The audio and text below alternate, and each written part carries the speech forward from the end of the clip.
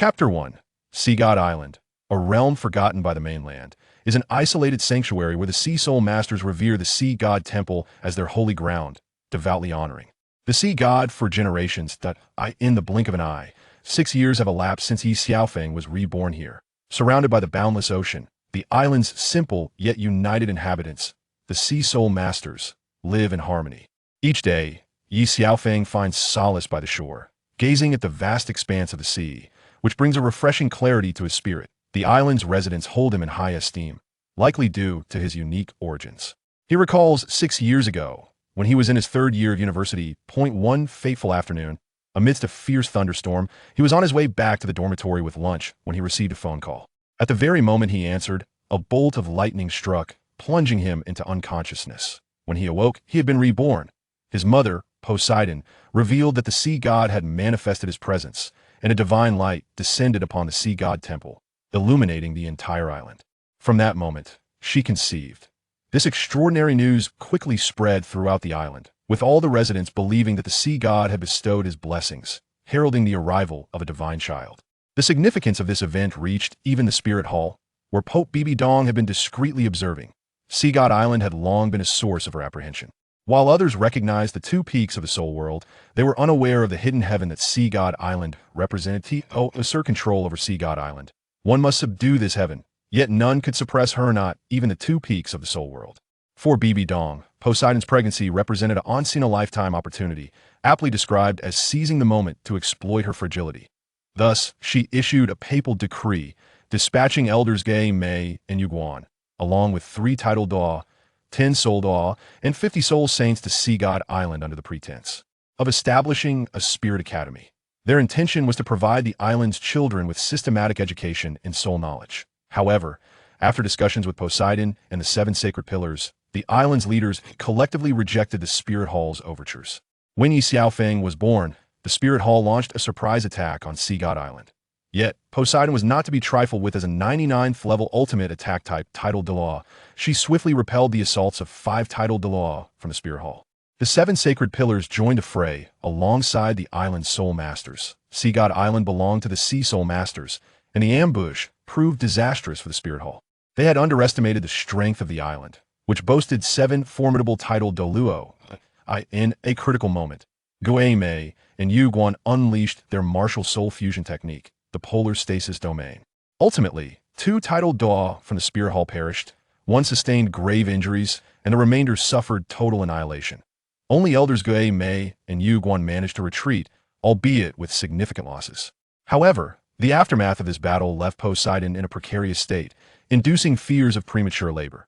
With no time to pursue Ye, Mei, and Yuguan, she swiftly transported herself to the Sea God Temple, where her waters broke, blood flowed, and she struggled in agony. The 7 elders anxiously awaited outside, while inside the room, the ethereal Xiaobai assisted Poseidon in childbirth. That moment, Poseidon was drenched in sweat, yet ultimately, she gave birth to Ye Xiaofeng. Transformed into her human form, Xiaobai joyfully exclaimed, "Congratulations, High Priestess, it is a boy." Upon seeing the divine child, a profound sense of joy enveloped Xiaobai. Perhaps Ye Xiaofeng was hungry, for he erupted into a wail.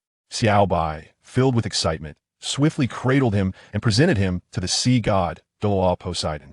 When Ye Xiaofeng gazed upon her unparalleled beauty, he was instantly captivated. She possessed crystalline blue eyes and flowing aquamarine hair, gazing at Ye Xiaofeng with kindness. In that moment, he comprehended that he had become the son of the sea god, Douluo Poseidon. Ye Xiaofeng quieted his cries and suddenly burst into laughter. The sound of the infant's laughter brought joy to Poseidon, who lovingly kissed Ye Xiaofeng's forehead and named him Poseidon, elevating him to the status of a divine child. Second only to the gods, for Poseidon, although she was revered as the Grand Priestess of Sea God Island and one of the 3 supreme titled Douluo in the current spirit world, this marked her inaugural experience as a mother. Following the recent attack by the Spirit Hall, Sea God Island was sealed off, prohibiting any outsiders, particularly land soul masters, from entering.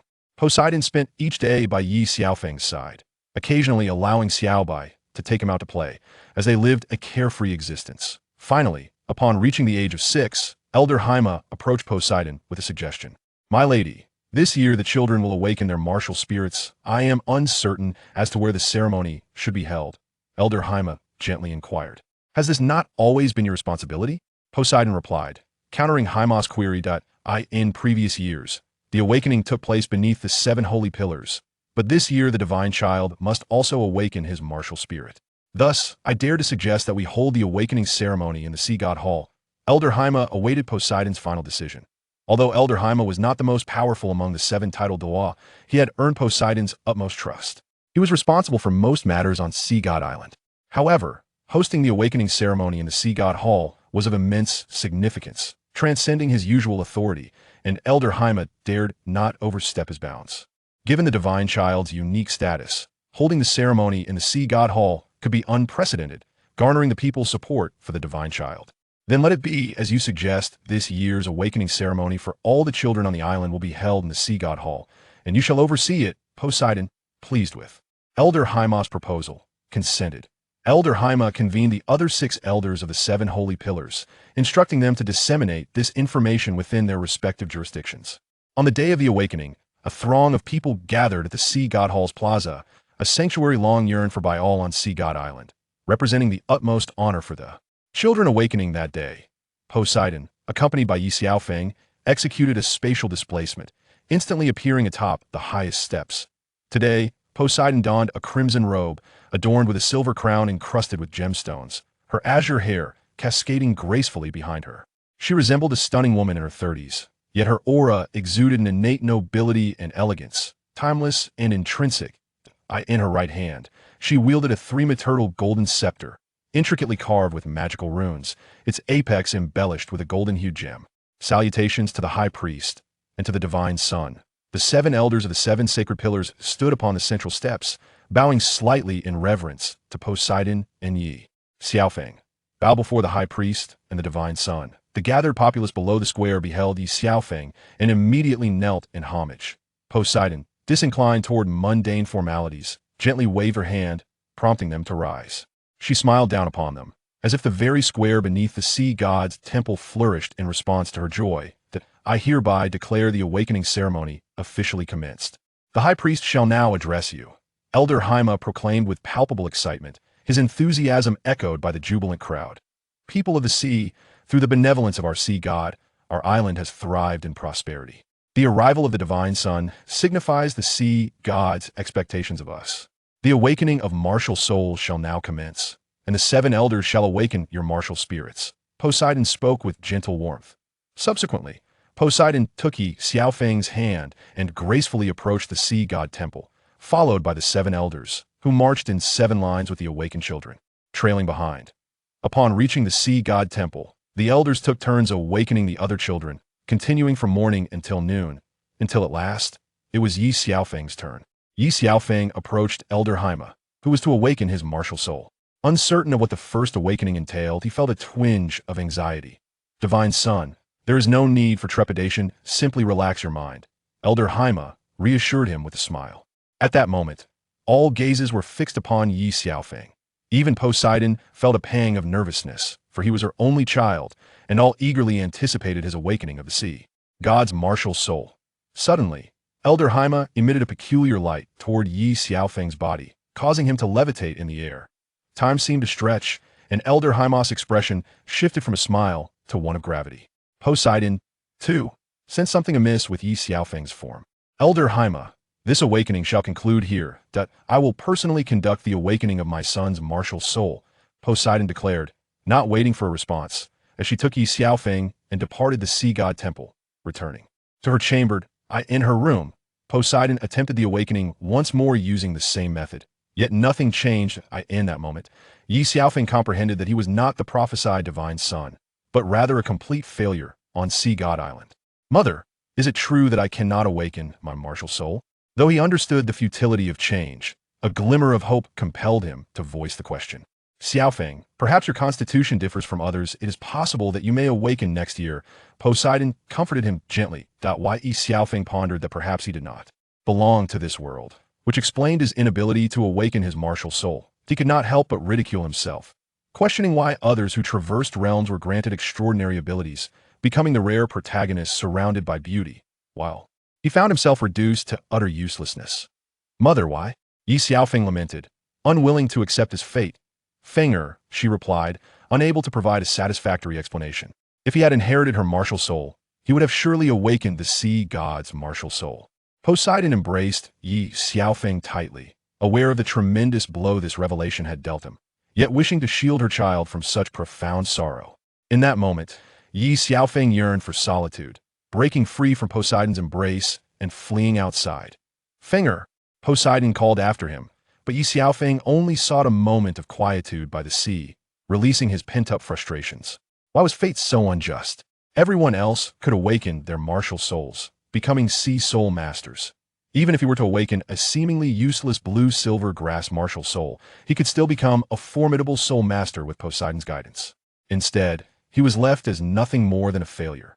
Seated upon a stone at the water's edge, he gazed at the vast ocean, reflecting on the possibility that, much like in his past life, he was destined to be an ordinary person. No matter how hard he tried, he had already lost from the very beginning. At some point, Xiaobai approached and quietly sat beside him. Unsure of how to console him, she believed that perhaps silence and companionship would serve as the greatest comfort. Originally the guardian beast of Sea God Island, she had transformed to accompany Poseidon, and after Ye Xiaofeng's birth, she often played with him. With her gray-blue eyes, finely shaped nose, and long blue-gray hair, her visage bore faint scales, which only added to her exotic charm rather than detracting from her beauty. "I'm fine, I will be all right soon." Ye Xiaofeng finally spoke. "Oh, you believe me. In truth, I am no divine child. I am merely an ordinary person who stumbled upon this world by chance," he confided, uncertain whether he spoke to himself or to Xiaobai. "I understand this is a heavy burden for you. Even without awakening, you remain the most beloved son of the High Priest, and also mine." Xiaobai could not accept Ye Xiaofeng's words, trailing off as she mentioned herself, leaving her sentence unfinished. As afternoon slipped into evening, the two sat in silence by the shoreline, watching the waves crash against the sand, their hearts inexplicably chilled. Let everything take its natural course. Some things are ultimately unattainable. Xiaobai accompanied Ye Xiaofeng until, after an indeterminate period, he found a moment of clarity. Within himself, together, they returned to the Sea God Palace.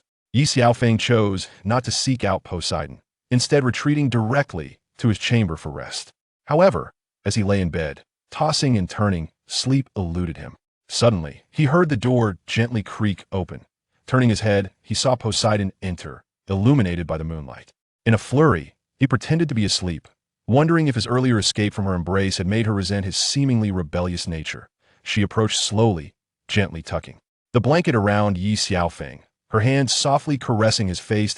In that moment, all her worries dissipated, and a wave of drowsiness washed over her. Last night, Ye Xiaofeng had fallen asleep unbeknownst to him, and upon awakening in the morning, he found Poseidon sitting beside his bed, smiling down at him. A glance at his own hands revealed that he still held Poseidon's hand, and he quickly released it in embarrassment. Could it be that his mother knew he was feigning sleep? It was reasonable to think so at her level of understanding. She was but a breath away from divinity, so how could she be unaware of his pretense? Yet, every time she accompanied him to sleep, he felt an unparalleled sense of security. "Mother, I am sorry." Ye Xiaofeng felt a pang of guilt for keeping her awake the entire night, a burden he regretted. "Feng'er, do not overthink it matters not whether I sleep or not, as long as you are happy." Poseidon had actually known before entering that Ye Xiaofeng was not asleep, which was precisely why she chose to stay by his side. Later, Ye Xiaofeng came to terms with his situation. Since he could not become a soul master, he would settle for being a fisherman. However, he did not anticipate that following his failed awakening, everyone on the island began to distance themselves from him. The warmth of their previous enthusiasm had vanished, as had the respect they once held for him. He could even hear their disparaging remarks. Why Ye Xiaofeng bore them no ill will if blame were to be assigned. It rested solely upon himself. It felt as though everything on the island had transformed, save for the unwavering love and concern bestowed upon him by his mother, Poseidon, and Little White. As Ye Xiaofeng turned 7, 8, and 9, each year brought another failed awakening, and the island's inhabitants no longer held any hope for him. Yet, Poseidon continued to reassure him that one day, he would awaken. When Ye Xiaofeng reached the age of 10, he once again failed to awaken his martial soul, and the public sentiment grew increasingly hostile, transforming from adoration to scorn. Some members of the populace even began to insult Poseidon, as rumors and slander flooded in. Despite the mounting pressure, Poseidon's love for Ye Xiaofeng never wavered. If anything, it had grown significantly. She was willing to endure public derision for the sake of her son, as long as he could grow up healthy and safe. Until one day, Poseidon discovered that 3 elders were conspiring to eliminate her son. It was hard for her to believe these 7 were all nurtured by her hand to become titled Doa, yet they now sought to harm her son in the name of the sea god's honor. Poseidon had initially planned to remove the 3 titled Douluo, but as the Grand Priestess of Sea God Island, she had to consider the long-term implications. Little White, take Finger away from Sea God Island. It is no longer suitable for him to remain here. Poseidon convened Little White in secret. Great Priestess, can we not contemplate other solutions? Little White understood the island's rule. Those who failed to awaken their martial soul would be exiled. Ye Xiaofeng, as the son of the Grand Priestess, had already been granted a delay of 4 years. With a relentless public sentiment against him, the longer they delayed, the more uncertain the outcome became. Yet, would it truly be beneficial for Ye Xiaofeng to remain? Finger, if you must place blame, let it be upon your mother. It is beyond my power to awaken your martial soul, Posey said, cradling Ye Xiaofeng in her arms as he felt a warm, damp sensation upon his shoulder. Mother, I shall not hold you accountable. This is my fate, and my departure may not necessarily be a misfortune, Ye Xiaofeng acknowledged, aware that everyone on the island was turning against him. Rather than endure such hostility, leaving seemed the more prudent choice. Finger, this jade pendant will safeguard you. Do not ever remove it, Posey instructed, presenting a semicircular jade pendant to hang around Ye Xiaofeng's neck as he prepared to leave. After I depart, I earnestly hope you take care of your health, dear mother. For the first time, Ye Xiaofeng knelt before his mother, tears streaming down his face as he bowed 3 heavy times, each gesture imbued with profound sorrow. For a decade, Posey meticulously cared for him, fulfilling every request of Ye Xiaofeng. Now, as he prepares to part from his mother, he finds himself at a loss for how to express his gratitude, resorting only to 3 deep bows to bid her farewell. Unable to bear the sight of her child departing, Posey turns away, yet the sound of Ye Xiaofeng's kneeling farewell resonates in her ears, and by this moment, her face is already awash with tears. Xiaobai, witnessing the poignant separation of this mother and son, cannot help but shed tears as well, though she must ultimately see Ye Xiaofeng off. As Ye Xiaofeng boarded the vessel, Xiaobai began to row away, watching her departing son with a heart that bled. He was merely 10 years old, and she had cruelly exiled him. Xiaofeng had now reached the safe zone of the harbor. Xiaobai guided him away from the treacherous waters of the sea, and now, by proceeding straight ahead, he could reach the port.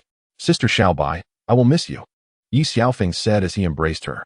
The suddenness of his affection caused Xiaobai's cheeks to flush, yet she did not resist his embrace. Take care of yourself. If things do not go well for you here, return to Sea God Island. The High Priest and I will always look after you. Xiaobai was the first person to witness his birth, having been by his side since childhood. She too did not wish for Ye Xiaofeng to leave Sea God Island, but dared not defy the orders of the High Priest. Sister Xiaobai, you remain as beautiful as ever, Ye Xiaofeng remarked, gently kissing her. At that moment, this rascal still had the audacity to seek his own advantage. Nonetheless, she acquiesced, allowing it this time. As the moment of parting drew near, Xiaobai felt an indescribable sorrow in her heart, unable to express her emotions other than to bid him farewell. Xiaobai leaped from the boat, swiftly swimming back towards Sea God Island, while Ye Xiaofeng continued to row towards the harbor. Unbeknownst to them, a perilous threat was approaching in the distance. A ship drew nearer to Ye Xiaofeng, its mast proudly displaying a blood-red flag emblazoned with the image of a skull and 2 crossed bones. Brother, we have a fat sheep, remarked a man wielding a curved dagger. Damn it, I'm not blind. I've already spotted the one-eyed dragon, exclaimed a middle-aged man, wearing a straw hat and sporting a beard filled with excitement. Bring him aboard, but ensure his life remains intact. We are civilized pirates, the captain declared, breaking into hearty laughter. The captain's 3 subordinates began to flatter him with adulation. Ye Xiaofeng found himself unable to resist and reluctantly boarded the ship, soon being taken aboard the pirate vessel. Hurry up and hand over your valuables. You should be aware of our rules, the pirate captain remarked with a lewd grin. I possess nothing of value, Ye Xiaofeng replied nervously, recognizing the emblem on the flag and realizing he had been targeted by pirates. The captain gestured for his crew to search him, but after a thorough examination, they found nothing. Ye Xiaofeng was puzzled. The jade pendant around his neck was invisible to everyone but himself. Brother, he has nothing on him, one of the crew reported after the search. Captain, we found this from his ship. Another crew member presented a package that Little White had entrusted to Ye Xiaofeng before his departure. Bring it here. Open it. Well, I never expected you to be so wealthy, You possess quite a treasure trove. To prevent it from being stolen, I, Captain Jack, shall safeguard it for you." The captain leered as he beheld the pearls and emeralds within the package. "I can manage my own possessions. I do not wish to trouble you, Captain," Ye Xiaofeng replied, exasperated at the thought of entrusting his valuables to someone like him. "Young man, I, old Jack, find nothing more irksome than those who dither," the pirate captain retorted. "Captain Jack, why don't you just take me aboard as well?" Ye Xiaofeng suggested, realizing he had already lost his money to the pirates and was left with no options. "Damn it, who is the pirate here, you or I? Throw him overboard," old Jack said, visibly annoyed. With that, two pirates seized Ye Xiaofeng and unceremoniously tossed him into the sea with a splash. "Blast it, I wanted you to escort him, not toss him," old Jack exclaimed in frustration at his crew. "Boss, this saves time. My brothers thought it would be a hassle to escort him, wasting the next crew's time." The two pirates hastily justified their actions. Who knows what the boss thinks? Last time, he clearly ordered to escort, but in the end, "We got a tongue lashing and had our pay docked for half a month," one of them muttered. "Damn it, you do make a valid point. Let us go find the next target. Set sail." Old Jack, having recently raided and filled his coffers, was in a good mood and chose not to chastise his subordinates further as they sought their next employer. Ye Xiaofeng fell into the ocean but did not perish. His small boat was a considerable distance away, yet he swam towards it. However, his current strength was insufficient to sustain him, and ultimately, he succumbed to unconsciousness in the vast sea. Ye Xiaofeng had been adrift in the sea for an indeterminate length of time until one fateful day. He was cast ashore by the crashing waves onto a sandy beach. "Shuewu, look quickly. It seems there is someone over there," Shui Binger exclaimed, noticing a figure lying on the beach. "Let us go and investigate," Shuewu replied, and they approached to find a young man. His face smeared with sand and his sea blue hair tousled, unconscious on the ground. "He still breathes. We must save him," Shui Bingo observed, recognizing that Ye Xiaofeng had likely drowned. Sister Binger, judging by his appearance, he must be in a state of unconsciousness from drowning. "If we do not act swiftly, he may perish," Shuewu said with a mischievous grin. "Then hurry and provide aid," Shui Binger urged, her urgency blinding her to Shuewu's sly expression. "To save him, we need to perform artificial respiration. I refuse to do it. You should save him yourself," Shuewu declared, turning her head away. "What about you all?" Shui Binger looked at the other sisters, who, like Shuewu, had turned their heads, feigning indifference, with no other choice. And acknowledging that it was Shui Bingo who discovered him, she resigned herself to sacrifice her first kiss. Lowering her head, she began administering artificial respiration to Ye Xiaofeng. While the others looked on in astonishment, taken aback by her willingness to forsake her purity for a stranger. It was Shui Binger's first attempt at saving someone. And though her technique was somewhat inexperienced, she persevered, initiating cardiopulmonary resuscitation as seawater was expelled from Ye Xiaofeng's mouth. "Sister, hurry. There is hope," Shui Yue chimed in, fanning the flames of excitement, appearing to relish the spectacle.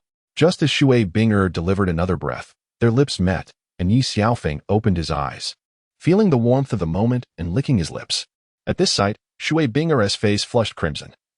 She wished for nothing more than to find a mouse hole to hide in. "Hey, kid, where do you come from? What is your name? How did you end up unconscious by the sea?" Shuewu bombarded him with questions upon his awakening. "Shuewu, can you not ask one question at a time?" Shui Binger interjected, clearly irritated. "Sister, could it be that you have taken a liking to this pretty boy, which is why you saved him?" Shui Yue teased, eliciting laughter from the other sisters. "If you remain silent, no one will think you are mute," Shui Binger retorted with a mix of embarrassment and anger. "By the way, how did you come to be unconscious by the sea?" As Shui Binger gazed at Ye Xiaofeng, she posed a question. Just as Ye Xiaofeng was about to respond, a mechanical female voice echoed in his mind. "Congratulations, Ye Xiaofeng, you have successfully bound the heavenly mechanism system. Welcome to the Douluo Continent. What a scam. What a worthless system. It took me 5 long years to awaken my martial soul. During these years, I endured the ridicule of the people from Sea God Island for my inability to awaken my martial soul, ultimately leading to my exile." Host, Ye Xiaofeng, male. 11 years old, awakened martial soul, Emerald Swan, innate soul power level 30. Due to a system malfunction, the protagonist has not awakened his martial soul for 5 years. As a special gift, you are granted a second martial soul, the 7-kill sword, with equivalent soul power. Your presence will alter certain aspects of the history of the Douluo Continent. From now on, you shall be my master. You may call me Xiao Bing. The heavenly mechanism system proclaimed. Wow, the era of the protagonist has finally arrived. From now on, I shall conquer the world and be surrounded by beauties. Ye Xiaofeng felt a surge of excitement within him. I have finally awakened my martial soul. Ha ha ha, I have awakened at last. No more mockery from others. Ye Xiaofeng joyfully exclaimed as he embraced Shui Binger. Hey, kid, my sister saved you out of kindness, and you dare to take advantage of her? Shui Wei looked at Ye Xiaofeng with a bewildered expression. This guy is either silly with laughter or too excited to speak. Does he have a problem with his head? She whispered to the others. Are you all right? Shui Binger, upon hearing their comments, began to doubt if Ye Xiaofeng was indeed mentally sound. I apologize. I was just too excited and lost control. Ye Xiaofeng hurriedly apologized to Shui Binger. My name is Ye Xiaofeng. I was out at sea when I encountered pirates.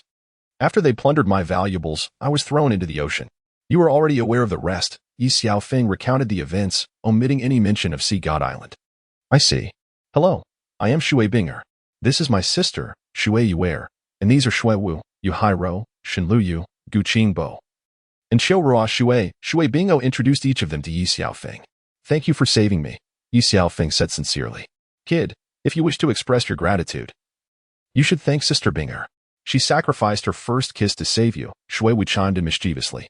Shui Wu, if you keep talking, you won't be allowed to come out next time, Shui Binger retorted with a mix of embarrassment and anger, silencing Shui Wu. I was just a bit overwhelmed with excitement upon awakening my martial soul, and I couldn't control myself. I will surely repay the life-saving grace of Miss Binger. Ye Xiaofeng declared earnestly. Isn't it quite normal to awaken a martial soul? Water Ice questioned in bewilderment. I possess dual martial souls, Ye Xiaofeng exclaimed once more. Excitement evident in his voice. As he spoke, he raised both hands, slowly opening them to reveal a sword in one palm and an emerald swan in the other. Everyone remained in astonishment, momentarily lost for words. Ye Xiaofeng continued to showcase his soul rings, and to his disbelief, 3 white halos appeared on the soul ring of the Emerald Swan martial soul. Similarly, the 7 Killing Sword martial soul also had 3 white soul rings. Humph. I thought you were impressive, but it seems you've turned yourself into a waste, Shui Wu remarked disdainfully. Do you not realize that white soul rings are of the lowest quality? Furthermore, you've used 10-year soul rings for both of your martial souls. Water Ice expressed her regret, feeling that such a prodigy with dual martial souls was now overshadowed due to the quality of his soul rings. Heaven's system, you wretched entity. Little Ice, come out this instant. Ye Xiaofeng felt utterly defeated. After finally awakening his martial soul, he anticipated the dawn of the protagonist's era, only to find himself once again betrayed by the system. Ye Xiaofeng cursed for quite some time, yet the system showed no response, as though it had never existed. I am at a loss, Ye Xiaofeng lamented. What can I do? It's all the fault of this wretched system, which delayed my awakening for 5 years and has now burdened me with a mere white 10-year soul ring. What a pure misfortune. If you have nowhere else to go, you may follow us, Shui Binger suggested, perceiving Ye Xiaofeng's solitude and helplessness, believing he had no choice but to seek a 10-year soul ring. Sister, our academy does not admit males, Shui Wei gently remarked. I am aware. I will find a way. Shui Binger understood that the Tianshui Academy did not accept male students. Yet her heart softened at the thought of Ye Xiaofeng's predicament. You can accompany us. Shui Binger still did not refuse Ye Xiaofeng. Thank you. Do you have anything to eat? Ye Xiaofeng inquired, having floated at sea for an entire year, and now awakening with an insatiable hunger. Then let us take you to dine, Shui Binger said softly. You err. Does your sister have a fondness for this simple-minded fellow? Shui Wu quietly asked. Who knows what has possessed her today? Shui Wei replied discreetly to Shui Wu, acknowledging her own infatuations, yet asserting that she only fancied handsome men. And this individual was far from that mark, lacking in charm by a considerable degree. Ye Xiaofeng followed Shui Binger and her companions to an inn, where the arrival of these enchanting ladies left all the patrons in the dining area utterly astonished, their mouths agape in admiration. However, the sight of Ye Xiaofeng, clad in soiled attire and navigating through their midst, bore an unfortunate resemblance to a bouquet of flowers juxtaposed against a pile of manure. The patrons began to murmur among themselves. Look at that fool, surrounded by a bevy of beauties. Truly, such exquisite produce has fallen into the clutches of a swine. Lamented a middle-aged man, his envy palpable. Boss, quickly bring forth all manner of delectable fare chickens, ducks, fish, and meat. I want them all, Ye Xiaofeng exclaimed, his eyes sparkling with hunger as he approached a large round table. You certainly lack any semblance of modesty, young man. The elder sister saved you. Are you intending to repay her with your body? Shui Wu teased. Well, what if I were to offer my body to Miss Shui Wu? What would you think of that? Ye Xiaofeng countered, evading her question and presenting her with a conundrum. Get lost. Who would want you, you little rascal? Truly blind to the obvious. Shui Wu retorted, left speechless by Ye Xiaofeng's audacity, her frustration manifesting as she stomped her foot, provoking laughter from her companions. Dear guest, your order of 4 cold dishes and 4 hot dishes, along with 8 dishes and a soup, will be served shortly, announced the waiter, as dishes began to arrive. At that moment, Ye Xiaofeng paid no heed to the others. He seized his chopsticks and ravenously piled his plate high, stuffing his mouth with food. Be careful not to choke on that, you rascal, Shui Wu admonished, displeased by Ye Xiaofeng's earlier antics. Please, take your time, you need not worry about me. Ye Xiaofeng replied between bites. Yet, the sight of his towering pile of food drew the attention of many in the inn. Your chicken, duck, fish, and meat have arrived. All dishes are now served. Please enjoy. The waiter watched in astonishment as Ye Xiaofeng's voracious appetite contrasted starkly with the others, who had yet to touch their chopsticks. What followed next was even more astonishing. Hey, could you set another table? I'm still not full, Ye Xiaofeng declared. Are you a starving ghost reincarnated? Shui Yue jested. Pretty much, Ye Xiaofeng replied sheepishly. You truly are oblivious to the struggles of the common folk. After finishing his first table of food, Ye Xiaofeng refrained from continuing. Shui Binger, who had been observing him in silence, suddenly broke her silence. Are you full? If you'd like to eat more, please feel free, she said with a smile. I am quite full. It has been ages since I've had such a delightful lunch. Thank you.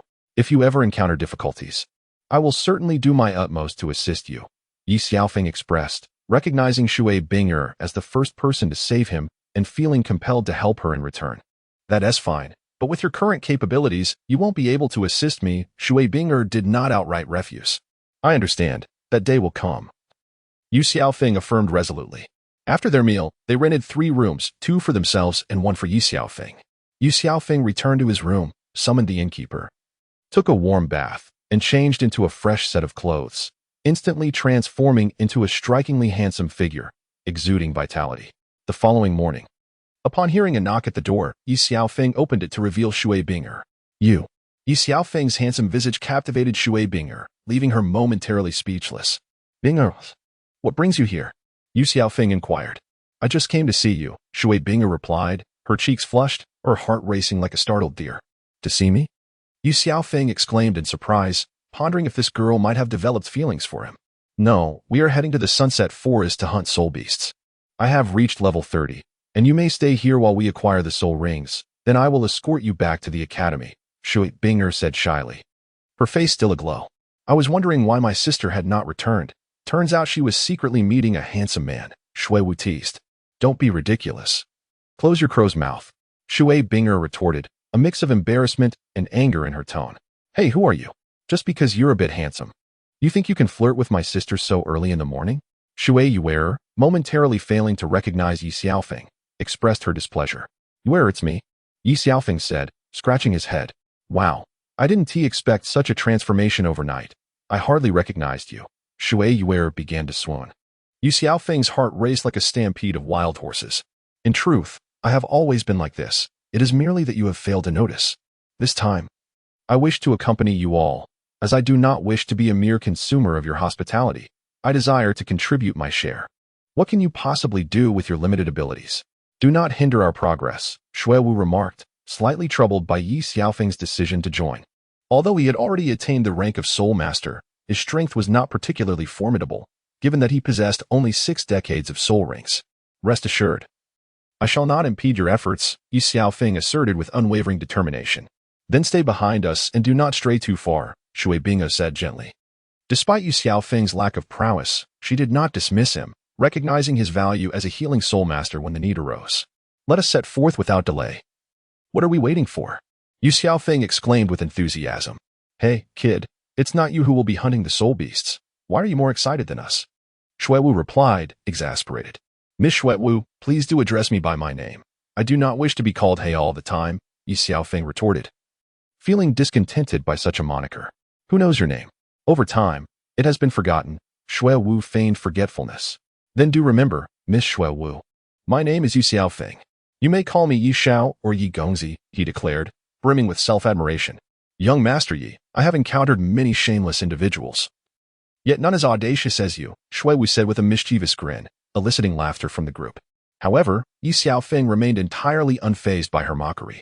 Miss Shui Wu, where's the smallness? I am no longer small, Ye Xiaofeng suddenly made an unabashed remark. Get lost, Shui Wu retorted without hesitation.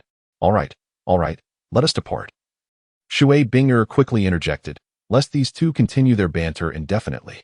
Before long, Ye Xiaofeng and the others reached the outskirts of the Sunset Forest, which did not require the special tokens issued by the Spirit Hall for entry, unlike the Stardoe Forest. As they proceeded, 500-year-old wild boars with brown fur and tusks charged towards them. Everyone, be cautious and prepare for battle. Shui Binger swiftly activated her first soul skill, Ice Seal, instantly freezing the 5 wild boars. Her first soul skill could be cast continuously and consumed very little energy. 0-degree impact. Shui Yuer unleashed her second soul skill, shattering the 5 wild boars in an instant, leaving Ye Xiaofeng utterly astonished. Kid, stop daydreaming. Let us proceed.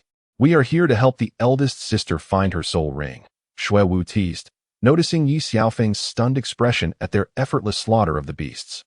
Ye Xiaofeng remained silent, continuing to trail behind them. After an extensive search, he finally discovered a millennium-old ice toad, encased in a thick layer of frost. The second soul skill, Snowfall Dance, was promptly activated to prevent the ice toad from fleeing. The first soul skill, Frozen Water, was then employed once more by Water Binger, effectively immobilizing the ice toad. Subsequently, the second soul skill, 0-degree impact, was unleashed by Shui Yuer, shattering the icy prison that confined the toad. Just as Shui Yuer believed victory was at hand, the ice toad suddenly retaliated, launching a barrage of chilling venom from its mouth aimed directly at her. Yuer, be cautious, cried Binger as she activated her second soul skill, Ice Ring Armor, to shield against the toad's assault. Let me have a go. You freeze it first, Ye Xiaofeng suggested. With a swift motion, Binger once again employed her first soul skill, freezing the ice toad anew. Channeling his power, Ye Xiaofeng conjured the 7-kill sword, instantly invoking his third skill to pierce the ice toad. The ice that Bingo had previously encased the creature in was shattered by the force of the sword, leaving the ice toad with only minor injuries, which posed little threat to it. This won't suffice. We can't defeat the ice toad like this, warned Shui Wu. Her vigilance heightened. Yuer, let's fuse our martial spirits, Bingo called out to Shui Yuer. The two embraced, rapidly completing their fusion skill. With a commanding cry, an ice phoenix materialized in the air, exuding an overwhelming aura that rendered the ice toad immobile. Martial spirit fusion skill, Snowflake's Dance, Binger and Shui Yuer declared in unison. As the ice phoenix launched an attack on the ice toad, the creature was firmly encased in ice, rendered utterly immobile. Employing his third soul skill, Ye Xiaofeng sent his 7-kill sword soaring toward the frozen toad, delivering a decisive blow that left it gasping for breath. Binger, act swiftly, he urged.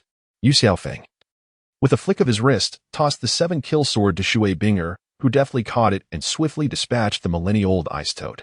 After the fierce battle, their soul power was severely depleted, particularly Shui Binger and Shui Yuer, who were left utterly exhausted due to their martial soul fusion technique. Shui Bingo found herself unable to absorb the soul ring in such a drained state, risking a backlash from the ice toad.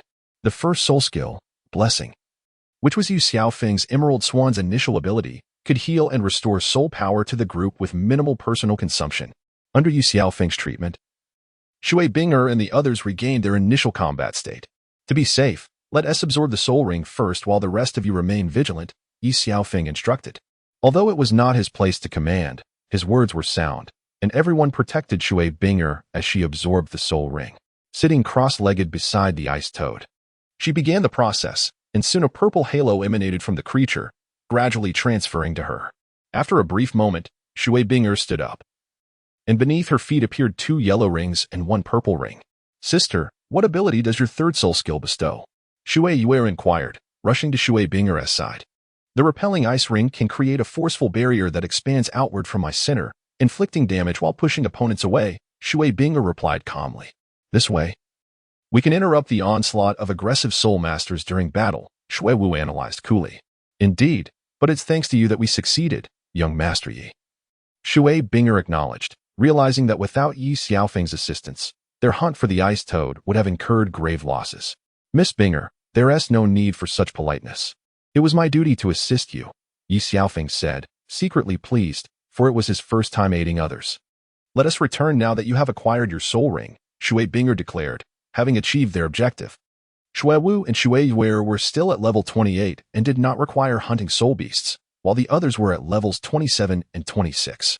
With Shui Bingo obtaining her third soul ring, everyone rejoiced, as she was regarded as the leader and core of the team, her decisions respected without question.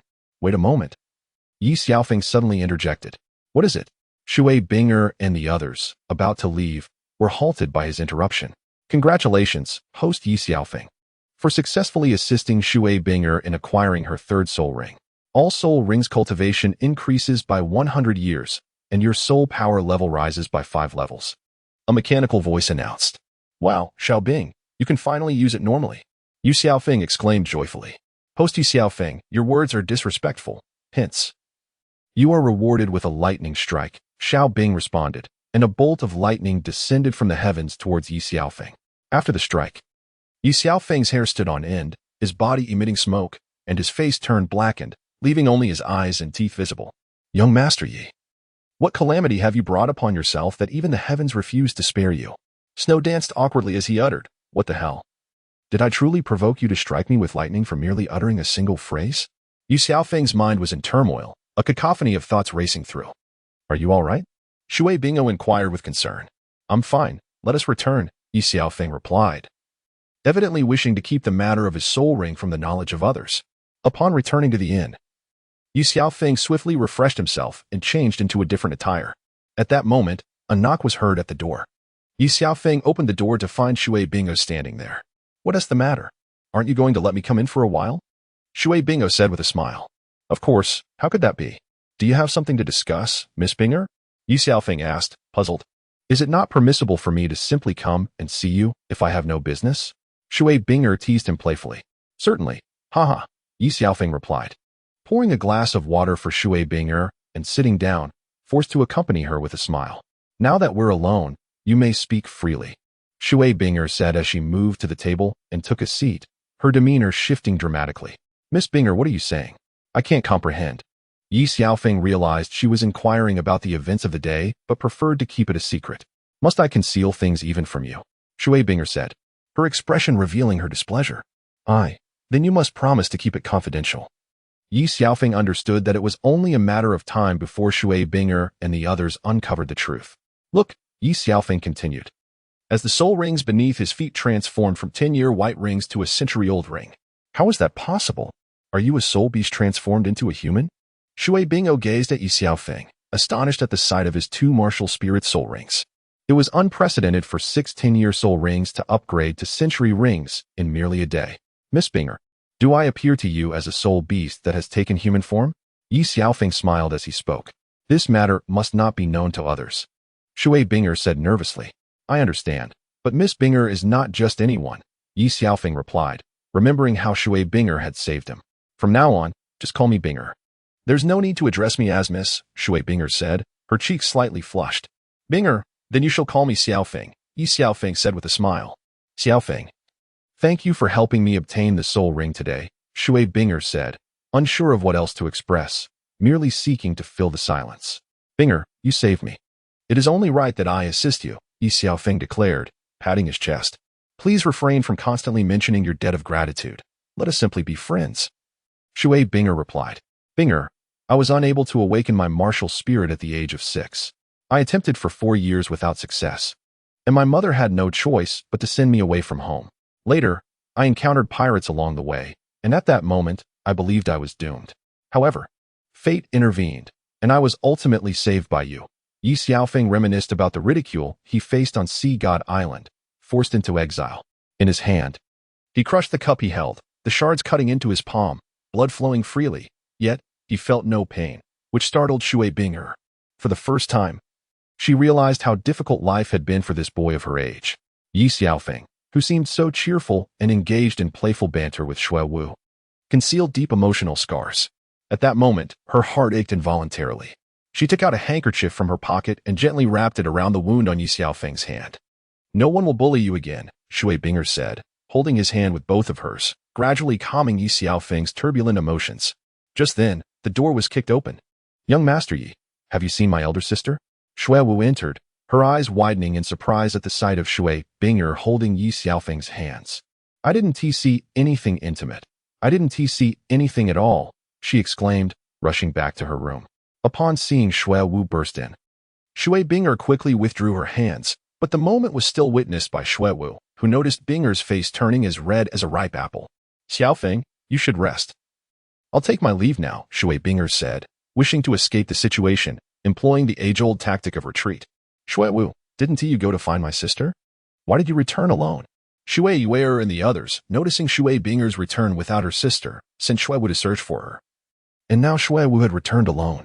"I didn't see my elder sister in young Master Ye's room. I didn't see anything." Shui Wu shook her head in denial. "Are you implying that my sister is in Ye Xiaofeng's room?" Shui Yuer found something off about Shui Wu's words. "Ah, no. I never said that my elder sister was in his room," Shui Wu vehemently denied. "What are you two discussing?" At this moment, Shui Binger returned. Hearing the commotion in the room, just moments ago, Shui Wu had said. Before Shui Yuer could finish her sentence, Shui Wu swiftly covered Shui Binger's mouth with her hand. "No, it's nothing," Shui Wu awkwardly replied. "Sister, your hand is hurt?" Shui Yuer noticed the blood on Shui Binger's hand. "Ah, it's nothing, just a minor injury," Shui Bingo said, having hurriedly forgotten to wash the blood from her hands. "You all go ahead and eat. By the way, Shui Wu, you stay here with Shui Binger and distract the others." "Elder sister, are you planning to silence me?" "I didn't see anything," Shui Wu nervously stammered after the others left. "Speak. What did you see?" Shui Binger coldly demanded. "Well, just a little. But I won't mention your intimate handshake or the display of affection," Shui Wu replied anxiously. "When did I ever show affection with Xiaofeng?" "I merely helped him bandage a wound," Shui Bingo clarified. Xiaofeng, such a familiar name, Shui Wu increasingly misinterpreted the situation. "If you keep talking nonsense, I'll tie you up and send you to his bed," Shui Binger said, gritting her teeth in anger. "Oh, but dear sister, would you really do that?" Shui Wu replied with a mischievous grin.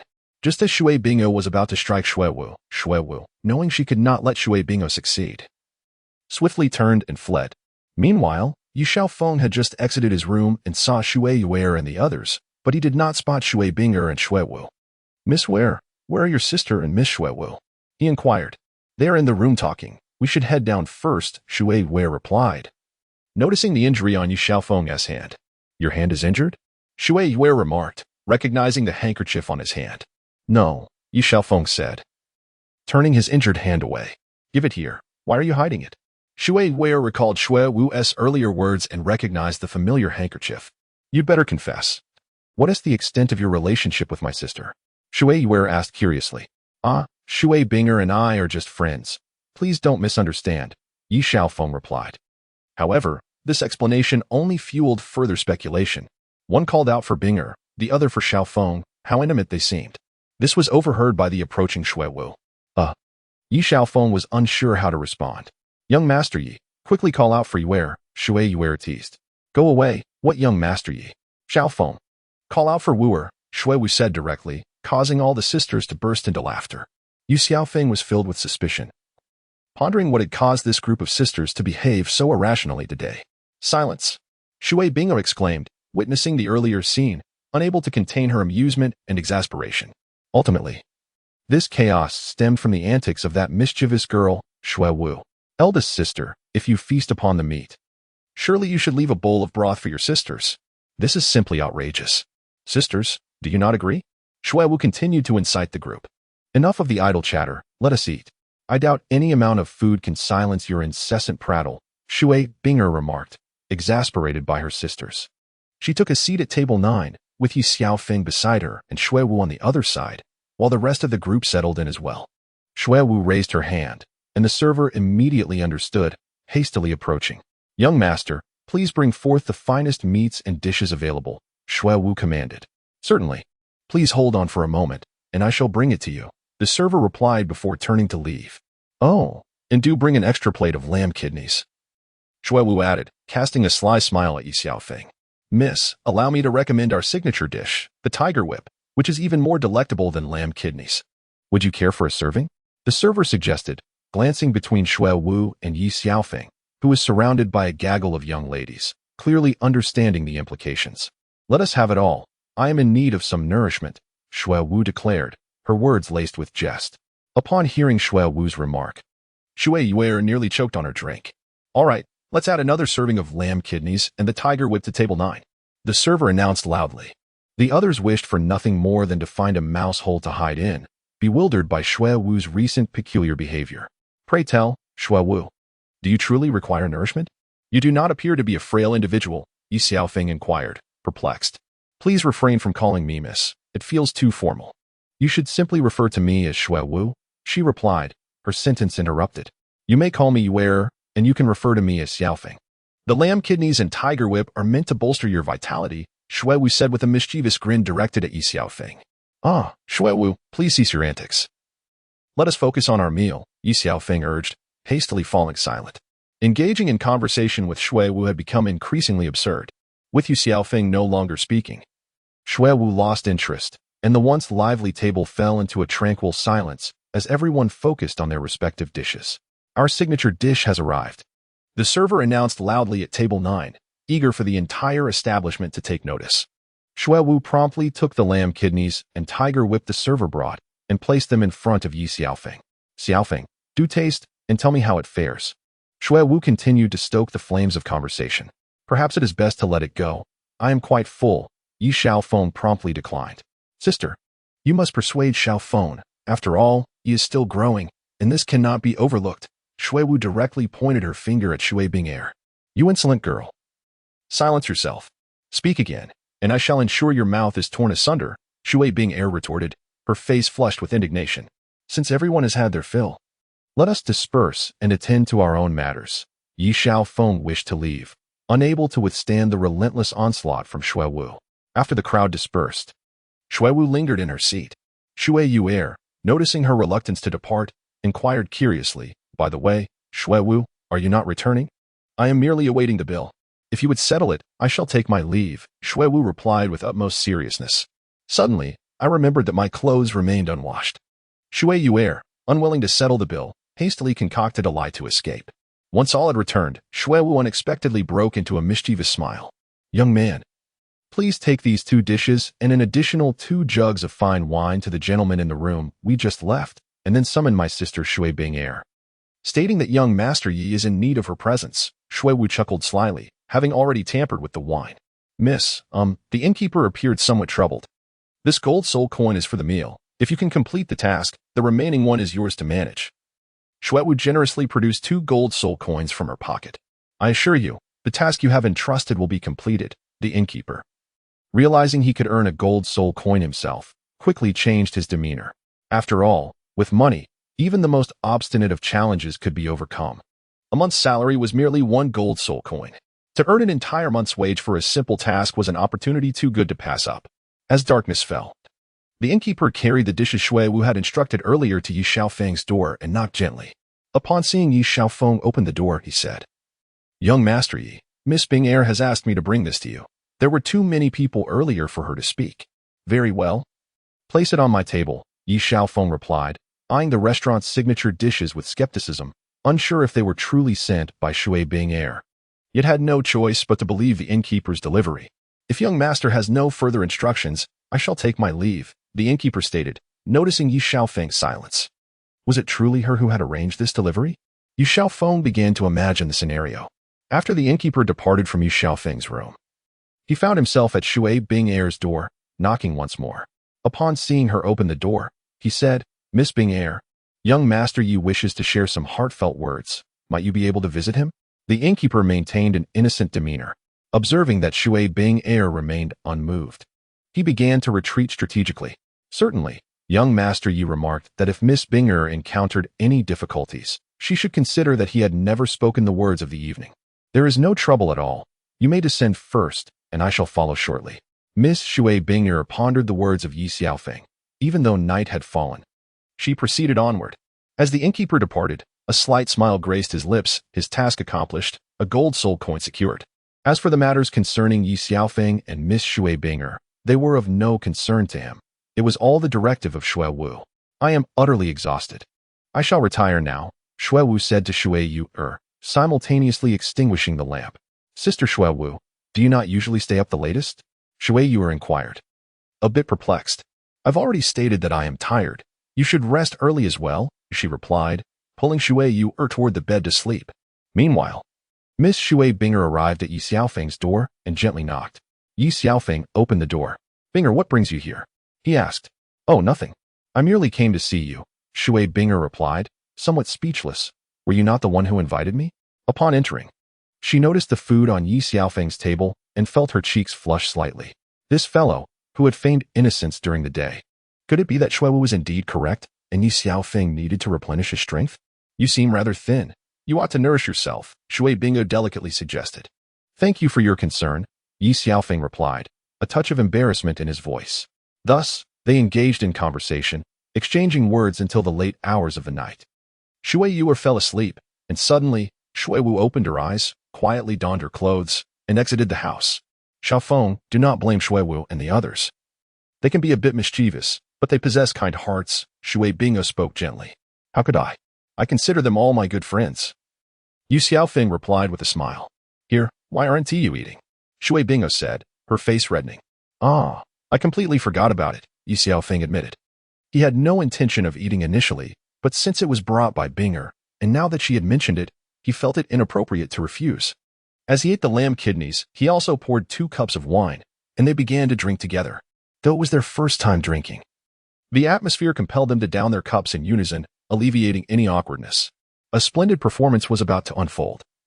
Shui Wu observed the scene from outside the window with clarity. Xiaofeng, do you feel a bit dizzy? Shui Binger, having consumed 2 cups, began to feel a sense of haziness. I'm not sure why, but I feel the same, Ye Xiaofeng said, gazing at Shui Binger across the table, finding her increasingly enchanting. After indulging in drink, Ye Xiaofeng candidly expressed, Binger, you look exquisite tonight. His words were sweetened, as if they were smeared with honey. With such a stunning beauty beside him, it was only natural that he would be compelled to flatter her. The more he spoke, the more animated he became. Confess. How long have you been planning this? Binger, blushing, wrapped her arms around Ye Xiaofeng's shoulder, teasingly inquiring. From the moment you rescued me, Ye Xiaofeng replied, his hands becoming bolder. Outside, the snow danced gracefully, captivating their attention. However, as their inebriation took hold, they succumbed to fatigue, collapsing onto the table. Shui Wu, feeling her excitement diminish, entered the room and declared, what a fortunate fellow. She then assisted Binger and Ye Xiaofeng to bed, not forgetting to remove their outer garments before departing. Shui Wu glanced at her handiwork with a mischievous grin before slipping back into her own room. The following morning, Ye Xiaofeng, still in a daze, turned over, sensing something beside him. He reached out and heard Binger's voice. Ye Xiaofeng sensed something amiss and suddenly opened his eyes. Petrified. At that moment, Shui Binger also awakened. She glanced at Ye Xiaofeng and then at the hand he had placed upon her chest, momentarily at a loss for words. In unison, they both shouted, their minds blank. Remove your filthy hand from me, Shui Binger exclaimed, erupting in anger. Before Ye Xiaofeng could retract his hand, she kicked him off the bed. As Ye Xiaofeng's head collided with the edge of the bed chair, this was not a moment to dwell on his own pain. Binger, I did not intend to, Ye Xiaofeng stammered, utterly oblivious to the events that had transpired after he had consumed alcohol. Without a word, Shui Binger struck him with her palm, filled with a fury that made her wish to annihilate the man before her, as her innocence seemed to vanish in an instant. Binger, I will take responsibility. Ye Xiaofeng observed the tears slowly cascading down Shui Binger's cheeks, feeling as though he were a condemned sinner. If you dare to speak of this, I will kill you, and I shall choose death myself. Upon witnessing Ye Xiaofeng being kicked to the ground, blood streaming from his forehead, her heart softened unexpectedly. Binger, it is all my fault. Please do not be angry, Ye Xiaofeng implored, pulling Shui Binger into an embrace. Get off me. If you do not release me, I will kill you. Shui Binger was taken aback by Ye Xiaofeng's sudden hug. Sharing a bed was never her intention. And now this rogue was taking advantage of her vulnerability. Even if you kill me, I will not let go. Ye Xiaofeng tightened his grip, gazing at Shui Binger's tear-streaked face, and kissed her tenderly. Get off me. I want to kill you. Shui Binger protested while softly beating her fist against Ye Xiaofeng's chest. Gradually, she ceased her struggles, gently embracing him and surrendering to his hold. Time seemed to slip away until a sudden knock at the door interrupted their fervor. Young Master Yi, Miss Shui Wu calls for you to come down for breakfast. The voice of the innkeeper resonated from outside. Instantly, both of them regained their senses, with Ye Xiaofeng's hand having wandered beneath Shui Binger's clothing. While she clung tightly to him, "All right, I will come down immediately," Ye Xiaofeng hurriedly called out to the innkeeper. "Get off me. Remove your hand." Shui Binger scolded with a soft, yet fiery tone. I couldn't help myself. I lost control," Ye Xiaofeng admitted as he withdrew his hand, releasing Shui Bingo from his embrace. "Quickly get dressed. We need to go downstairs," Shui Bingo insisted, her irritation palpable, fearing that if Ye Xiaofeng delayed further, others might notice something amiss, which would tarnish her reputation. Once Ye Xiaofeng departed, Shui Binger inspected her body, relieved to find her chastity intact. The burden in her heart finally lifted, confirming that nothing untoward had occurred the previous night. Upon awakening, Shui Bingo had envisioned countless scenarios, fearing that she and Ye Xiaofeng might have crossed an inappropriate boundary, especially since they were still young. She hurriedly adjusted her clothing and touched up her makeup to avoid raising suspicion, particularly from Shui Wu, who would not hesitate to exploit any weakness against her.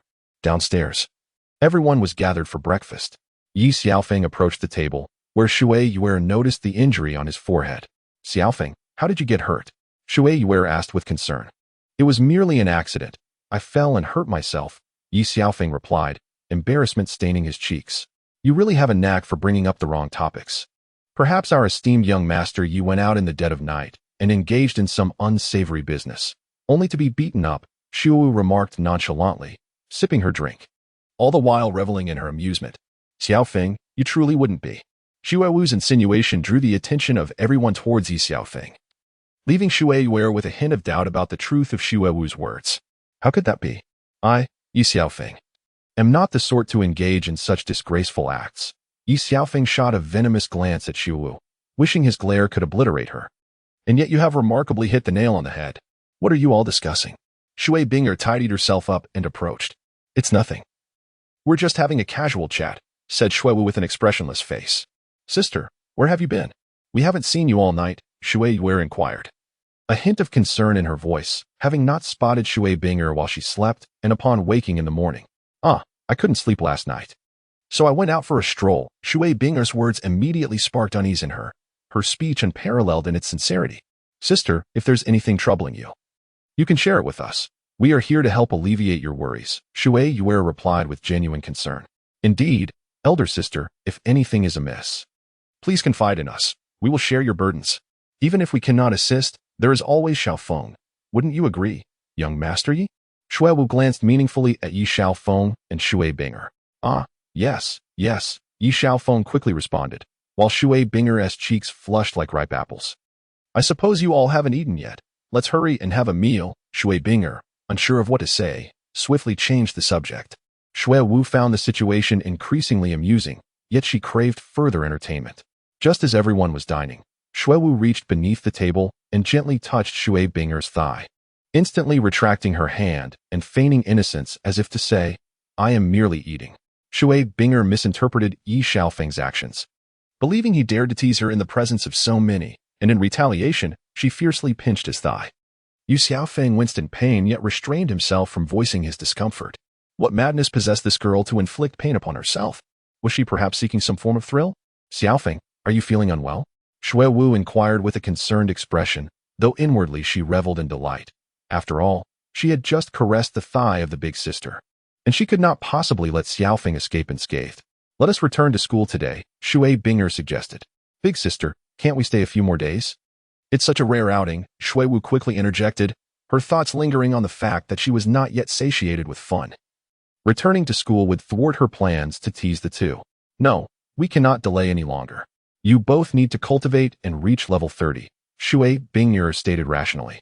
For in this world, strength was paramount. "Xiaofeng, why don't you accompany us back to school?" Shui Bingo said gently, gazing at Ye Xiaofeng. "Perhaps not. I wish to venture out on my own," Ye Xiaofeng replied, not wanting to complicate matters for Shui Binger, as he was neither water nor ice attribute soul master. "You cannot leave," Shui Wu exclaimed hastily. "You think you can finish your business and just walk away? That would be utterly unfair to big sister." "Why not?" Ye Xiaofeng asked, taken aback by Shui Wu's vehement reaction, for he did not truly wish to part from them, especially from Binger. "Have you studied the knowledge of soul masters and soul beasts?" Shui Wu struck at the heart of the matter. "I have not," Ye Xiaofeng confessed. having never pursued theoretical knowledge due to his inability to awaken a martial soul. Without that knowledge, what can you possibly train? Big sister, can't you look after Xiaofeng? Shui Wu turned her head towards Shui Binger, her words carrying an unspoken weight. Shui Wu is right. You should return to school with us, Shui Binger asserted, giving Ye Xiaofeng a command. It was not so easy to slip away after having taken advantage of the situation. Master, you can enroll in Tianshui Academy to systematically learn about soul masters and soul beasts. You also have a task to assist Shui Wu and Shui Yuer in obtaining a level 30 Millennium Soul Ring. The mischievous Tianji system, Xiaobing, chimed in during their discourse. Xiaobing, what rewards are there for helping them complete their task? Ye Xiaofeng dared not scold Xiaobing again after the last incident involving lightning. Master, the secrets of destiny cannot be divulged, Xiaobing replied cryptically, falling silent thereafter. Ye Xiaofeng had lost all faith in this absurd system, which had consistently led him astray since his arrival in this world. After listening to their words, he ultimately agreed to accompany them back to the academy, a resolution that many had been yearning for. However, each had their ulterior motives. For instance, the mischievous Shui Wu aimed to continue leading her elder sister and Ye Xiaofeng further into trouble. Upon returning to Tianshui Academy, Shui Binga took Ye Xiaofeng directly to her homeroom teacher. Teacher, this is Ye Xiaofeng. May I invite my friend to join our class? Shui Bingo addressed the woman in her 30s before her. She was Wang Yin, Shui Binger's homeroom teacher and mentor. Wang Yin typically wore spectacles and exuded a gentle demeanor, yet she was fiercely protective of her students. Known throughout the school as the female tyrant for her fierce defense against any who dared to bully them. Young man, are you also a water or ice attribute soul master? Wang Yin inquired with an impassive expression. Teacher, I am not a water or ice attribute soul master. Ye Xiaofeng replied timidly. Binger, have you forgotten the Academy's rules? Wang Yin chastised Shui Binger, her expression one of disappointment. Teacher Wang, although I am not a water or ice attribute soul master, I specialize in healing, and my soul power has reached level 41, Ye Xiaofeng stated. Youth, we do not lack healing soul masters. Please take your friend and leave, Wang Yin declared, unwilling to engage in further discussion. I'm sorry, but the teacher is unaware that your third soul skill can enhance our entire team's attributes by 20, Shui Binger exclaimed loudly, feigning a desire to depart. Employing a strategy of emotional manipulation. Come back. What did you just say? Wang Yin's interest was piqued upon hearing Shui Binger. Teacher, Ye Xiaofeng's Emerald Swan Martial Spirit has a third skill that can boost our team's attributes by 20, Shui Bingo clarified. You little rascal. Why didn't you mention this sooner? Why all the roundabout talk? Wang Yin's demeanor shifted instantly. She had never encountered such a formidable healing soul master before. Teacher, I am not a water or ice attribute soul master, Ye Xiaofeng reiterated deliberately. That is not an issue. I will speak with the dean.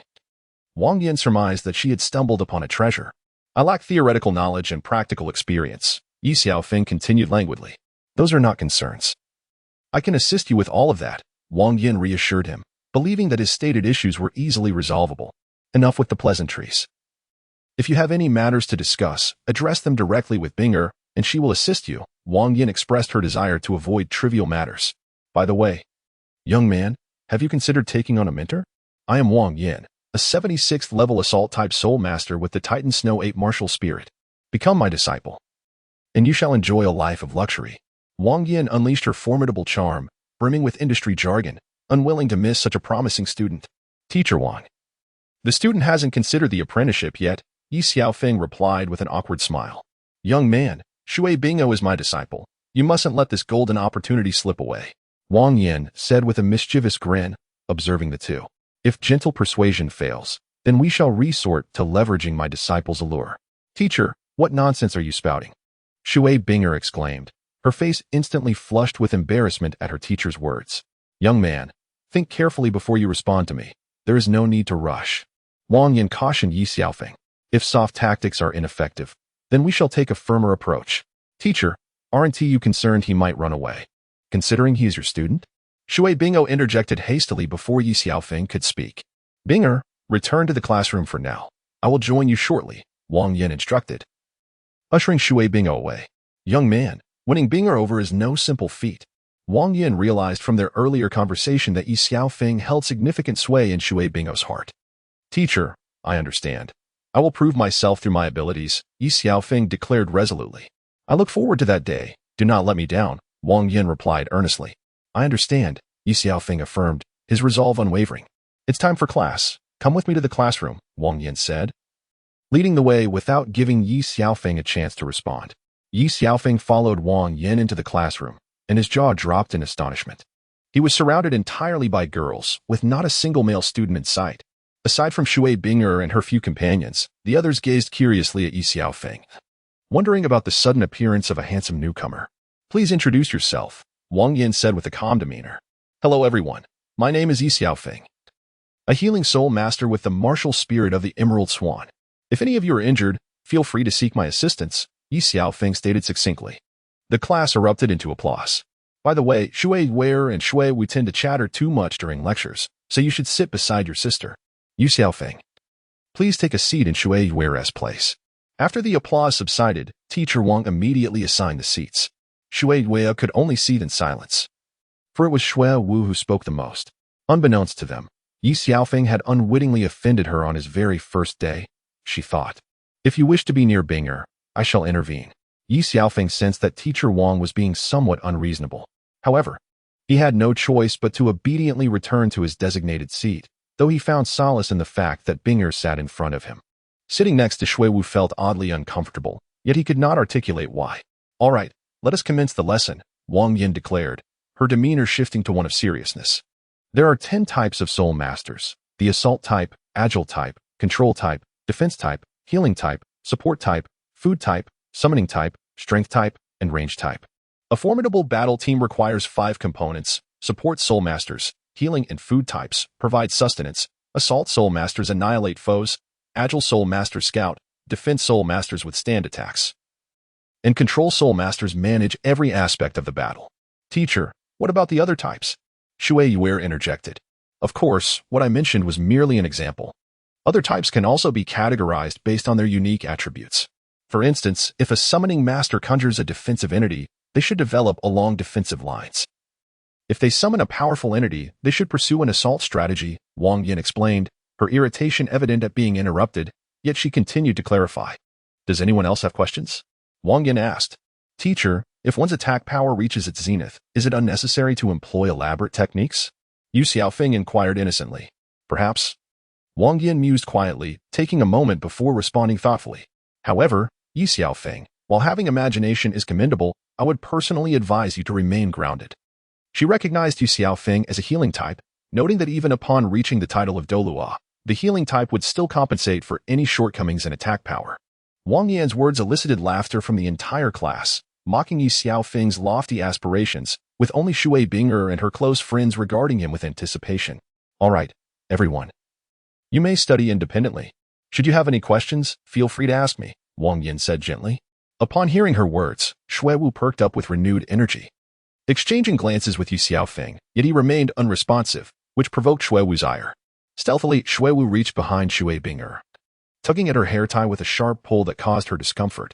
However, she quickly retracted her hand and resumed her reading, as if to imply that the earlier incident bore no relevance to her. Ye Xiaofeng was rendered speechless, while Shui Binger, her face flushed, turned her head and noticed Ye Xiaofeng staring blankly at her back. Internally, Shui Binger was infuriated. How dare he flirt with her in front of so many classmates? And yet she felt utterly powerless against him. Ye Xiaofeng realized that Shui Binger had misunderstood him, and he felt as though he were trapped by the antics of that mischievous girl, Shui Wu. His heart ached with a desire to weep. He resolved to confront this young lady after class, intending to reprimand her for her incessant pranks, lest he continue to be ensnared by her antics daily. Meanwhile, Shui Wu was making faces, taunting him to come and strike her, egging him on with playful exuberance. When the lunch bell finally rang and Teacher Wang exited the classroom, Shui Binger swiftly turned and struck Ye Xiaofeng on the head with her book. Binger, please listen to me, Ye Xiaofeng attempted to explain, insisting that it was Shui Wu who instigated the trouble, not him. Ye Xiaofeng, you can just go away, Shui Binger retorted. Her cheeks flushed with indignation as she spoke softly to him. Please don't be angry. Shui Wu quickly interjected, eager to play the peacemaker. The more Ye Xiaofeng thought, the angrier he became, and he struck Shui Wu on the backside. In an instant, Shui Wu was incensed. Sister, look at this. He bullies you. And now he dares to bully me? Shui Wu complained, her voice tinged with grievance. Ye Xiaofeng, You are shameless. I misjudged you. Shui Binger observed Ye Xiaofeng's increasingly audacious behavior and decided she no longer wished to engage with him. With that, she turned and exited the classroom. Shui Wu stuck her tongue out at Ye Xiaofeng. Sister, wait for me, she called, rushing after Shui Binger into the hallway. Xiaofeng, everyone has gone to eat. Aren't you joining them? Shui Wu inquired, noticing that Ye Xiaofeng had angered her sister and Shui Wu, yet still expressing concern. Ah, you all go ahead. I will join you shortly, Ye Xiaofeng replied dismissively, his mind preoccupied with how to explain the situation to Binger. He felt compelled to unveil Shui Wu's schemes. Otherwise, he would bear the blame while she remained unscathed. When Ye Xiaofeng regained his senses, he found the classroom deserted. With a sense of resignation, he stepped out. Unsure of where to go, and upon realizing his pockets were empty, he decided against heading to the cafeteria. Exiting the academic building, he found a long bench in the campus courtyard, sat down, and basked in the sunlight, raising his gaze to the sky, which appeared as expansive and blue as the ocean. Ye Xiaofeng reminisced about his mother and Xiaobai, recalling the myriad moments spent on Sea God Island. And before he knew it, he had drifted into slumber. Meanwhile, the trio of sisters in the cafeteria finished their meal and prepared to depart. Sister, aren't you going to get food for Xiaofeng? Shui Yu inquired upon noticing Ye Xiaofeng's presence. Who cares whether he eats or not? Let him starve, Shui Binger retorted. Though a flicker of concern lingered in her heart, it was frustrating to think that he, having no money, would not seek assistance.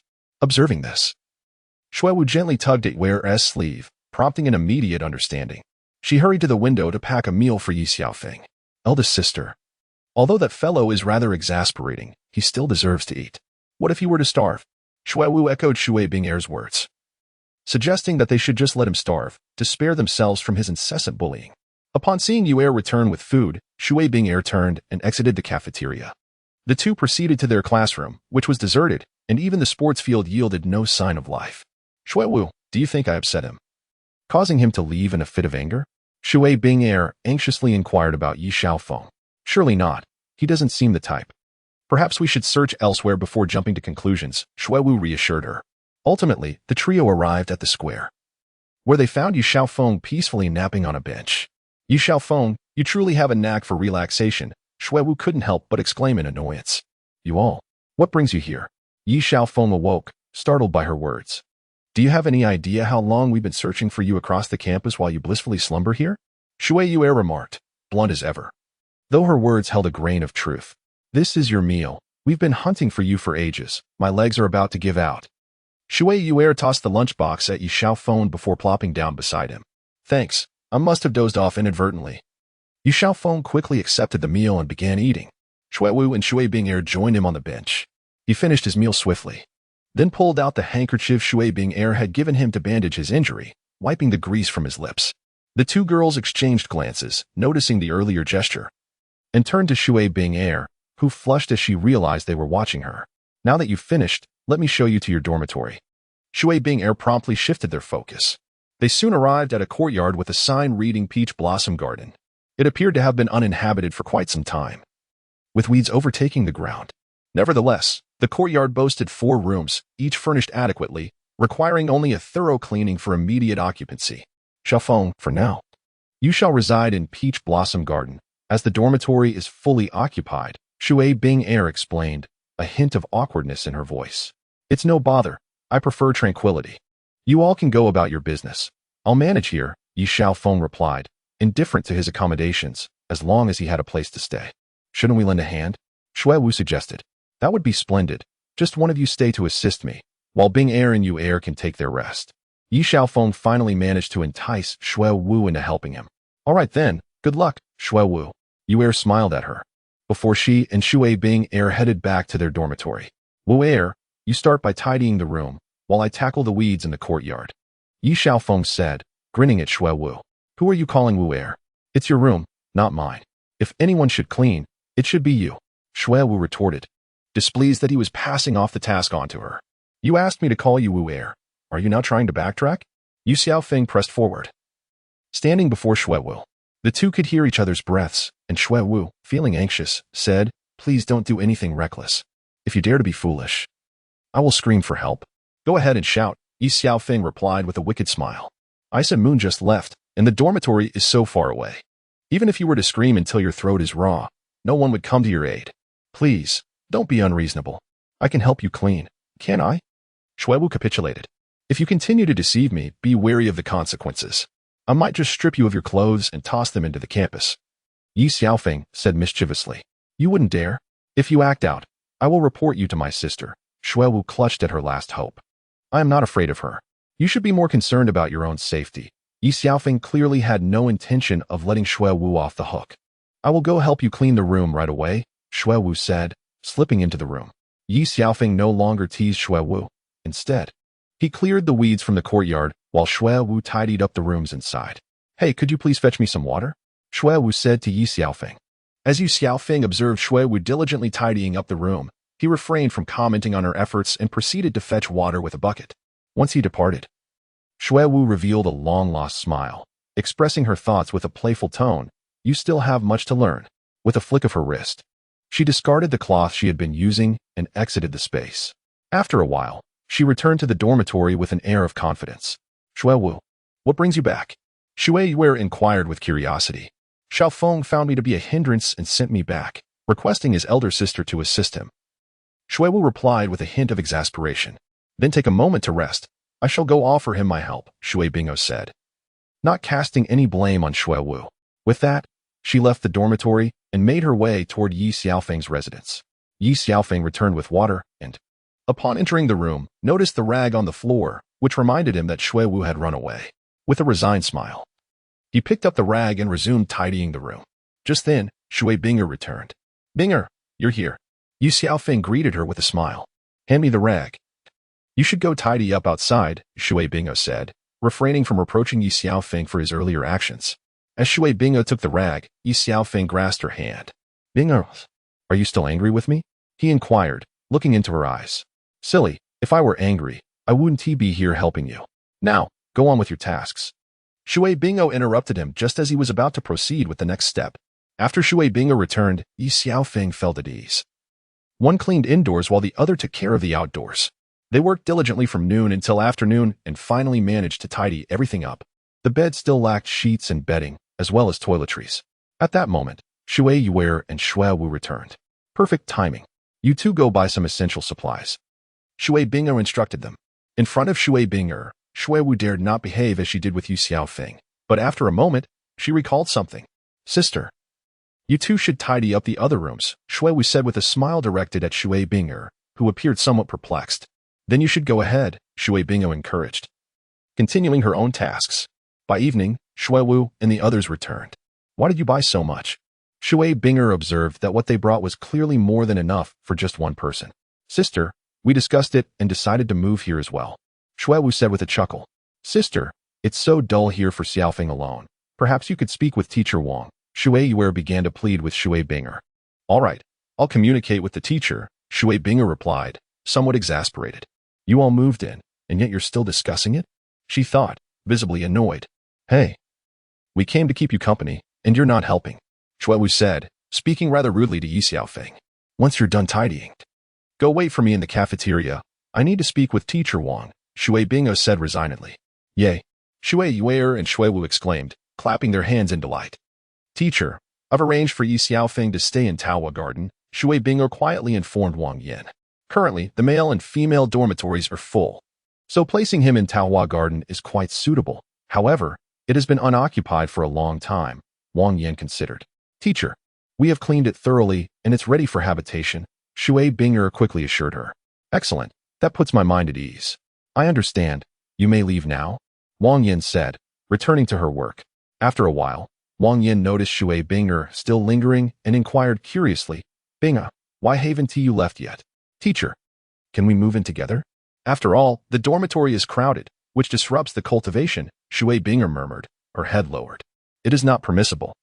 The academy has explicitly stated that all students must reside on campus, Mr. Wang interjected, opposing her statement. However, we have already moved, Shui Binger insisted bravely. You? Who else? Mr. Wang discerned from her words that she was not alone. Aside from me, there are Shuewu and my sister. Sir, we have not violated the academy's regulations. Taohua Garden is indeed on campus, Shui Binger continued. Pray tell, what enchantment has Ye Xiaofeng cast upon you all? that you are so eagerly flocking to him? Wang Yin exclaimed, her expression one of exasperation. Teacher, I cannot disclose the secrets surrounding him, yet I do not regret my choice, Shui Binger declared resolutely. Alas, a young woman cannot remain unclaimed. With a suitor, she forgets her mentor, Wang Yin mused, feeling a touch of age at that moment. Teacher, please grant us this favor, Shui Binger implored, clinging to Wang Yin's arm. You impudent child, if you shake me any further, you shall dislocate my arm, Wang Yin replied with a smile. Thank you. Teacher, Shui Binger joyfully embraced her. All right, you are no longer a child. Must you still be so mischievous? Wang Yin said playfully. Though her thoughts lingered on the prospect of meeting Ye Xiaofeng, having captured 3 treasures, all of whom were elite. You are the best, teacher. I shall not disturb you any longer, Shui Binger said, feeling relieved, as Wang Yin observed Shui Binger leave her room. Her mind instinctively drifted back to the matter of Ye Xiaofeng. She retrieved his personal enrollment form, which had been entrusted to her by Shui Binger. Ye Xiaofeng, a young boy of 11, possesses the soul of the Emerald Swan, boasting a soul power of level 41 and 4 yellow soul rings, with further details remaining undisclosed. Wang Yin was both astonished and regretful upon reviewing Ye Xiaofeng's enrollment form. Achieving level 41 at such a tender age is remarkable. Yet the absence of a 1,000-year soul ring raises questions. Could it be that he lacked guidance? However, that troublesome lad stubbornly clings to his pride, repeatedly rejecting my attempts to offer assistance. Were it not for his obstinacy, I would have procured not only a 1,000-year soul ring for him, but even one from a 10,000-year soul beast. I shall find an opportunity to confront this rascal. Taking my beloved disciple from me will not come easily. Shui Binger, upon hearing her teacher's approval, joyfully made her way to the cafeteria, leading the others. Teacher, what do you say? Shuiwu and Shui Yuer inquired, glancing at Shui Binger. Of course, the teacher agreed, Shui Binger replied with a smile. By the way, why are you 3 staying in the dormitory? What brings you here? Ye Xiaofeng asked, his expression one of confusion. What? You're unhappy about having 3 beautiful girls living with you? Shuiwu retorted, her mood darkening at his words. No, it's just that the dormitory is livelier. And I worry you might not be accustomed to staying here, Ye Xiaofeng hastily clarified. Little boy, I suddenly find myself fond of a quiet life and wish to avoid being disturbed, Shuiwu teased, relishing her verbal advantage. All right, the food is getting cold. Let us eat, Shui Yuer interjected, eager to halt their bickering. After the 4 had dined, Shui Binger presented Ye Xiaofeng with a small pouch. Xiaofeng, here are 100 gold soul coins for you. If it's insufficient, just let me know, and I will find a way, Shui Binger said gently. Thank you. But I'll owe you for now. I'll repay you once I earn some money, Ye Xiaofeng replied. Reluctant to rely on others, but feeling he had no choice but to accept. You little rascal, my sister has given you her entire month's allowance. So be sure to spend it wisely, Shuiwu warned him in advance. Ye Xiaofeng nodded, and the 4 returned to the Peach Blossom Garden, where they began to bicker over room assignments once more. Ultimately, Ye Xiaofeng settled into the spacious central room, while Shui Binger occupied the room to his right, and Shuiwu alongside Shui Yuer were allocated the 2 rooms on the right side. Over the next 6 months, Ye Xiaofeng dedicated his time to attending classes, spending the majority of his remaining hours in the library, where he diligently perused all available materials on spirit masters and spirit beasts. Meanwhile, Shuiwu and Shui Yuer were nearing a breakthrough to the 30th level. Shui Binger suggested that they continue their pursuits in the Sunset Forest to hunt spirit beasts and acquire spirit rings. However, Ye Xiaofeng opposed this idea, noting that their attributes were aligned with water and ice. Thus, they should venture either into the ocean or to the far north. Ultimately, they chose the latter. Ye Xiaofeng arrived at the frigid outer reaches of the far north, accompanied by 3 women who trembled against the biting cold. However, Ye Xiaofeng appeared unfazed. Xiaofeng, how long are we to remain here? Shui Binger could not help but inquire. It depends on our luck. With good fortune, it might take just a few days. But with ill fate, it could take as long as 6 months, Ye Xiaofeng replied calmly. Had I known the extreme cold of the far north, I would have preferred to visit the Sunset Forest or the Star-Do Great Forest, Shuiwu complained. Wuo, I braved this frigid weather solely for you. Not even the biting cold can extinguish my fervent passion for you, Ye Xiaofeng declared unabashedly. Do not utter such nauseating words. Hurry and find a suitable soul beast. Shuiwu retorted, never one to tolerate Ye Xiaofeng's antics. Look at Yuer, how obedient she is. She is nothing like you, Ye Xiaofeng said, pinching Shui Yuer's round, cherubic face. Yuer, do not fall for his charms, Your sister was ensnared by a silver tongue, Shuiwu warned, casting a glance at Shuiyu. Fear not. Sister Shuiyu responded with a smile, though her laughter betrayed her. Enough of the banter. We must expedite our search for a soul beast, Shui Bingo interjected, eyeing the trio's ceaseless chatter. After 3 days of searching, Ye Xiaofeng finally discovered the footprints of a soul beast. We have searched for 3 days and seen not a single shadow. Shuiwu began to voice her grievances again. Wooer, look out behind you, Ye Xiaofeng exclaimed, teleporting to embrace Shuiwu with his left arm while his right wielded the 7 killing sword to fend off the Ice Emperor Scorpion's surprise attack, forcing him to stagger back 3 steps. Had Ye Xiaofeng not intercepted the scorpion stinger, Shuiwu would have met her demise in an instant. Prepare for battle. Shui Bingo immediately responded with her first soul skill, Ice Sealing. Shui Yue joined the fray with her first soul skill, Extreme Cold Tornado. Given the Ice Emperor Scorpion's size and its previous attack power, its cultivation must be nearing 2,000 years, Ye Xiaofeng analyzed. It's about to break free from the ice seal. Shui Bingo realized she could not maintain the ice for long. You all hold it down. I will handle the rest. Ye Xiaofeng's demeanor shifted dramatically.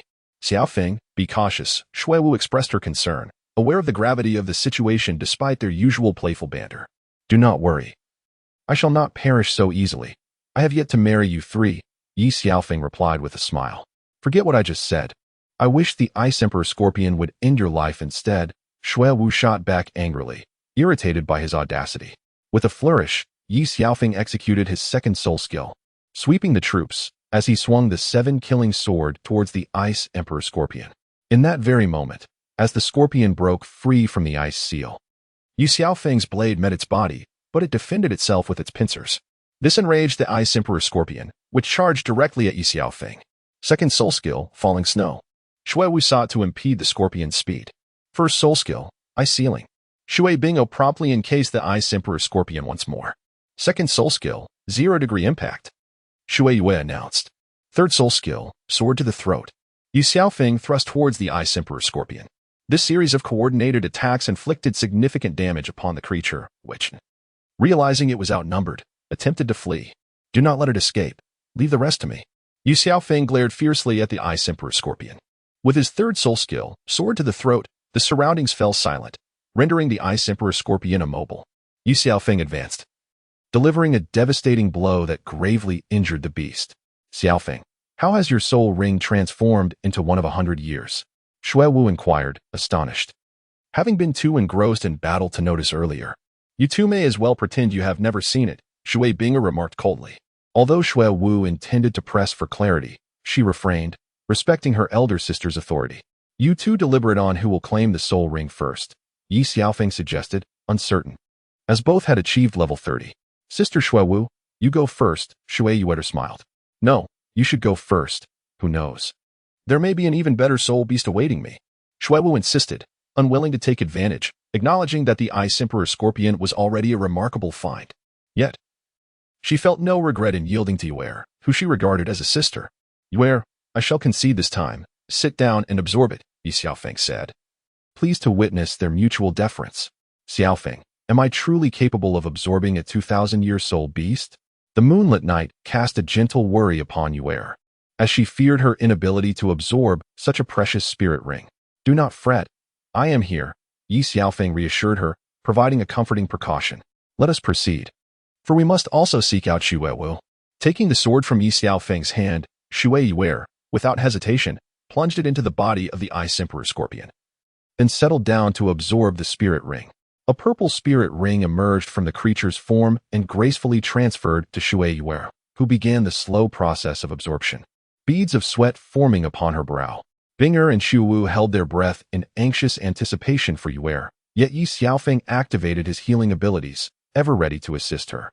After an afternoon of arduous effort, she finally succeeded. Xiaofeng, I have done it, Yue exclaimed, her eyes wide with joy as she stood and instantly embraced Ye Xiaofeng. Hey, Yue, such eagerness to embrace. Do you forget we are here? Save those affections for later, Shuiwu teased, her playful tone lightening the mood. Shuiwu. I was simply overwhelmed with excitement and lost control, Yue replied, her cheeks flushed. But we must not let this fellow take advantage of the situation. Quickly, tell us what your third spirit ability is. Xue Wu insisted, determined not to allow Ye Xiaofeng any undue advantage. Ye Xiaofeng was puzzled, wondering where he had offended that wretched girl. Ever since they had met, she had targeted him at every turn, setting various traps, and ultimately, she never offered him a pleasant demeanor. As Xue Yuer invoked her third soul skill, Ice Explosion, she unleashed a tremendous blast within 100 meters. The sheer power of the Ice Explosion left everyone astounded. It consumed 20 of my soul power, though this cost diminishes with the enhancement of my cultivation level. Thank you. Xiaofeng, Xue Yue said, dashing over to peck him on the cheek like a chick. Xue Wu, rubbing her hands together, turned to Ye Xiaofeng. Can we discuss something? What is it? Ye Xiaofeng noticed a mischievous glint in her eyes. Find another Ice Emperor Scorpion for me. I also wish to learn the Ice Explosion technique. I will agree to any conditions, Xue Wu exclaimed, utterly captivated by the Ice Explosion's might. Are you willing to become my wife? Ye Xiaofeng replied playfully. That is not out of the question, Xue Wu said firmly. The Ice Explosion is a rare treasure, even if we locate another Ice Emperor Scorpion. Its appearance is exceedingly unlikely. The odds are 1 in 10,000. Ye Xiaofeng had spent half a year in the library and was well aware of the rarity of such techniques. However, even if we cannot find that, we can seek other alternatives, right, wooer? Ye Xiaofeng said with a smile. Without the Ice Explosion, you won't even have a chance to marry me. She huffed before turning away, causing Xue Binger and Xue Yuer to stifle their laughter. It seems our fated union has not yet arrived. By the way, Yuer, shouldn't you offer yourself? Ye Xiaofeng mused, eyeing Xue Yuer now that Xue Wu appeared to be out of reach. Sister Xue Wu, wait for me. Xue Yuer, disinterested in Ye Xiaofeng's antics, felt helpless in his presence. It seems someone's harem dream is unattainable, Xue Binger remarked, observing how Xue Wu and Yuer ignored Ye Xiaofeng, continuing to take jabs at him. Binger, why don't they understand my feelings? If only they were as agreeable as you, Ye Xiaofeng shamelessly declared. Enough. Are your flirtations not sufficient? Do you wish to pursue them as well? Xue Binger retorted, her anger palpable. How could that be? I'm merely jesting, Ye Xiaofeng laughed, reaching for Xue Binger's hand. Binger, your hand is so soft, he remarked, refusing to let go. Xue Binger attempted to withdraw her hand several times, but to no avail, allowing him to hold it. Let us stop the teasing. Let us find a soul ring for Xue Wu and then head back. This place has the most suitable soul beasts for them, but I do not wish to remain in this frigid weather. Binger, you are becoming more beautiful by the day. How wonderful it would be if this moment could last forever, Ye Xiaofeng sighed, then embraced Xue Binger and kissed her gently. Xiaofeng, do you have something on your mind? You can share it with me. Xue Binger discerned the worries that weighed upon Ye Xiaofeng's heart. It's nothing, he said casually, as he took her hand, trailing behind the others in their quest for a suitable soul beast in the far northern outskirts. Binger, you grow more beautiful with each passing moment. How wonderful it would be if time could stand still, Ye Xiaofeng lamented, before embracing Xue Binger and kissing her tenderly. Xiaofeng, do you have something on your mind? You can share it with me, Xue Binger inquired, noticing the turmoil within him. It's nothing, he repeated, continuing to hold her hand as they followed the others in search of the ideal soul beast. Hey, how long are you two going to flaunt your affection? Xue Wu interjected, unable to bear the display, as she and Xue Yuer had no desire to play the role of third wheel. Wu, didn't you promise to marry me? Perhaps we should tease them a little, Ye Xiaofeng suggested with a playful grin. Dream on. If you wish to marry me, perhaps you should take a good look at yourself first. You're all bark and no bite, Xue Wu retorted, showing no mercy towards Ye Xiaofeng. How I wish you could possess even half of Yuer's gentleness, Ye Xiaofeng remarked, noticing Xue Yuer stifling a laugh at their banter. I'm not marrying you. So why are you fretting over it? Xue Wu snapped back, her annoyance flaring at Ye Xiaofeng's self-deprecating comment. Oh, woe is me. A handsome man like myself. And you fail to see it? I am filled with concern for your future, Ye Xiaofeng sighed dramatically. Ye Xiaofeng adjusted his hairstyle, feeling like the most handsome man in the world. Yuer, do you agree? He inquired, turning his head. Indeed, though your charm could be more apparent, Xue Yuer playfully replied. I have poured my heart into this, and yet it pains me. Where? Ye Xiaofeng exclaimed, his initial delight fading into speechlessness at her latter remark. Shall I plunge a dagger into your heart? Then you would no longer feel pain? Xue Wu retorted coldly. No wonder there is a saying that goes, the most poisonous is a woman's heart. Ye Xiaofeng instantly shot back at Xue Wu. What did you say? The three responded in unison, caught off guard by Ye Xiaofeng's words, which had stirred their collective ire. I was merely jesting, haha. Let us swiftly find a suitable soul ring for Wu. Ye Xiaofeng quickly shifted the topic. This area does not seem to harbor any suitable soul beasts. Perhaps we should scout the mountain ahead, Shui Binga suggested. Gazing at the snow-capped peaks. Very well, but do exercise caution, Ye Xiaofeng replied, leading the way. The four trekked for 3 days before finally reaching the base of the snow mountain. Though it appeared close, the journey grew increasingly arduous. I'm utterly exhausted. I can't walk any further, Shui Wu gasped, breathless. Let us rest at the mountain's base tonight and ascend in the morning, Shui Binga suggested, noticing the encroaching darkness. The four searched for a place to rest and eventually discovered a cave not far away. There is a cave up ahead. We shall make it our refuge. In this extreme northern land, the fierce winds and snow at night make it the most suitable shelter, Ye Xiaofeng announced to the group. Upon entering the cave, they found it devoid of harsh winds and somewhat warm, perhaps due to their prolonged exposure to the biting cold. You three, gather some firewood nearby while I scout for any edible provisions, Ye Xiaofeng instructed the 3 ladies. Shortly after Ye Xiaofeng departed, he returned with 2 wild rabbits, while Shui Binga and the others brought back firewood. Why haven't you started a fire? Ye Xiaofeng inquired, observing the 3 of them sitting vacantly. We don't know how, Shui Wei replied with a smile, while Shui Wu and Binga remained silent, their faces flushed.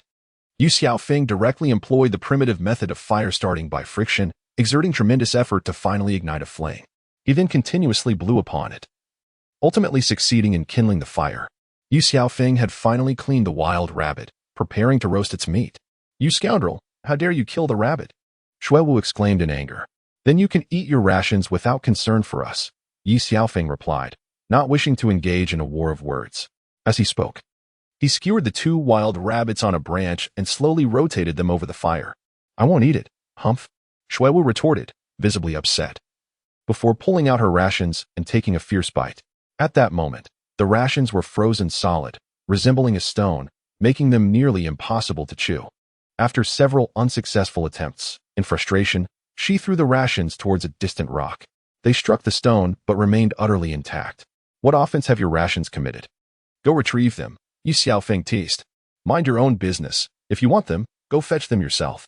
Shui Wu shot back angrily, unable to bear their bickering any longer. Yue turned away to retrieve them, intending to return them to her pack. Yue, give them to me, and bring the rest as well, Ye Xiaofeng instructed the girl. Ye Xiaofeng took the dry rations from Shui Yue's hands and slowly roasted them over the fire, assessing when they would be adequately prepared. Wu, let us temper the flames for a moment, he suggested, offering the remnants of the food he had previously discarded to Shui Wu. Can this still be consumed? I nearly lost a tooth on it earlier, Shui Wu murmured, her voice tinged with skepticism. Just give it a try and you shall see, Ye Xiaofeng replied, a smile dancing on his lips. To her surprise, Shui Wu found the roasted provisions to be more delectable than she had anticipated, involuntarily praising Ye Xiaofeng for his skill. You have no idea of my other talents, Ye Xiaofeng remarked with a mischievous glint in his eye. If it weren't for the night, I would demonstrate even more of my abilities. Shui Wu glanced at Ye Xiaofeng, initially inclined to inquire about these other talents, but upon witnessing his suggestive grin, she discerned that it was likely nothing virtuous. Nevertheless, she refrained from chastising him this time. Ye Xiaofeng handed the roasted provisions to Shui Binga and Shui Yue, taking one for himself as well. The wild rabbit was nearly done, releasing an enticing aroma that made the 3 inexperienced beauties swallow hard. Shui Yue was so captivated that she drooled, her gaze fixed on the rabbit suspended over the flames. At this moment, Shui Wu seemed to have lost her compassion. Xiaofeng, is it almost ready? Shui Binga inquired, her impatience evident. Patience, it will be ready soon, Ye Xiaofeng replied, carefully removing the rabbit from the fire and presenting the 2 hind legs to Shui Binga and Shui Yue. Thank you, brother Xiaofeng, Shui Yue exclaimed, unthinkingly acknowledging him as her brother in her eagerness for the delicious meal, feeling quite pleased with herself. Take your time, Yue, there is more to come, Ye Xiaofeng said with a smile. Hurry up, stop dawdling, Shui Wu urged impatiently. Yue, I believe I heard someone proclaim their affection for rabbits and lamenting my act of taking a life. Ye Xiaofeng turned to Shui Yue teasingly. I think I heard that too, Shui Yue and Shui Binga chimed in unison. Humph, I want to eat it. That should suffice, Shui Wu retorted angrily, turning her head away to gnaw on her provisions. Here, this is for you, Ye Xiaofeng said, ceasing his jest. I want to eat it, Shui Wu, unable to maintain her stance, had no choice but to decline. If you don't eat now, There won't be any left, Ye Xiaofeng chuckled. I'll let you off this time, but next time, you want to escape my wrath, Shui Wu, upon hearing that the meal was finished, immediately snatched the rabbit meat from Ye Xiaofeng's hands. As Ye Xiaofeng roasted while eating, the four of them finally indulged in a hearty meal. After finishing, Shui Wu did not forget to lick her fingers. For the three of them, it was the most delectable feast, yet Ye Xiaofeng felt a tinge of sorrow. His mission to assist them in acquiring their soul rings was nearing completion. On the eve of their departure, the Tianji system bestowed upon Ye Xiaofeng a new task, to journey to the Seven Treasures Glazed Tile School and apprentice under the sword Douluo Continent. This also signified his impending departure from the Tianshui Academy and from them. Xiaofeng, when you return, you must roast wild rabbits for us every day, Shui Wu exclaimed, clearly still craving the rabbit meat they had just consumed. Yes, brother Xiaofeng, Ye wants to eat as well. One day, I shall prepare them for you. Ye Xiaofeng neither agreed nor declined. Why must we wait until later? Can't you do it when you return? Shui Wu queried, puzzled. Once I help you acquire your soul rings, my task will be complete, Ye Xiaofeng replied slowly, a hint of reluctance in his eyes. What does that have to do with roasting wild rabbits? Shui Wu felt that Ye Xiaofeng's response was evasive. Nothing much. Get some rest. We shall ascend the mountain together tomorrow. Ye Xiaofeng chose not to elaborate further, and they did not press him with questions. Only Shui Binger remained silent, gazing intently at Ye Xiaofeng. As the night deepened, Shui Wu and Shui Wei fell asleep leaning against each other, while Shui Bingo continued to watch Ye Xiaofeng quietly. Binger, why are you still awake? Ye Xiaofeng asked, feeling a twinge of guilt. You are leaving, aren't you? Shui Binger bit her lip. Her eyes reddened as she fixed her gaze on Ye Xiaofeng. Binger, let me explain, Ye Xiaofeng began, but before he could clarify, Shui Binger stood and approached him, delivering a sharp slap to his right cheek. Binger, Ye Xiaofeng attempted to speak once more, but Shui Binger struck him again, this time on his left cheek. Get lost. If I hadn't asked, would you have kept this from me forever? Shui Binger trembled as she clung to Ye Xiaofeng. I am on the verge of breaking through to the Soul King realm. I wish to venture out alone for some training. Ye Xiaofeng comforted her as he embraced her. You fear that we will hold you back, and that is why you wish to leave us. I assent it? Shui Binger replied coldly. No. My cultivation has progressed too rapidly. I need to temper and consolidate my realm, Ye Xiaofeng explained. Then let me accompany you on your training. Is that all right? Shui Binger understood the resolute intention, yet she accompanied Ye Xiaofeng. Take good care of them. You are all destined to develop ice attributes. Therefore, cultivate your existing abilities to their utmost potential, shattering all techniques with the supreme essence of ice. This is the task I entrust to you, and I hope you will accept it.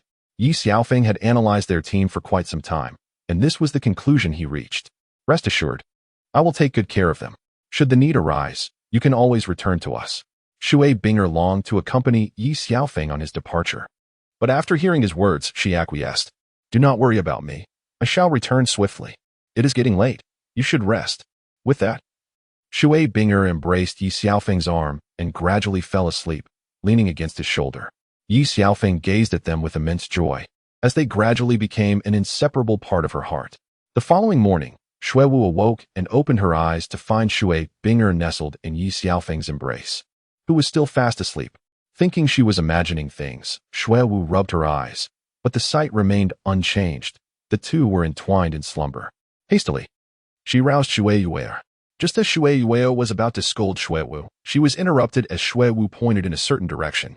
Shui Wu followed her, and upon witnessing the tender scene of the two sleeping together, they both stood there, dumbfounded.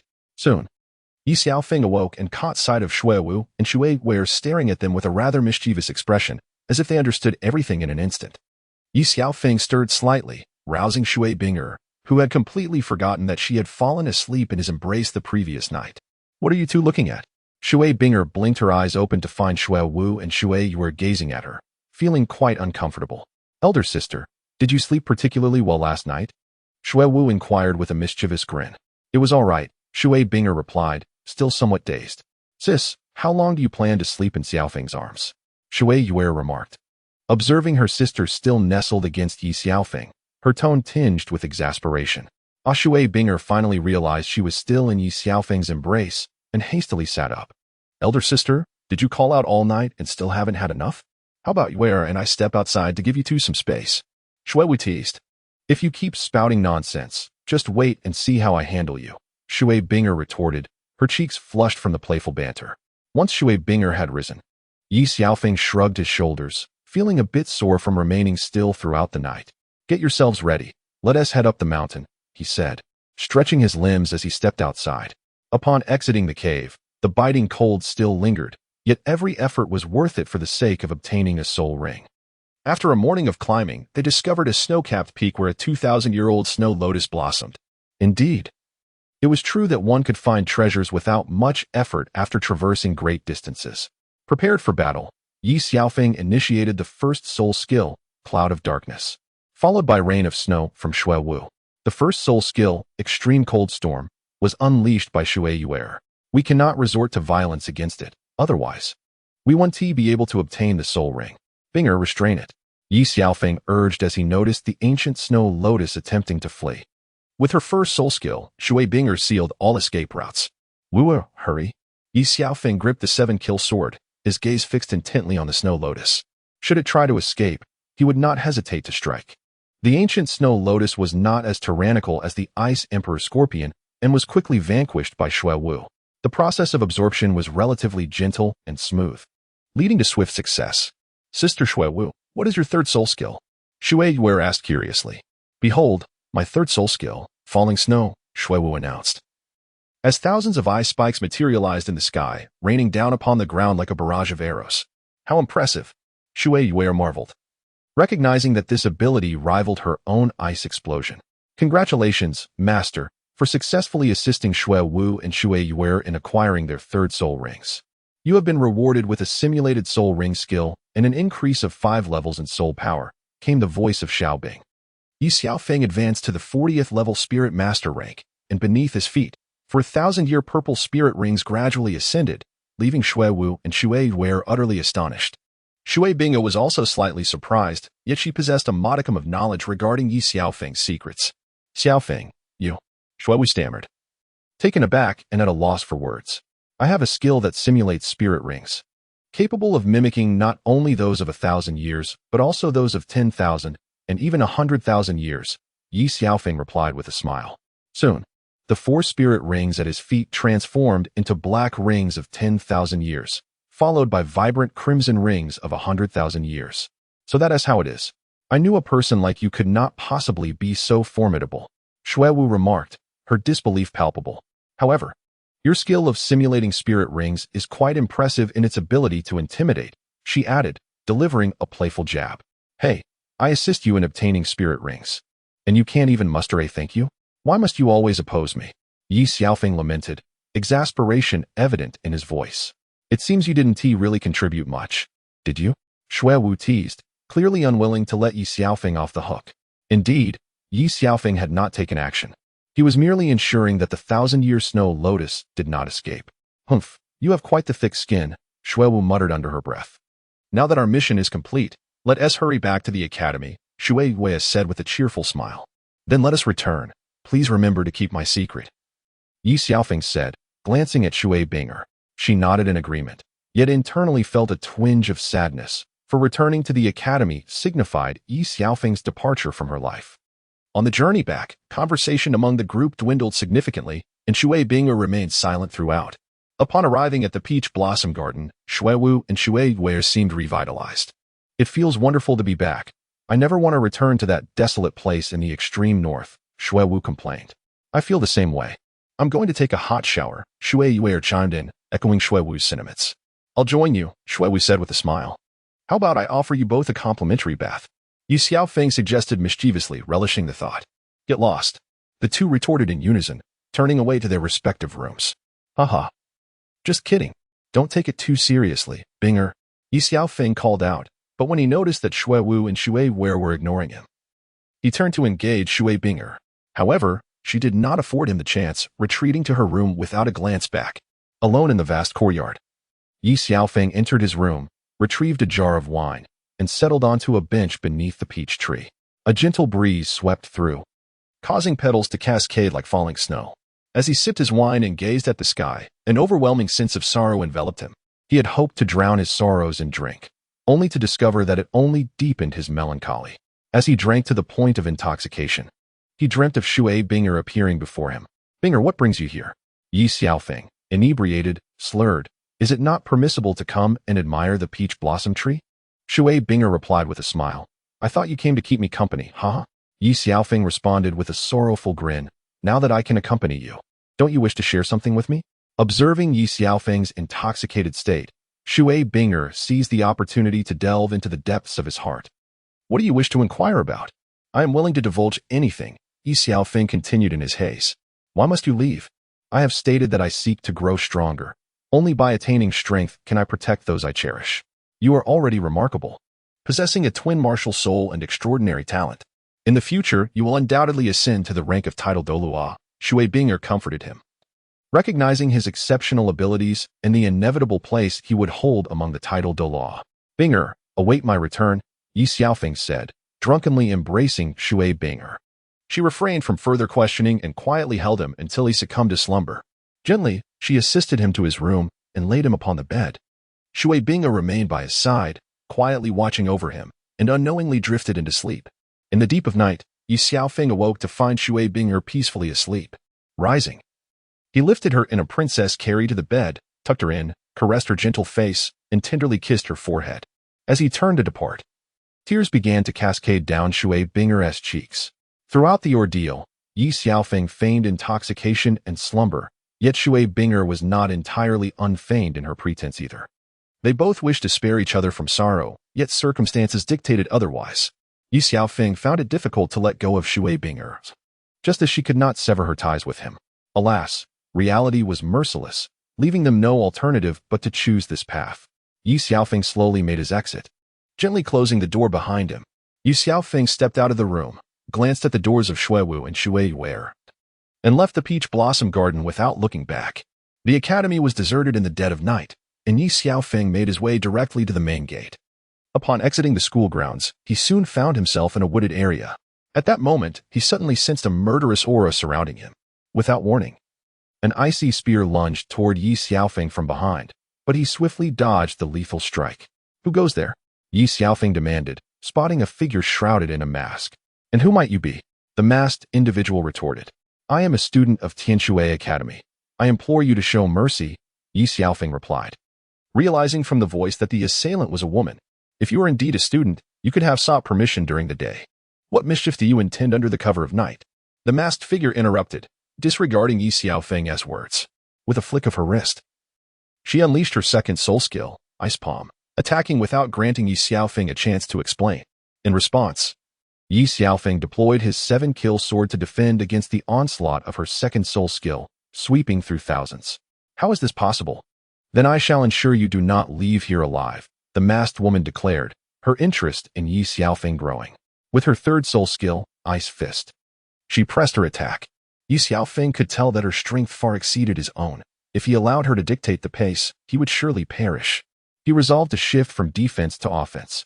Just as Ye Xiaofeng's sword aimed at the masked woman's throat, she shattered his fourth soul skill. In an instant, her martial spirit transformed into the Titan Snow Demon King. Just as she prepared to strike down Ye Xiaofeng, Shui Binger rushed onto the scene.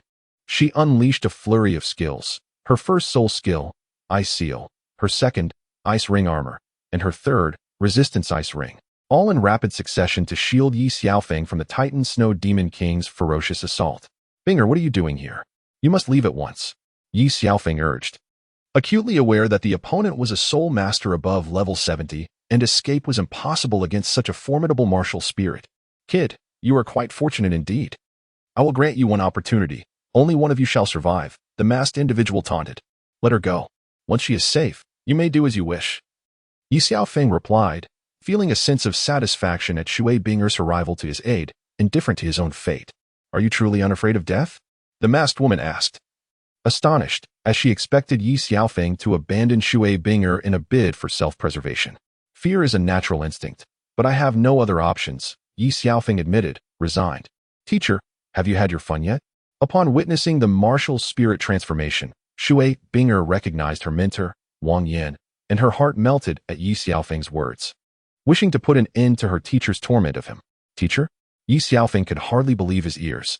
You wretched girl, truly lacking in ambition, Wang Yan remarked as she removed her veil. intending to tease Ye Xiaofeng further, only to be unexpectedly interrupted by Shui Binger's revelation. Teacher, is it fair to deceive us like this? Ye Xiaofeng retorted, feeling exasperated. It was one thing to be ensnared by Shui Wu, but he was bewildered that even the teacher would conspire against him. How can you know if you possess a rare twin martial soul unless you try? How can you ascertain your true feelings for Binger? You keep your intentions well hidden, Wang Yin jested. Teacher, there is no alternative. You are aware of the significance of a twin martial soul. It could very well cost me my life, Ye Xiaofeng replied, appearing like a child who had erred before Wang Yin. Regarding the twin martial soul, he implored her to keep it confidential, not wishing for others to be privy to this information. Rest assured, I shall keep your secret. Where are you headed? Wang Yin inquired further. I intend to visit the 7 treasure glazed tile school. As you know, my other martial soul is the 7 killing sword. To master the sword techniques, I require guidance. And currently, the only martial soul akin to mine in the spirit master realm belongs to Sword Douluo Continent. Therefore, I must seek him out, Ye Xiaofeng declared with determination. Young man, seeking to be accepted as an apprentice by Sword Douluo Continent is no simple endeavor, Wang Yin remarked. Aware of how rare it was to even meet a titled Douluo, let alone become a disciple. How can one know unless they try? I wish for your support, teacher. Ye Xiaofeng responded earnestly. Since you have made up your mind, what need is there for me to retain you? Go on, but remember to return if you encounter difficulties. Wang Yin said as she departed the woods. Thank you, teacher, Ye Xiaofeng smiled, leaving him alone with Shui Binger in the forest. Binger, Ye Xiaofeng embraced Shui Binger, intending to leave discreetly, yet this silly girl discovered him. What are you doing here? Ye Xiaofeng asked, having clearly seen Shui Binger asleep. I couldn't rest easy. So I came to see you off, only to find that teacher purposely made things difficult for you, Shui Binger complained in Ye Xiaofeng's embrace. It's nothing. Perhaps teacher is still holding a grudge since I didn't accept her as my mentor, Ye Xiaofeng chuckled. In truth, Ye Xiaofeng understood Wang Yin's fondness for talent. Over the past year at the academy, she had repeatedly expressed a desire to take him as a disciple, only to be rebuffed by him. Nevertheless, Wang Yin had always been responsive to Ye Xiaofeng's requests. Binger, promise me you will take care of yourself, Ye Xiaofeng said, his heart still heavy with concern for Shui Binger. Yes, I understand, she replied, nestling closer in Ye Xiaofeng's arms. As Ye Xiaofeng gazed at the delicate Shui Binger, his throat felt dry, and he tightened his embrace, leaning in to capture her soft lips. Shui Binger reciprocated, and after an intense moment, the two finally concluded their passionate encounter. With dawn approaching, Ye Xiaofeng turned to venture deeper into the woods, while Shui Binger watched as the boy gradually faded from view until he disappeared entirely. She then turned to return to the academy, entering the peach blossom garden, where Shui Wu and Shui Yue had just awakened. Sister, where did you go so early in the morning? As Snow Dance observed Water Ice Girl entering through the door, she inquired with a hint of confusion. Xiaofeng, he has left, Water Ice Girl replied despondently, her heart burdened with an overwhelming sense of loss. Yet, in the end, she acquiesced to Ye Xiaofeng's wishes. Wherever he wishes to go, let him be. He is an adult now, it is impossible for him to simply vanish. Snow Dance remarked nonchalantly as she stretched her limbs. He has departed and will not return, Water Ice Girl said, her eyes glistening with unshed tears. I do not know how long it will be until we meet again. Will he not return? Sister, where has he gone? Snow Dance asked, incredulously, unsure if she had misheard. It matters not where he goes. What is significant is his desire to challenge himself. Water Ice Girl refrained from disclosing his destination, believing that even if she did, it would be futile to seek him out. I shall go find him and demand an explanation. That scoundrel left us without a word. Snow Dance cursed Ye Xiaofeng, though deep down, she was reluctant to see him depart. He left last night. Water Ice Girl closed her eyes, tears streaming down her cheeks once more. Sister, does this mean Big Brother Xiaofeng is angry with us, which is why he left? Water Moon, filled with guilt, voiced her concern, assuming their actions had precipitated his departure. Sister, you were fully aware that he intended to leave. Why did you not inform us? Why did you allow him to go? Snow Dance confronted Water Ice Girl for the first time since their acquaintance. His heart is no longer here. Even if he were to stay, what difference would it make? Since he is determined to leave, knowing this changes nothing. I cannot keep him here, and neither can you. Let him go. Water Ice Girl expressed her profound reluctance but ultimately consented to Ye Xiaofeng's decision. He has his own path to tread, just as we have ours. We must focus on our cultivation. In the future, there may be opportunities for reunion, Water Ice Girl murmured, her words directed at both them and herself. Ye Xiaofeng has already reached the age of 40, while they have merely attained level 30. By the time he breaks through to level 50, his soul rings will be of 10,000 years.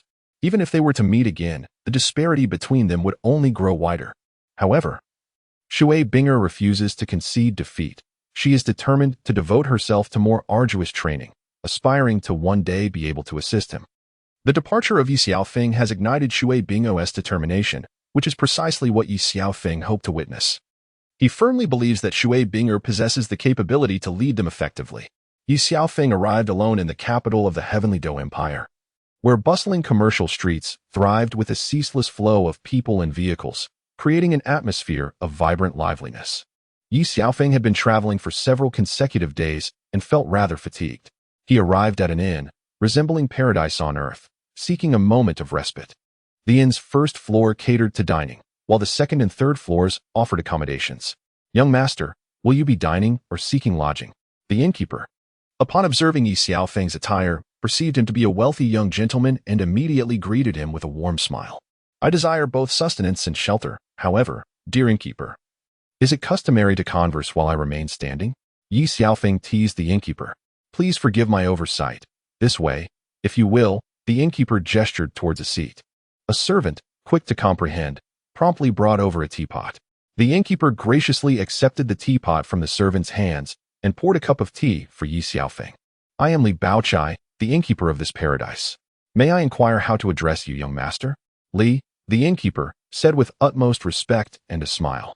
"Ye Xiaofeng." Ye Xiaofeng observed Manager Li smilingly and respectfully addressing him, feeling somewhat indifferent. "Young master Ye, what would you like to eat?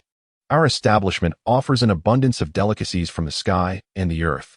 As long as you can name it, there is no dish we cannot prepare," Manager Li confidently declared. "Manager Li, please serve me a portion of all the exquisite food and drink you have. By the way, ensure it is enough for just one person, and also prepare an additional room," Ye Xiaofeng replied, wishing to avoid further idle chatter with Manager Li. After several days of travel, he felt somewhat fatigued, and his stomach was growling audibly. Ye Xiaofeng was unwilling to squander, as the gold soul coins he possessed were gifted by Binger. Manager Li promptly made arrangements and assigned Ye Xiaofeng to room 1 of the A-class on the 3rd floor. Ye Xiaofeng sat for a moment, while a few young individuals at the nearby dining table engaged in spirited discussions about significant events in the empire. Among the information shared was the announcement that the 7 Treasures Glazed Tile Sect was recruiting outer disciples. Ye Xiaofeng immediately became intrigued and called for the shopkeeper. "Li, I have heard that the 7 Treasures Glazed Sect is recruiting outer disciples. What are the requirements?" Ye Xiaofeng inquired, turning to Li. "This matter has recently stirred quite a commotion in the Heaven Dou Empire, but the conditions are indeed stringent," Li replied with a hint of resignation. "One must possess a soul power level exceeding 30, and the age limit is strictly set at 14 years. Moreover, only assault-type soul masters are eligible. That seems rather harsh. Are soul masters of other types not permitted?" Ye Xiaofeng asked, filled with curiosity. "Ah, young master Ye. You are perhaps unaware that the 7 Treasures Glazed Sect boasts a top-tier auxiliary martial soul, yet its sole drawback lies in its insufficient offensive capabilities. Hence, they conduct recruitment every 3 years," Li continued to elucidate. "Young master Ye, should you possess an interest, you might consider attempting to join. Although the entry requirements are demanding, the benefits are quite generous. Disciples admitted receive a monthly stipend of 100 gold soul coins, along with additional perks," Li observed, noting Ye Xiaofeng's keen inquiries about the 7 Treasures Glazed Sect, which suggested that he was indeed drawn to it. Ye Xiaofeng nodded, indicating his agreement, and then resumed his meal. As he neared the end of his dining experience, Manager Li presented a jug of exquisite wine, pouring it generously for Ye Xiaofeng. "Manager Li, I did not order any wine. What is the meaning of this?" Ye Xiaofeng inquired, his curiosity piqued as he glanced at Li Baochai. "This is but a humble token of my regard. All expenses incurred by young Master Yi during your stay at my establishment will be waived." Li Baochai replied with a warm smile. "Manager Li, I believe in the principle of earning one's keep. I shall pay for all expenses in full, without exception," Ye Xiaofeng asserted, uncertain of Li Baochai's true intentions, as he was not accustomed to accepting hospitality without recompense. "I merely wish to cultivate a good relationship with young Master Yi," Li Baochai said, still smiling. "Manager Li, you hold me in too high esteem," Ye Xiaofeng responded. "Young master, I have been in business in the capital for 40 years. I possess a discerning eye for people, Li Baochai remarked. Then I thank you, Manager Li. Ye Xiaofeng concluded graciously. Ye Xiaofeng, unable to match the wit of the shopkeeper, finished his meal and retreated to his chamber with the wine jug in hand. Upon returning from his holiday, Ye Xiaofeng was met by a curious shop assistant who inquired of the proprietor, "Boss, why do you bestow upon him such advantageous treatment? I perceive he possesses nothing remarkable." To which the shopkeeper, having just engaged in an enlightening conversation, concluded, "The golden dragon is not merely a creature of the pond. Master Ye's future is boundless. Ye Xiaofeng has come to join the Qibao Yili sect, and he meets all the recruitment criteria set by the sect. At merely 14 years of age, he is a level 30 assault-type soul master, a prodigious talent worth several gold soul coins." Although Manager Li's predictions were not entirely accurate, he was not mistaken either. Ye Xiaofeng intends to reside in the heavenly realm for 3 additional days. The imperial capital is indeed exceptional, with accommodations that are particularly lavish. Upon opening the window, Ye Xiaofeng is greeted by a view of the garden, which stands in stark contrast to the bustling commercial street outside. Ye Xiaofeng sipped his exquisite wine, gazing out the window, feeling a twinge of nostalgia for his mother and Xiaobai, as well as for Shui Binger and the others. Ye Xiaofeng contemplated returning to the island of the sea god, yet he desired to do so not in a state of mediocrity. He resolved to attain mastery in his cultivation before making his triumphant return, sweeping through the island and compelling those who once looked down upon him to submit at his feet. After a series of exhausting journeys, he felt fatigued and indulged in a soothing bath. Upon returning to his bed, he succumbed to slumber almost immediately. However, in the dead of night, the raucous sounds from the adjacent room grew increasingly disruptive, echoing the voices of 2 women. Ye Xiaofeng, initially disinterested, buried his head under the covers in an attempt to continue sleeping. Yet, the clamor persisted, gradually rousing him from his slumber and igniting a simmering irritation within him. Truly, there is a limit to what one can endure. Rising from his bed, he donned his clothing and ventured to the door of the neighboring room, only to be met with the exclamations, "Dai Xiao, you are truly remarkable. The prowess of Dai Xiao is unparalleled. Your sisters have yet to witness your true capabilities." As Ye Xiaofeng's anger grew, he kicked open the door and beheld a golden-haired man alongside 2 twin sisters. Surely, that man was the youthful Dai Mubai. The abrupt entrance startled the 2 women, who hurriedly wrapped themselves in the quilt. "You have quite the audacity to intrude upon my chamber. You are truly courting death." Dai Mubai, having been interrupted in his revelry, was exceedingly vexed. "You have awakened me from my beautiful dream, and instead of me seeking retribution, you dare to confront me?" Ye Xiaofeng sneered. At that moment, Manager Li rushed upstairs, evidently alarmed by the commotion caused by Ye Xiaofeng's forceful entry. "Gentlemen, let us quell our tempers. It was merely my oversight," Manager Li implored, clearly hoping to appease both parties. "Manager Li, step aside. I intend to teach this arrogant fellow a lesson," Dai Mubai declared, unwilling to let the matter rest. "Manager Li, you might as well observe closely how he attempts to discipline me," Ye Xiaofeng replied with a smile, clearly dismissive of Dai Mubai. "Young man, be wary of your arrogance. Do not weep when you lose," Dai Mubai chuckled. "It is yet uncertain who will emerge victorious." Ye Xiaofeng retorted coldly. With that, Dai Mubai unleashed his first soul skill, the White Tiger Shield. He wasted no time in launching an assault. Ye Xiaofeng, unfazed, calmly activated his first soul skill, the Blue Lotus Shield. "Dai, is that all you are capable of? Is this a sign of weakness?" Ye Xiaofeng mocked. "Impossible!" Dai Mubai exclaimed, as he employed his second soul skill, the White Tiger's Radiant Wave. He was astonished to find that, despite his martial spirit being inherently superior, he could not penetrate Ye Xiaofeng's first soul skill, a clear indication that Ye Xiaofeng's strength exceeded his own. Even Dai Mubai's second soul skill failed to breach the Blue Lotus Shield, shattering his previous understanding. Little did he know, he was pitting a century-old soul skill against a millennium-old one, veiled by Ye Xiaofeng's simulation of the soul skill state. In a fit of rage, Dai Mubai activated his third soul skill, the White Tiger's Diamond Transformation, channeling all his soul power against the Blue Lotus Shield. Yet, he still could not break through and began to strike repeatedly at a single point, causing minute fissures to appear on the shield. "Dai, it seems your trump card has been exhausted. How about receiving my next move?" Ye Xiaofeng understood that it was only a matter of time before Dai Mubai's relentless assaults would breach the protective barrier of the Green Lotus. What did it matter if he struck once? Dai Mubai recognized that the individual before him was indeed superior, yet it was impossible to defeat him with a single blow. Very well, I hope you can withstand this sword strike. If you cannot, do not blame me. Rather, blame your own inadequacy, Ye Xiaofeng remarked with a smile.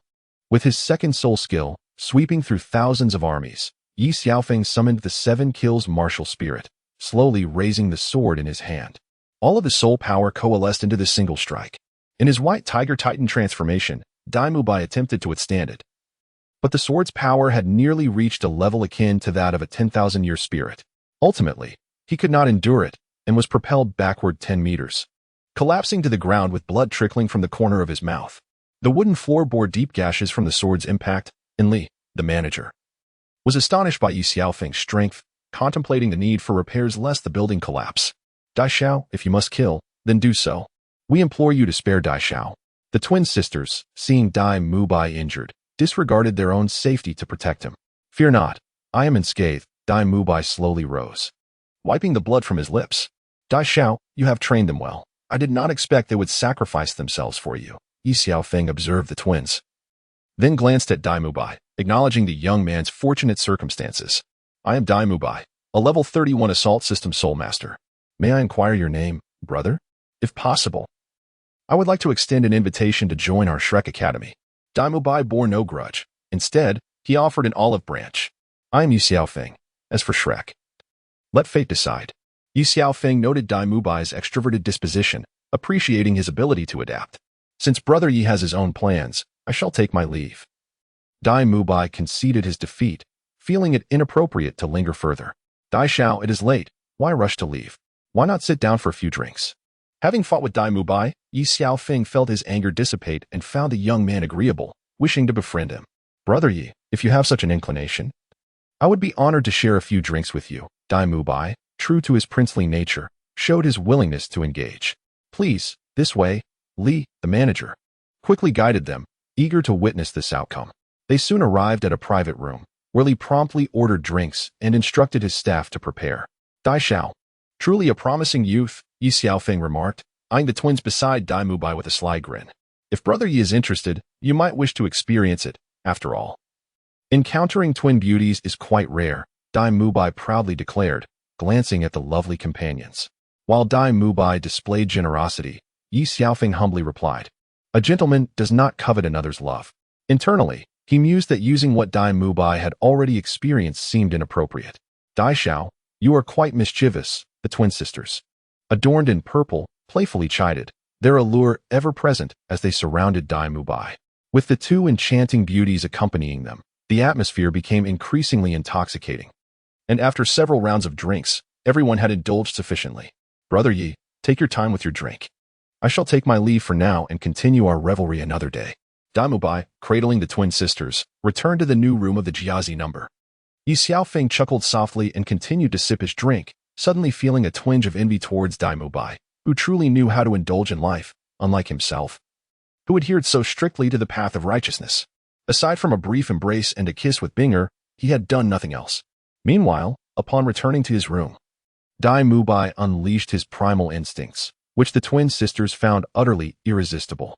Ever since they had latched onto Dai Mubai's leg, the sisters had never once worried about finances. They simply asked him for whatever they desired, and he, being both handsome and skilled, readily obliged. Ye Xiaofeng, somewhat intoxicated, returned to his room to continue his slumber. It was not until noon the following day that he awoke, feeling a slight ache in his head. Gradually rising, he freshened up and descended the stairs, where the innkeeper, Li, hurried to greet him. Young Master Yi, I sincerely apologize for the disturbances last night. It seems you did not rest well, Li Baokai expressed with genuine concern. It is of no consequence, merely a trifling matter. By the way, where is young Master Dai? Ye Xiaofeng inquired with curiosity. Young Master Dai has yet to awaken. As you know, he kept late hours last night, Li remarked with a somewhat mischievous tone, implying an understanding without the need for words. Li. It is ill-mannered to speak ill behind someone's back, came the voice of Dai Mubai, who descended the stairs accompanied by his twin sisters. How could I dare to speak ill of you, young Master Dai? Li replied with a smile. You have certainly plowed through countless rounds of revelry, Li. Do hurry and bring forth the finest delicacies from the kitchen, Ye Xiaofeng said with a jovial tone. Certainly, young Master Dai, please hold on for a moment. Li grinned slyly. Soon, dishes of soft-shell turtle, lamb kidneys, and tiger whip were served by the inn staff. Enjoy your meal, young Master Dai, the attendant politely stated before retreating. You truly understand me, Brother Ye. It is time for some nourishment. Come, let us raise a toast, Dai Mubai declared, diving into the feast with gusto. Young Master Dai, do take it easy. Last night nearly took our lives. If you continue like this, we might reconsider our company. The twin sisters jested, their smiles betraying their satisfaction from the previous night's escapades. Such are your words. Should I decide not to invite you on future outings? Do not blame me, Dai Mubai replied, playfully embracing the two. Fine, we concede. We only jest, they chimed in unison, flanking Dai Mubai as they dined. While Ye Xiaofeng savored their camaraderie, a delightful display of affection. Brother Ye, would you be interested in meeting two exquisite individuals, untouched by the murk of the world? Dai Mubai proposed with a grin. Young Master Dai, my sole focus is on cultivation. I harbor no other intentions, Ye Xiaofeng replied earnestly. Since you are unwilling to indulge, I shall refrain from further recommendations. However, there is an intriguing place I wonder if you might find appealing, Dai Mubai continued with a smile. What intriguing place do you speak of? Ye Xiaofeng has 2 days to enjoy himself. Brother Ye, just follow me, said Dai Mubai, leading them to the grand soul arena of the Heaven Do Empire, where the soul fighting competition was in full swing, bustling with excitement. Brother Ye, would you care to join in a match? Dai Mubai smiled, producing 2 masks and handing one to Ye Xiaofeng. Since the esteemed Dai invites me, how could I possibly refuse such a gracious offer? Ye Xiaofeng replied with a smile. To avoid any unnecessary complications, Ye Xiaofeng donned the mask, feeling a surge of anticipation. He was eager to showcase his extraordinary abilities in the simulated spirit ring state. Dai Mubai then escorted Ye Xiaofeng to the registration desk, where he handed the attendant 10 gold soul coins to facilitate Ye Xiaofeng's registration. Ye Xiaofeng provided personal information, name, sword god, martial soul, 7 kills, soul power level, 41. Soul ring configuration, yellow, yellow, purple, purple. The attendant completed the registration with a dismissive glance at Ye Xiaofeng and handed him a token. Ye Xiaofeng exchanged 100 gold soul coins for his own wager and informed the attendant that for every victory, he wished to reinvest the entirety of the previous round's principal and rewards into the next match. Beautiful lady, place a bet of 1,000 gold soul coins for me, he instructed, while Dai Mubai spoke to the front desk attendant. Each day, the attendant observed the 2 men, bemused by their apparent naivety, as they confidently declared their inevitable victories. As the saying goes, great wealth is often found in risk. Although the stakes are high, the potential rewards are equally substantial. Ye Xiaofeng slowly ascended the grand soul fighting stage, coldly asserting, I shall accept all challengers from the soul sect and below. Those who harbor dissent may step forward. Soon, a robust young man, seemingly around 18 or 19, approached, clearly the first to contest Ye Xiaofeng's declaration. You possess quite an audacious spirit, young man, he sneered dismissively. Welcome to the grand soul arena of the Tiando Empire. Let us now present the personal information of both combatants. Name, sword god martial soul, 7 kills soul power level, 41 soul ring configuration, yellow, yellow, purple, purple. Name, Neodali martial soul, rhinoceros soul power level, 43 soul ring configuration, yellow, yellow, purple, purple. Our Neodali has previously achieved an impressive 5 consecutive victories. While this marks the sword god's inaugural appearance at the Grand Soul Arena, who will emerge victorious in this clash? Let us await the outcome with bated breath. The match officially commenced. Dali, Dali, Dali. The spectators fervently cheered for Neodali, evidently lacking faith in Ye Xiaofeng. With a decisive move, Neodali unleashed his first soul skill, stone throwing. Ye Xiaofeng's gaze suddenly transformed. He concentrated all his power into a single strike, as if he were a sovereign ruling over all. The onlookers on the stage were left in a state of shock. If Ye Xiaofeng did not defend himself, he would undoubtedly be obliterated by Neodali's first soul skill. Only Dai Mubai managed a slight smile at the corner of his mouth. With a sweeping motion, Ye Xiaofeng employed the same technique against Neodali. With just one stroke, he shattered Neodali's soul skill. Neodali was caught completely off guard, unable to react or defend against the impending blow, and was sent hurtling off the stage, blood spilling from his mouth, barely conscious before slipping into oblivion. Taken away by the medical personnel. Shouldn't we announce the result? Ye Xiaofeng prompted the host, who was still reeling from the earlier scene, his words snapping the host back to reality. In the first round, the sword god emerges victorious, Truly pathetic, Ye Xiaofeng remarked disdainfully. How can you say such a thing? A soldier may be slain, but not insulted. Came a voice from the audience, protesting the outcome. I am not referring to him as pathetic. I am speaking of all those from the Soul Sect and below as being beneath contempt. Ye Xiaofeng incited their ire, prompting more challengers to emerge and thereby honing his skills. However, he did not become overly arrogant, refraining from mocking the Soul King level, even in victory. He understood the importance of not alienating all. This young man, during his battle with me, did not exert his full strength. Dai Mubai reflected on the recent contest, noting that even when employing the same technique, Ye Xiaofeng had held back his prowess.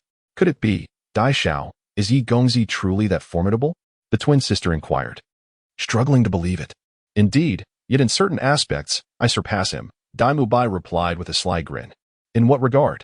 The twin sister pressed eagerly. You know already. Why ask me? Dai Mubai chuckled, continuing to embrace the two as they watched Ye Xiaofeng's match, their attention focused on the arena, oblivious to Dai Mubai and his companions. Dai Xiao, you are quite the rogue, the twin sister remarked playfully, realizing the insinuation behind his words as she playfully punched his chest. Indeed. It seems to hurt everywhere now, the twin sister's sibling added, biting her lip, her cheeks slightly flushed. It is all my fault, my dear ones. I shall be more mindful next time.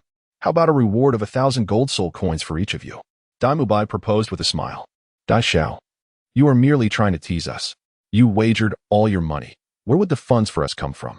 The twin sister chided, her tone light yet teasing. Not at present, but soon enough, Dai Mubai replied, casting a glance at the pristine valley, his hand wandering mischievously around the sisters' waists. Let us continue to watch the match.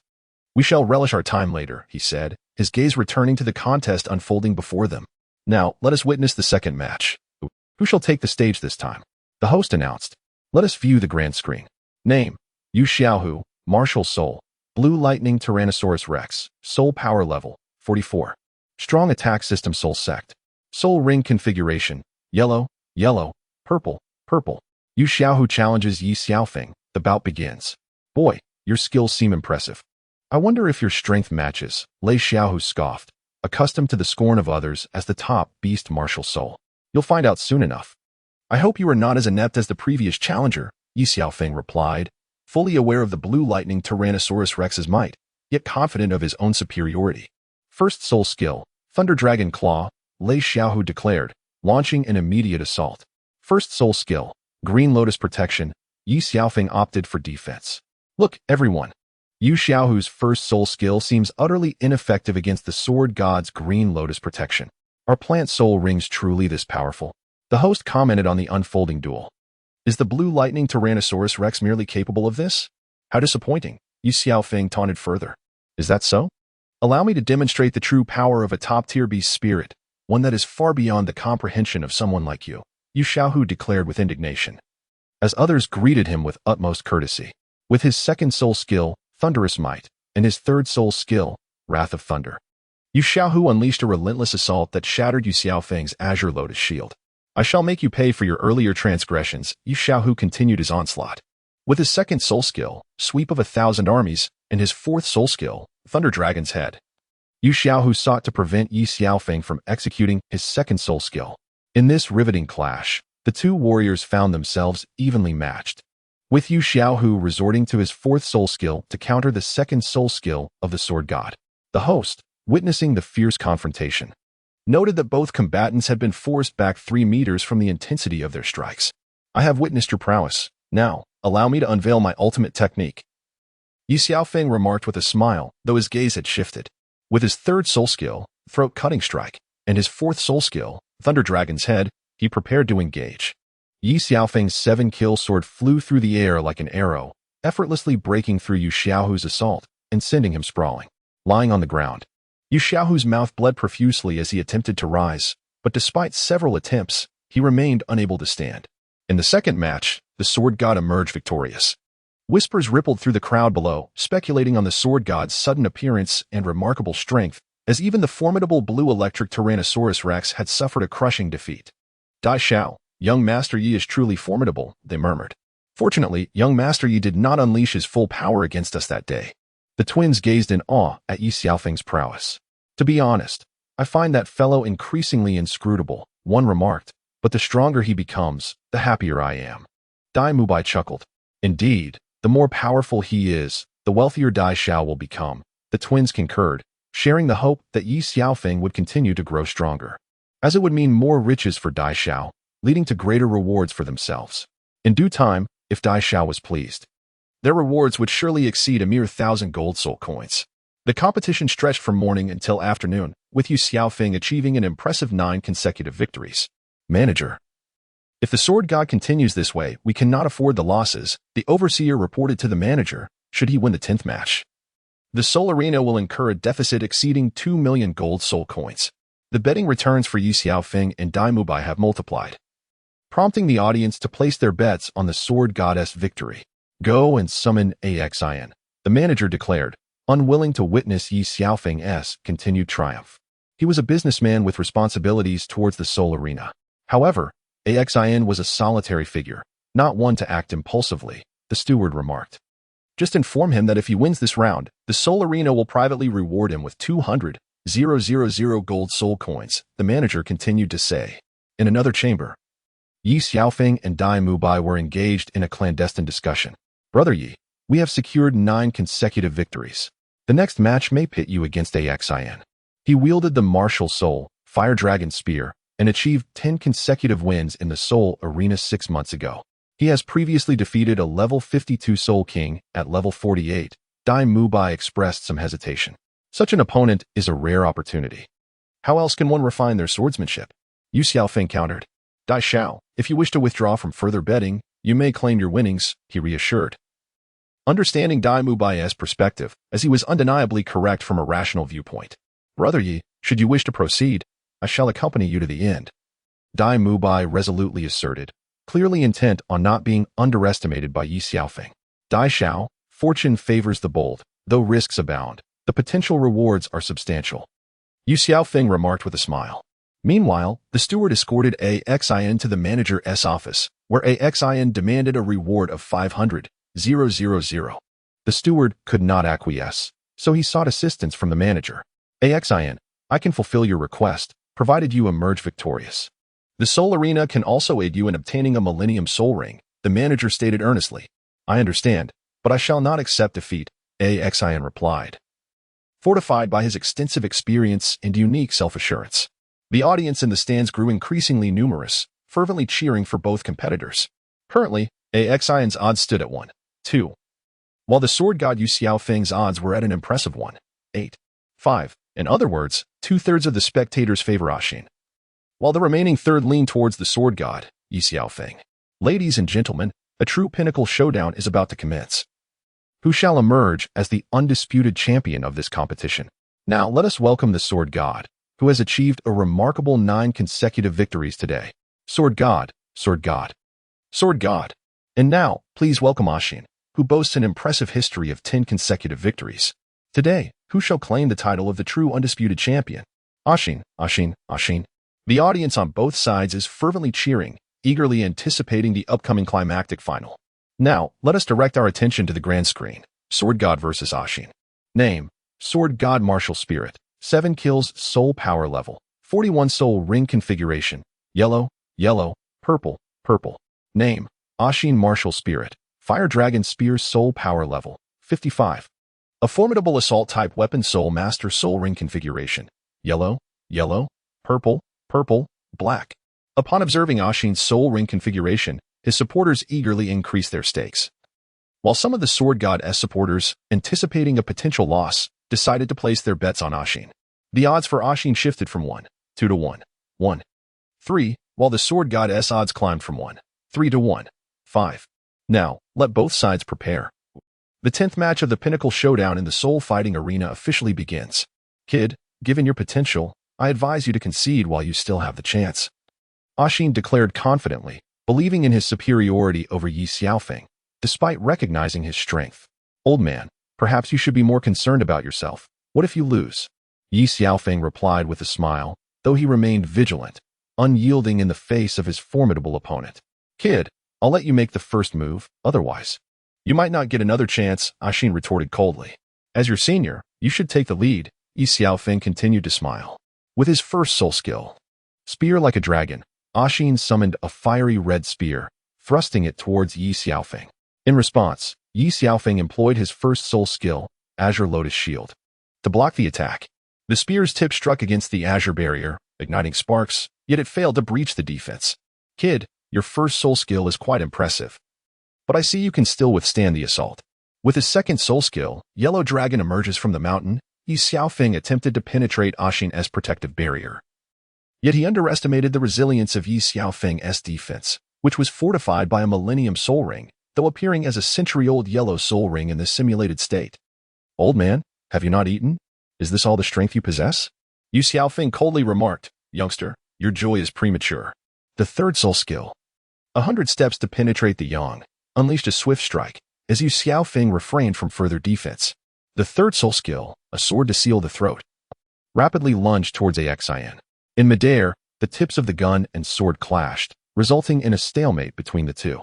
Ultimately, Ye Xiaofeng gained a slight advantage, causing Exile to retreat half a step. However, Exile swiftly adapted his approach. The fourth soul skill, sweeping the world, and the second soul skill, sweeping through the armies, led to an evenly matched confrontation. Exile was somewhat astonished. The sword god was formidable, proving to be a worthy adversary. Ye Xiaofeng understood that he lacked practical experience, while Exile had evidently engaged in more real combat, demonstrating a greater proficiency in soul skills. The audience held their breath, witnessing a pinnacle duel as Exile and the sword god battled with fervor. Young man, forcing me to unleash my fifth soul skill is a commendable feat. Even in defeat, you should take pride in this, Exile confidently remarked, at that moment perceiving the sword god as a worthy adversary. Old man, allow me to share a piece of advice. Do not rejoice too soon. Losing to me is not unjust. Ye Xiaofeng's demeanor suddenly shifted. The fifth soul skill, the destructive fire dragon spear, surged forth as if it bore the essence of a fire dragon, sweeping toward Ye Xiaofeng. Ye Xiaofeng sensed an unprecedented intent to kill, astonished by the terrifying power of the 10,000-year soul ring. In an instant, the space around him became suspended as he executed his fourth soul skill, momentary flawlessness. Seizing the fleeting opportunity, Ye Xiaofeng lunged forward, successfully interrupting the 10,000-year soul ring and landing a strike on Exile. Blood trickled from the corner of Exile's mouth as Ye Xiaofeng calmly declared, you should concede. Had I aimed for your heart just now, survival would have been impossible. Although Ye Xiaofeng could only manipulate space for 3 seconds at present, it was sufficient for a duel of masters. You are indeed formidable. Had this been half a month ago, I would have surrendered, but now I have comprehended my own soul skill, Exile replied with a smile. Resolute in his belief that he could not lose. If there were to be a defeat, it would be the sword god who faltered. Unleash any final tricks you possess, Ye Xiaofeng said coldly, for he sought not only victory in technique but also to ensure Exile's defeat was unequivocal and heartfelt.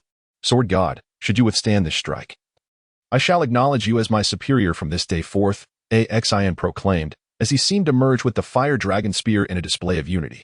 Sword god, brace yourself, he shouted, prompting the onlookers to hold their breath in anticipation. With a swift execution of both his first and fourth soul skills, Ye Xiaofeng invoked Blue Lotus protection and momentary flawlessness to defend himself. However, Exile pierced through the Blue Lotus protection and thrust towards Ye Xiaofeng. And despite the reduction in force from momentary flawlessness, the spear penetrated Ye Xiaofeng's chest directly.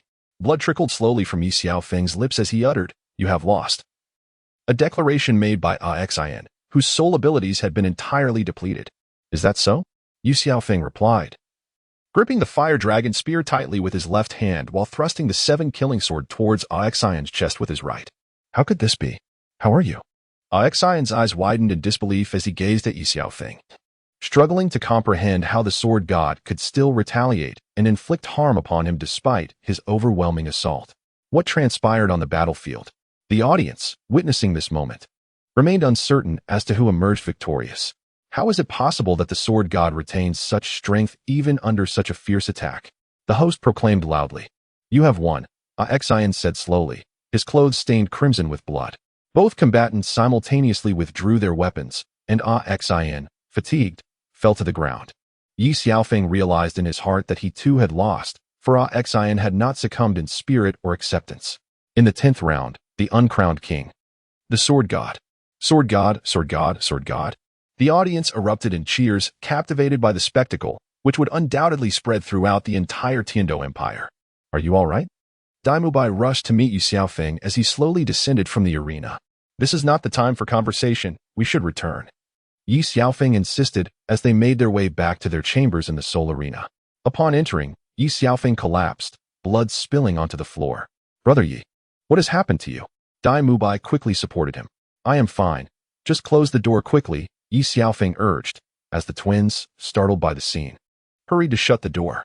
Exile's self-created soul skill was too formidable. I just need a moment to recover. You all go out first and ensure no one enters.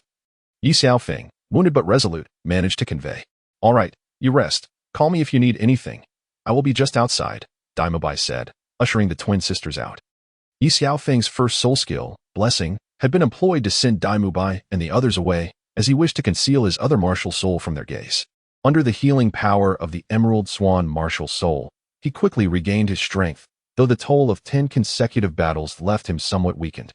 The memory of that last shot lingered in Ye Xiaofeng's mind, replaying the moment as he mentally dissected Exile's self-created soul skill, Gunspear Fusion.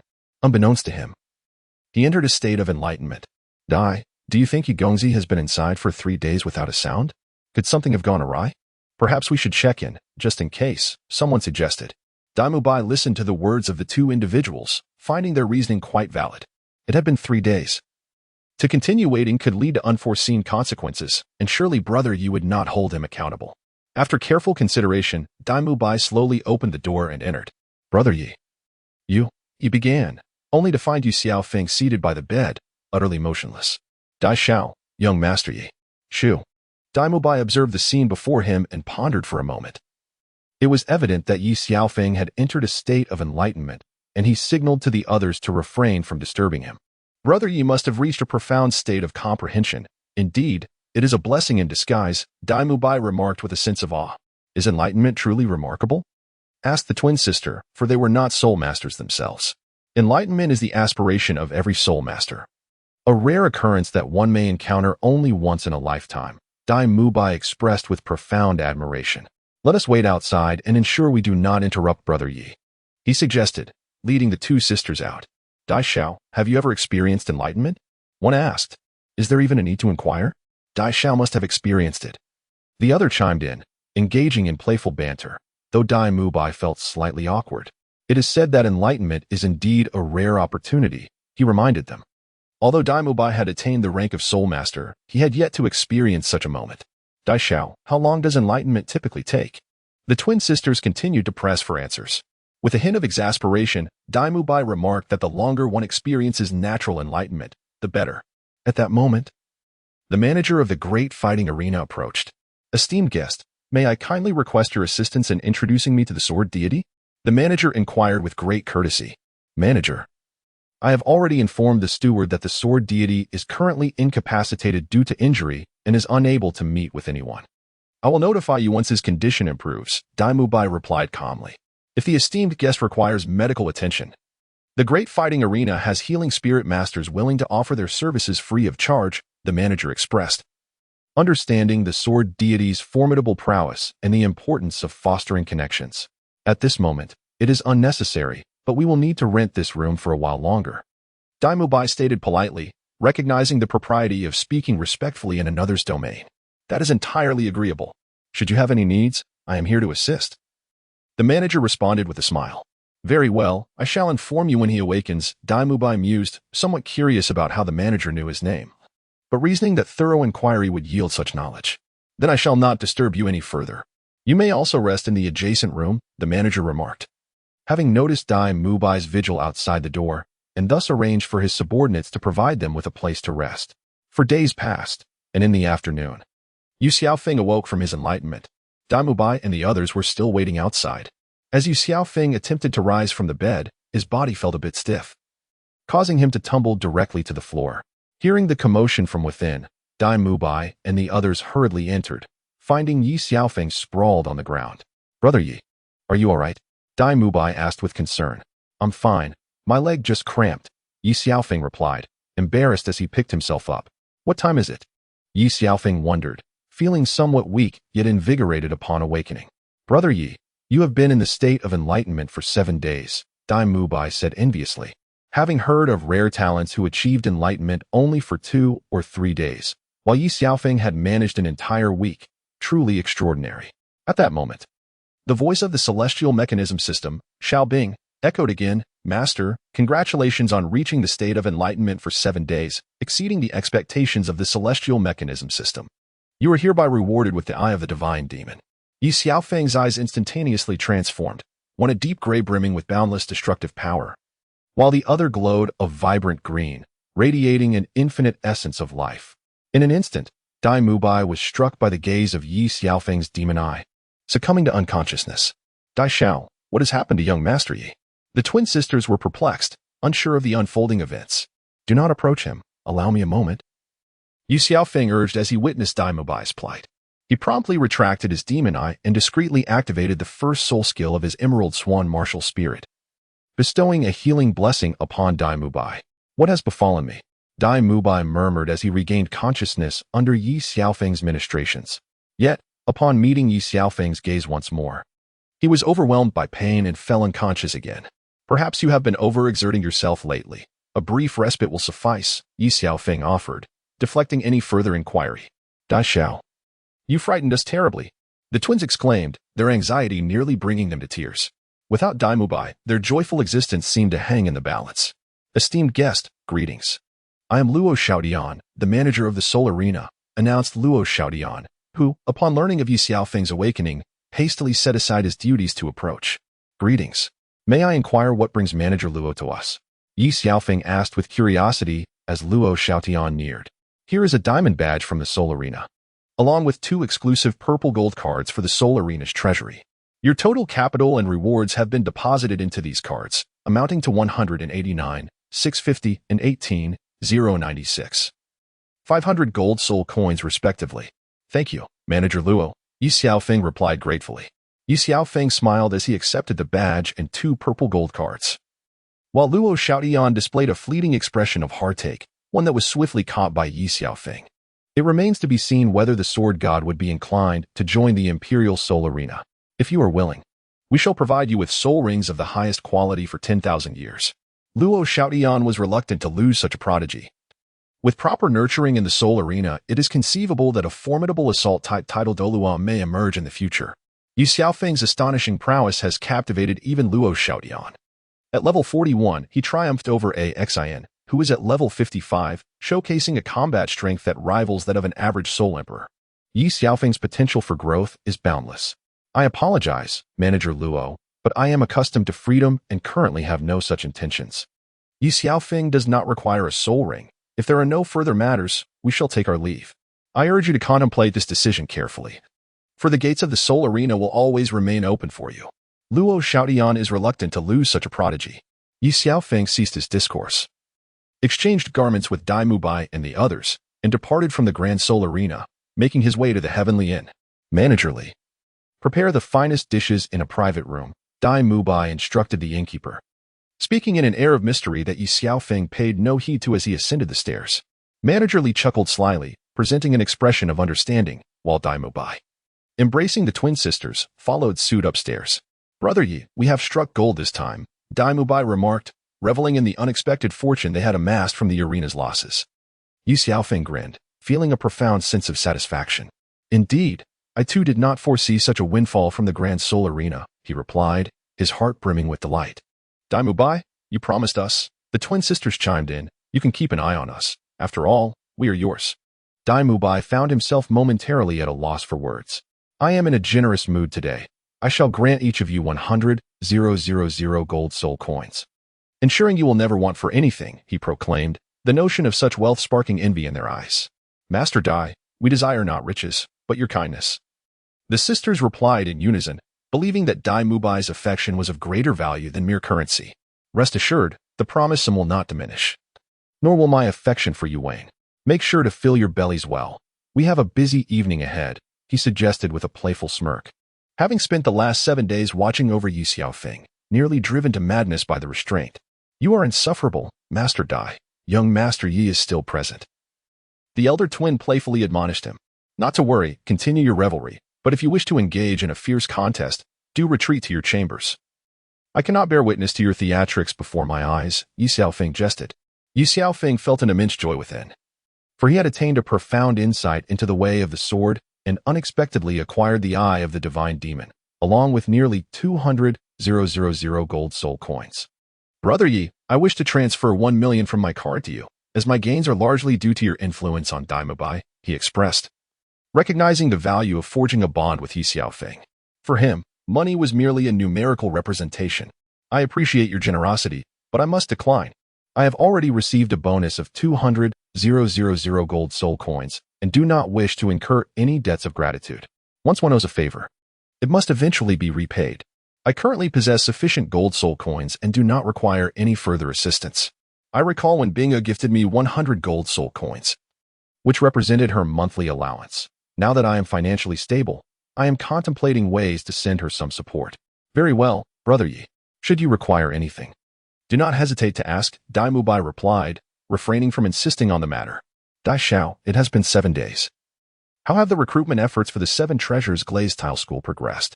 Ye Xiaofeng inquired, aware that he had missed the opportunity during his week of enlightenment. During your period of contemplation, I inquired about the recruitment plan, which has concluded. However, given your current accomplishments, joining the 7 Treasures Glazed Tile School should pose no issue. Daimubai informed him.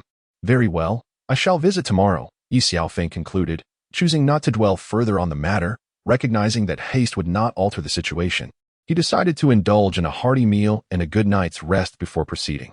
Ye Xiaofeng and Daimubai dined together with 2 twin sisters. And after indulging in a hearty meal, Ye Xiaofeng retired to his room for some well-deserved rest. Meanwhile, Daimubai, with an arm around the twin sisters, headed back to their quarters. As he glanced at Ye Xiaofeng entering his room, a mischievous smile crept across his face. Dai Xiao, what are you smiling about? One of the sisters asked. Did I smile? He replied playfully. I noticed your less than innocent gaze directed at young Master Yi. Upon returning to their room, Daimubai revealed to the twin sisters his plan to have managerly arrange for 2 beautiful women to attend to young Master Yi. Dai Xiao, you men are incorrigible. One sister remarked. Indeed, men often speak one way but act another behind closed doors. Feigning irritation, the twin sisters continued their playful banter. Yet their bodies constantly beckoned to Daimubai. A man's true nature. What is said is often not what is done. A bad boy is what women desire, he chuckled, lunging toward the twins with a playful grin. Dai Xiao, it's not even dark yet. One sister protested. And the person next door is young Master Yi. After a week, I can hardly be concerned with such matters, Daimubai retorted, pushing the twin sisters onto the bed. Oh no, not again. This fellow clearly has no intention of letting me rest, Ye Xiaofeng lamented with a sigh. Ye Xiaofeng was on the brink of madness, yet his neighbor, Daimubai, showed no signs of ceasing his antics. Just at that moment, Ye Xiaofeng heard a knock at his door. Who might you be? He inquired as he opened the door, only to be greeted by 2 enchanting women, whom he initially assumed had mistakenly entered the wrong room. Surely you are young Master Yi, remarked a woman clad in a striking red dress, her beauty radiating with elegance. Ah, exclaimed the other, dressed in white, as she feigned to fall into Ye Xiaofeng's arms. Are you all right, miss? Ye Xiaofeng asked, believing the woman in white had genuinely stumbled. Young Master Yi, won't you allow us to come in and have a seat? The woman in red interjected before Ye Xiaofeng could respond, stepping inside and closing the door behind her. My dear ladies, I am not acquainted with either of you. If there is nothing pressing, I kindly ask you to leave, Ye Xiaofeng said, his resolve wavering in the presence of such beauty, while the sounds of urgent weeping from next door intensified his unease. Young Master Yi, why must you be so tense? We are but sisters and pose no threat to you, they teased, exchanging playful banter that only heightened Ye Xiaofeng's struggle to maintain his composure. He felt an overwhelming urge to seize these 2 captivating women, yet he could not betray Xiaobai or Bing'er. I appreciate your kind intentions, but I must insist you take your leave, Ye Xiaofeng replied coldly, wishing to deter the enchanting duo's advances. Young Master Yi, your insistence places us in a difficult position. Making it hard to explain to the young master, they countered. If you do not depart, you may not see the sun rise tomorrow, Ye Xiaofeng warned, his grip tightening around the 7-killing sword he had summoned. What a stubborn man, they huffed, their frustration evident as they exited Ye Xiaofeng's room. Initially intending to linger, but ultimately compelled by self-preservation to depart. Dai, this is a scheme to ensnare me, using 2 sirens to tempt my resolve, Ye Xiaofeng thought as he swiftly locked the door behind them. Unable to endure such stimulation, Ye Xiaofeng hastily removed his clothing and plunged into the frigid bath, allowing his restless heart to find solace. At that moment, the room belonging to Dai Mubai fell into a tranquil silence. Slowly, Ye Xiaofeng emerged from the water, donned his garments, and returned to his bed to seek sleep. Meanwhile, in the adjacent room, Dai Mubai lay entwined with two companions, their clothes strewn across the floor. While Manager Li shook his head in resignation, the youth of today truly know how to indulge, Manager Li mused. Reflecting on his own age and the absence of the fervor he once possessed, feeling increasingly outmatched by the vigor of the younger generation. The following afternoon, Ye Xiaofeng emerged from his room, sporting dark circles under his eyes, just as Dai Mubai made his own exit. "How was your experience last night, Brother Ye?" Dai Mubai inquired with a mischievous grin. "Get lost. Can't you see?" Ye Xiaofeng retorted angrily, blaming Dai Mubai for his restless night. "Brother Ye, I must commend you.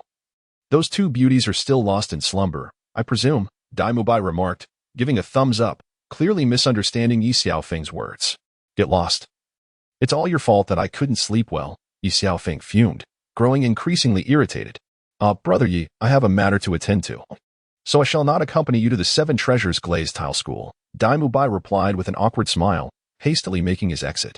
Ye Xiaofeng descended the stairs, casually consumed a meal, and departed from the Heavenly Realm Inn, setting forth alone towards the Seven Treasures Glazed Sect.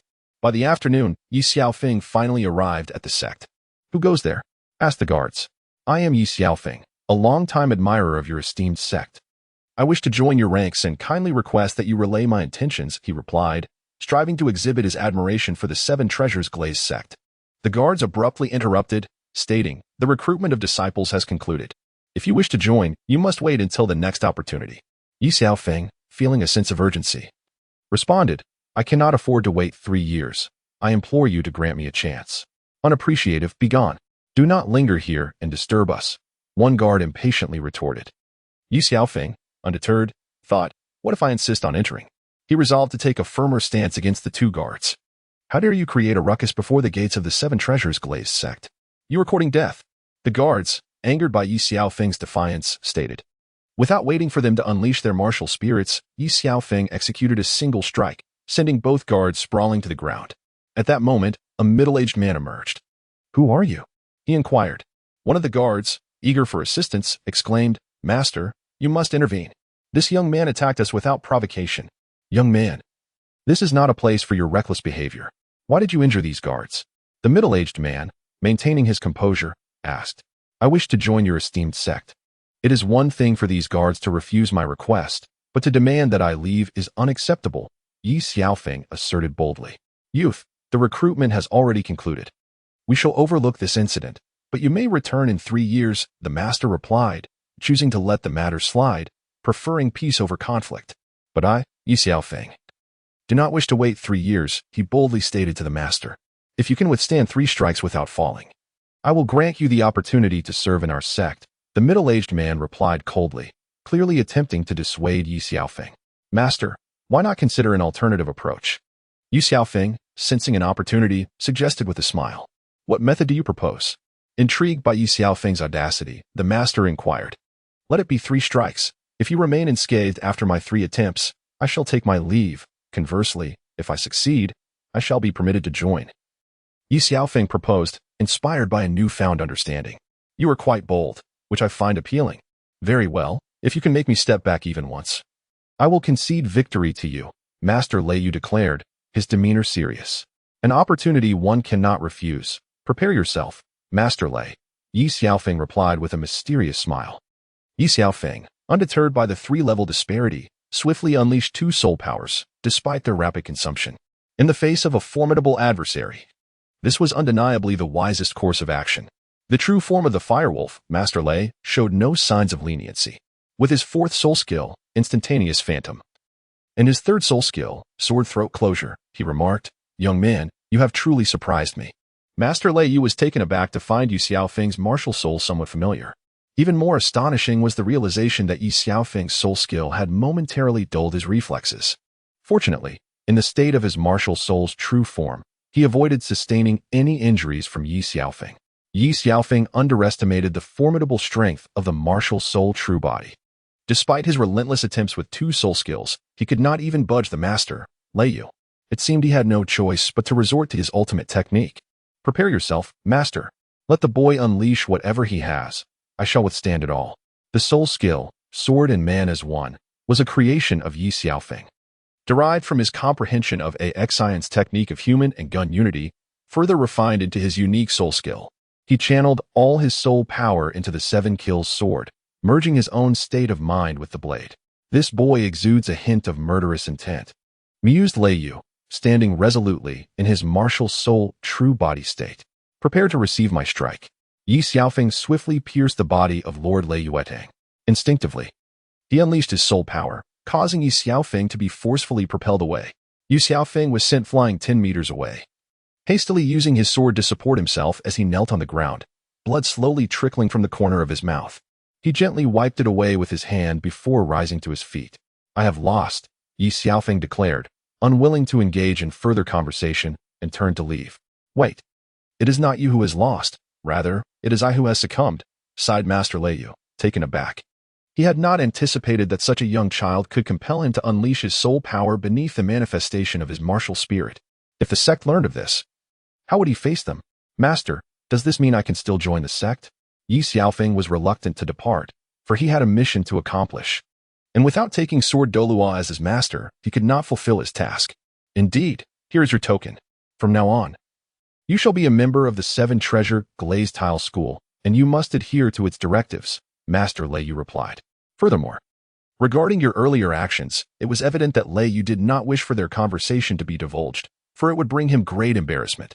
Master, I do not comprehend your words, Ye Xiaofeng quickly understood, deeming the previous incident as if it had never transpired. And what of the 2 of you? Ah, Master cherishes talent. We have seen nothing, one of the 2 guards hastily replied, eager to avoid offending their superior. Indeed, we have witnessed nothing at all. The other guard echoed, in fervent agreement. As Ye Xiaofeng entered the sect alongside the hall master, he beheld the resplendent architecture of the 7 Treasures Glazed Tile Sect, which rivaled even that of the royal palace. Today's site truly lived up to its illustrious reputation. Indeed, the foremost auxiliary martial soul was immensely prosperous. Young man, I find you quite agreeable. I shall take you as my disciple, Hall Master Lei remarked with a smile. His intention to accept a disciple sparked by the recent duel. Master, I am rather dull-witted and currently have no desire to take on a mentor, Ye Xiaofeng replied. For he had joined the sect solely to seek the sword Douluo, and could not fathom taking the hall master as his teacher. Youth, your martial soul bears a striking resemblance to that of one of our elders. If you were to take me as your master, I assure you a life of comfort and indulgence, the hall master insisted, eager not to miss out on such a young talent. Master, may I have the opportunity to meet that elder? Ye Xiaofeng ventured to inquire tentatively. Do you think everyone has the luxury of idleness like you? Furthermore, the elder is occupied with countless affairs daily. If you wish to meet them, do you consider this place a mere gathering? Hall Master Lei replied curtly, noting that even he seldom encountered the 2 elders, let alone a newcomer like the young lad. By the way, why are you so curious about the elder? Lei asked with a degree of seriousness. Master, you mentioned that the elder's martial soul is akin to mine. Thus, I am simply eager to meet the elder you spoke of, Ye Xiaofeng responded. Ye Xiaofeng hastily shifted the topic to avoid arousing the suspicion of the hall master. Young man, if you were to take me as your master, I could, with a certain audacity, implore the elders to offer you guidance. What do you think? The hall master was exceedingly impressed by Ye Xiaofeng's innate talent, having aged without ever accepting an apprentice. He finally encountered a prodigy he was determined not to let slip away. At such a tender age, he had already attained the soul sovereign rank and had even comprehended a self-created soul skill, a once-in-a-century genius. Is that true? Might the hall master consider me as a registered disciple? Upon hearing there was a chance to meet the sword Douluo, Ye Xiaofeng immediately inquired, although he was reluctant to call the hall master his teacher. Young man, do you have any idea how many disciples in the sect wish to take me as their master? Others are eager to kneel before me. Yet you seem to be overly selective, the hall master retorted, less than pleased with Ye Xiaofeng's words. There was a significant distinction between a registered disciple and a direct disciple. If the hall master is unwilling, then I shall consider my words unspoken, Ye Xiaofeng replied directly, as he only sought to become a registered disciple to draw closer to the sword Douluo. Very well, it is indeed a pity. But may I ask, what is your name? The hall master made an exception to allow Ye Xiaofeng to join the sect, recognizing that his strength truly met the requirements. I am Ye Xiaofeng, a level 41 assault system soul master, wielding the 7 killing sword. Ye Xiaofeng replied with a smile. What? Ye Xiaofeng's words profoundly challenged the worldview of Master Lei Yuetang. Could it be that he truly has some connection with the 7 killing sword? This matter has now transcended the realm of my control. I initially believed that Ye Xiaofeng's martial spirit bore a striking resemblance to my own. But now he has openly admitted that his martial spirit is indeed the 7 killing sword. Master Lei's mind was consumed with thoughts of Ye Xiaofeng. Master, what occupies your thoughts? Ye Xiaofeng interrupted his contemplation. Nothing of consequence. Please follow me, Master Lei replied, leading Ye Xiaofeng back to his residence and instructing his attendants to ensure Ye Xiaofeng was well taken care of. Rest here for a while. Should you require anything, do not hesitate to ask them. I have a matter to attend to, so I shall step out for a moment, Master Lei Yuetang said to Ye Xiaofeng. Ye Xiaofeng discerned that the Master Lei had grown somewhat anxious upon hearing about his martial spirit. Though he concealed it well, it did not escape Ye's keen perception. Master, please attend to your matters. I am in no haste, Ye Xiaofeng remarked with calm composure. Subsequently, Master Lei hurriedly departed from his residence. Xiaoyu, what has caused such urgency? Inquired a white-haired man clad in a blue robe, seated leisurely at a nearby table. This was Jian Dao Qinshin, a figure of unwavering tranquility, seamlessly blending with his surroundings at all times. Elder, a prodigious youth has arrived at the sect today, and I have made an exception to admit him. Master Lei stammered before Jian Duo Qinshin, akin to a naive youth himself. Any individual meeting the sect's criteria warrants an exception. Why bring this trivial matter to my attention? Jian Douluo replied with a resigned shake of his head, elegantly sipping from the teacup before him. Indeed, Elder, that boy might very well be your descendant. Master Lei blurted out without a moment's hesitation. Huh. Jian Douluo Qinshin nearly choked on his tea. In our lineage, I have always been the sole inheritor. How could there be progeny? Though he had experienced a fleeting romance in his youth, it was a distant memory. Elder, the lad who arrived today possesses a martial spirit akin to yours, the 7 kills sword, Master Lei elaborated, finally getting to the crux of the matter. The details are as follows. He recounted the events of the day in detail. This matter should not be made public. Let all proceed according to your discretion. I am aware of his situation, Jian Douluo stated, remaining remarkably unperturbed. Understood, Elder, Master Lei replied before returning to his quarters. Fengji, I shall step out for a while. Please delegate sect affairs to Xiao He, Jian Douluo commanded as he entered Ning Fengji's chamber without waiting for a response, leaving only a fleeting remark before his departure. After a thorough investigation, Jian Douluo swiftly discovered that Ye Xiaofeng had visited the Tianshang Renjian establishment. Manager Li promptly divulged everything he knew, leading Jian Douluo to the Great Fighting Soul Arena, where he learned of Ye Xiaofeng's remarkable feat of defeating Exile despite being of a lower rank while bearing the title of Sword God. He had sought out Dai Mubai to gather information. However, the trail went cold upon reaching the inn. Manager Li informed Jian Douluo that Ye Xiaofeng had appeared quite suddenly, having never been seen before. Jian Douluo even perused the Spirit Hall's Soul Master registry, but found no leads. Everyone leaves some trace behind, Manager Li suddenly recalled, informing Jian Douluo that on the first day Ye Xiaofeng visited the inn, he wore clothing adorned with the emblem of the Tian Shui Academy. Jian Douluo Qinshin had visited the Tian Shui Academy and, through various inquiries, ultimately learned that Ye Xiaofeng had studied there for a year and resided in the Peach Blossom Garden. Coincidentally, it was the weekend, and the school was less crowded. Jian Douluo approached the entrance of the Peach Blossom Garden, finding the gates ajar, where he observed 3 young women playing beneath the blooming trees. Excuse me. Is this the residence of Ye Xiaofeng? Jian Douluo inquired with a smile. How do you know? Shuewu's quick tongue let slip an unguarded remark. Shuewu Shuebing shot a fierce glare at Shuewu Shuebing, and realizing her mistake, Shuewu hastily fell silent. Greetings, who might you be? Shuebing inquired, her eyes narrowing suspiciously at the elderly man with white hair before her. I am Chen Xian, the Sword Douluo replied with a smile. Xiaofeng has asked me to inform you that he has joined the 7 Treasure Glazed Tile School. Sister, did you already know that Brother Xiaofeng was going to the 7 Treasure Glazed Tile School? Shui Yuer asked with a troubled expression. After all this time I spent traveling to bring you news, would it be too much to ask for a cup of tea? The Sword Douluo remarked nonchalantly. Please. Shuewu, Yuer, go fetch some water, Shui Bing heir, feeling an immense tension within, dared not show her apprehension. Sister, water is just go. No need for so much chatter. Shui Yu heir attempted to protest, but was hastily dismissed by Shui Bing heir. Old sir, if there is something to discuss, please be direct. It's nothing much. I simply wish to understand some details about young Master Yi, the sword Douluo continued. With Xiaofeng's joining the 7 Treasure Glaze Tile School, aside from me, they shall remain oblivious, even if I were to relay this information. They could never learn it from me. I am merely an ordinary old man, and pose no threat to you, the sword Douluo acknowledged. Unfazed that his deception had been unveiled, he had never intended to harm them. I know you are not an ordinary individual. I beseech you, do not harm him. What leads you to that conclusion? The sword Douluo was taken aback, not expecting Shui Bing heir to possess such keen insight. If only my little princess, Rong, were as astute, he mused. He seeks only to learn the higher paths of swordsmanship and poses no threat to the 7 Treasure Glaze Tile School. Shui Bing heir refrained from responding to the sword Douluo's words. The 3 of them were unaware of when he had entered. As an ordinary person could not infiltrate the academy without detection, leading them to speculate about the formidable strength of the man before them. What if I were to insist on taking his life? The sword Douluo stated coolly. I would willingly trade my life for his. I implore you, spare him. Are you truly prepared to die in his stead?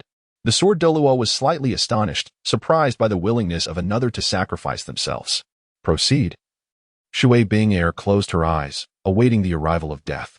Suddenly, darkness enveloped her surroundings. She felt the presence of death drawing near. The very fabric of space shattering around her, making even the act of breathing difficult, as if she were on the brink of demise. Her only regret was that she would not see Ye Xiaofeng one last time before her life slipped away, even in her sorrow. She felt a willingness to exchange her life for his, tears slowly tracing down her cheeks as her eyes remained shut. Sister, what are you doing? Why are you crying? Shui Wu and Shui Yu heir returned with water, only to find Shui Bing heir standing motionless, her eyes tightly closed, tears streaming down her face. Oh, am I still alive? Shui Binger was astonished to find herself alive, observing the elderly gentleman before her gracefully sipping tea. Sister, what do you mean by living or not? Shui Yu asked, perplexed. The realization that she was not dead indicated that this man had no intention of harming her. He merely wished to test her. You and Shui Wu return to your room. I shall converse with this venerable elder alone, Shui Bingo commanded, prompting the 2 to hastily retreat. The 7 killing sword caught Shui Bingo's attention, as it resembled Ye Xiaofeng's sword, yet devoid of any spiritual energy. Little girl Shui Binger. I pay my respects to the sword Douluo, she stated, recognizing that her martial soul was akin to Ye Xiaofeng's, and that this individual, wielding the 7 killing sword, could only be Jian Daoqinshin, an elder of the 7 Treasure Glaze Tile School. My dear child, you may now disclose your tale, sword Douluo remarked. Still elegantly sipping his tea, a smile gracing his lips. Shui Binga recounted their brief acquaintance from a year ago when they saved him from pirates, leading to his awakening of the martial soul, after which he had accompanied her at the academy for a year before departing. So, you were unaware of his past before the age of 10? He is reluctant to discuss it. I only know he was exiled for failing to awaken his martial soul. Cast away by his family. The sword Douluo used, realizing the implications of awakening his martial soul at 11 and achieving the soul master rank at 12, suggesting a natural spirit power of level 30. Even with sword Douluo reaching the esteemed rank of title Douluo at 97, it was difficult to comprehend. Yet he could not dismiss it. I humbly request, venerable elder, to take him as your disciple, Shui Binger implored, kneeling before the sword Douluo. Rise, he must refine himself. And when the time is right, it shall come to pass. Thank you, venerable elder, Shui Binger said, tears of joy welling in her eyes. Let the day's events be as though they never transpired. Thank you for the tea. I take my leave. Sword Douluo Qinshin whispered as he arrived quietly and departed just as discreetly. Shui Binger felt as if nothing had occurred, yet sensed 1,000 transformations had taken place. Sister, where is the old gentleman? Shui Wu and Shui Yuer emerged to find him gone. He left, assuring us that Xiaofeng is well and we need not worry. Shui Binger replied.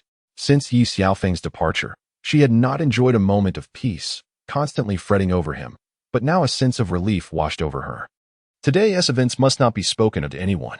Understood, Shui Wu acknowledged, her curiosity piqued yet refraining from further inquiries. Rest assured, sister. I vow to keep this secret. However, that old man was rather handsome, Shui Yue swooned, prompting Shui Binger and Shui Wu to exchange exasperated glances. Realizing the girl's mind was elsewhere, Ye Xiaofeng, in a month's time, a newcomer competition will be held within the sect. The victor may present a reasonable request to the sect master, Lei Tangzhu announced with a smile. The opportunity lies before you. It is up to you to seize it. Do not worry, master. I shall not disappoint your expectations, Ye Xiaofeng vowed, determined to seize this chance. Recognizing that such an opportunity to seek the sword Douluo as a mentor might not arise again. Very well, attend to your duties. But do not repeat past mistakes by injuring fellow disciples, or you shall be expelled from the sect, Lei Tangzhu cautioned, hoping to prevent any future mischief. Rest assured, master. If others do not provoke me, I will refrain from instigating trouble, Ye Xiaofeng assured confidently. Ye Xiaofeng replied with a smile, yet in his heart, he thought, if others provoke me, they shall not blame me for my ruthlessness. Please, you may leave first. Master Lei hastily bid farewell. Ye Xiaofeng returned to his own room, as he had just arrived and could only be assigned to the courtyard designated for newcomers. Ye Xiaofeng sought out a secluded independent residence where tranquility reigned. After tidying up the space, he was ready to rest when a middle-aged man arrived. Listen here, this house has already caught my eye, declared Wang Hao, exuding an air of superiority as if issuing a command. Very well, but do you possess the capability to claim it? Ye Xiaofeng smiled at Wang Hao, remarking that his hands had been itching for the past few days, and now an opportunity had presented itself. Are you courting death, young man? Wang Hao, a standout among newcomers, was not accustomed to such provocations. Let us step into the yard to avoid damaging the premises, Ye Xiaofeng said with a sly grin. Now, reveal your true abilities. Otherwise, you shall miss your chance. Wang Hao perceived Ye Xiaofeng's words as a taunt, dismissing him as unworthy of respect. Wang Hao, a level 53 assault-type soul master, wielded the powerful bear spirit, while Ye Xiaofeng, a level 41 assault-type soul master, commanded the bear slaughtering sword. I had thought you were formidable, but a mere 41st rank soul master daring to boast? I intended to teach you a lesson. But now it seems you cannot be spared. Who teaches whom is yet to be determined. You are rambling too much. The second soul skill, sweeping thousands, and the second soul skill, diamond body, were ready to be unleashed. Ye Xiaofeng took the initiative, launching his attack without hesitation. Wang Hao employed his second soul skill to defend himself, unaware that Ye Xiaofeng's second soul skill was also a millennium-grade technique. The formidable golden armor was swiftly shattered. Youngster, I underestimated you, he remarked, unleashing his fifth soul skill, the mighty diamond fist. Wang Hao, unwilling to engage in a prolonged battle with Ye Xiaofeng, resorted to this powerful technique, despite the significant consumption of soul power it entailed. Humph, he scoffed. I shall employ my fourth soul skill, instantaneous trace, followed by my third soul skill, sword to the throat. Ye Xiaofeng unleashed his fourth and third soul skills in succession, opting for a direct confrontation with Wang Hao. The brief 3 seconds of daze from Ye Xiaofeng's fourth soul skill proved sufficient. You have lost. Ye Xiaofeng's sword now rested against Wang Hao's throat. Kid, I will settle the score with you during the tournament. This time, I shall not be so careless, Wang Hao retorted, visibly disgruntled at having been defeated by someone who had merely just broken through to the soul scholar realm. I am always ready, but you cannot alter the ultimate outcome. Ye Xiaofeng replied coldly, harboring a disdain for those who considered themselves superior, who, in his eyes, resembled nothing more than fools. Whether or not things can change is not for you to decide, he scoffed, leaving Wang Hao to storm off in frustration, as Ye Xiaofeng turned to take a break. The following day found him feeling quite bored within the sect. Thus, he ventured out to the grand arena of the imperial city. Young Master Yi, welcome to the grand arena, exclaimed Luo Xiaodian upon noticing Ye Xiaofeng donning a mask. He hurried over to extend his greetings. Ever since Ye Xiaofeng achieved 10 consecutive victories, the Grand Arena had sought information about him, though their knowledge remained rather limited. Good morning, Manager Luo, Ye Xiaofeng replied with a smile. However, Luo Xiaodian felt an unsettling chill as he beheld Ye Xiaofeng's grin. Young Master Yi, will you be ascending to the combat platform today as well? Although it was somewhat inappropriate for Luo Xiaodian to ask, he still inquired. Last time, due to Ye Xiaofeng, the Great Soul Arena suffered nearly 4 million in losses, half of which were taken by Ye Xiaofeng and Daimubai. He had no intention of participating, merely wanting to observe. However, since Manager Luo had spoken, it was quite challenging for him to decline. Ye Xiaofeng smiled, his expression unusually enigmatic. Ah, young Master Yi, I was merely jesting, he said with a casual air. Yet, Out of respect for you, the opponents we have invited to the arena are all 55-level soul masters. Luo Xiaodian chuckled, both of them harboring ulterior motives. The next match was a duel between Exile and a 61-level Soul Emperor. Originally, Exile had built a formidable reputation in the Great Soul Arena, and no one dared to challenge him. However, after his defeat at the hands of Ye Xiaofeng, challengers began to emerge one after another, only to be vanquished by Exile. Today's challenger was a 61-level Soul Emperor, whose strength was commendable, making the two contenders evenly matched. This was precisely the spectacle the Great Soul Arena desired, and as the match began in half an hour, spectators hurried to place their bets. Exile's odds were 1-4, while the Soul Emperor's odds stood at 1-6, with 90 of the audience favoring the Soul Emperor. Ye Xiaofeng approached the betting area. "Beautiful lady, I'd like to wager 150,000 gold soul coins on Exile," he said with a smile. "SWord God, are you sure?" Exile's opponent is a Soul Emperor, the attendant cautioned, recognizing him. "My dear, although the risk is substantial, the potential rewards are equally grand. Fortune favors the bold," Ye Xiaofeng replied with a charming grin. "SWord God, let me share a secret. Your exclusive purple gold card allows you to overdraw up to 1 million, interest-free for 1 week," the attendant whispered. "Then let us add 1 million. Ye Xiaofeng replied as the attendant gently swiped the purple gold card and handed it over with both hands.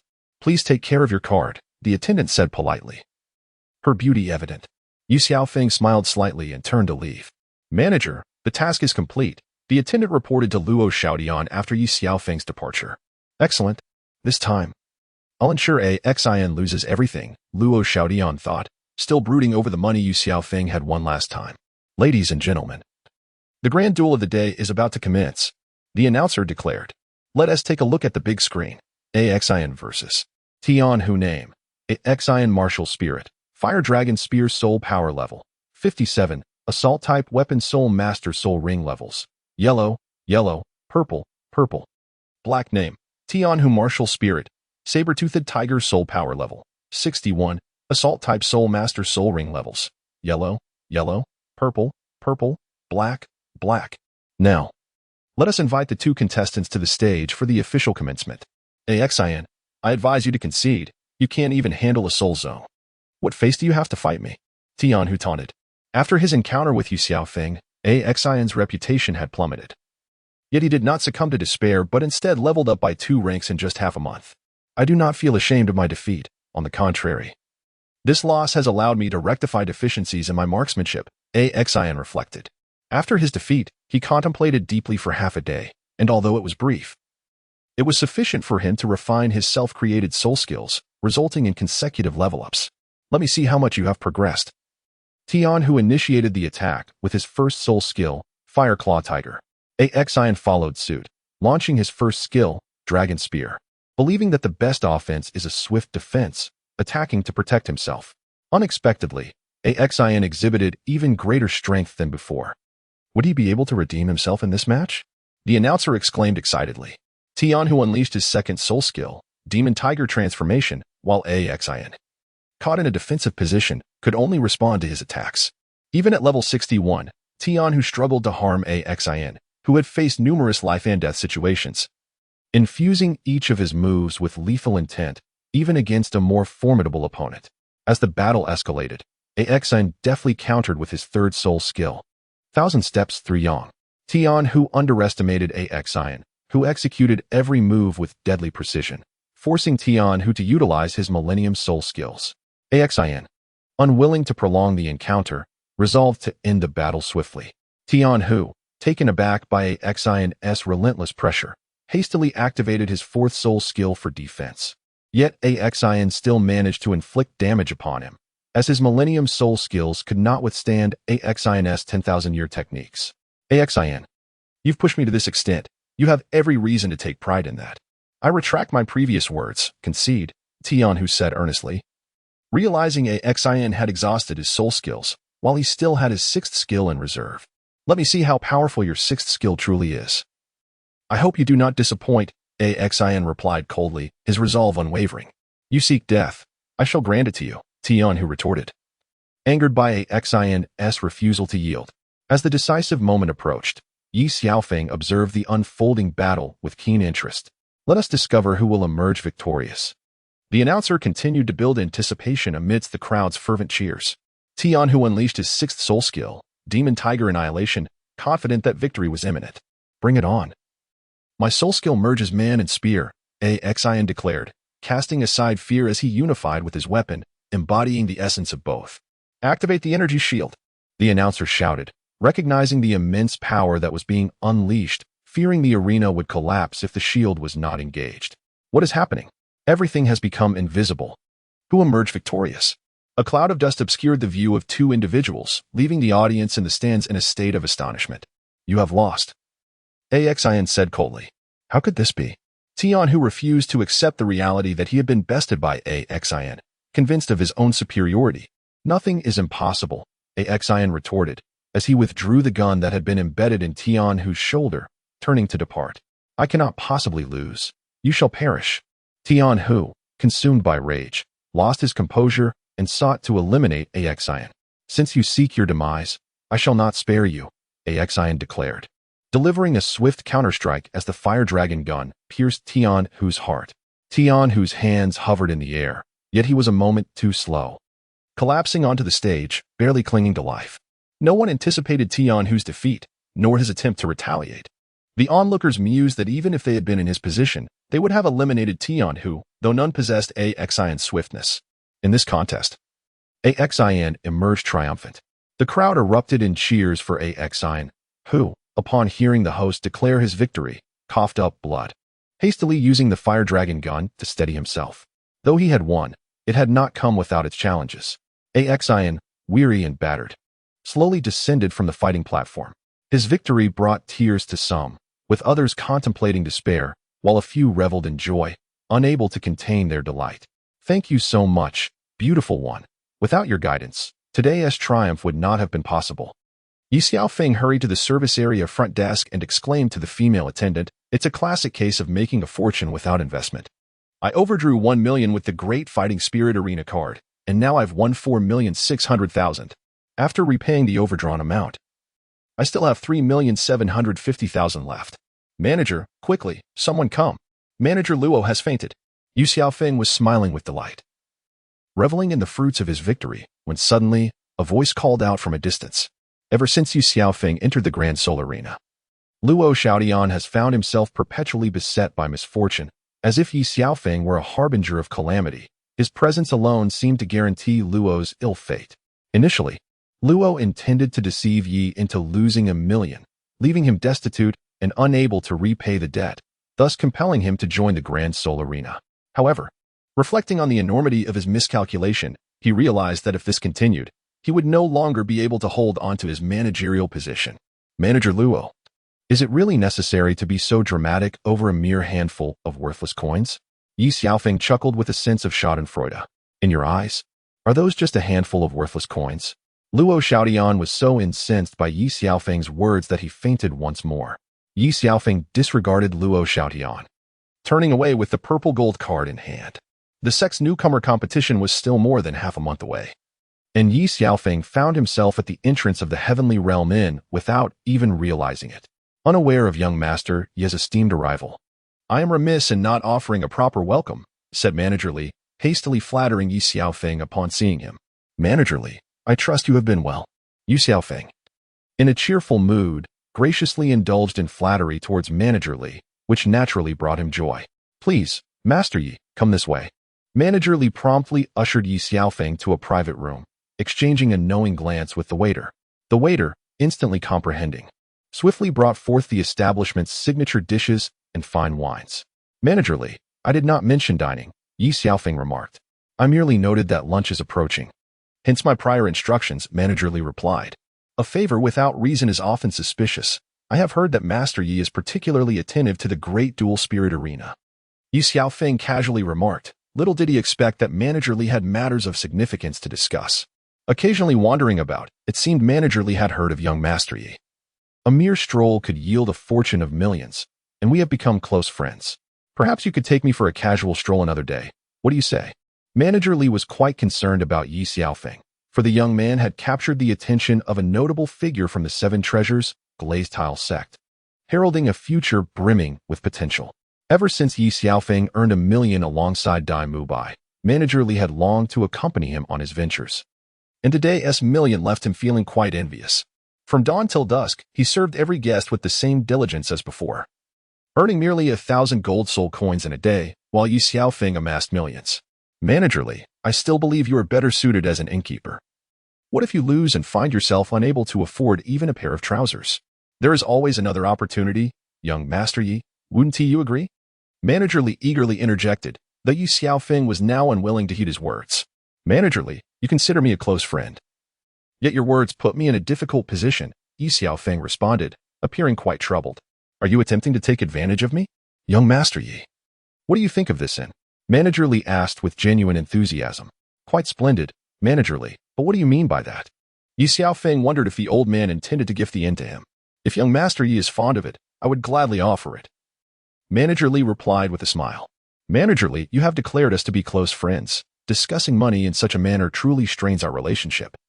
Ye Xiaofeng thought to himself, secretly delighted, yet his expression remained one of reluctance to accept. Dear young master, as we are such close friends, consider this a token of our meeting, the old man insisted. Are you truly aiming to seize the Grand Soul Arena? Ye Xiaofeng was taken aback by Manager Li's audacious proposal to casually gift the inn to him. Not at all. I have saved a bit over the years from running this inn, and before I depart this world, I ought to leave it to someone else. After all, one cannot take anything with them upon death. Ye Xiaofeng gazed upon the frail figure of Manager Li, nearly swayed by his words. Old fellow, how much do you intend to swindle from the Grand Soul Arena? Ye Xiaofeng chuckled. Manager Li remained silent, merely extending a finger. 1 million? Ye Xiaofeng inquired tentatively. What is my inn worth? Manager Li replied with a smile. 10 million? Ye Xiaofeng calculated roughly, estimating the inn's value at around 5 million. Even if he were to bestow the inn upon himself, Manager Li would still profit by 5 million. Manager Li shook his head once more. And Ye Xiaofeng's eyes widened in realization. This old coot was asking for 100 million. Young Master Yi, come, let us drink. Manager Li hastily poured wine. No way. Ye Xiaofeng decisively refused. Young Master Yi, why is that? Manager Li questioned, perplexed. Just moments ago, Ye Xiaofeng had shown signs of interest, yet now he declined. I do not want the inn. I propose a profit sharing of 30-70 or 70, Ye Xiaofeng stated calmly. Young Master Yi, why not seize the opportunity? Manager Li lamented, wishing he could slap himself for not initially proposing 1 million. He never anticipated Ye Xiaofeng would demand such a substantial share. I was merely jesting. Let's consider a 40-60 split, shall we? Observing Manager Li's reaction, it was evidently unfeasible, prompting Ye Xiaofeng to concede. Very well, I shall take 60, you take 40. Manager Li grinned slyly. Get lost. What I meant was I take 60, you take 40, Ye Xiaofeng remarked, surprised that Manager Li had misconstrued his intent. Young Master Yi, you must understand that the one providing the funds is the old man, not you, Manager Li asserted, asserting his control over the situation. Manager Li, can you guarantee a 100% victory in the contest? Do not forget, should you lose, you will be left with nothing. Ye Xiaofeng firmly stood his ground. Seizing the initiative.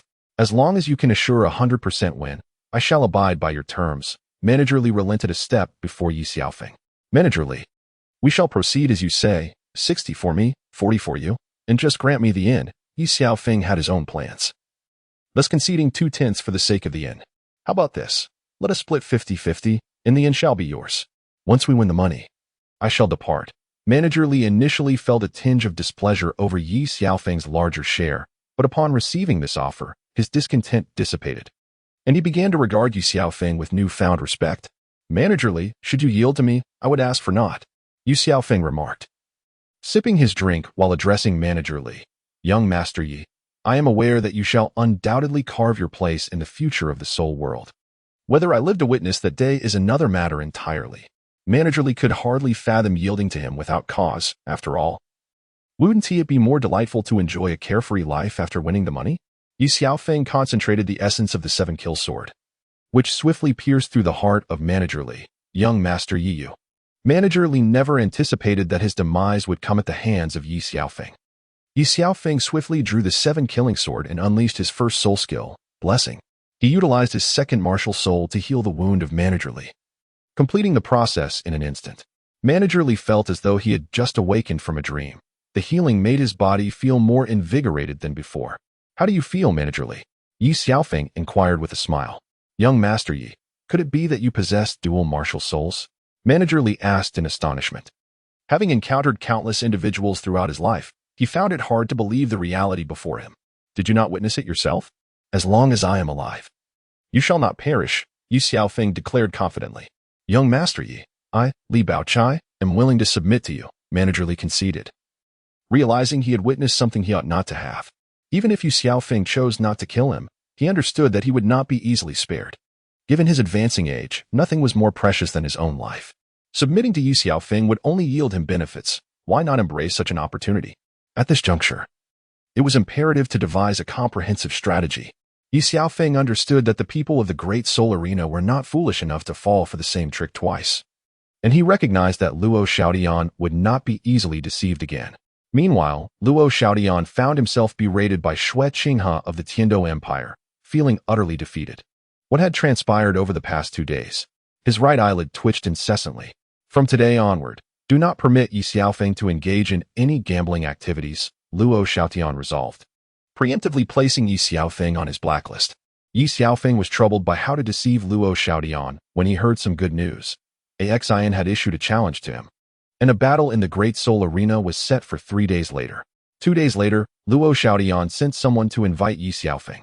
To ensure the plan unfolded smoothly, Ye Xiaofeng stealthily made his way to the Great Soul Arena at midnight. Manager Luo, how have you been lately? Ye Xiaofeng greeted Luo Xiaodian. Although it seemed like a sincere inquiry, there was an underlying tension that felt amiss. Thanks to the fortuitous blessings of young Master Yi, Luo Xiaodian could hardly contain his desire to thrash Ye Xiaofeng, yet he was compelled to compromise for the sake of the Great Soul Arena. Manager Luo, if you have something to say, just say it, Ye Xiaofeng urged, unwilling to beat around the bush. Young Master Yi, for tomorrow's match against Exile, 99 people are backing you and have already placed their bets. The Great Soul Arena simply cannot bear the weight of such expectations. Luo Xiaodian hesitantly divulged. So you mean to suggest that I should concede the duel tomorrow? Ye Xiaofeng feigned ignorance, testing Luo Xiaodian's resolve. Rest assured, young Master Yi, everything will be conducted in secrecy. Once accomplished, the Great Soul Arena will grant you a reward of 5 million. Luo Xiaodian believed he had presented an irresistible temptation to Ye Xiaofeng. Luo Xiaodian, are you unaware that the entire imperial capital is filled with fans of the sword god? You want me to deliberately lose the match? Ye Xiaofeng exclaimed in anger. At that moment, an individual discreetly approached and whispered something in Luo Xiaodian's ear. 8 million. How does that sound? Luo Xiaodian had not intended to increase the offer, but upon hearing that someone had wagered 20 million on Ye Xiaofeng, he reconsidered. Manager Luo, as expected of a straightforward person, but increasing the amount is unnecessary, Ye Xiaofeng said innocently. 10 million, Luo Xiaodian ultimately relented. Glancing at the mechanical screen displaying the bidding situation, Exile had only a little over 1 million, while Ye Xiaofeng was nearing 100 million. And this was merely for the day. Let us sign this agreement to ensure there are no discrepancies, Luo Xiaodian, fearing unforeseen complications, pulled Ye Xiaofeng aside to secretly sign the document. Then may we have a pleasant collaboration, Ye Xiaofeng thought to himself, elated.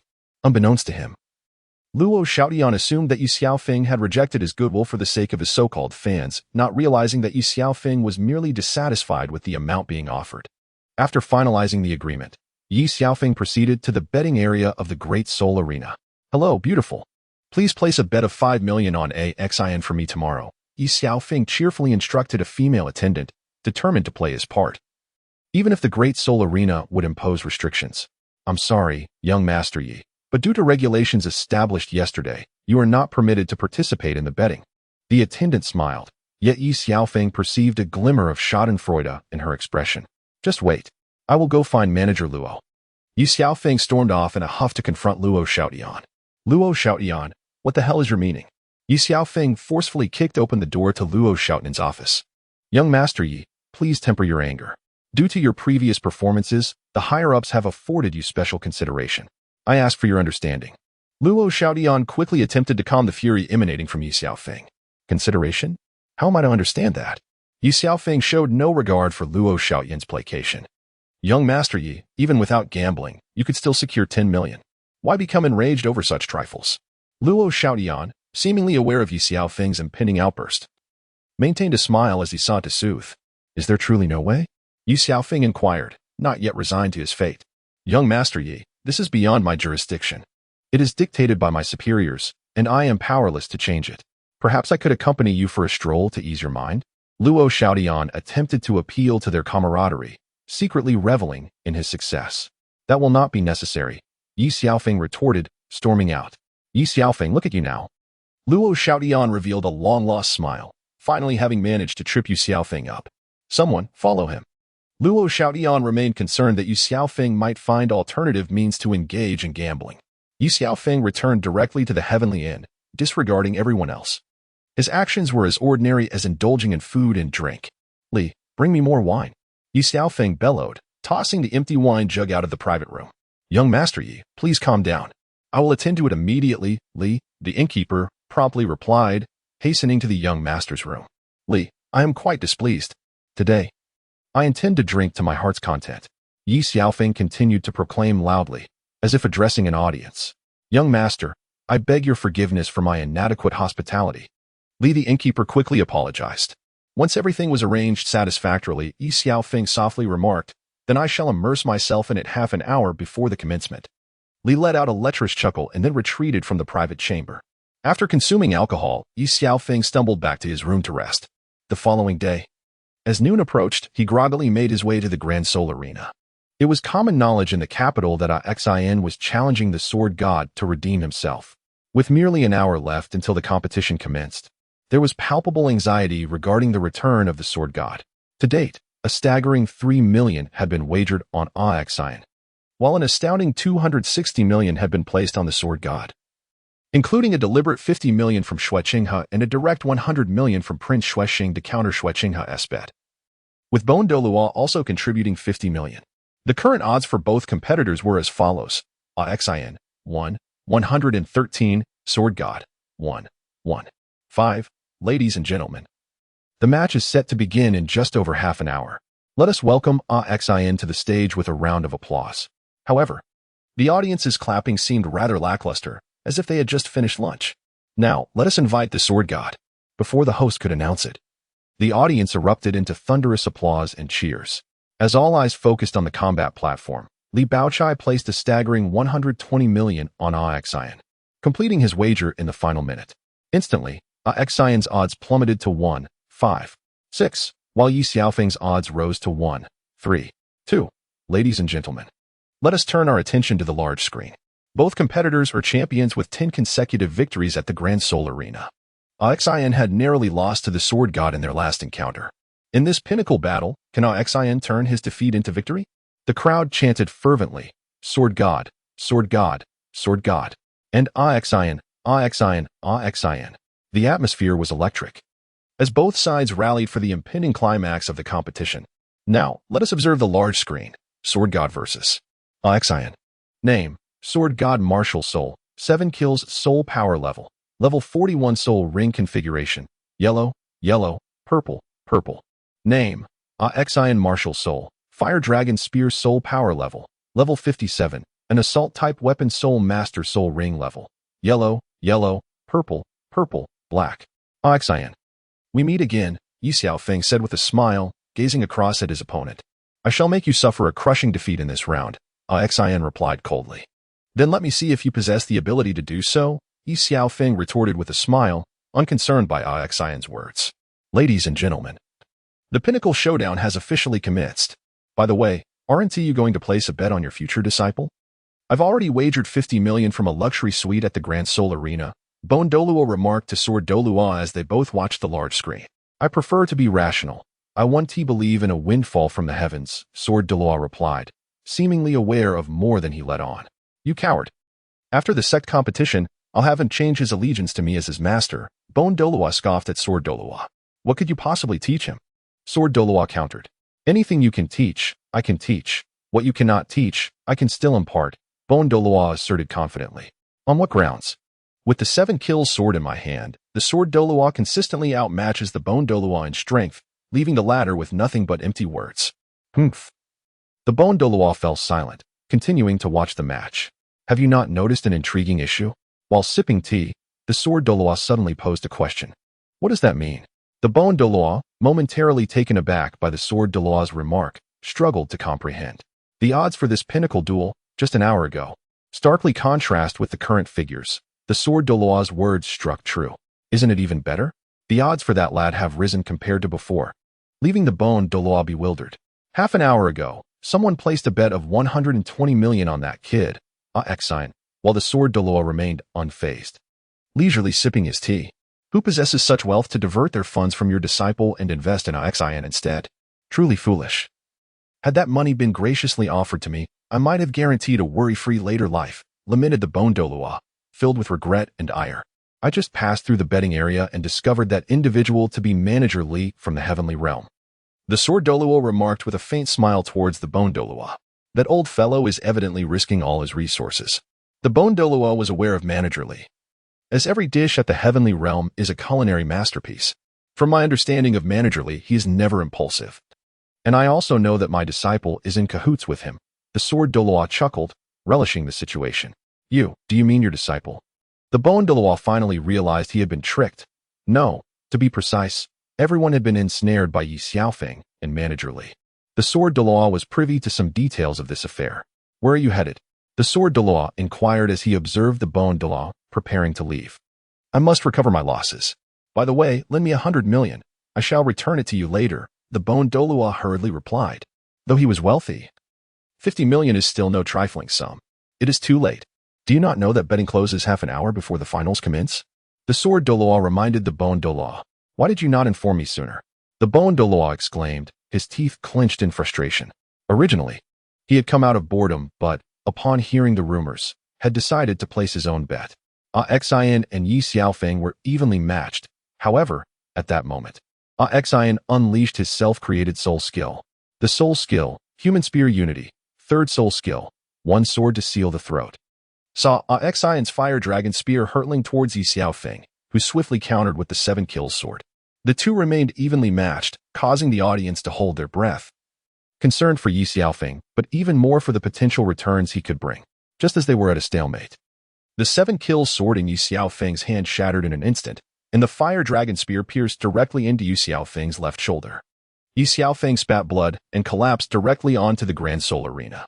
The audience present was so enraged that they felt like vomiting blood, while Prince Xuexing was furiously incensed. Having lost a fortune in mere moments, only a small number of individuals wept tears of joy for Exile's victory, and Manager Li was grinning from ear to ear, hastily escorting Ye Xiaofeng away. In an office, Luo Xiaodian was smugly reporting the day's earnings to Xuexing when suddenly, the steward of the Grand Soul Arena burst in. Do you not see that I am discussing confidential matters with His Highness?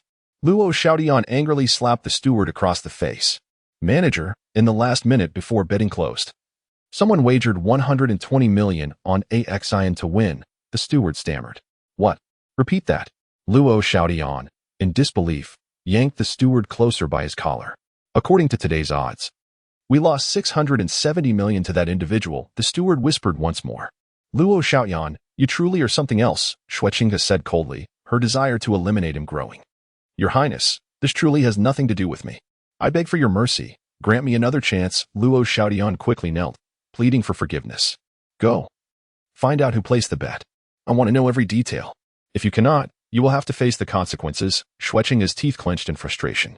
It was not merely the loss that infuriated her. It was the humiliation of being manipulated like a pawn. Thank you, Your Highness, for sparing my life. Luo Xiaodian expressed his gratitude hurriedly. Get out. Xuexing snapped, and Luo Xiaodian promptly exited the room. This commotion we've caused is too significant. We must lay low for a while. Let us close the inn, Ye Xiaofeng suggested to Manager Li. That was already arranged. Manager Li had anticipated such a turn of events. Let us head to the 7 Treasure Glass Sect, Ye Xiaofeng said as they departed the Grand Soul Arena alongside Manager Li. Ye Xiaofeng, the sect has regulations against bringing outsiders into the premises. The 2 guards at the entrance blocked their way. Master Lei sent me to invite Manager Li from Tian Shangrenjian to improve the sect leaders' meals. Are you also going to stop me? Ye Xiaofeng retorted coldly. In that case, Manager Li, please return, Ye Xiaofeng deliberately stated. Ye Xiaofeng, inform sect leader Ning that I, Li Baokai, am not a fool to be toyed with. No matter how you plead next time, it will be of no use. Farewell, Manager Li, and enraged, turned to leave. This is a misunderstanding between the two of us. Please forgive us. The guards quickly apologized. Ye Xiaofeng believed that experience was invaluable, nearly convincing himself that Manager Li was genuinely upset. Junior brother Yi, please do not misunderstand. We were merely adhering to the sect's regulations. We were unaware of the matters entrusted to you by Hall Master Lei. The two guards hastily altered their demeanor, for they dared not offend Hall Master Lei, nor the sect leader. Manager Li, please, do enter, Ye Xiaofeng said politely, playing his role to the fullest. Upon entering the Qibao Yuli sect, the two made their way directly to Hall Master Lei, who fortunately had not gone out. I respectfully report to Hall Master. Ye Xiaofeng seeks an audience. Claiming he has matters to discuss, a maid announced. Let him in. Hall Master Lei, occupied with sect affairs at the table, responded upon hearing that Ye Xiaofeng wished to see him. Hall Master, it has been quite some time, Ye Xiaofeng greeted as he introduced Manager Li to Lei Yu. Youngster, where have you been lately? Your absence has been noted, Hall Master Lei remarked, aware that Sword Douluo had instructed him to keep an eye on Ye Xiaofeng, who had been frequently absent from the sect. Well, seeing how Hall Master tirelessly manages sect affairs, I took the liberty of inviting Manager Li to assist you for a few days. Ye Xiaofeng jested earnestly. Ye Xiaofeng, you are quite bold. Since I haven't given special permission, bringing outsiders into the sect is unacceptable. Hall Master Lei slammed his palm on the table in anger. Hall Master, this is unjust. I am only considering your well-being. My sincerity is as clear as day. Ye Xiaofeng proclaimed, spinning his web of lies without a hint of embarrassment. Seize Ye Xiaofeng and expel him from the sect. Hall Master Lei commanded coldly. Wait, Hall Master. If you disapprove, I shall promptly return Manager Li. Ye Xiaofeng swiftly attempted to change the subject. The Qibao Yuli sect is not a place one can enter or exit at will. Leave Manager Li here. You may depart. Hall Master Lei replied icily. Please, Hall Master, I can lend you a hand. Ye Xiaofeng offered. I do not require your assistance. Then I shall guard the courtyard for you. I do not need you to guard the courtyard either. Speak plainly. What is it you desire? Hall Master Lei, not easily deceived, pressed Ye Xiaofeng for clarity. Bring Manager Li to the kitchen, Ye Xiaofeng asserted, taking charge of the situation. The servants, however, were not inclined to heed Ye Xiaofeng's commands. Hall Master Lei nodded slightly, and the servants escorted Manager Li to the kitchen. Hall Master, come, let us converse over tea. Ye Xiaofeng quickly moved to make way for Hall Master Lei. Youngster, you may speak freely. Hall Master Lei said as he sat down and sipped the tea Ye Xiaofeng had just poured. Well, after tomorrow's newcomer competition, I thought we should celebrate. Hence my invitation to Manager Li to alter the sect's dining arrangements, Ye Xiaofeng stated with a smile. Is that all? Master Lei inquired with a hint of confusion.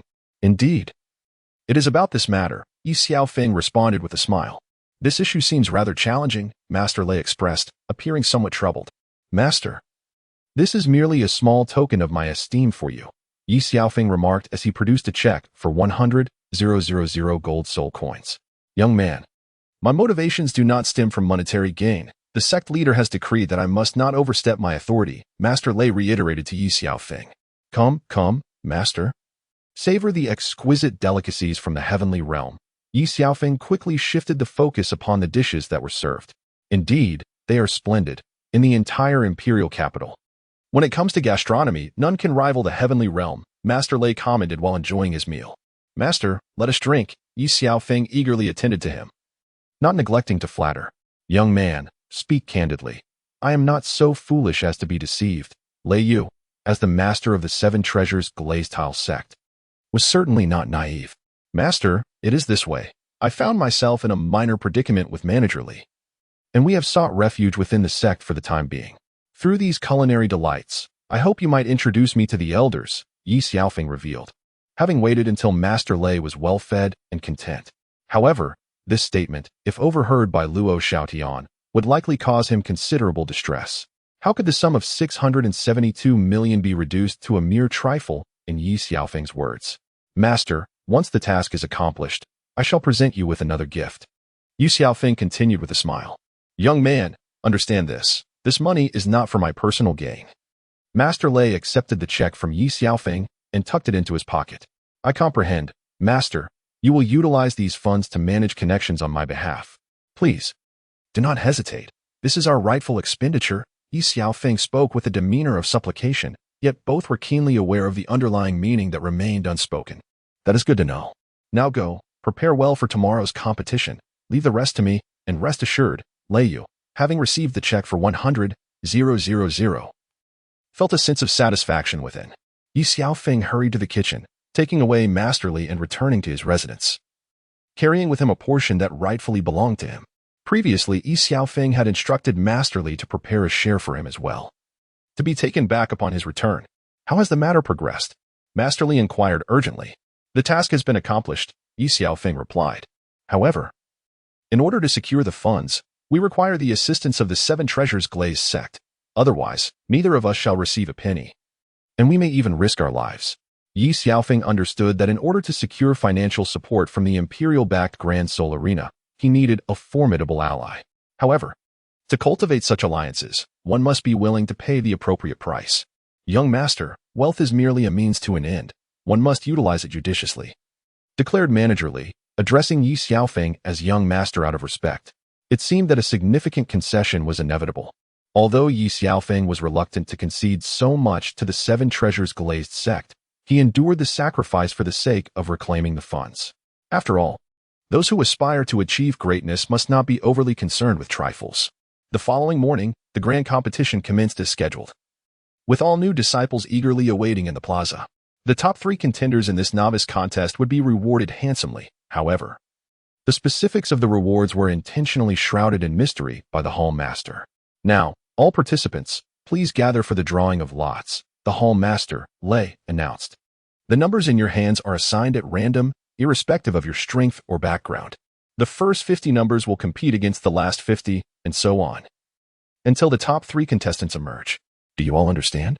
He inquired, surveying the 100 participants. Understood, they replied in unison. There may be fortunate individuals among you who will qualify directly for the next round. As for the rules of the competition, deliberate attempts to kill an opponent are prohibited, and those who concede must refrain from further aggression. Stepping off the stage will be considered a forfeiture. The Hall Master will oversee the entire process. Now, let the competition officially begin, Lei declared with solemnity. In the first round, Ye Xiaofeng drew number 101 and was granted a bye, allowing the competition to proceed normally. In the second round, he drew number 51 and again received a bye. Wang Hao, who had previously clashed with Ye Xiaofeng, seethed with frustration at the perceived injustice of Ye Xiaofeng skipping 2 rounds. Hall Master, this is unacceptable. How can Ye Xiaofeng be granted 2 byes? Wang Hao protested vehemently. Murmurs of dissent rippled through the crowd, particularly among those who had already been eliminated. Do you dare to accuse the Hall Master of favoritism? Lei approached Wang Hao and delivered a resounding slap to his face, silencing the gathering. Disciples must not challenge authority, even if you had 1,000 reasons.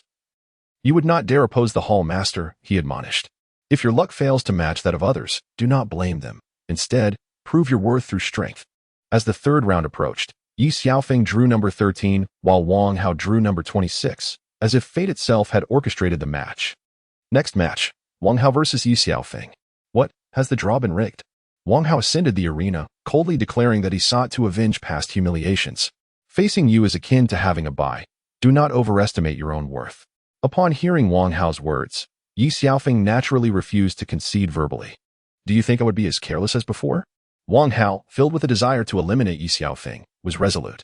Even if you take this seriously, it is unlikely to stir up much of a tempest. Ye Xiaofeng found such arrogance intolerable. Are you two going to compete, or not?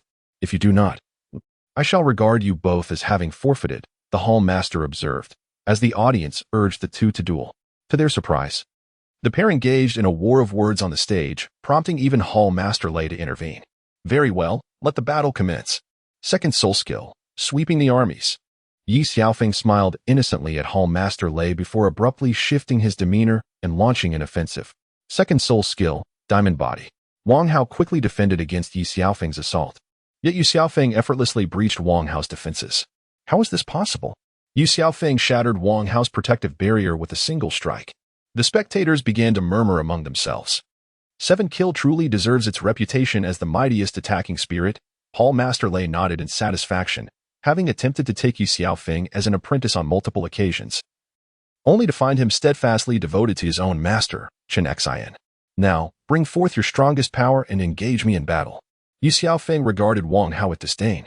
Do not celebrate too soon, boy. Fourth soul skill, powerful diamond palm. Wang Hao glared at Ye Xiaofeng, his irritation growing with each passing moment. First soul skill, Azure Lotus Protection. Ye Xiaofeng's audacity was palpable as he dared to confront someone's fourth soul skill with his first, seemingly courting disaster. Yet, who could fathom that Ye Xiaofeng possessed the audacity to back it up? His first soul skill was a millennium old, merely represented by a century-old yellow soul ring in this simulated state. As Wang Hao's powerful diamond palm collided with Ye Xiaofeng's Azure Lotus Protection, neither gained the upper hand. In a moment of desperation, Wang Hao channeled more soul power, causing his protective barrier to shatter, and both were forced back several steps. Wang Hao, have you forgotten to eat? Ye Xiaofeng continued to deride him. Fifth soul skill, Powerful Diamond Spring. Wang Hao, having not fully recovered from the soul power expended in the previous rounds, now resorted to using a 10,000-year soul skill. Even if he triumphed, he would be unable to continue in the next round, but he cared not. All that mattered was defeating Ye Xiaofeng, even if it meant resorting to lethal force. Right on time. Third soul skill, Sword Piercing the Throat. Ye Xiaofeng deftly evaded Wang Hao's 10,000-year soul skill with a swift step. Refusing to engage in a futile direct confrontation, he immediately counterattacked using his third soul skill. Wang Hao attempted to defend, but he lacked the soul power to do so. As Ye Xiaofeng's sword advanced a mere half-inch further, it pierced Wang Hao's throat.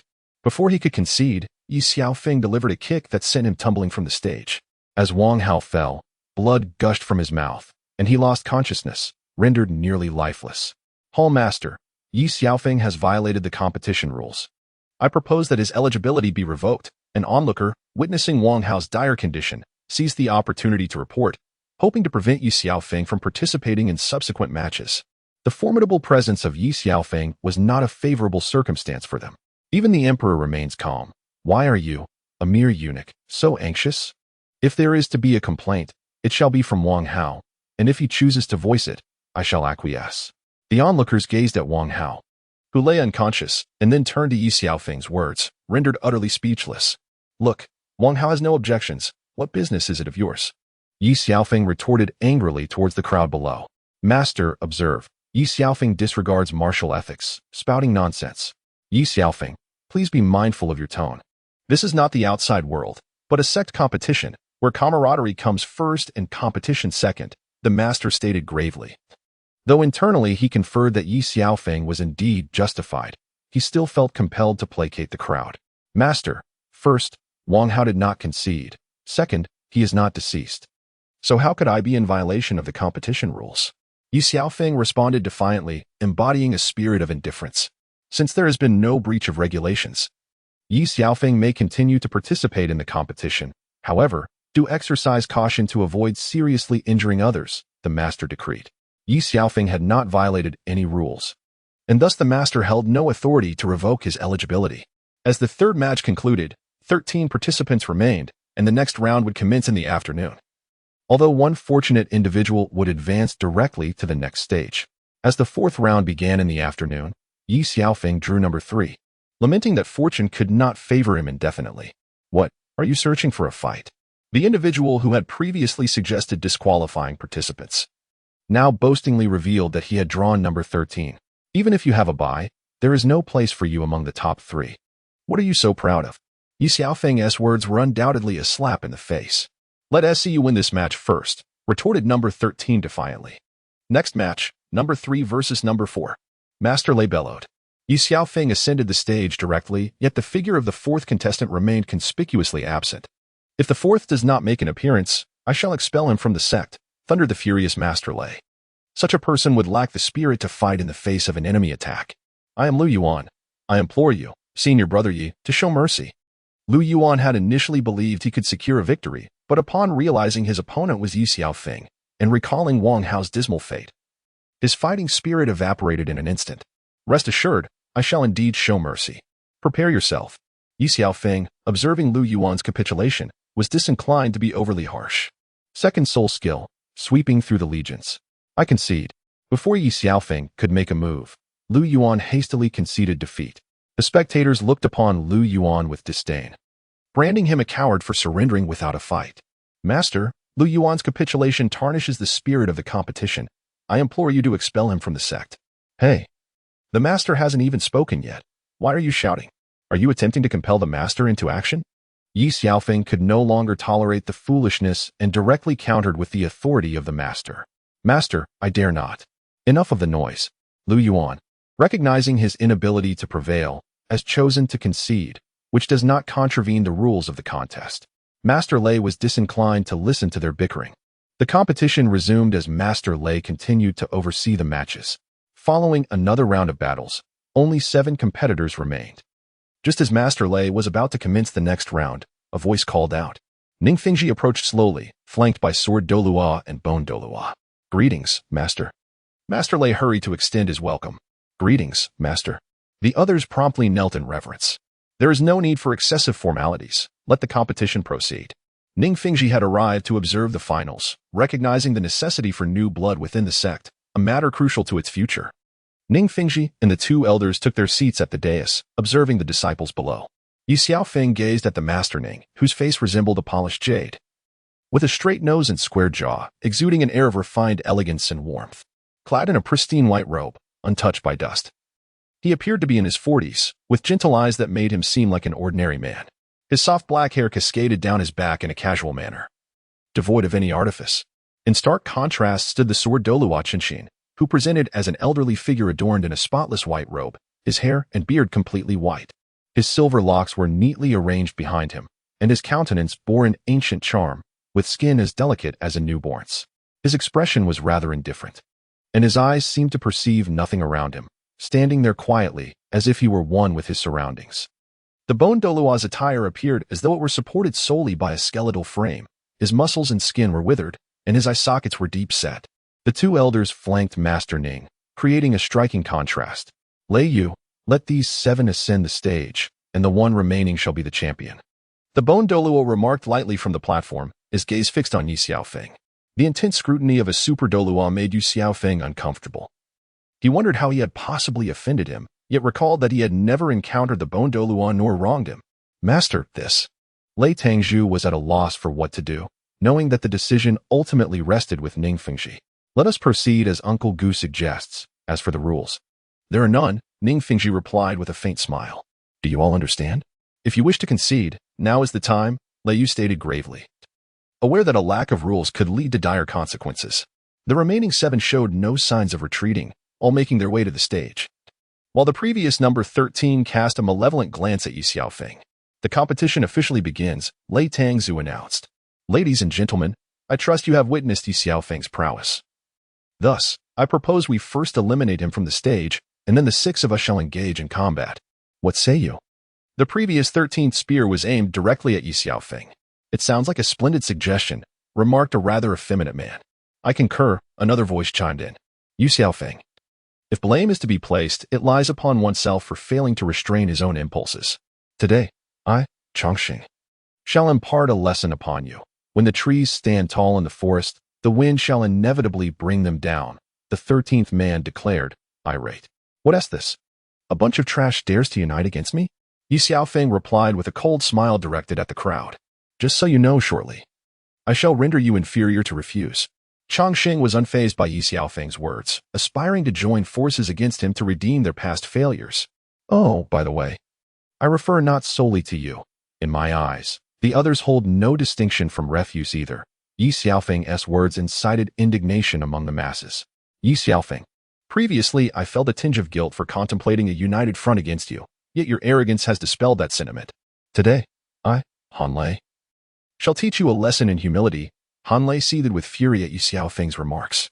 You chatter too much, Ye Xiaofeng declared, launching into action. Brother Jian, you mentioned him.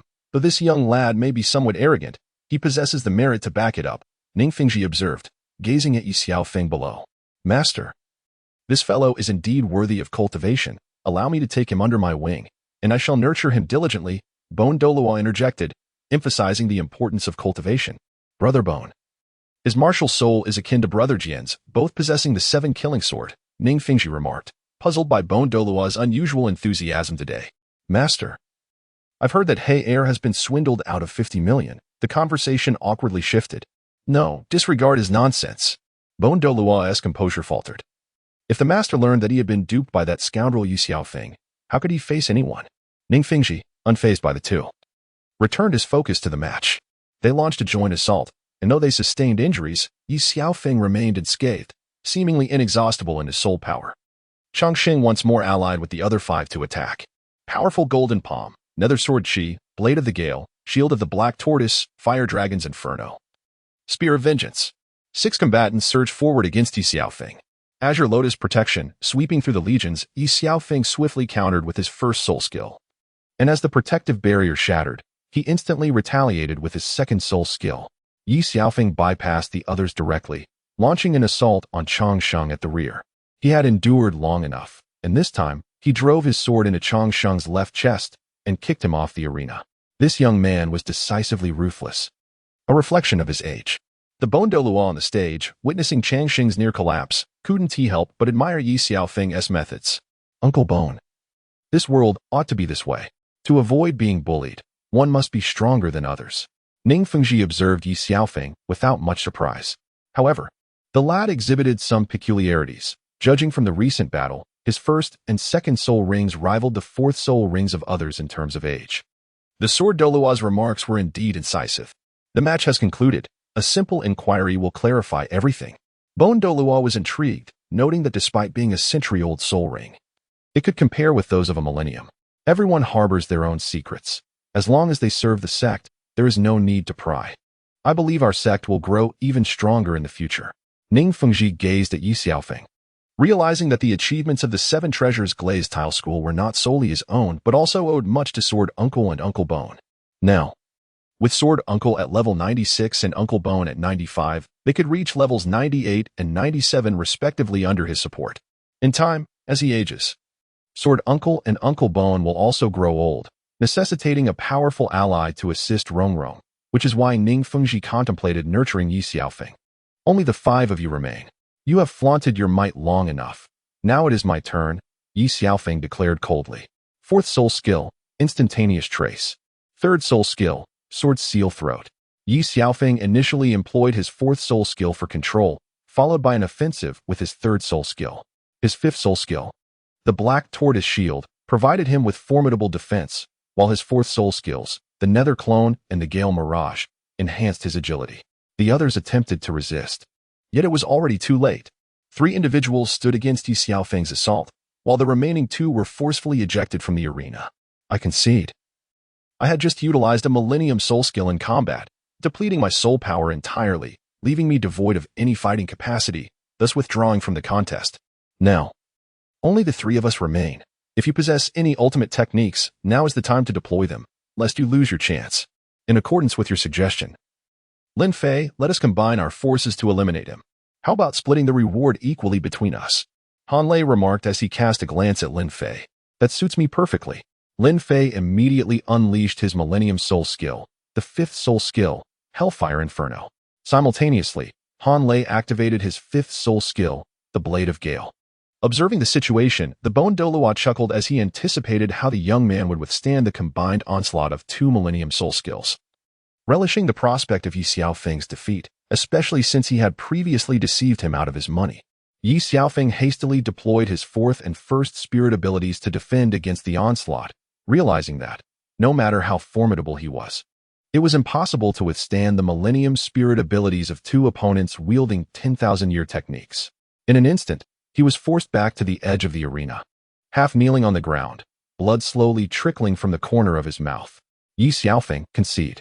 You are indeed powerful, but you cannot withstand the combined assault of 2. Han Lei observed with a hint of respect for Ye Xiaofeng. He had managed to endure against 6 attackers until now. Reflecting on himself, he realized he could not have achieved such a feat, nor could Lin Fei. Ha ha ha, at last, we have compelled you to reveal your 10,000-year spirit abilities. Ye Xiaofeng supported himself with the 7 kills sword and rose slowly. Could this lad possibly still have a hidden card? Hasn't he exhausted all his abilities? Lin Fei asked nervously. Uncertain, Han Lei replied, knowing that Ye Xiaofeng was merely a spirit master and could not possess 10,000-year spirit abilities. Prepare to receive my strike. The spirit ability of unity between man and sword. Ye Xiaofeng's gaze transformed in an instant as he merged completely with the 7 kills sword. In that moment, he became one with the sword, channeling all his spirit power into it. Quickly defend, Han Lei exclaimed. Both his and Lin Fei's spirit energies had been depleted. At this point, they could not even employ 1,000-year abilities, let alone 10,000-year techniques. Indeed, however, with this strike, those two will either perish or be grievously injured. The sword Douluo regarded Ye Xiaofeng's self-created spirit ability with satisfaction. Despite its shortcomings, the fact that he had grasped the concept at such a young age was remarkable. Suddenly, Han Lei and Lin Fei, now fully charged with spirit power, hurriedly activated their 1,000-year abilities to defend. Rongrong, what brings you here? Ning Fengji was somewhat surprised to see his daughter rush in, curious as to what wind had blown her this way. Dad, such an exciting match. And you didn't call for me? Not to mention Grandpa Jin and Grandpa Gu. It seems you all have forgotten about Rongrong. Ning Rongrong complained, casting a glance at the three in front of her. Rongrong, come here, to Grandpa Gu. I have good news for you. Bone Douluo called her over, mischievously smiling at Sword Douluo. Despite the assistance from Ning Rongrong, Han Lei and Lin Fei still sustained severe injuries while defending against Ye Xiaofeng's self-created spirit ability. Though Han Lei fared slightly better than Lin Fei, the match officially concluded, and the champion of this Sect competition was declared Ye Xiaofeng. With Han Lei in second place and Lin Fei in third, Master Lei observed the final match and announced the results. There was little surprise at Ye Xiaofeng's victory, however. Some gritted their teeth in frustration. As for Han Lei's second place, Lin Fei had no objections, as he had no combat strength left, and Han Lei, despite his injuries, was still stronger than him. Thank you, young Sect Master. Han Lei and Lin Fei expressed their gratitude to Ning Rongrong promptly. There is no need for such formality. Even if I had not intervened, Master Lei would have done so, for you all represent the hope of our sect, Ning Rongrong replied nonchalantly. Now, may we invite the Sect Master to present the awards? Master Lei addressed Ning Fengji at the podium. Let the victors come forward to receive their awards. Master Lei announced from the podium, as Ye Xiaofeng and the others slowly approached the stage. The third-place winner, Lin Fei, received a spirit tool storage ring of 10 cubic meters and a reward of 100,000 gold spirit coins from the sect. As the voice of Lord Lei resonated, a stir swept through the assembled contestants, filled with envy. The second-place winner, Han Lei, received a reward from the sect, a 50 cubic meter soul-guiding ring and 500,000 gold soul coins. The champion, Ye Xiaofeng, was bestowed with a 100 cubic meter soul-guiding ring and 1 million gold soul coins, along with additional rewards contingent upon the sect's capabilities. Unbeknownst to all present, the ultimate recipient's rewards were exceedingly generous, prompting some participants to lament their own shortcomings, feeling a twinge of jealousy at such bountiful prizes. Ning Fengji distributed the awards, and upon catching the eager gazes of the contestants below, he smiled gently. Do not be disheartened, dear participants. On this occasion, I shall make an exception and grant each of you 10,000 gold soul coins.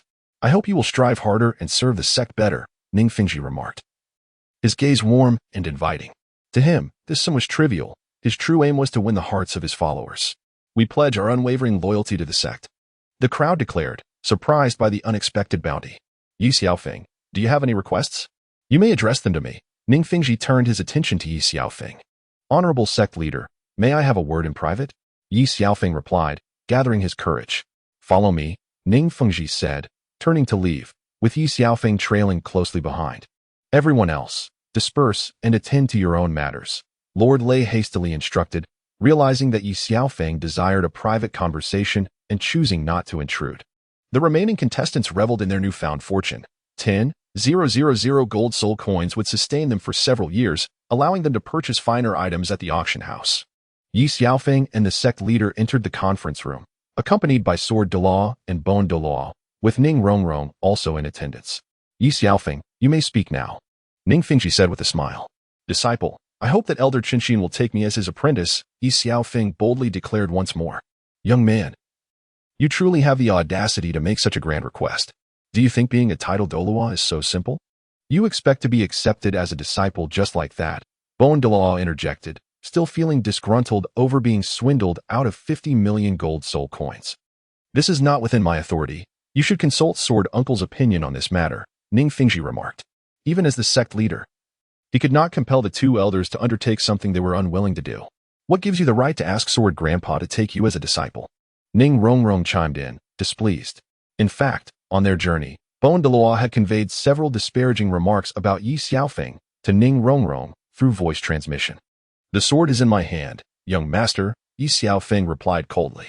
If Sword Grandpa is to accept a disciple, you must ensure that you will pledge your lifelong loyalty to the seven-treasure glazed tile sect, Ning Fingji stated, initially wanting to caution his daughter against speaking out of turn, yet acknowledging her validity. If Ye Xiaofeng was indeed willing to commit to the sect, even if Sword Uncle was reluctant, he would not hesitate to make a personal appeal on his behalf. That is impossible, Ye Xiaofeng decisively rejected, unwilling to be bound by such conditions for a lifetime. What did you say? Ning Rongrong glared at Ye Xiaofeng, while both Ning Fingji and Bone Douluo furrowed their brows slightly. A man of great stature, born between heaven and earth, should not dwell beneath others for long. Ye Xiaofeng retorted coldly. So you mean to take advantage of the situation? Ning Rongrong scoffed. Sect leader, young master, if you agree to my request today, in the future, with my presence, the seven-treasure glazed tile sect shall endure for a millennium without decline, Ye Xiaofeng confidently asserted. And if I refuse? Ning Rongrong comprehended the formidable strength of Ye Xiaofeng, yet he was not within her grasp. Should he decline her proposition, she would depart from the sect. Ye Xiaofeng had joined the seven-treasure glazed tile school with the aspiration of learning the sword arts from the sword Douluo. If that desire could not be fulfilled, he would not linger. Young man, do you think the seven-treasure glazed tile school is a place where one can come and go as they please? The Bone Douluo lightly twisted his hand in the air, lifting Ye Xiaofeng into the sky, as though his throat were being gripped by an unseen force, making it arduous for him to breathe. I have heard that the sect leader is a person of great talent. Yet I find upon our first meeting he is but a narrow-minded individual, Ye Xiaofeng retorted with indignation. I agree to accept you as my disciple. But remember the words you just spoke, the sword Douluo interjected, disrupting the thoughts of others. Chen Xian had considered taking him as a disciple, but Ye Xiaofeng's earlier remarks had incited the ire of those present, compelling him to ensure that Ye Xiaofeng guaranteed the longevity of the seven-treasure glazed tile school for a millennium. Then let it be as Sword Uncle wishes. Ning Fingji had intended to observe whether Ye Xiaofeng could submit under the pressure from Bone Uncle. Since Sword Uncle had given his consent, he felt it inappropriate to voice further objections. For Ning Fingji, Ye Xiaofeng had to either be integrated or allied with, but never become an adversary. The youth's future accomplishments would not fall short of the sword Douluo. The most prudent course of action now was to forge an alliance. Ye Xiaofeng observed Bone Douluo releasing his grip but refrained from hastily accepting the apprenticeship as he continued to ponder his own matters. Master, there is yet another issue, Ye Xiaofeng awkwardly stated. Young man, do not overstep your bounds. Even if he takes you as a disciple, you cannot behave recklessly, Bone Douluo remarked, displeased with Ye Xiaofeng's audacity. What other matter is there? Ning Fingji inquired, a look of confusion adorning his face. It is as follows. Previously, I won a modest sum at the Great Soul Arena, yet I find myself at a disadvantage. I hope the esteemed master can assist me. Ye Xiaofeng hastily conveyed to Ning Fingji. This trivial matter can be resolved by seeking help from Hall Master Lei, Ning Fingji replied, not fully comprehending Ye Xiaofeng's words, genuinely believing it to be a trivial sum. Being preoccupied with his own affairs, he considered directing such matters to the Hall Master as a form of acquiescence to Ye Xiaofeng's request. Ye Xiaofeng glanced awkwardly at Ning Fingji, while Bone Douluo's face flushed with embarrassment. Having lost 50 million, he now appeared to be a mere pittance in Ye Xiaofeng's eyes.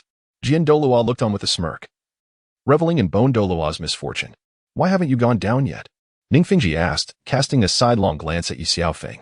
Despite having promised to assist, Ye Xiaofeng remained unmoved. Young man, you are attempting to extract a tooth from a tiger's mouth. This matter is not as simple as it seems. What you refer to as a small sum is in fact a hot potato. Bone Douluo understood that Ye Xiaofeng sought to extract funds from the Grand Soul Arena, and he needed a powerful ally to secure those funds. Master, if you agree to assist, I am willing to contribute 200 million to the sect once the matter is resolved. Ye Xiaofeng seized the opportunity and quickly dangled the enticing offer. Are you planning to pillage the Grand Soul Arena? Ning Fingji smiled slightly. Although he was not in dire need of money, 200 million was not an insignificant amount. You are quite the businessman, indeed. Be honest, how much did you actually win that time? Bone Douluo was relentless in his pursuit of answers from Ye Xiaofeng. Disciple won not much, merely 500 to 600 million, Ye Xiaofeng replied, scratching his head and offering a harmless smile to Bone Douluo. Ning Fingji furrowed his brow. At such a young age, Ye Xiaofeng had amassed such a fortune through gambling. No wonder he was eager to attach himself to a powerful figure like himself. My goodness! Ning Rongrong exclaimed in astonishment, quickly covering her mouth. While the Seven Treasures Glazed Tile sect was indeed affluent, it was improbable that they could produce 500 to 600 million all at once. Of course, if both elders could lend their support, I would be willing to offer each of you 100 million as a token of gratitude. Ye Xiaofeng observed that Ning Fengji was still contemplating, and thus presented another tempting proposition. Young man, why not kneel and pay your respects to your master? We are all family now. No need for formality. Douluo's demeanor shifted upon hearing that he could also receive 100 million.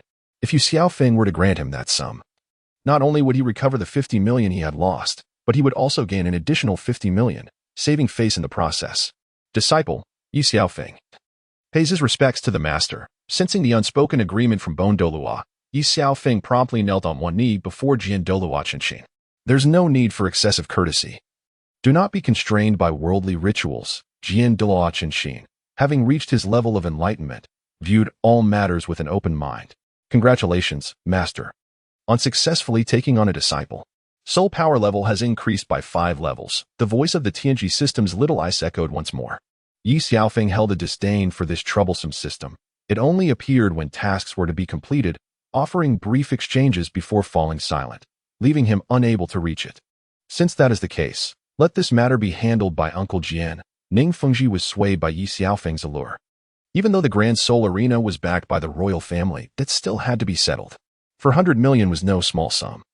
And assisting Ye Xiaofeng seemed a trivial endeavor, so why not? At that moment, the Thunder Hall Master entered, a smile gracing his face as he surveyed the gathering. Esteemed leader, the banquet has been meticulously prepared. Ningtian Fengji nodded slightly, and the crowd proceeded to the dining hall. Your Highness, it has been uncovered that all of this is the doing of Ye Xiaofeng, reported Luo Xiaodian, his head bowed in deference to Xue Qinghe. Has Ye Xiaofeng's identity been disclosed? Xue Qinghe inquired, his gaze icy as it bore into Luo Xiaodian. Not yet. We have only determined that Ye Xiaofeng recently arrived in the imperial capital, subsequently taking residence in the heavenly paradise. Furthermore, he has triumphed twice in the Grand Soul Arena. It is unclear how Master Li obtained this information, yet it appears he and another have conspired against us, Luo Xiaotian lamented, wishing fervently to rend himself to bits to appease the prince's wrath. Tonight, we shall discreetly eliminate the two of them, Xue Qinghe stated coldly. Knowing that only by eradicating these individuals could the losses in the Soul Arena be curtailed. It is already too late. Heavenly Paradise has closed for the night. My subordinate has learned that Ye Xiaofeng has joined the Seven Treasures Glazed Sect, and it is likely that Master Li is also there, Luo Xiaodian reported, trembling with apprehension. Luo Xiaodian, do you comprehend why I have spared your life and allowed you to persist? Xue Qinghe asked, his teeth clenched in frustration. Your Highness, I beg for mercy. Luo Xiaodian quickly fell to his knees. Killing you would sully my hands. Ye Xiaofeng, I have not forgotten you, Xue Qinghe seethed, directing all his ire and hatred towards Ye Xiaofeng. Go, prepare the funds. Knowing that killing Ye Xiaofeng was no longer feasible with his affiliation to the Seven Treasures Glazed Sect, he would need to devise another plan. Your Highness, are we truly to proceed with this? Luo Xiaodian asked, bewildered. Are you a fool? Xue Qinghe retorted, turning sharply and striking Luo Xiaodian across the face. He was taken aback by Luo Xiaodian's foolishness. With Ye Xiaofeng under the protection of the Seven Treasures Glazed Sect, how could he possibly refuse assistance? Luo Xiaodian, his eyes swirling with stars, felt a burning pain on his cheek as blood trickled from the corner of his mouth. However, he did not dwell on the pain.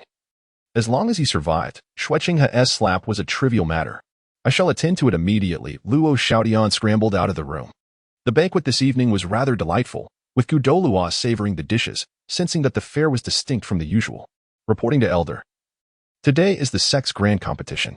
I have invited Master Li from Heavenly Paradise to prepare several home-style dishes. Lei Tangzhu reported accurately from the side of the table. Thank you for your efforts, Tangzhu. Ningtian Fengji expressed his satisfaction with the evening's banquet. Leader, this is my duty, Lei Tangzhu replied, pleased to hear the leader's approval.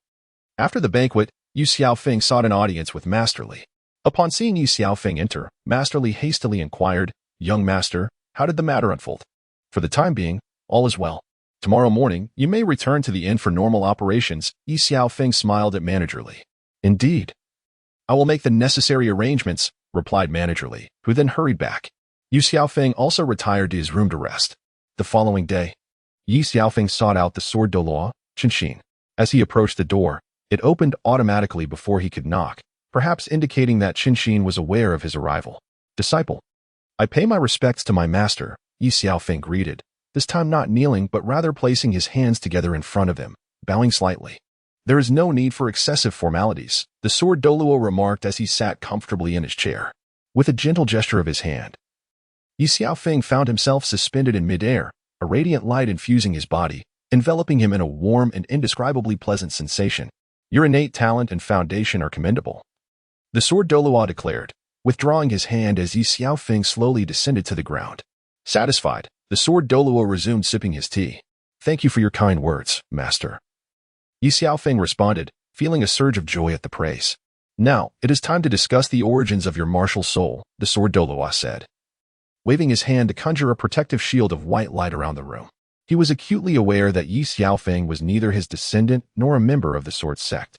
I am uncertain where to begin, Ye Xiaofeng admitted, feeling somewhat lost. I have been observing you since you arrived at the 7 Treasure Glazed Tile School.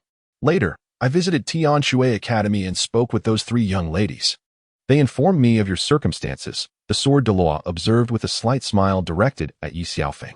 Master, you have known all along. I humbly request that you keep this confidential. Ye Xiaofeng felt as if the sword Douluo's gaze penetrated through to his very essence. Are you referring to the innate level 30 soul power? The sword Douluo inquired in response. I speak not only of innate soul power, but also of the dual martial souls and soul rings. Ye Xiaofeng implored earnestly. Release your dual martial souls.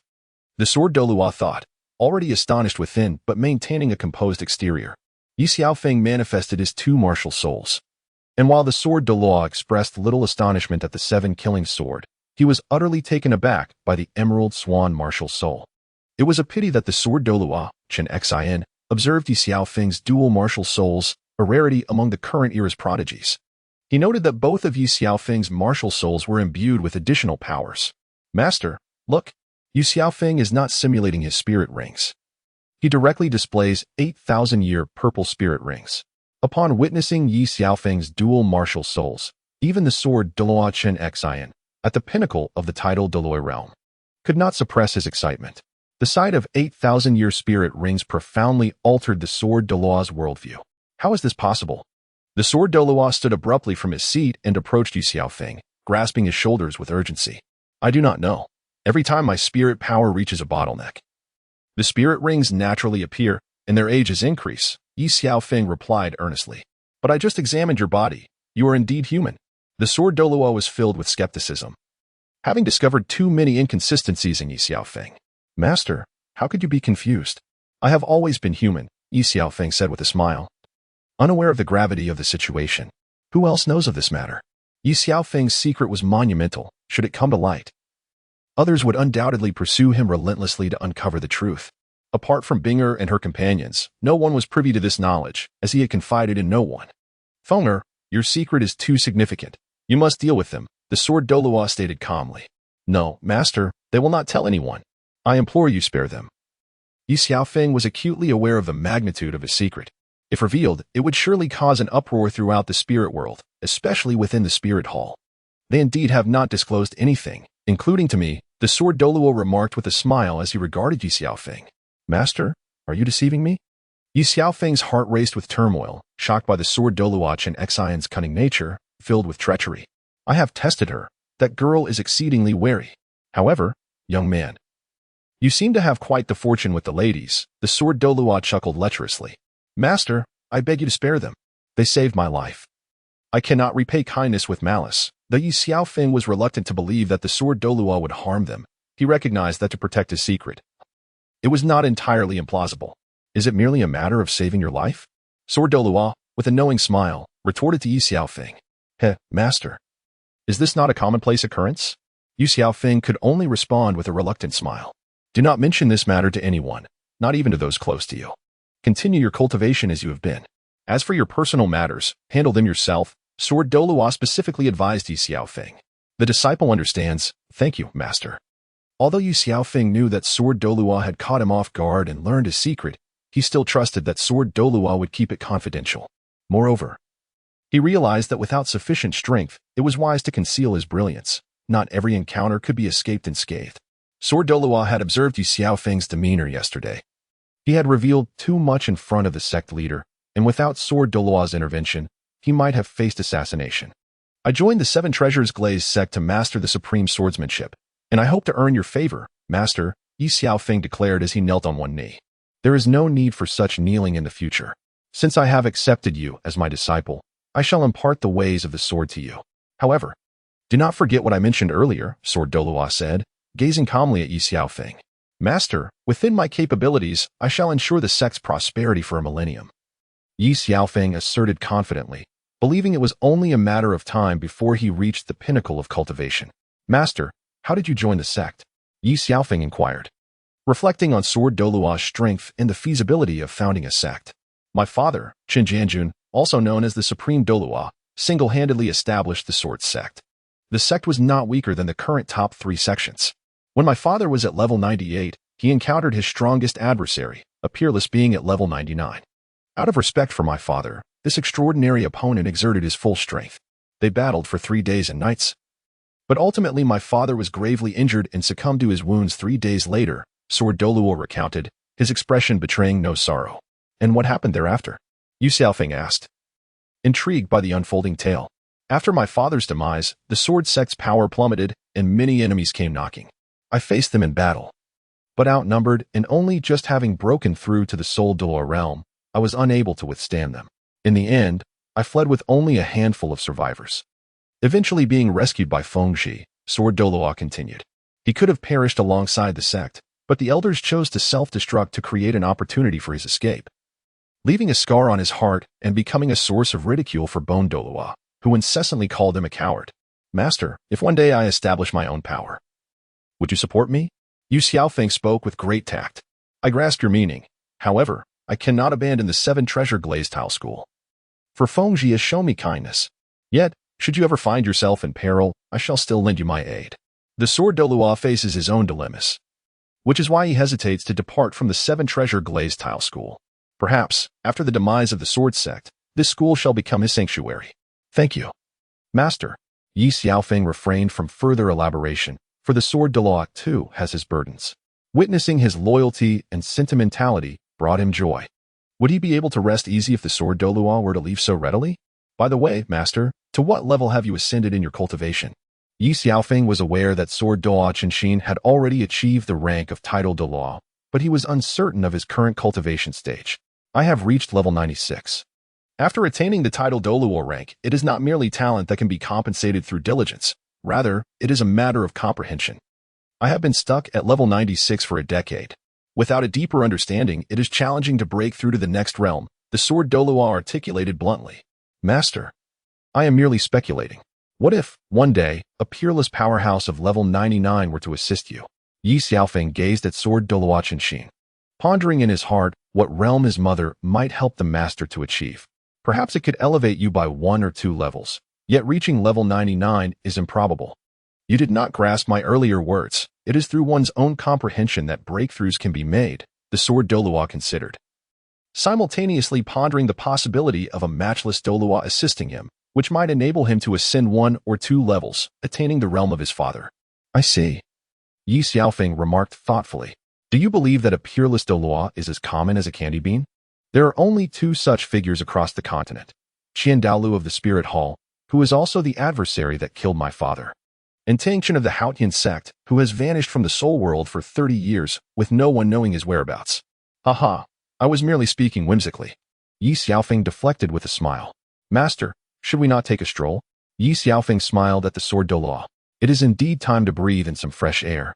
SWORD-Douluo Qinshin remarked, having stayed indoors without venturing out. Allow me to lead the way, Ye Xiaofeng eagerly offered. Soon, the two arrived at the entrance of the Grand Soul Arena. Why have you brought me here? SWORD-Douluo furrowed his brows slightly. This young man was playing tricks on him so early in the morning. Master, have you forgotten the 100 million I respectfully presented to you? I have kept it here for convenience, Ye Xiaofeng said with an innocent smile. SWORD-Douluo chose not to elaborate further, and the two entered the Grand Soul Arena. Manager Luo, good morning. How has your health been lately? Upon entering, Ye Xiaofeng spotted Luo Xiaodian. Just as Luo Xiaodian was about to make a delivery, he noticed SWORD-Douluo Qinshin behind Ye Xiaofeng. Unaware of the esteemed presence of Senior Qinshin, I apologize for my lack of courtesy. Luo Xiaodian hastily concealed his earlier irritation and greeted Sword Douluo Continent with deference. No need for formalities. I am merely accompanying my disciple for a casual stroll. You may carry on with your business, Sword Douluo stated clearly, indicating that Ye Xiaofeng was his pupil. Senior Qinshin, please, after you. Luo Xiaodian quickly retreated inside. And Ye Xiaofeng surmised that there must be significant figures within. Soon, Luo Xiaodian emerged, following Xueqinghe. Senior Qinshin, I did not realize your esteemed presence. My subordinates were thoughtless and failed to offer a proper welcome, Xueqinghe said politely. Your Highness, no need for such formality. I am merely here for a casual visit. To unwind. You need not concern yourselves with me, Sword Douluo replied with a smile directed at Xueqinghe. Senior Qinshin, please, after you. Xueqinghe said with a smile towards Sword Douluo Continent. Ye Xiaofeng followed closely behind, knowing that with the existence of the sword duelist, today's debts would be settled. Uncertain of the reason for Senior Qinshin's visit to the Grand Soul Arena, Xueqinghe gazed at the sword duelist and inquired, feigning ignorance despite her awareness. It is so. My disciple won a wager at the Soul Arena a few days ago. Today, I find myself with nothing to do, so I accompanied him for a stroll. The sword duelist remarked, casting a slight smile at Chian Rushi. Senior Qinshin, when did you take such an esteemed disciple? I have never heard of it. Xueqinghe, fully aware of Ye Xiaofeng's apprenticeship under the sword duelist, chose to ignore him. Goodness, how could this young lady not see such a towering figure? Is she perhaps blind? Ye Xiaofeng muttered to himself. Fenger, do not forget to greet His Highness the Crown Prince, the sword duelist remarked, feigning displeasure. Ye Xiaofeng, greeting His Highness the Crown Prince, he said, clasping his fists and slightly bowing. I have long heard of the illustrious Ye Gongzi. Today, meeting you in person, I see your reputation truly precedes you. Xueqinghe smiled at Ye Xiaofeng, a flicker of malice passing through her eyes, yet it did not escape Ye Xiaofeng's notice. This humble lad hails from modest beginnings. How could I be worthy of His Highness's attention? Ye Xiaofeng replied innocently. Your Highness, a few days ago I won a small fortune at the Soul Arena. But I am in a bit of a hurry and did not have the chance to collect it. Today, my master happened to be free and accompanied me to retrieve it, he said, casting a look of schadenfreude at Xueqinghe. Fenger, do not be rude to His Highness. The sword duelist interjected, playing the roles of good cop and bad cop with Ye Xiaofeng. It is of no consequence. The money is already prepared for him. Xueqinghe thought of ways to dispose of him, wishing she could dismember him and feed his remains to the fish. Luo Xiaodian quickly handed a black golden card to Ye Xiaofeng, suppressing the fury within him in front of the onlookers. Your Highness, is this all there is? Ye Xiaofeng asked incredulously, unable to believe it was the entirety of the funds. Certainly not. There are 500 million in the card. The remainder will be settled with this Grand Soul Arena, Xueqinghe stated, taking a deep breath. Your Highness, may I inquire, is this Grand Soul Arena truly worth 72 billion? Ye Xiaofeng continued to express interest in the finances, as he believed the arena was worth, at most 1 billion. Fenger, let us proceed according to His Highness's wishes, the sword duelist urged, allowing Xueqinghe some dignity, as she remained a prince for the time being. Haha. Merely jesting. Let it be as His Highness wishes, Ye Xiaofeng replied, smiling back at Xueqinghe. Ye Gongzi, we have ample time ahead of us, Xueqinghe said coldly. Intending to leave with Luo Xiaodian. Your Highness, why wait for tomorrow? Is today not the more opportune moment? Ye Xiaofeng emphasized the word day. Recalling his prior knowledge of the Douluo Continent's history, aware that despite his arrival in this realm and his intention to alter certain events, many things would remain unchanged. What did you say? Xueqinghe furrowed his brow, harboring considerable doubt regarding Ye Xiaofeng's words. I mean, Manager Luo has yet to provide the 10 million reward he promised me. Ye Xiaofeng scratched his head, smiling as he glanced at Xueqinghe and Luo Xiaodian. Lacking funds, he regarded the 10 million as collateral. Xueqinghe was unwilling to part with another penny for Ye Xiaofeng. What purpose did the useless Luo Xiaodian serve? He could consider him worth 10 million. Well, all right, Ye Xiaofeng conceded, directly using this useless Luo Xiaodian as his 10 million. Young Master Yi, I hope you have such good fortune next time. Farewell. Xueqinghe had intended to say that there would be plenty of time in the future. But Ye Xiaofeng's words were so distasteful that he quickly changed his mind. At that moment, Ye Xiaofeng had irrevocably secured a place on Xueqinghe's blacklist. Once Xueqinghe departed, only the sword Douluo, Ye Xiaofeng, and Luo Xiaodian remained in the room. Manager Luo, I fail to see how you are worth 10 million. Ye Xiaofeng sneered, casting a cold glance at Luo Xiaodian. Young Master Yi, please spare me. I am willing to serve you in any capacity, Luo Xiaodian implored. His teeth gritted in frustration, having been abandoned by the crown prince. He realized that failing to cultivate a good relationship with Ye Xiaofeng would lead him to a dead end. With Ye Xiaofeng now aligned with the formidable sword Douluo, no one dared to confront him openly. Thus, for the sake of self-preservation, Luo Xiaodian had no choice but to align himself with Ye Xiaofeng. Spare you? In my eyes, you are certainly not worth 10 million gold soul coins, Ye Xiaofeng replied coldly, determined to ensure Luo Xiaodian's complete submission. Otherwise, he risked being bitten back in the future. Young master, I understand I am but a worthless life, yet the Great Soul Arena is currently in need of a management staff member who could utilize my skills. Luo Xiaodian quickly countered, his demeanor shifting to one of eager compliance. What, shall I lose a few billion then? Ye Xiaofeng chuckled, glancing at Luo Xiaodian. I doubt you could find another as astute as young Master Yi throughout the entire soul world, Luo Xiaodian hastily flattered. Enough flattery. The betting rules of the Great Soul Arena contain certain loopholes that need addressing, Ye Xiaofeng declared, unwilling to allow anyone to swindle money from his pockets. From this day forth, the arena's betting project will transition to a welfare betting center. First, we shall establish a welfare foundation, henceforth. 20 of the winnings from welfare betting will be allocated monthly to support 4 social welfare initiatives: education for soul masters, medical assistance, poverty alleviation, and disaster relief. Youth. Isn't 20 of the winnings a bit excessive? We cannot bear such a burden, Luo Xiaodian hastily interjected. What concern is that of ours? I made it quite clear that it pertains to the winner's earnings. For instance, if one previously wagered 100 gold soul coins and won, they would receive their principal of 100 plus a reward of 100, totaling 200 gold soul coins. Now, they will only win their principal of 100 plus a reward of 80, totaling 180 gold soul coins. Do you understand? Ye Xiaofeng smiled slightly at Luo Xiaodian.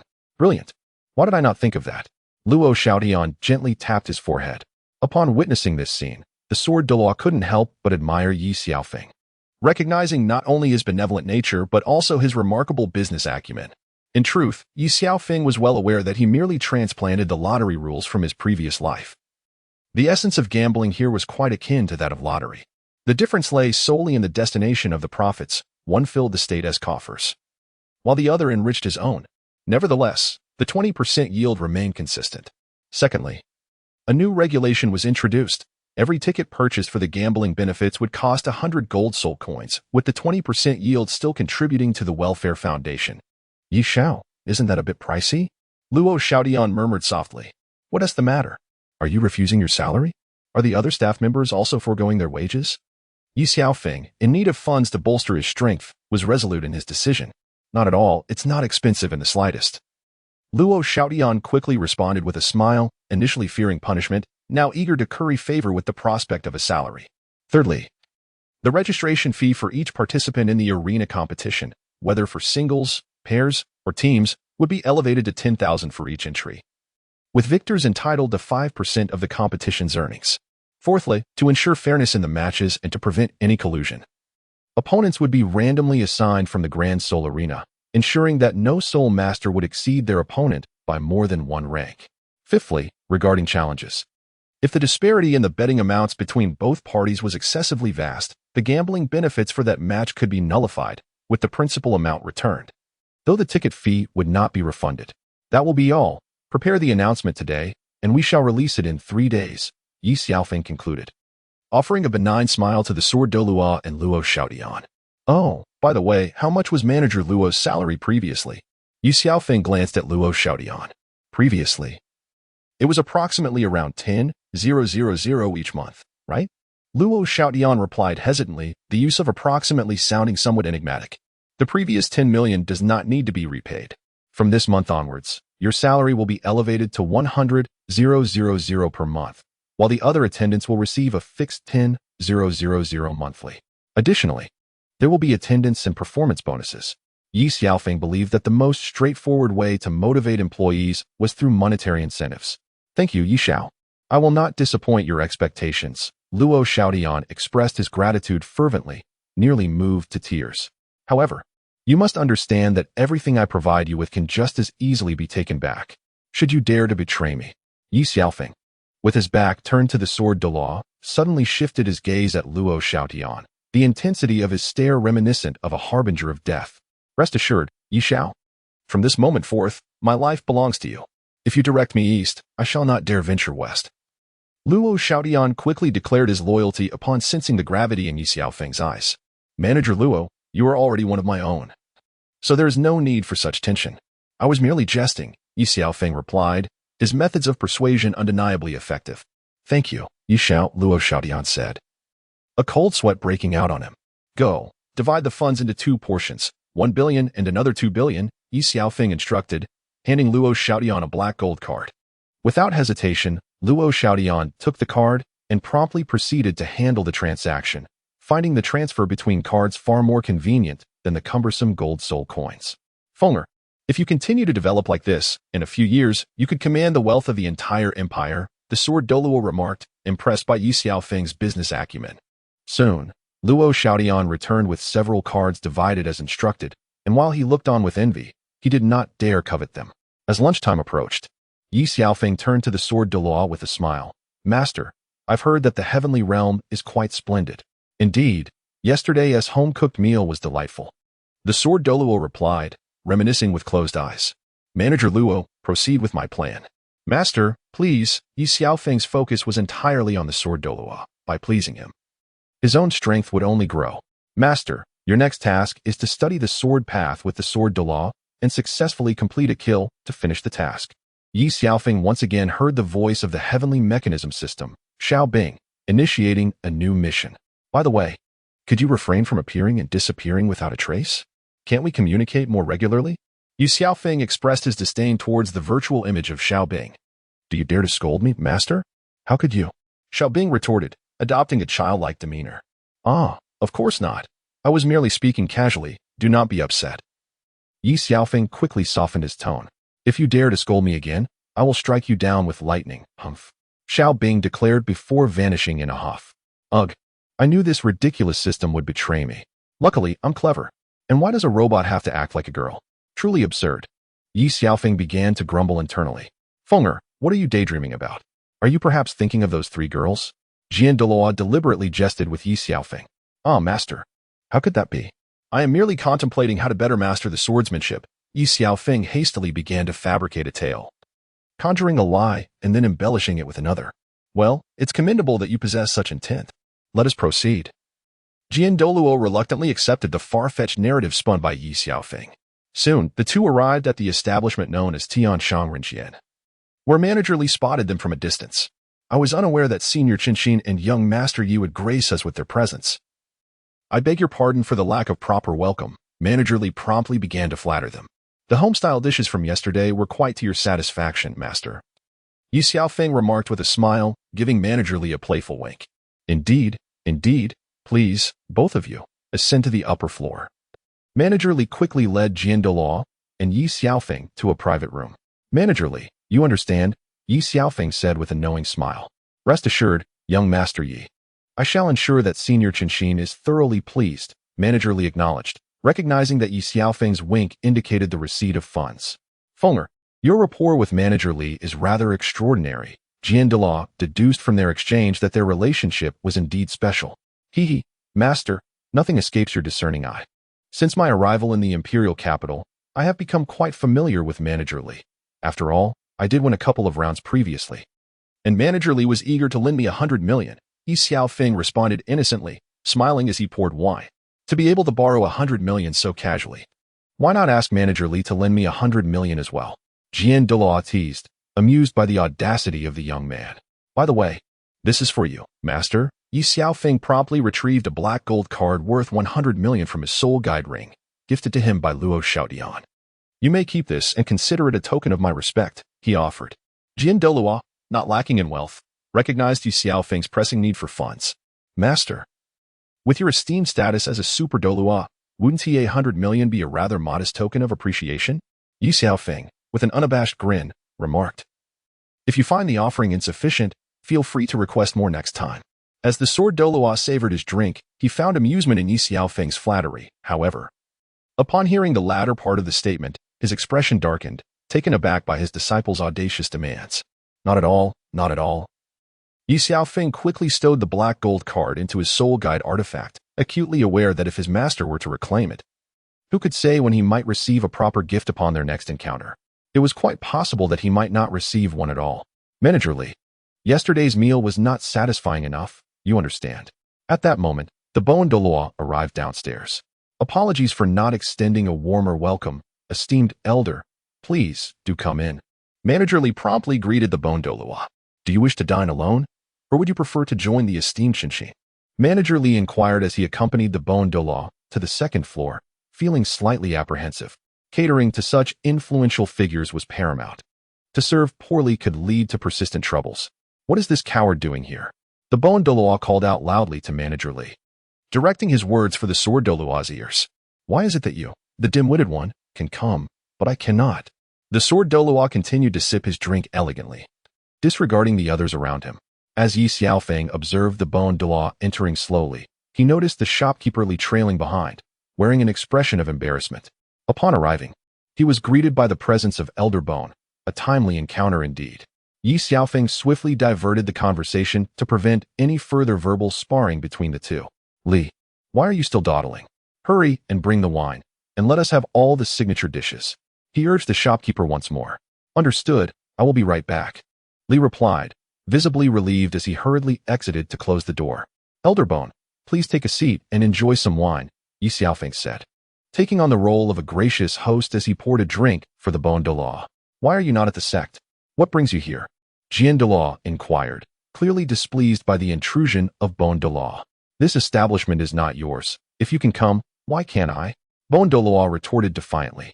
You came here just to mooch off our meal. Don't think I'm unaware, Chian Douluo insinuated, clearly aiming to embarrass Bon Douluo. Bah, you truly overestimate yourself.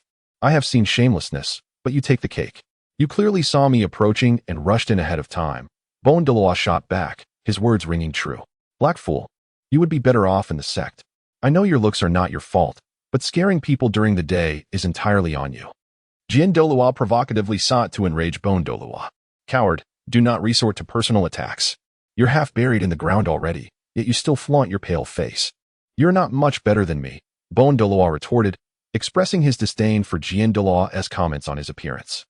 A beauty such as myself is a rare sight indeed, Chian Douluo remarked, playfully flicking his white hair with satisfaction. The dishes are here, Li shouted from outside, entering with an array of delectable food. Traditionally, serving dishes was the responsibility of the restaurant staff, yet in the presence of these esteemed guests, Master Li had no choice but to take on the task himself. Master, elders, let us dine first. We can discuss other matters after the meal, Ye Xiaofeng interjected, assuming the role of mediator. The Bon Douluo and Sword Douluo exchanged glances, turning their heads away in disdain, unwilling to meet each other's eyes. Indeed, young Yi speaks the truth. These dishes will lose their essence if they grow cold. Master Li quickly concurred with Ye Xiaofeng's sentiment. Let it be clear, I am only here for the food, hence I shall overlook your antics, the Bon Douluo remarked, softening in response to Ye Xiaofeng and Master Li's comments. I cannot be bothered to engage in conversation, lest it dampens my appetite, the Sword Douluo retorted, choosing not to continue teasing the Bon Douluo. Master Li, your culinary skills are commendable. The Bon Douluo began to eat, not forgetting to praise Master Li. I am delighted to hear that you enjoy it, Master Li replied, pleased by the compliment. Hey, I haven't even touched my chopsticks yet, the Sword Douluo grumbled, observing the Bon Douluo devour the food voraciously. Who cares if you eat or not? The Bon Douluo replied bluntly, content in his own enjoyment. The Sword Douluo chose to ignore the Bon Douluo, while Ye Xiaofeng continued to dine with the two elders. Once the Bon Douluo had his fill, he resumed his chatter. Today's meal was truly delightful. Had you not disturbed my mood, I would have been even happier, he remarked to the Sword Douluo, who was sipping his drink. Could the food not silence your incessant chatter? The Sword Douluo lamented, his previously good spirits now soured by the Bon Douluo's antics. Then perhaps you should refrain from dining here. The Bon Douluo shot back, unwilling to concede. Having satisfied his hunger, it was time to digest. Elder Bone, this is the promised reward for you. Ye Xiaofeng presented a black gold card worth 100 million. The Bon Douluo, unlike the Sword Douluo, accepted the substantial sum without hesitation, taking the card and placing it into the soul guide ring on his finger. I did not expect you two to accomplish your task so swiftly. Had I known, I would have accompanied you, the Bon Douluo remarked, Aware that the Sword Douluo and Ye Xiaofeng had gone to the Grand Soul Arena to collect their earnings, yet feigning innocence as if he had not benefited from it. Do you not feel ashamed to accept my disciple's money? Sword Douluo cast a disdainful glance at Bone Douluo. What do you mean by your disciple's money? This is my money, you know, he remarked. Ye Xiaofeng, tell me, is this not a token of filial piety towards me? Bone Douluo, unable to counter Sword Douluo's argument, turned his attention to Ye Xiaofeng. It is indeed a gesture of respect for Elder Bone. It is only fitting that Elder Bone accepts it. Ye Xiaofeng managed a dry smile, knowing he could not offend Bone Douluo.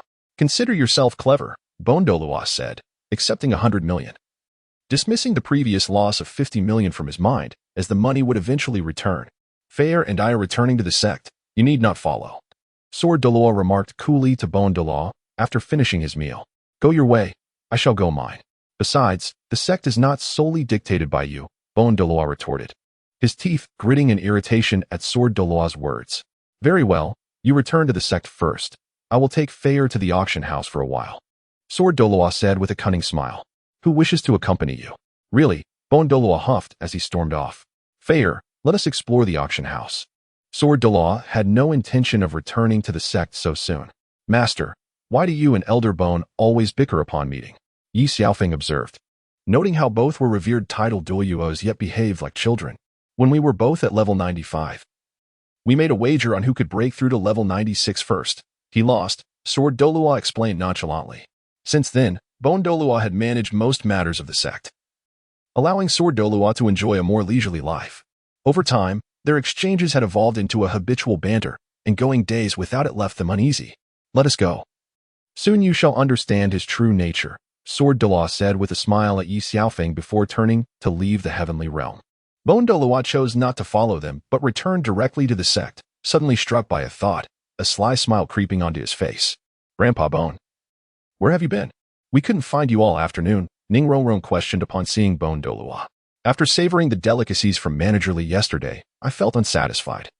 So I went to the heavenly realm for a casual meal, Bone Douluo replied with a smile, appearing as a different person from Ye Xiaofeng's earlier encounter.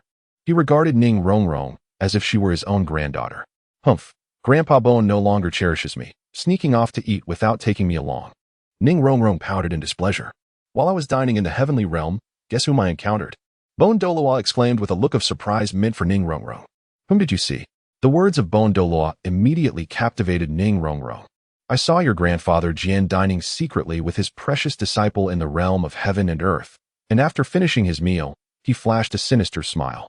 Ah, you, Grandfather Jian, have forgotten your granddaughter Ning Rongrong now that you have a new disciple. Originally, Ning Rongrong was already furious at Bone Douluo for abandoning her to dine. Now, with Bone Douluo's remark, it was like adding fuel to the fire. I share her sentiments, yet I overheard that the two seemed to be heading to some auction house. Bone Douluo was delighted at the prospect of seeing how that cowardly man would manage. This is infuriating, Ning Rongrong exclaimed, stamping her foot in frustration. Rongrong, perhaps your grandfather Bone misheard. It is only fitting for your grandfather Jian to accompany his newly accepted disciple for a meal. Bone Douluo thought it prudent not to be too overt, lest it arouse Ning Rongrong's suspicions. The best strategy was to retreat while advancing. What do you mean by fitting? Am I, his granddaughter, less significant than his newly accepted disciple?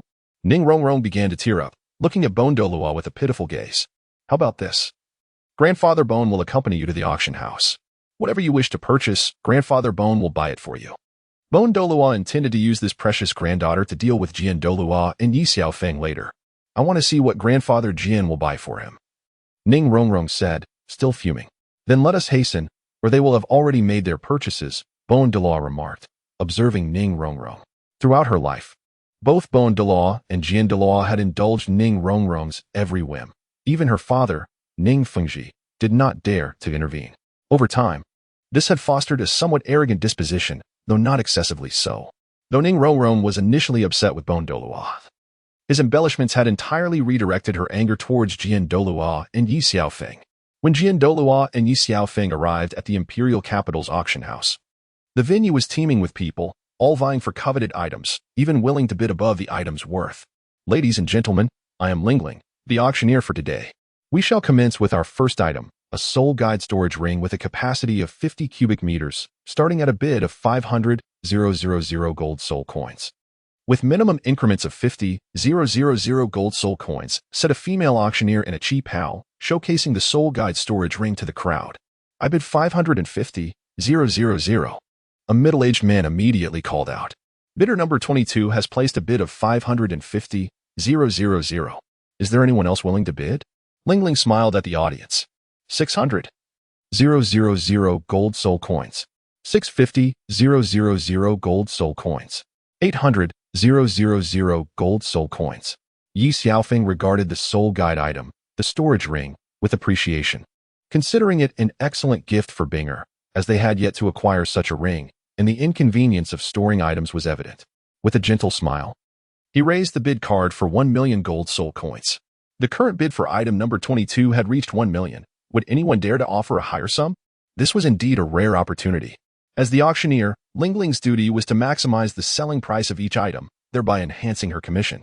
I bid 1,500,000, Ye Xiaofeng declared, noticing Changxing's bid, which evidently stemmed from lingering feelings regarding the previous Sect competition. It seemed that contestant number 88 was also quite fond of this particular item. Observing Changxing's bid, Lingling announced, 2 million gold soul coins. Ye Xiaofeng felt a surge of irritation towards the unpleasant fellow and promptly added 50,000 to his bid. 3 million. Suddenly, Ning Rongrong seized the bidding card from Changsheng's hand. The auction house had strict rules. Without an official bidding card, one could not place a bid. Changsheng, upon seeing the young Sect master and elder Gu, quickly rose to relinquish his position to Ning Rongrong. Ning Rongrong had come to the auction with the intent of thwarting Ye Xiaofeng and the Sword Douluo's pleasant bidding experience. The Sword Douluo, upon noticing Ning Rongrong's arrival and the presence of Gu Douluo beside her, exchanged glances with Gu Douluo, who wore a smug smile. The Sword Douluo discerned that Rongrong had been summoned by this foolish blackguard, and judging by her previous bid, it seemed she was deliberately opposing them. As a young Sect master, she lacked for nothing. Why would she need a storage ring? Contestant number 88 bids 3 million. 3 million once. Lingling enthusiastically proclaimed again. The intrinsic value of the storage ring was merely 1 million, yet its price had tripled. Fenger, there is no need to bid further. Let us await the next item. The Sword Douluo advised, realizing that even if Ye Xiaofeng were to spend his wealth, it would not suffice to secure the ring. 3 million twice. 3 million thrice. Sold. Lingling's hammer struck decisively. The next item up for auction was a concealed weapon, which had been entrusted to the auction house by a young man a week prior. After testing, its striking power was shown to penetrate a 1 centimeter thick steel plate within a 10-meter range, with the appraiser valuing it at 500,000 gold soul coins. As per the rules, each subsequent bid had to exceed 5,000 gold soul coins. This item is particularly advantageous for support-type soul masters and self-defense. Lingling elaborated as the starting bid began. 1 million gold soul coins. Ning Rongrong exclaimed, recognizing that this item could effectively address her lack of offensive power while serving as a means of protection. Others, witnessing Ning Rongrong's immediate bid of 1 million, felt frustrated and gritted their teeth, yet remained silent, knowing that Gu Douluo was present. 5 million gold soul coins. Ye Xiaofeng, still feeling the sting of having missed out earlier, boldly placed his bid. My heavens! Contestant number 22 has jumped straight to 5 million gold soul coins. Is there anyone willing to bid higher? Ye Xiaofeng's bid left everyone astounded, including Lingling. I offer 6 million. I offer 7 million. I offer 8 million. I offer 9 million. I offer 10 million. Ning Rongrong, unwilling to concede to Ye Xiaofeng, was not short of wealth. It was merely about acquiring what she cherished. Since the young Sect master desired it, she would graciously yield. Ye Xiaofeng ceased to raise his bid, having already surpassed the inherent value of the item, which held no significance for him other than to ensnare Ning Rongrong. You are remarkable. I will remember you, Ning Rongrong exclaimed, stamping her foot in frustration. Her displeasure stemmed not from a concern for money, but from her aversion to Ye Xiaofeng's smugness. Thus, the auction continued into the afternoon, with neither party making further bids. During this interval, the two maintained a semblance of peace. The highlight of the auction was the Soul Master armor, crafted by the renowned divine craftsman. This armor boasted the capability to withstand a full-force strike from a soul saint in their martial spirit's true form, with a starting price of 20 million, and each increment set at 5 million. The official bidding commenced at 50 million gold soul coins, with the prince declaring, "Let us see who dares to compete with this prince." Good heavens! Number 1 has bid 50 million gold soul coins. Is there anyone else willing to raise the bid? Lingling shouted. The Snow Star Prince was not someone one could easily offend. Even with wealth, many hesitated to bid, a situation the auction house dreaded. I bid 60 million. Ye Xiaofeng raised his paddle confidently, showing no fear of the prince. You dare to challenge me, the Snow Star Prince? As the prince was about to reprimand Ye Xiaofeng, he noticed the sword Douluo Continent beside him and promptly silenced himself. Even as the younger brother of the Snow Knight Emperor, he dared not provoke a super title Douluo, particularly one of the assault type. 65 million gold soul coins. Ning Rongrong believed she must possess this armor and would not let it slip away, especially since it was Ye Xiaofeng involved. Young Sect Master, this armor is designed for men. Must you not allow me to have it? How about I owe you a favor in return? Ye Xiaofeng smiled at Ning Rongrong, recognizing that under the eaves of the roof, it is wise not to provoke others excessively. One must bow when necessary. I sincerely apologize for previously overlooking this matter. Indeed, this armor is male. As the auctioneer Lingling conveyed to Ning Rongrong, creating a somewhat awkward atmosphere. Although it is in her interest to sell at the highest price, it is imperative to maintain the integrity of the auction. 65 million gold soul coins, once. 65 million gold soul coins, twice. Give him this. So he owes you a favor. Just as Ning Rongrong was about to place her bid, she was interrupted by Bon Douluo. Upon hearing his words, Ning Rongrong reluctantly acquiesced. Yet her joy remained elusive. 65 million gold soul coins, thrice. Sold. Lingling decisively struck her gavel. This auction concludes here. The next session will be announced separately. Lingling smiled at the audience, reflecting on her debut as a senior auctioneer, undoubtedly one of great success, and it appeared she would earn a substantial commission.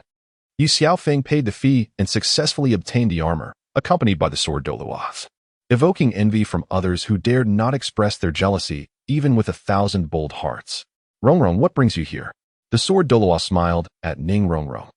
Is it only permitted for Sword Grandpa to bring his disciple here, while Bone Grandpa cannot escort me? Although Ning Rongrong retorted.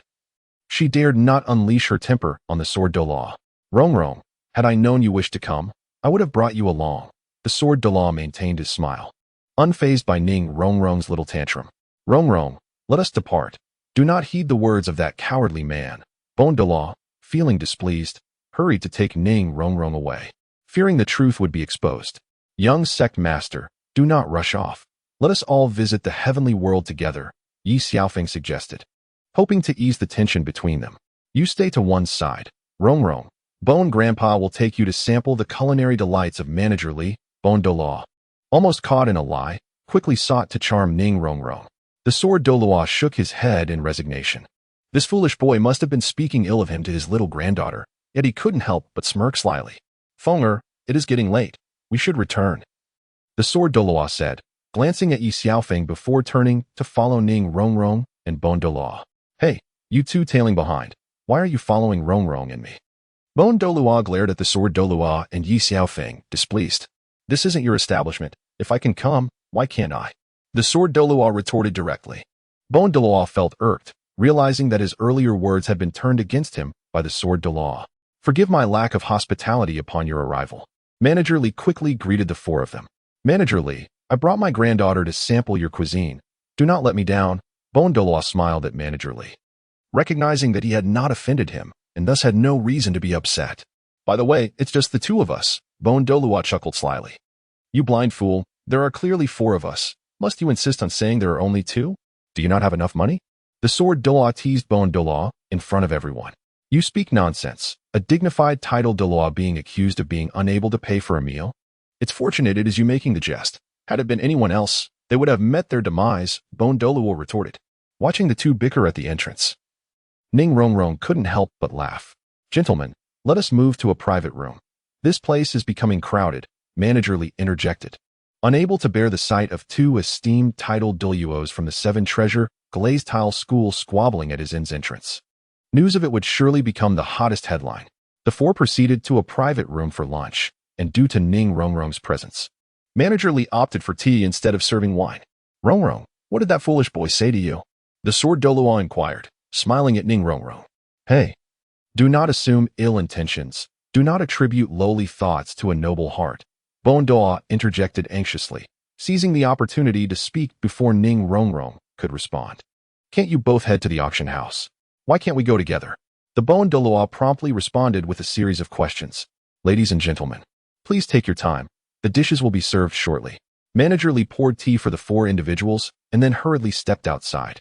Ye Xiaofeng remained silent throughout the journey, quietly accompanying the others. For him, the afternoon meal lacked the savor of previous occasions. It was not that Master Li's cooking was subpar, rather, Ye Xiaofeng's state of mind had shifted. After partaking in the meal, the 4 of them opted to return to the sect. What troubles you, Feng'er? Sword discerned that Ye Xiaofeng's mood was less than favorable. Oh, it's nothing, master. I merely wish to delve into the study of swordsmanship sooner. Ye Xiaofeng quickly redirected the conversation. In the pursuit of swordsmanship, the essence lies within one's state of mind. When your mind becomes tranquil, only then shall you come to me to learn the way of the sword. Douluo, a revered master of the sword, possessed an understanding that transcended the mere mechanics of the craft. Disciple comprehends. I take my leave, Ye Xiaofeng replied without further ado, exiting Douluo's chamber. Once back in his own room, Ye Xiaofeng collapsed onto his bed, lost in thought, yearning for tranquility within his mind. Yet, the more he sought peace, the more chaotic his thoughts became. Ye Xiaofeng, finally disinterested, closed his eyes and fell into slumber. The next day, he once again interviewed the Douluo, Chian Rushi. After a night of rest, he felt serene and tranquil, as calm as still waters. Master Ye Xiaofeng arrived at the Douluo's chamber, where Chian Rushi remained seated gracefully, sipping his exquisite tea. Are you prepared? The Douluo inquired, a faint smile gracing his lips as he regarded Ye Xiaofeng. Indeed, Ye Xiaofeng replied directly, expressing his eagerness to master the swordsmanship that would hasten his personal advancement. Follow me, the Douluo said, rising and leading him into the courtyard. Let us begin. I wish to see the extent of your training. The Douluo gestured towards Ye Xiaofeng with a single hand. With a sweeping motion, Ye Xiaofeng unleashed his second soul skill, striking towards the Douluo with his sword. Is this all you are capable of? I am greatly disappointed, the Douluo remarked, effortlessly pinching the 7-killing sword between his 2 fingers. Once more, the Douluo commanded, releasing the sword and standing firm as a mountain.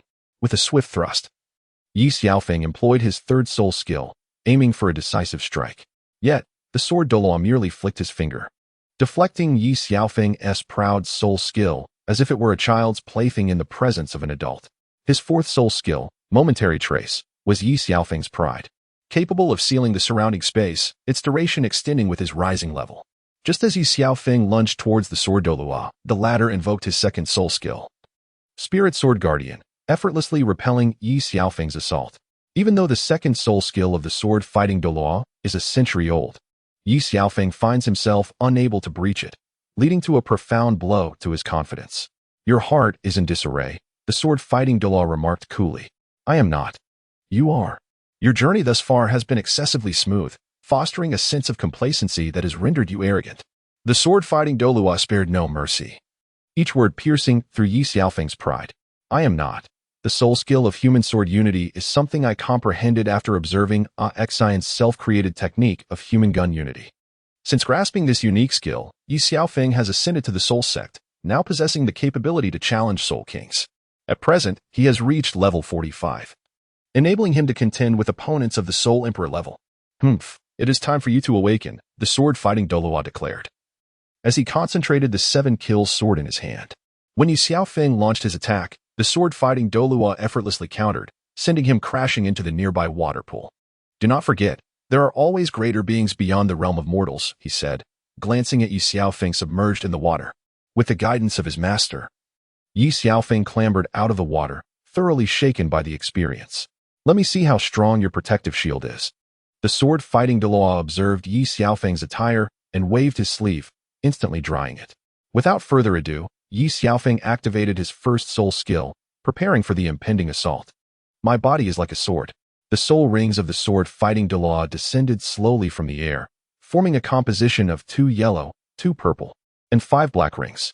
In that moment, he became one with the 7-kills sword. The 7-kills sword embodied him, and he, in turn, embodied the 7-kills sword. Ye Xiaofeng is capable of merging with the 7-killing sword, yet when compared to the Douluo, it appears almost trivial. He finds himself unable to harmonize with the surrounding environment. In an instant, the Douluo, Chian Rushi, formed the character for kill with his fingers. shattering the protective barrier of the Azure Lotus. Ye Xiaofeng was plunged into a darkness so profound that he felt an overwhelming aura of death enveloping him, as if he were being drawn into the abyss. With a mere flick of his hand, the sword Douluo commanded Ye Xiaofeng to sit gently upon the ground, motionless like a clock. Once more, he waved his hand, establishing a barrier around Ye Xiaofeng. As for how much he could comprehend, that would depend on his own fortune. The sword Douluo had exerted considerable effort to guide Ye Xiaofeng into a state of epiphany. The master leads the disciple to the door, but the cultivation must be pursued individually. The sword Douluo would not impart everything to Ye Xiaofeng. It is not that Chen Xian is unwilling to teach him, rather. If he were to reveal all, Ye Xiaofeng's future would likely be confined to the same realm as his own, stagnating in progress. Such an outcome is neither desired by the sword Douluo nor by Ye Xiaofeng. The only path forward is for Ye Xiaofeng to derive his own understanding from the sword Douluo's teachings. Subsequently, the sword Douluo turned to leave, contemplating the previous day's encounter with that foolish blackguard who had distorted the truth regarding Rongrong. No, he could not let it slide. Rongrong, Grandpa Jian has come to see you, the sword Douluo announced with a smile at the door of Ning Rongrong's residence. Grandpa Jian, you've come. Why aren't you with your precious disciple? Ning Rongrong exclaimed upon hearing his voice, rushing out, though upon seeing him, her expression suddenly shifted as she recalled something. In my heart, you are the most important. How could Fenger compare to you? Today, I shall take you to Tianshang Renjian, where Manager Li will personally prepare a meal. What do you think? The sword Douluo smiled at Ning Rongrong, affectionately ruffling her hair. Are we not bringing Ye Xiaofeng along? Ning Rongrong felt a touch of embarrassment due to the sudden affection displayed by Jian Douluo. There was no need to concern oneself with Jian Douluo's insistence on allowing Ye Xiaofeng to enter a state of enlightenment. Who could say when he would awaken? I should inform Grandfather Bone as well, for Ning Rongrong did not forget to call out for Bone Douluo, who was equally fond of her. What was the purpose of summoning that foolish fellow? It was evident that Jian Douluo wished to avoid dining with Bone Douluo, not out of animosity, but because their meals had never been tranquil. Grandfather Jian, you must not refer to Grandfather Bone in such a manner. Ning Rongrong expressed her discontent regarding Jian Douluo's choice of words. Very well, I shall refrain from further comment. However, I must inform you that your Grandfather Bone might have abandoned you to dine in the realms above, Jian Douluo said, swiftly diverting the conversation away from Ning Rongrong. He pondered the possibility, having sensed earlier that Bone Douluo was not within the sect. Impossible.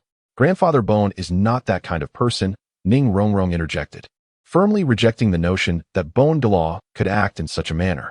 Then let us go and find out, Jian Douluo replied with a subtle smile. Taking Ning Rongrong's hand as they departed the sect, heading towards the realms above. Li, did you know we were coming? Jian Douluo remarked with a smile at the innkeeper.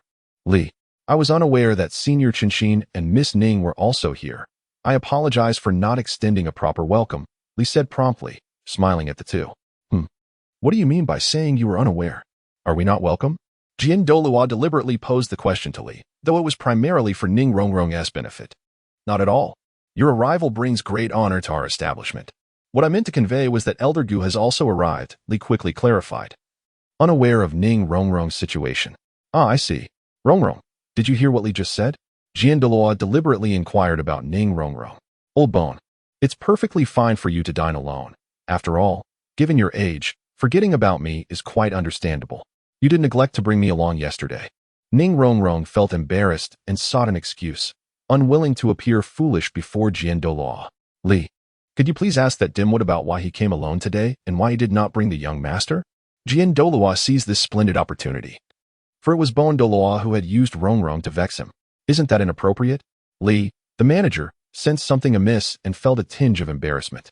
If Master Jian asks you to go, then you must obey. I will shoulder any consequences, he added. Ning Rongrong too was eager to comprehend why her beloved Bone Grandpa had not brought her along for the meal. Li, carrying a jug of wine, entered, followed closely by Jian Douluo and Ning Rongrong, who prepared to eavesdrop outside. Upon entering, Li observed Bone Douluo engrossed in his meal, oblivious to the happenings outside. By the way, yesterday, Senior Bone brought the young master along. Why hasn't he come today? Li poured wine for Bone Douluo and timidly posed the question. Oh, don't ask. That little girl of mine is quite difficult to manage. I brought her yesterday just to annoy that coward, Bone Douluo slurred, the wine having taken effect, allowing him to speak without restraint. The young master is rather endearing, and one can't help but feel pity for him. Li, sensing the precariousness of the situation, quickly spoke in favor of Douluo, despite the two outside offering support. Indeed, she is quite adorable and evokes sympathy, but her temper matches her charm. Just look at my condition. I've suffered greatly because of her. Douluo, oblivious to Li's words, only escalated his complaints. Outside, Jian Douluo's lips curled into a satisfied smirk, while Ning Rongrong clenched her fists tightly, seething with rage. Finally, at that moment, she exploded, kicking the door open. Douluo, startled by the intrusion, turned to see Ning Rongrong and instantly panicked, realizing he had misspoken. I'll let you eat your fill and drink your heart out, Ning Rongrong exclaimed, flipping the table in front of Douluo. Rongrong, allow me to explain. Douluo wished to slap Li for his role in this debacle, but upon glancing around, he found Li had slipped away when Ning Rongrong overturned the table. Do you see me as nothing more than a spoiled and willful little girl? Tears streamed down Ning Rongrong's cheeks. He has always believed that way. We heard everything clearly from outside. Jian Douluo, indifferent to Douluo's plight, only added fuel to the fire. Get lost. This does not concern you. Douluo felt a surge of indignation, truly at a loss for words, and could only vent his frustration toward Jian Douluo. How dare you act this way? You think I can't speak? Rongrong, let us depart. There's no need to pay attention to this fool, Jian Douluo instructed as he turned to leave.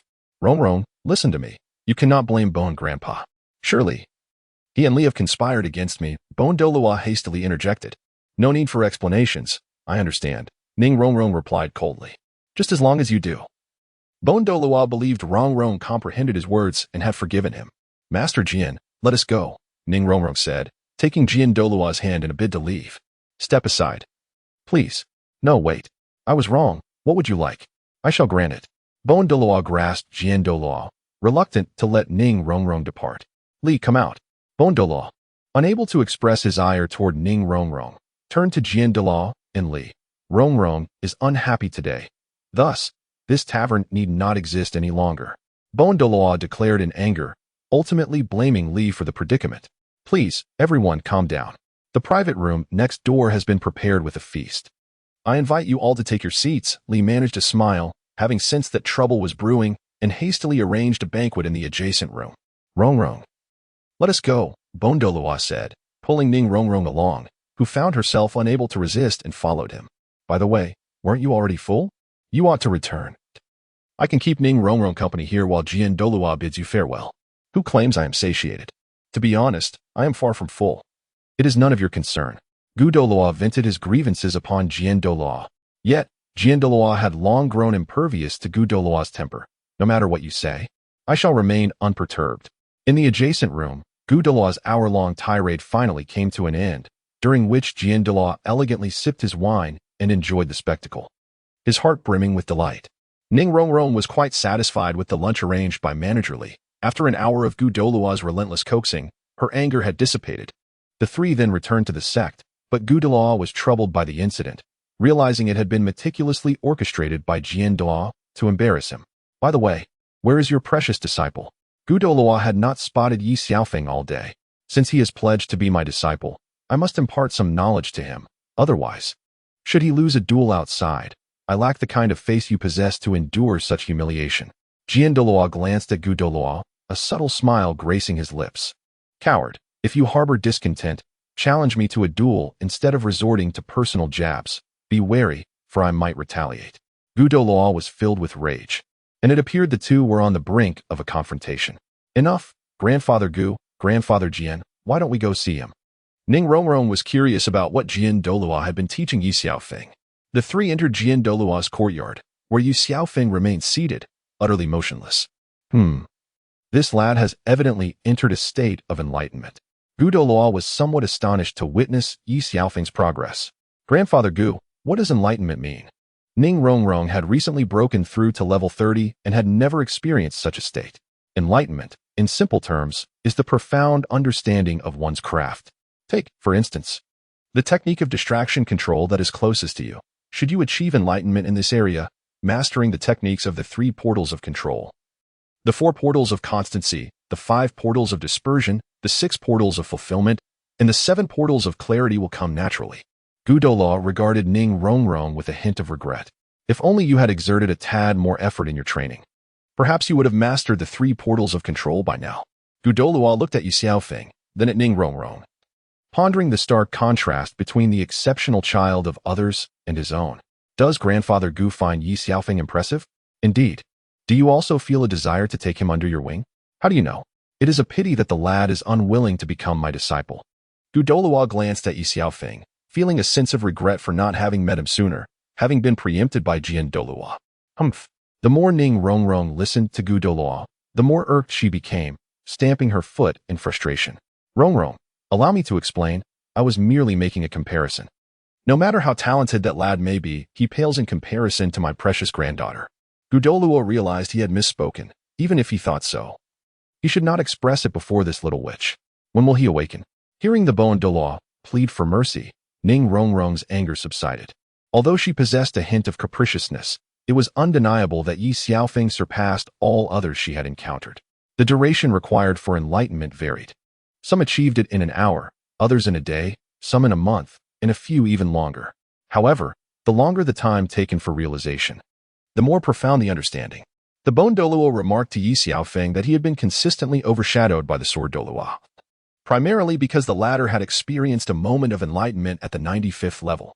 It was this pivotal moment that enabled the Sword Douluo to successfully break through to the 96th level and to comprehend the essence of 7 killing techniques. Rongrong, what brings you here? Ning Fengji entered the courtyard of the Sword Douluo, addressing both him and the Douluo. Sword Uncle, Bone Uncle. This time I wish to send Rongrong to Shrek Academy for her studies. Ning Fengji's tone was not one of mere communication, but rather a heartfelt plea for their consent. Fengji, do you think we, 2 old fellows, are incapable of teaching Rongrong? Or do you believe that Shrek Academy offers superior instruction compared to what we can provide? Chian Douluo was the first to express his dissent after hearing Ning Fengji's words. I too disagree.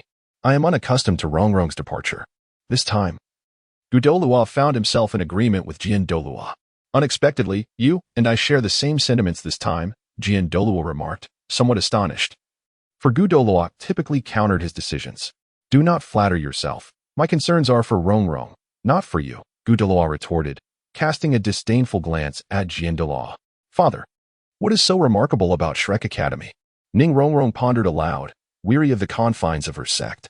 Her eyes sparkled with a hint of opportunity. Shrek Academy specifically recruits elite youths.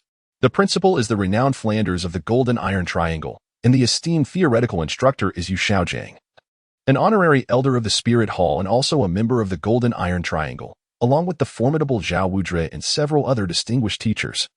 Ning Fengji elaborated with a smile, clearly pleased with Shrek Academy. I disagree. I too disagree. I have made my decision. I shall attend Shrek Academy.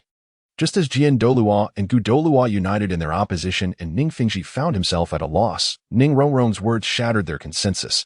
Rongrong, you cannot treat your bone grandfather this way, Douluo lamented, reluctant to see her go. Rongrong, why venture to that Shrek Academy? Your Chian grandfather will ensure your satisfaction. Chian Douluo added, equally unwilling to part with his beloved granddaughter. My dear grandfathers, you must understand that Rongrong has grown up and should learn to stand on her own. Do not worry. I will visit both of you every week. Ning Rongrong finally felt liberated from their grasp, though her words belied a sense of reluctance. I have already spoken with Principal Flanders. Master Lei is waiting for you at the entrance. You should go today, but remember, it cannot be like the sect. Do not indulge your whims, for no one will be there to protect you should trouble arise, Ning Fengji cautioned. Understood, father. I have grown up. You are just as nagging as my 2 grandfathers. Ning Rongrong pouted impatiently. What did you say? Chian Douluo and Douluo inquired simultaneously. He. Grandfather Chian, Grandfather Gu. I was merely jesting. Please do not take it to heart. I shall make my way over to Rongrong now. Realizing her mistake, Ning Rongrong quickly made her escape. Miss, the sect leader has arranged everything. We must set off, said Lord Lei, upon seeing Ning Rongrong approaching to greet them. Let us hurry. Should Grandfather Chian and Grandfather Gu change their minds, we may find ourselves unable to leave. Ning Rongrong dashed forth like a wild horse breaking free from its reins. A young lady should not linger, mused Douluo and the others as they watched the carriage speed away, inevitably filled with a sense of reflection. In truth, Chian Douluo and Douluo understood that Rongrong's desire to attend Shrek Academy was less about the institution's educational philosophy and more about her yearning to liberate herself from their constraints. Master, you may return now. We have arrived at the entrance. I can enter on my own, Ning Rongrong stated, not wishing to draw attention to herself as she embarked on her first journey to Shrek Academy. Miss, please proceed. Once you have entered the academy, I shall naturally take my leave. Lord Lei remained somewhat apprehensive, as Ning Rongrong's esteemed status made any potential mishap a heavy burden for him to bear. Hello. I am here to register, Ning Rongrong said with a gentle smile, presenting her application form. Have your family members consented to your coming here? Li Yusong inquired, measuring her soul power and age with a measuring sphere. Upon witnessing her martial spirit, he gazed at her with astonishment and asked, Teacher, why should a student's background matter? Must we divide ourselves into ranks? Ning Rongrong's retort left Li Yusong momentarily speechless. You have been successfully admitted to Shrek Academy. The tuition fee per semester is 10,000 gold soul coins. The uniform costs 2,000 gold soul coins. Food expenses amount to 3,000 gold soul coins. And accommodation fees total 5,000 gold soul coins, summing up to 20,000 gold soul coins, Li Yusong stated with utmost seriousness. Other academies charge only 200 gold soul coins. Why is your uniform priced at 2,000 gold soul coins? This is a tenfold increase. What a ridiculous institution. It is clearly a scheme to swindle students under the guise of enrollment. A parent in the queue exclaimed indignantly upon hearing Li Yusong's words. The uniforms were designed by our esteemed Academy's headmaster. Each generation's uniform is unique, which accounts for the higher price, Li Yusong explained. Although he himself had seen the designs by Headmaster Flanders and found them rather difficult to behold, he had even once asked Flanders why any student would wish to wear such splendid attire. To which Flanders' response left no room for error. No wonder teacher Zhao Wujia never dined with him. Teacher, we wish to register. Here is 40,000 gold soul coins. Tang San and Xiao Wu presented their application forms, ready for their soul power and age to be measured. Excellent. You two have also been admitted to Shrek Academy. Li Yusong announced with delight upon reviewing their applications, even more pleased at the prospect of receiving their tuition fees. Teacher, I too wish to enroll. My soul power level and age are the same as the previous two, another student declared. Zhu Zhiqing handed over the enrollment form and requested the tuition fee. All right. Everyone else may leave. The number of students admitted has already met the quota, Li Yu said impatiently. In previous years, securing even one student was challenging. Yet this year we have unexpectedly welcomed 4 new enrollees. Teacher, I protest. I have been here since morning, and the academy has only admitted 4 students. There are so many of us behind. How can you dismiss us without even an assessment? The crowd of students waiting in line glared at Li Yu in frustration. In the process of recruitment, I neglected to mention that our academy has limited resources and can only admit 4 individuals. Mubai, please show them out. Li Yu, having completed his task, showed little interest in the queue of students. In truth, Li Yu had reviewed all the enrollment forms. It wasn't merely a matter of limited resources. Rather, the Shrek Academy prioritized applicants based on their background and potential. Currently, there were 3 students in the academy. Ma Hongjun, a student of Flinder, was guaranteed admission without further consideration. Oscar, a support-type student with innate spirit power at level 10, was also accepted due to his promising potential. As for Dai Mubai, the academy initially hesitated to admit him, not due to a lack of talent, but because he seemed more preoccupied with frivolous pursuits. Flinder accepted him for 2 reasons. First, the academy's financial situation was strained, and second, to maintain a favorable relationship with the Emperor of the Star Luo Empire.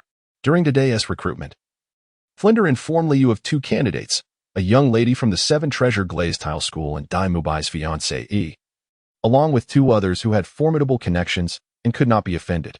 Thus, with the 4 new students admitted today, the total number of students at the academy reached 7, nearly equal to the number of teachers.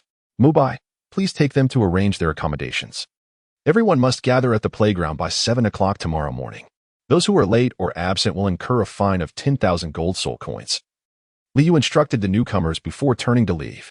Oh, and Mubai, please inform the other 2 as well. You are the academy's senior students. Be mindful of your image and exercise restraint, especially you, Mubai, he added, departing before Dai Mubai could respond. Reporting to the Sect Master. The young lady has successfully joined Shrek Academy. Should we send someone to protect her discreetly? Lei Tangzhu observed Ning Rongrong entering Shrek Academy before feeling relieved to depart. No need. Shrek Academy is not as weak as you imagine. Few dare to offend them, Ning Fingji replied, entrusting Ning Rongrong to Flinder without any concerns. Understood. I take my leave, Lei Tangzhu said succinctly, having fulfilled his mission. Daimubai arranged accommodations for the 4 newcomers. While better housing could have been constructed, Flinder's frugality led the academy to be situated in a remote village, under the pretense of harmonious coexistence with nature. However, the matter did not conclude swiftly. While other teachers advocated for the construction of new buildings, Flinder insisted on utilizing local materials, emphasizing the importance of not wasting the academy's financial resources. Afterwards, all the houses were constructed from wood. The newly arrived 4 individuals were assigned to the first floor, while Dai Mubai and his companions resided on the second floor. Due to the secluded location and the expansive area of the academy, the teachers' and students' dormitories were not situated together. As the clock struck midnight, peculiar noises emanated from upstairs, causing the new arrivals on the first floor to flush with embarrassment. Even Tang San, having lived 2 lifetimes, felt a twinge of awkwardness. After more than half an hour, the voice of a girl pleading was heard. Fatty, please let me go. It's been 5 times. I can't endure it anymore. Can we help each other next time? Came the voice of the girl. Lily, my feelings for you are sincere. Just help me one last time, please, responded Fatty. Thus, the back and forth continued, with Fatty engaging in his antics for 7 rounds until the girl, in tears, begged for mercy and ultimately fled in the dead of night.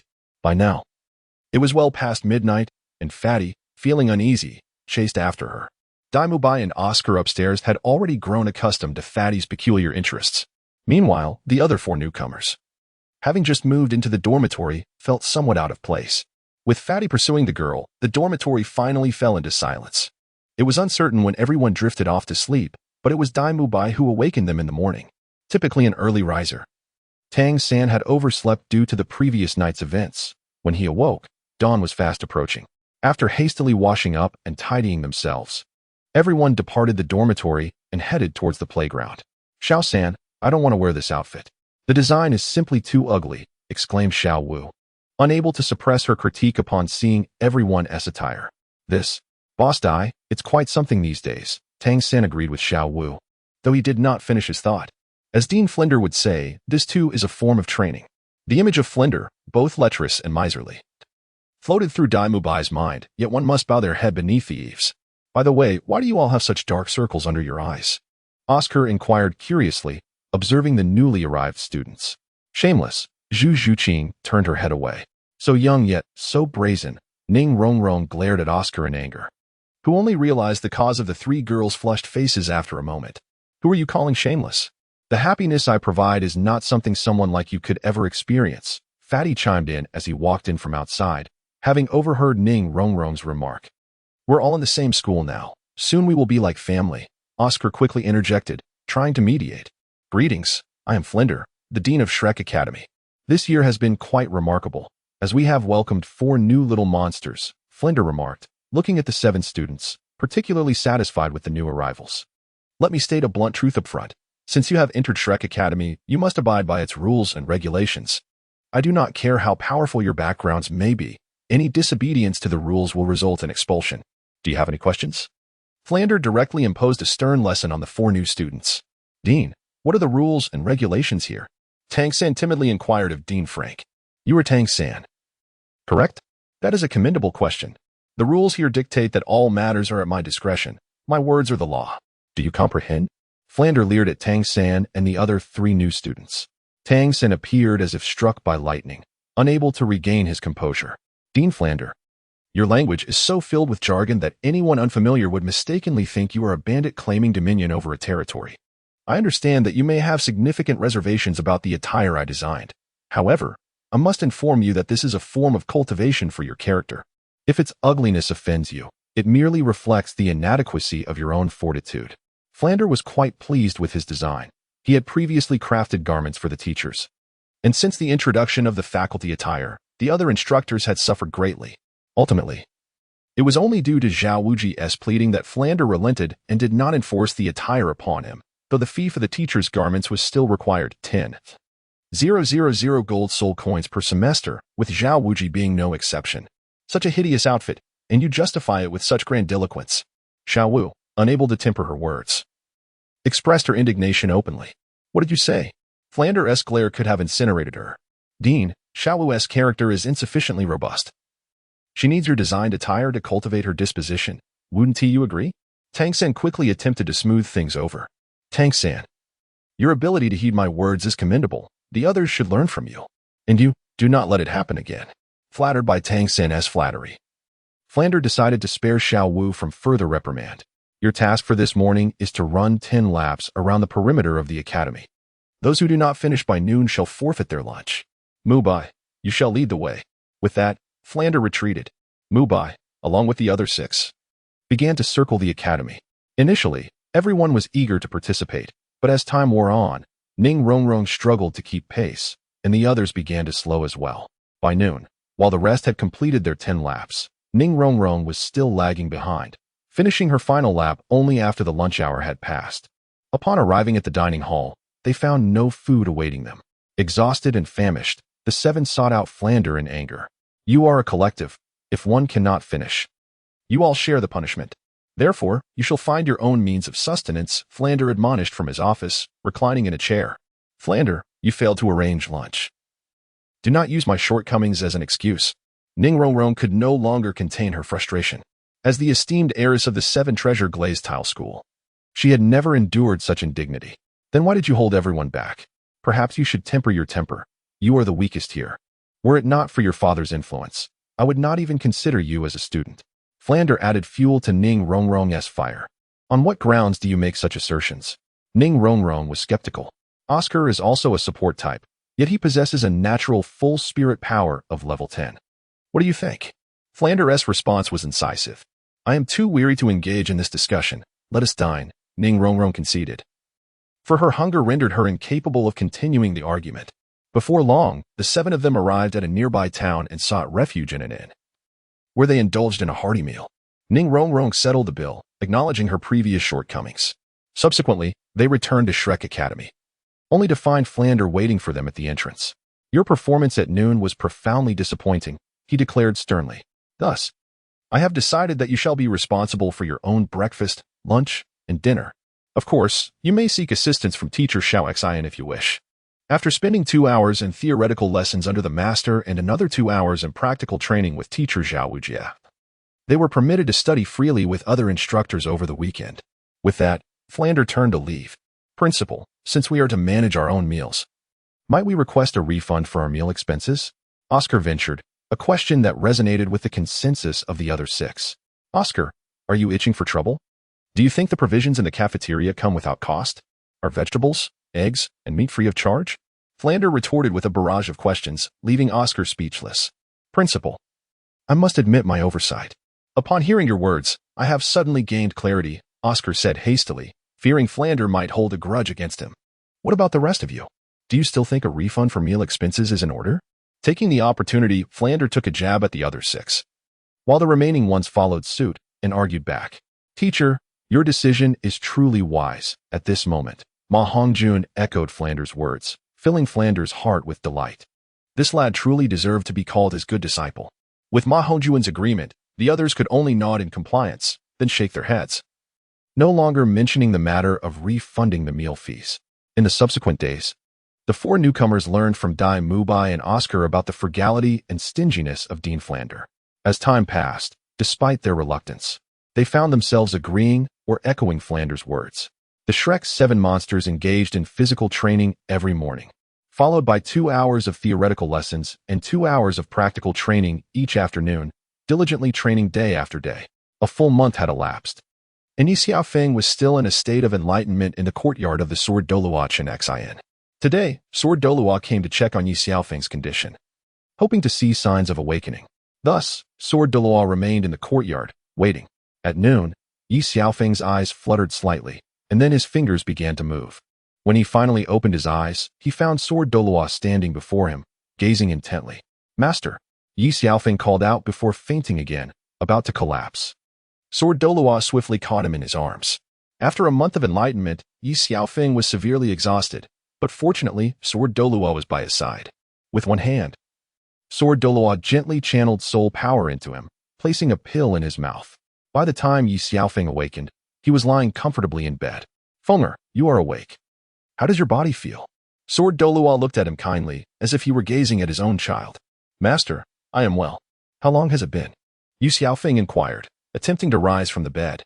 This room belonged to his master, and he found himself resting on Sword Douluo's bed, but his body remained weak. After a futile attempt, he realized he could not move. You have been in enlightenment for a month and have just fainted for 3 days and nights. Fenger, your body is still very weak. You should rest here and recuperate until you are well, Sword Douluo said with a gentle smile, seemingly understanding Ye Xiaofeng's predicament. Thank you. Master, Ye Xiaofeng expressed his gratitude hurriedly. Silly boy, you are my disciple. If you were to die so easily, where would that leave my old face? Sword Douluo felt a sense of familiarity upon seeing Ye Xiaofeng for the first time, a feeling akin to that of an elder welcoming a long-lost child. Consequently, he resolved to take Ye Xiaofeng as his closed-door disciple.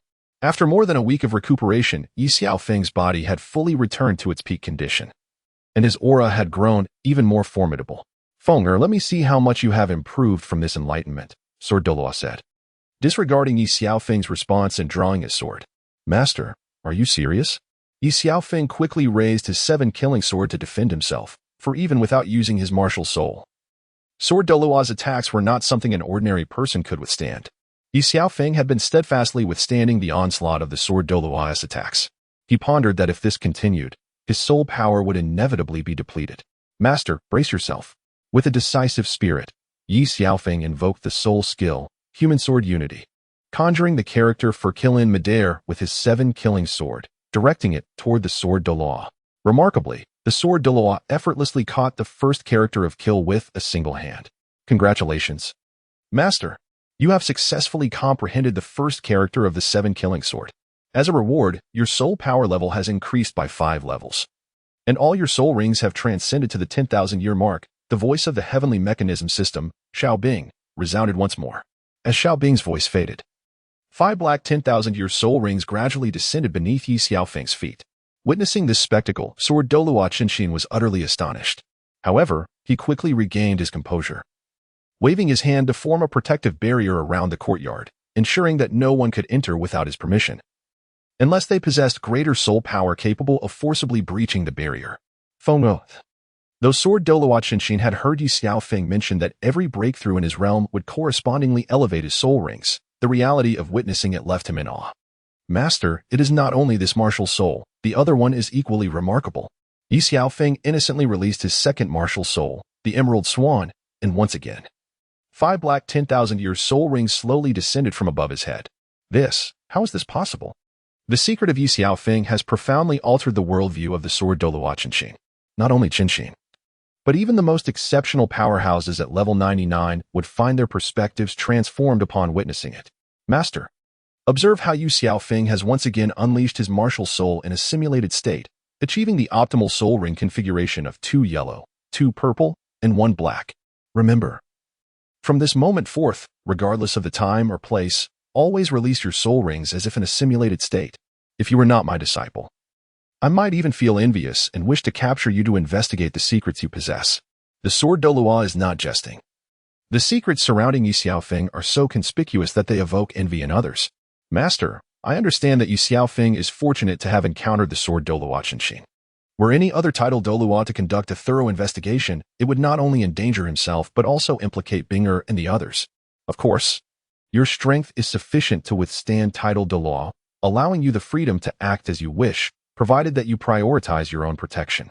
Fenger, you must comprehend that excessive rigidity can lead to ruin. The Sword Douluo has admonished Ye Xiaofeng on numerous occasions, fearing his pride might swell. By the way, previously, Manager Li and young Master Luo sought you out, but I arranged for them to be informed that your training has made it inconvenient for you to meet them. You will naturally seek them out when you find the time. The Sword Douluo smiled faintly, acknowledging that a month of enlightenment for Ye Xiaofeng had indeed been ample time. Oh, Master, I had forgotten about the promise made to the sect leader amidst my busyness. With that, Ye Xiaofeng retrieved from his soul guide a sum of 200 million black gold cards. I shall pass this on to the sect leader for you. Take some time to relax. Do not solely immerse yourself in training. One must learn to allow things to flow naturally, rather than pursue blindly. Understood. Ye Xiaofeng replied before departing from the 7 Treasures Glazed Tile School and heading to Tianshang Renjian to find Manager Li. Manager Li. What a refined disposition you have, Ye Xiaofeng remarked as he entered the inn, where Manager Li was engrossed in checking the accounts at the front desk. Did you not see me occupied, customer? Please attend to yourself, Manager Li, entirely focused on the account books, mistook Ye Xiaofeng for a mere staff member. Observing this, one of the staff members hurriedly tugged at Manager Li's sleeve. What is it? Can't you see I'm busy? Manager Li replied, glancing at the staff member who was delivering goods. Manager, young Master Yi has arrived, the staff member awkwardly announced. Why young Master Yi? When did you come here? My mind must be clouded with age, Manager Li said, quickly showering Ye Xiaofeng with flattery. Wasn't it I who was just reprimanding him? Ye Xiaofeng teased, smiling, unaware of young Master Ye's presence. Please, allow me to escort you upstairs. Manager Li promptly invited Ye Xiaofeng to a private room on the upper floor, which had been specially arranged for him with excellent soundproofing and a view of the bustling street below. Manager Li, how has business been lately?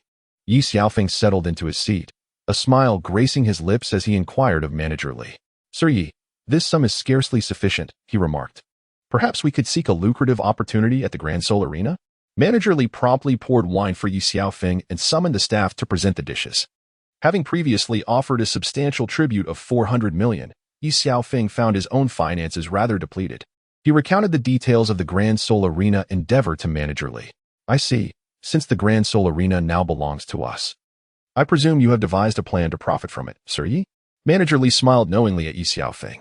This matter has already been delegated to Luo Xiaodian. Ye Xiaofeng held firm in his belief that Luo Xiaodian would not act recklessly. The rules he had established left no room for financial loss. Sir Yi, I heard from Elder Qinshin that you have been cultivating. How has your practice progressed? Manager Li, now closely associated with Ye Xiaofeng, naturally took an interest in his advancements. I have successfully broken through to the Soul King realm, Ye Xiaofeng replied with a smile, choosing not to elaborate further. However, Manager Li comprehended instantly. Truly impressive, Sir Yi. To achieve such a breakthrough at your age, Manager Li exclaimed, hastily refilling Ye Xiaofeng's glass, his face radiating joy. After an afternoon of exchange, Ye Xiaofeng departed the inn and made his way to the Grand Soul Arena in the imperial capital. Hello, fair maiden, what do they call you? Ye Xiaofeng greeted the alluring female attendant at the front desk of the welfare betting area, the same one who had previously recommended the overdrawn purple gold card to him.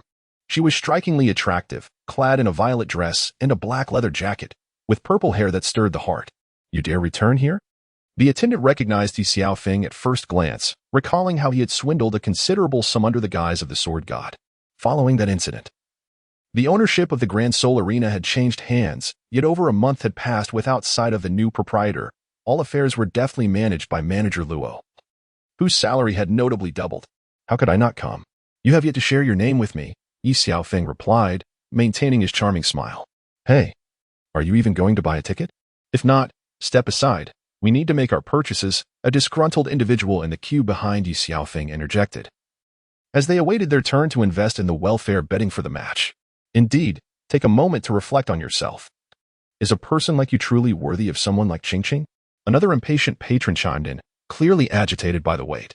Qingqing, a lovely name. I shall remember it. Ye Xiaofeng disregarded the insults directed at him, continuing to smile warmly at Qingqing. Young Master Yi, if you do not intend to purchase a welfare ticket, may I kindly ask you to step aside? Qingqing gently suggested, mindful that she could not afford to offend anyone. I would like to invite Miss Qingqing for a cup of tea.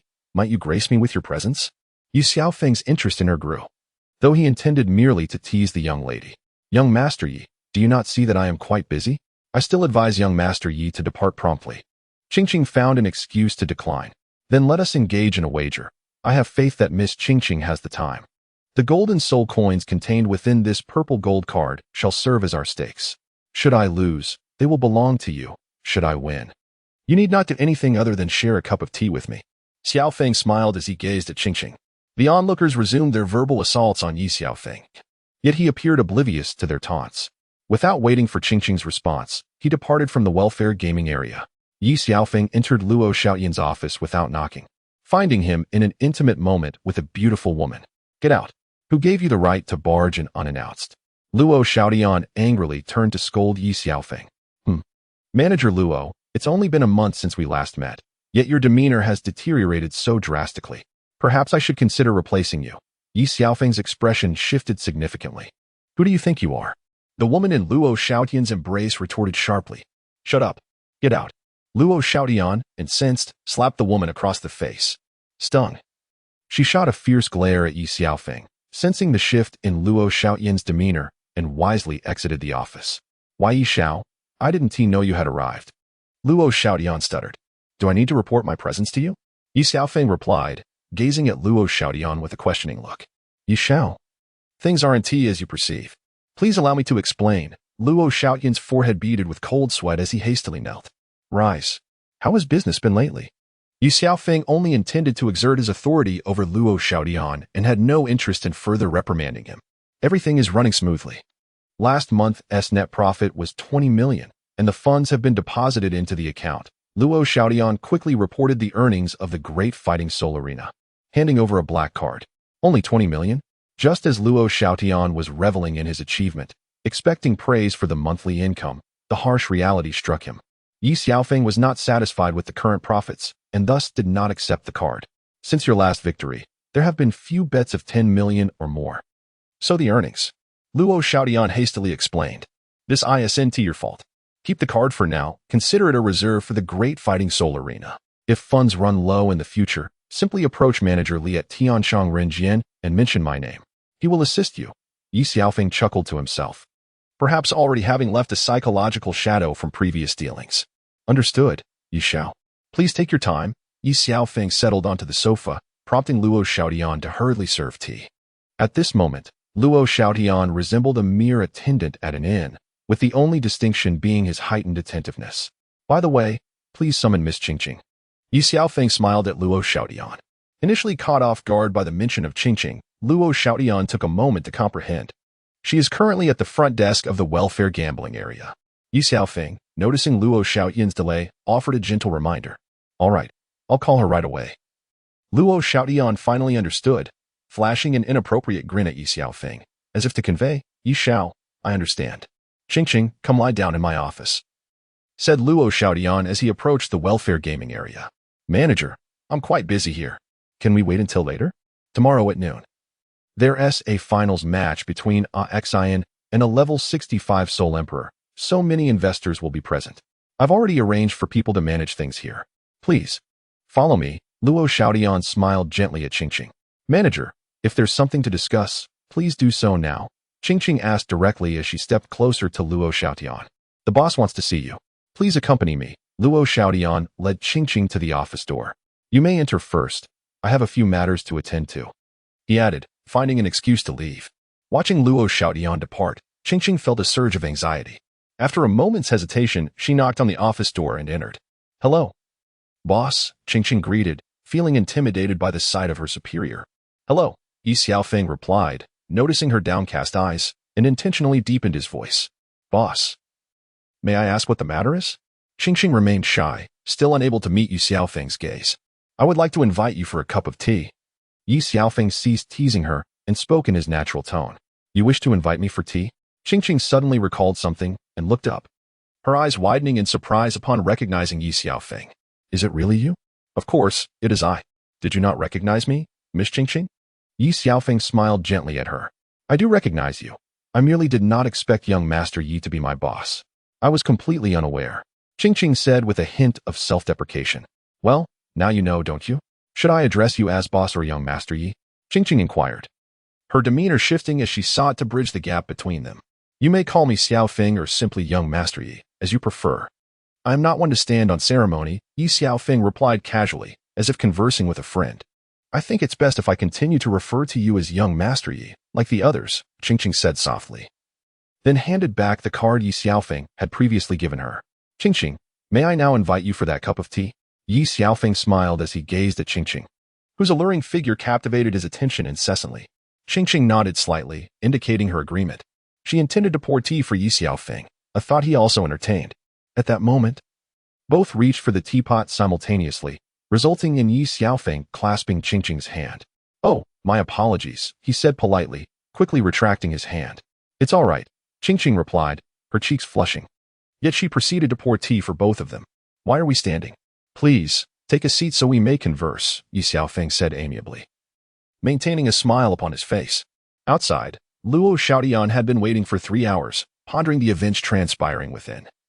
His imagination running wild with thoughts of the young couple igniting sparks of romance during their time together.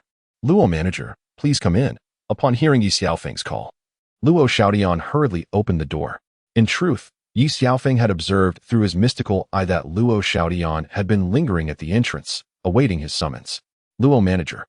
Effective immediately, Qingqing will serve as the assistant manager of the Grand Soul Arena, Ye Xiaofeng declared gently, his eyes softening as they rested on Qingqing. "Ye Xiao. That is absolutely out of the question. I know nothing about this," Qingqing promptly declined. "Ye Xiao, I believe this arrangement is inappropriate," Luo Xiaotian interjected, addressing Ye Xiaofeng. "Luo Xiaotian, what do you mean?" Ye Xiaofeng was taken aback by his audacity to contradict him at such a critical juncture. "Ye Xiao, you misunderstand. What I mean is that Miss Qingqing would be far more suitable as the general manager. I can take the role of assistant manager and will wholeheartedly support Miss Qingqing." "No. It should be Manager Qingqing," he insisted. During those 3 hours outside, Luo Xiaotian's imagination had conjured vivid scenes of the passionate interactions between Ye Xiaofeng and Qingqing. "Luo manager. This is absolutely out of the question," Qingqing exclaimed, startled by the sudden turn of events. "Are you serious?" Ye Xiaofeng inquired coldly. "Ye Xiao, my life is yours. Luo Xiaodian, pledge my unwavering loyalty to you." Noticing the change in Ye Xiaofeng's demeanor, Luo Xiaodian immediately lowered his gaze, afraid to meet his eyes. Haunted by the previous encounter with his piercing gaze that felt like the arrival of death itself. "Very well, we shall proceed as you suggest, and rest assured, you shall benefit as well. Your salary will be doubled," Ye Xiaofeng announced. After conversing for 3 hours, he learned much about Qingqing, and their relationship subtly deepened. "Ye Xiao, no? I cannot accept." Qingqing swiftly rejected the offer. However, her continued refusals only solidified Ye Xiaofeng's resolve. "You need not worry about a thing. All matters will be handled by Luo manager, correct?" Ye Xiaofeng turned to Luo Xiaotian. Indeed, Manager Qingqing, you need only to enjoy your title, and I will manage everything. You should simply spend more time with Ye Xiao, as you are of the same age and share much in common." Luo Xiaotian, having experienced the journey himself, could not be too forthright. After his remarks, Qingqing ceased her resistance. "By the way, Manager Luo, I have decided to allow Qingqing to utilize my suite as her office." Ye Xiaofeng resolved to fully embrace his role as a benevolent figure. During their conversation, Ye Xiaofeng gradually elicited Qingqing's innermost thoughts. Having grown up in Sotoa City, she lost her parents at a tender age. Nevertheless, she is a resilient young woman who juggles multiple jobs to survive.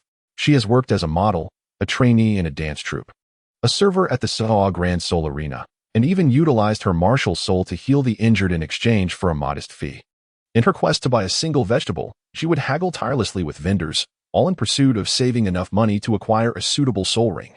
Now, at the age of 23, she possesses a level 23 martial soul, the Azure Bird, which belongs to the healing category and lacks considerable offensive power.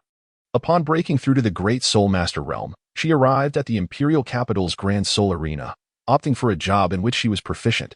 Yet, her lifestyle remained humble, and her actions aimed to transcend the Soul Emperor realm required more financial resources. The sudden arrival of happiness felt surreal, as if she were caught in a dream. Ye Xiaofeng noticed the subtle change in Qingqing. "You are not dreaming.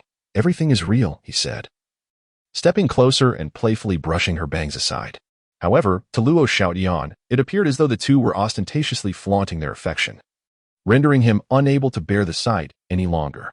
"Young Master Yi, I will promptly arrange to tidy the room," he said, hastily exiting and closing the door behind him. "Young Master Yi, why are you so kind to me?" Qingqing gazed in disbelief at the sudden wave of happiness that enveloped her. "As long as you are happy," Ye Xiaofeng replied with a smile. However, his response was not what Qingqing had hoped for. "If you are happy, I will be happy too," Ye Xiaofeng answered, his demeanor as stiff as a statue. "Oh, I see." Qingqing's expression dimmed slightly. "Of course, seeing you a bit moved is delightful," Ye Xiaofeng remarked, offering Qingqing an innocent smile. "How annoying. I'm ignoring you," she said, her cheeks flushing as she dashed out of the office. "Qingqing, wait for me," Ye Xiaofeng called after her. Soon, Ye Xiaofeng accompanied Qingqing on a shopping spree, indulging her whims, and fortunately, his soul guiding device could conveniently store their purchases. After their outing, with ample time still at hand, Qingqing expressed a desire to return to her former residence to retrieve a few belongings, and Ye Xiaofeng accompanied her. Upon arrival, The dwelling was barely sufficient to shield one from the elements. Observing the modest abode and then glancing at the smiling girl before him stirred an inexplicable sense of sorrow within Ye Xiaofeng, igniting an instinctive urge to protect her. Young Master Yi, I apologize for bringing you to such a place. It's rather embarrassing. Qingqing's cheeks blossomed with a hint of crimson. It's all right. It won't happen again. Never again, Ye Xiaofeng unexpectedly declared. Young Master Yi, what do you mean? Qingqing was left bewildered by his cryptic words. Please tidy up. We should be on our way. He urged, feeling increasingly uneasy the longer he lingered there. Young Master Yi, allow me to pour you a cup of tea. Just a moment. It will be ready shortly. Qingqing, flustered and uncertain, hurriedly prepared a cup for him, the water still cool. No problem. I happen to be thirsty and prefer it cold, Ye Xiaofeng reassured her, noting the blush on her face. To alleviate her embarrassment, he lifted the cup and drank it all in one go. As he observed Qingqing's flustered movements while she organized her clothes, Ye Xiaofeng found himself momentarily entranced, unaware that she was oblivious to his lingering gaze. Her back turned to him. As Ye Xiaofeng observed from behind, Qingqing donned a short-sleeved shirt, elegantly revealing her shoulders, paired with an exceedingly short skirt and translucent white stockings. During their previous shopping excursion, he had paid little heed to her attire. Now, as Qingqing bent down, her short skirt accentuating her figure, Ye Xiaofeng felt an increasing dryness in his throat, struggling to maintain control over his own body, seemingly unaware of how he had found himself positioned behind her. Ye Xiaofeng gently brushed against Qingqing's back before quickly retracting his hand. Startled by the unexpected sensation, Qingqing turned around, her heart racing. Ye Xiao, she exclaimed, her cheeks flushing slightly as she sensed his unusual demeanor. I am sorry, Qingqing. I didn't do anything, did I?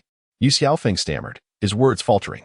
A soft giggle escaped Qingqing's lips, amused by Ye Xiaofeng's bashfulness. She had not anticipated the shy side of the boy before her. She gazed at him anew, taking in his sea-blue hair, large expressive eyes, one a striking green and the other a subtle gray, a refined nose, and a delicate, slender face that towered over her by a head. As Qingqing observed Ye Xiaofeng, he too was carefully studying her.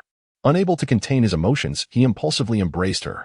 Ye Xiao, Qingqing wished to voice her thoughts, but Ye Xiaofeng silenced her with a kiss, rendering her speechless as he began to explore her form. She involuntarily gasped, breaking the spell of Ye Xiaofeng's fervor. I'm sorry, Qingqing, that was a moment of impulse. He quickly withdrew his hands, a hint of regret in his voice. Ye Xiao, I'm not ready yet. Please give me some time, Qingqing implored, her eyes pleading as they met his. What wild thoughts are you entertaining? I am well aware of my boundaries, he said, gently pinching her cheek. In truth, even he found his own words hard to believe. Who could control the flames of desire? Shall we return? Qingqing suggested, her face still flushed as she glanced at Ye Xiaofeng. Yes, he replied, subsequently gathering her garments into the soul guide storage ring. Ye Xiaofeng brought Qingqing to the enchanting realm of Tian Shangrenjian. Managerly, initially poised to articulate a thought, suddenly reconsidered upon observing the young lady beside Ye Xiaofeng. Could it be that the young master had experienced an awakening? Just previously, Dai Xiao had sent two beautiful women to Ye Xiaofeng's chamber, only to be promptly dismissed. Manager Li had always assumed that Ye Xiaofeng was solely focused on cultivation, devoid of any romantic inclinations. However, upon witnessing the presence of a lady by his side today, it dawned on him that Ye Xiaofeng preferred to pursue his own conquest rather than entertain those who approached him directly. Manager Li, what are you daydreaming about? Normally, upon encountering him, Manager Li would hastily extend a warm greeting, but today, he realized that his gaze was not directed at him, but rather at Qingqing. Young Master Yi, I presume you haven't dined yet? Please, do head upstairs swiftly. Realizing his error, Manager Li promptly shifted the topic. Have you renovated the room? Ye Xiaofeng entered his exclusive private room, now featuring a staircase leading upstairs. Young Master, for your convenience, I took the liberty of connecting one of the upstairs rooms to this private chamber, Manager Li explained, asserting that this modification was solely for Ye Xiaofeng's ease of living, allowing direct access from the private room to the bedroom on the third floor. Thank you for your thoughtfulness, Ye Xiaofeng replied with a faint smile, expressing his approval. By the way, who is this young lady? Manager Li recognized her as Qingqing, the manager of the Grand Fighting Spirit Arena, which prompted his inquiry. This is Qingqing, the general manager of the Grand Fighting Spirit Arena. Ye Xiaofeng introduced her to Manager Li. Qingqing, this is the proprietor of this establishment, Li Baokai, he added. Manager Li quickly poured wine for the two, pondering that a waitress had transformed into the general manager of the grand fighting spirit arena, perhaps destined to become his future matron. Nonetheless, Qingqing's physique and appearance were indeed exceptional, though her attire seemed rather inadequate for the occasion. Manager Li, why are you serving wine? Do you not see that Qingqing is present? Hurry, pour her some tea, Ye Xiaofeng remarked after taking a sip and realizing it was wine. He felt it was acceptable for himself, but not in the company of Qingqing. You must be unaware, young master. Drinking tea at night can lead to insomnia. Manager Li perceptively replied, his smile unwavering. Then perhaps bring some boiled water. Surely that would suffice, Ye Xiaofeng countered, displeasure evident in his gaze towards Manager Li. You didn't notice upon entering? Manager Li retorted with a direct question. Notice what? Ye Xiaofeng responded, perplexed by Manager Li's demeanor. With so many guests, the hot water is in short supply, so we must make do, Manager Li replied with an innocuous expression, as if caught in a dilemma. Surely there must be cold water available? Ye Xiaofeng thought to himself, slightly irked. In such a large inn, it was hard to believe there was no boiled water. He truly wondered what Manager Li was up to. Of course there is cold water, but have you considered Miss Qingqing? If she consumes meat and drinks cold water, what if she feels unwell? Li, the shopkeeper, handed the pot directly to Qingqing. Ye Xiao, please do not blame Li for this. We can drink a little less. And it should be fine, Qingqing said, not wanting to see Li in an awkward position. Thank you, Miss Qingqing, for your understanding, Li replied, though he thought to himself. Just don't hold it against me later. Ye Xiao, please wait a moment. The dishes will be served shortly, Li said as he turned to leave. A sly smile creeping across his lips, though Ye Xiaofeng paid it little mind. At first, the two were reserved and drank sparingly, but as the dishes arrived, they began to eat and drink more freely. With one pot of wine finished, Ye Xiaofeng felt unsatisfied and requested another from Li. As they continued to drink, Ye Xiaofeng, accustomed to drinking, felt fine, whereas Qingqing began to feel the effects, though she remained somewhat coherent. Li, please arrange a room for Miss Qingqing, Ye Xiaofeng suggested. As night had fallen, and he intended to rest there. Don't tell me all the other rooms are full? He asked, noticing Li's awkward demeanor, which hinted at something amiss. Ye Xiao, the truth is as such, Li replied, his expression betraying no hint of deceit. Why didn't you arrange this sooner? Ye Xiaofeng remarked, feeling displeased that such a trivial matter had not been handled well. Ye Xiao, your room upstairs is still available, Li weakly suggested, uttering a rather audacious statement. But Qingqing and I are both innocent. How can a man and a woman share a room? Ye Xiaofeng's frustration grew. Ye Xiao, you can give your bed to Miss Qingqing, and you can make do on the sofa. I have some matters to attend to, he said, leaving no time for Ye Xiaofeng to respond before departing. This left Ye Xiaofeng speechless, questioning who was truly in charge. He called out a few times, but Li ignored him. Qingqing, let me help you upstairs. Upon reaching the third floor, he turned on the light and assisted her to sit on the edge of the bed. You rest here. I'll step out for a moment, he said, not wanting to take advantage of her vulnerability, considering their youth. You can't leave, Ye Xiaofeng, you scoundrel. Just when you were pursuing me, you want to let go. It was unclear if Qingqing was genuinely drunk or if the alcohol had loosened her tongue, but she grabbed his hand as he turned to leave. All right, I want to go anywhere. You rest well. I'll keep you company and sleep on the sofa, he relented, dismissing her harsh words without a thought. Qingqing, tipsy, leaned against the bed, and Ye Xiaofeng, seeing her in such a state, took off her shoes. Under the dim light, her flushed face and the way her dress clung to her figure were evident. Yet Ye Xiaofeng did not take advantage of her intoxication. He maintained propriety, covering her with a blanket. Ye Xiaofeng turned off the lights and returned to the sofa. However, the moonlight was particularly bright that night, illuminating the room. Yet, Ye Xiaofeng had no interest in admiring the moon. He lay on the sofa, closed his eyes, and, after a day filled with activities and a bit of wine, he felt quite weary, unaware of when he drifted off to sleep. In the dead of night, he was awakened by the sound of weeping. With heightened senses, Ye Xiaofeng discerned Qingqing crying alone and quickly rose to his feet. Qingqing, why are you crying? What has happened? He inquired with concern, moving to the bedside and utilizing the moonlight to illuminate her face. Do you not like me? Qingqing asked through her tears, gazing at Ye Xiaofeng. She had feigned drunkenness, hoping to gauge his feelings for her. Had he chosen to take advantage of her vulnerability, her heart would never have allowed him entry. Yet, witnessing his noble character pained her, as she feared her own inadequacies might be the reason he had not approached her. Unconsciously, she had placed Ye Xiaofeng in the most cherished corner of her heart. Having lost her parents at a young age, She yearned even more for his care and affection.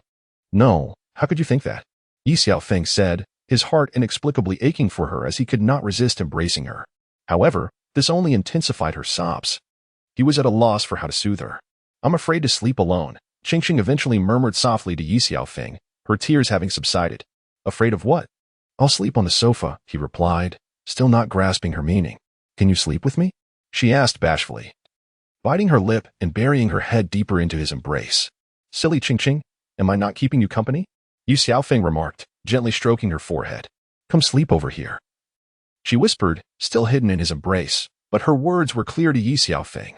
Ye Xiaofeng suddenly comprehended the reason behind Qingqing's tears and her expressions of fear. Everything stemmed from his actions. She disliked the unpredictable fluctuations of warmth and yearned for greater affection. Qingqing extricated herself from Ye Xiaofeng's embrace and adjusted her position within the confines of the bed. Ye Xiaofeng removed his shoes and lay down at the edge. "How can you sleep dressed like that?" Qingqing complained discontentedly. Ye Xiaofeng ceased his ramblings, shedding his coat and trousers, and reclined at the edge of the bed, closing his eyes in a desperate bid for slumber. "Xiaofeng, you're sweating profusely on your forehead. Are you unwell? You shouldn't sleep at the edge. It's warmer in the middle," she remarked, gently tugging at Ye Xiaofeng's arm. "I'm fine. I'm accustomed to sleeping by the edge," Ye Xiaofeng thought, his mind racing with turmoil, pondering the tribulations he faced due to this little enchantress who incessantly tormented him. He continuously reminded himself, "Ye Xiaofeng, remain composed, remain composed. Do you find me distasteful?" Qingqing's voice trembled as her eyes began to glisten with tears. Unable to bear her distress, Ye Xiaofeng swiftly moved to the center of the bed. "All right, Qingqing, we can sleep now," he said calmly, casting a reassuring glance at her before hastily closing his own eyes. I'll listen to you," Qingqing replied, observing Ye Xiaofeng's tightly shut eyes and his forehead glistening with cold sweat, a wicked smile suddenly gracing her lips. Ye Xiaofeng initially believed that Qingqing had fallen into a peaceful slumber, yet this clever little sprite proved to be rather restless. "Qingqing, why aren't you dressed?" Ye Xiaofeng, feeling her movements, sensed something amiss. In her earlier tears, he had not noticed that this foolish girl was clad in but the barest layer. "Wearing clothes to sleep? Do you wish to suffocate me? Besides, you still have on a garment. Haven't you ever seen a girl sleep clothed?" Qingqing playfully retorted, her spirit undeterred. "Xiaofeng, are you feeling uncomfortable?" she asked, burrowing into his embrace, her fingers tracing circles upon his skin. "Oh, you mischievous imp, cease your antics and simply slumber," Ye Xiaofeng replied, his throat parched. "I shall be playful, and let us see how you manage that," Qingqing declared, inching closer to him. "Never mind, let us hurry to sleep," Ye Xiaofeng urged, growing increasingly anxious. "No, I must observe you." Her curiosity piqued, she swiftly flipped over, straddling him. "This is not permitted," Ye Xiaofeng attempted to intervene. But Qingqing had already cast aside his final article of clothing. "Ye Xiaofeng, you scoundrel!" she exclaimed upon witnessing what should have remained unseen, her cheeks flushed crimson. "It is you who has tempted me," he thought to himself, unable to restrain his desires any longer. Their playful antics the previous night had led to a late awakening. By noon, Ye Xiaofeng found himself roused, both of them completely bare, with Qingqing still nestled in his arms. He gently rose to fill the bathtub with warm water. After the events of the night prior, Ye Xiaofeng felt an intensified desire to protect the girl before him. He had restrained his urges at a critical moment, unwilling to ruin Qingqing's innocence. "What are you pondering?" Qingqing murmured, blinking her eyes open to find Ye Xiaofeng watching her from the bedside, still drowsy as she rubbed her eyes. "Nothing, just this little imp has stolen my heart," he replied with a smile. "Who knows how many girls you have deceived with that foul mouth of yours?" Qingqing jested, though inwardly she felt a swell of joy. "Is my mouth truly foul?" Last night, it was unclear who had playfully teased Ye Xiaofeng for an entire evening. "Are you seeking trouble? It's broad daylight, and you remain unclothed. Do you not feel any shame?" Qingqing gazed at Ye Xiaofeng's well-defined physique, completely bare, while verbally chastising him. "And you dare to lecture me? Just take a look at yourself." Ye Xiaofeng pointed a finger at Qingqing's body. "Ah, Ye Xiaofeng, you scoundrel, you lecher." Qingqing quickly wrapped herself in a blanket and hurled a pillow at him. "Hey, you can't hit me." Ye Xiaofeng seized the pillow, shamelessly approaching the bedside. "Get away, you rascal," Qingqing exclaimed as she swung her right hand at him, but Ye Xiaofeng would not allow her to succeed. He swiftly caught her arm midair. "Enough of this mischief. The hot water is ready. Let me carry you there," Ye Xiaofeng disregarded Qingqing's protests, pulling back the blanket and lifting her in a princess carry, gently placing her into the water. All right, you may leave now. I can wash myself, Qingqing insisted, trying to dismiss him. Qingqing, this is where you've gone wrong. Once you've used your boyfriend, you simply discard him? Do you see me as disposable? Ye Xiaofeng lightly flicked her forehead. Now you realize your mistake. It's too late. Qingqing playfully stuck out her tongue. Qingqing, how boring it is for you to wash alone. Allow me to assist you, Ye Xiaofeng shamelessly declared, before joining her in the bathtub. Ah, you naughty boy, get out. Qingqing protested, splashing water at him, but to Ye Xiaofeng, this was nothing short of an enticing invitation. Oh, my eye. Just as Ye Xiaofeng attempted to embrace Qingqing, she landed a punch squarely on his left eye. Ye Xiaofeng quickly sat in the bathtub, clutching his eyes in pain as the fervor from earlier dissipated into thin air. Xiaofeng, are you all right? Qingqing inquired cautiously, observing his gesture. It hurts so much. Ye Xiaofeng, upon hearing her concern, exaggeratedly shouted, though the pain was not as severe as he pretended. I'm so sorry. I truly did not mean to, Qingqing replied, her eyes reddening, nearly brimming with tears. It's fine. I merely intended to startle you. Ye Xiaofeng smiled through the discomfort, hoping to spare her feelings. You lecherous rogue. How dare you deceive me? Qingqing retorted, feeling betrayed by his words, and indignantly struck him on his right eye. You little enchantress. Do you wish for me to be blinded so you can bully me? Ye Xiaofeng lamented, still feeling the sting in his left eye, now compounded by the blow to his right. Now you comprehend my might, don't you? Next time, think twice before deceiving me. And should you bully me, for every deceit, I shall strike your left eye. For each act of bullying, your right eye shall feel my wrath, Qingqing declared, her tone resolute. Listening to her words, Ye Xiaofeng felt an urge to vomit blood from frustration. What had he done to deserve such a fierce woman? He attempted to speak, but the pain in his eyes silenced him. Hey, stop pretending. If you continue, my fist is ready, Qingqing warned, raising her fist for him to see. Ye Xiaofeng, overwhelmed by pain, remained silent. So, continue your charade. I regret not hitting you harder. Next time, I shall ensure both your eyes are blinded, she murmured, feigning remorse. You didn't expect me to be this cruel, did you? No wonder they say a woman's heart can be the most venomous, Ye Xiaofeng retorted sharply. Humph. You're only realizing this now. It's too late. If you refuse to wash, I shall do it myself, as though you don't exist. Qingqing ignored him entirely, treating him as if he were invisible. Hey, hand me the clothes I bought yesterday. I want to wear them now, she said, noticing Ye Xiaofeng still rubbing his eyes. And her displeasure grew. Ye Xiaofeng dared not offend the formidable woman any longer and quickly retrieved something from the soul-guided device's storage to present it to her. At that moment, his eyes ached, leaving him little inclination to admire Qingqing's attire. After dressing, Qingqing felt an unprecedented lightness of spirit. Hurry up. Why are you dawdling like a woman? She exclaimed upon noticing Ye Xiaofeng still lounging in the bathtub, sensing his presence was affecting her mood. I'll be done shortly. You go ahead. I'll join you momentarily. Ye Xiaofeng urged her to leave. Today, Qingqing's hair cascaded down her back instead of being tied up in her usual ponytail.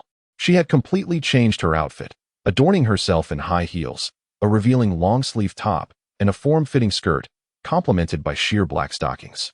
As she descended the stairs, she noticed that the private room was impeccably tidy, as if it had been cleaned just moments before. Now it was noon, and Qingqing's stomach grumbled audibly. She promptly rang for service, and shortly after, a waiter appeared. Where's Manager Li? Qingqing inquired upon realizing the person was not Li. The manager is away on business. Please take your time, the waiter replied, placing a jug of wine on the table. Are you all right? Why is your nose bleeding? Qingqing noticed the waiter's condition. No. It's nothing.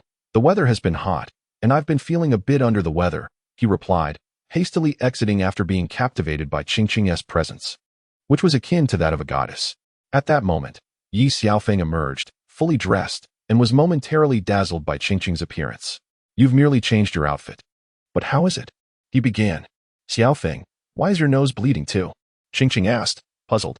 The waiter had mentioned the heat causing his issue. But Ye Xiaofeng had been indoors all this while. Is anyone else bleeding? Ye Xiaofeng inquired curiously, as they were alone in the room. The waiter who came to deliver the wine just now also had a nosebleed, Qingqing candidly informed him. Qingqing, perhaps you should wear yesterday's outfit instead. Ye Xiaofeng suggested, unable to contain his surprise at her current ensemble. Why? Is it ill-fitting, unflattering, or do you simply dislike it? Qingqing retorted, feeling that the dress was tailor-made for her. Qingqing, the dress is indeed both fitting and beautiful, and I appreciate it. However, if you wear it outside, everyone who sees you will suffer from the heat. Ye Xiaofeng explained gently. That is not my concern. If others stare, their fate will be the same as yours. Qingqing warned him.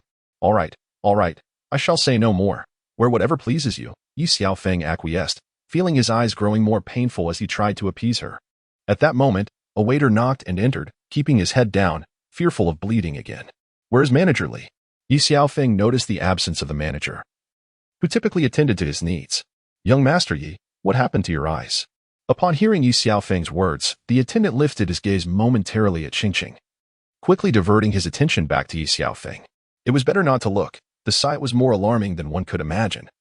For Ye Xiaofeng had become a national treasure. This was an accidental mishap involving Ye Xiaofeng. He fabricated hastily, wincing from the pain in his eye. Qingqing, upon hearing Ye Xiaofeng's fabrications, nearly burst into laughter. Young Master Yi, you must exercise caution in the future. A careless moment could lead to injuries in other places. The attendant remarked with a feigned concern. Not to worry. I shall be vigilant, Ye Xiaofeng replied, sensing an underlying meaning in the attendant's words. By the way, where is Manager Li?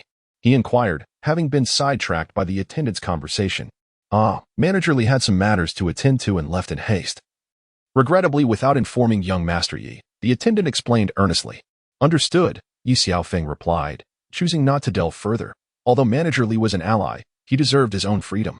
Young Master Yi, I suggest you refrain from venturing outside until your injuries have healed, the attendant advised warmly. Xiaofeng, it's all right. After you have eaten, accompany me on a shopping trip. Qingqing smiled at Ye Xiaofeng. I'd rather not. You go by yourself. I need to recuperate for half a month. Ye Xiaofeng promptly declined, feeling that accompanying her would only draw attention and make him feel embarrassed. Then don't go, Qingqing retorted, visibly upset. Young Master Yi, please enjoy your meal, the attendant announced as he presented the final dish and swiftly exited. Once outside Ye Xiaofeng's room, the attendant wore a sly grin. Manager, I've delivered the dishes as you instructed, he reported upon entering Manager Li's quarters. Did you convey my exact words? Manager Li inquired, sharing a conspiratorial chuckle with the attendant. Indeed, I noticed young Master Yi seemed to have had a sleepless night, his eyes resembling those of a panda. Before I could speak, he mentioned needing a half-month's rest, the attendant exaggeratedly recounted. With Miss Qingqing around, young Master, you must certainly require ample nourishment. Manager Li remarked with a rather lewd expression. Manager, our signature dish has been served. Your foresight is commendable. You can always predict correctly, the attendant quickly flattered. Do you need me to say it?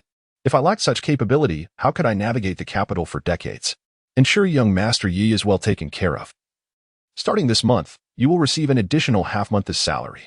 Keep this between us, and don't forget to deliver the signature dishes for both lunch and dinner. Manager Li specifically instructed the attendant. What about breakfast? Hey, what did I ask that was so foolish? The attendant inquired. Breakfast? Manager Li glanced at the attendant and smirked lewdly. Oh, I see. The attendant quickly realized he had misspoken, grinning even more lewdly than Manager Li. Xiaofeng. What dish is this? Qingqing asked, observing the final meat dish she had never encountered before. This is our restaurant's signature dish. It should be nourishing, Ye Xiaofeng remarked, recalling the familiar dish. Previously, Wu had tricked him into ordering lamb kidneys and tiger penises, claiming it was the restaurant's specialty, leaving him feeling duped. Then you should eat up. Look at how thin you are. You need to replenish your strength, Qingqing said with concern, especially after Ye Xiaofeng had endured 2 of her punches, leaving him with panda eyes. I can eat something else. Please help me with this one, Ye Xiaofeng replied, wishing to avoid the dish and instead wanting to take revenge on Manager Li. Why aren't you eating? Qingqing sensed something was off with Ye Xiaofeng. I've grown tired of meat dishes. I want to eat more vegetables. Ye Xiaofeng continued to fabricate excuses, genuinely reluctant to consume the dish made with lamb kidneys and tiger penises. No way, you must eat.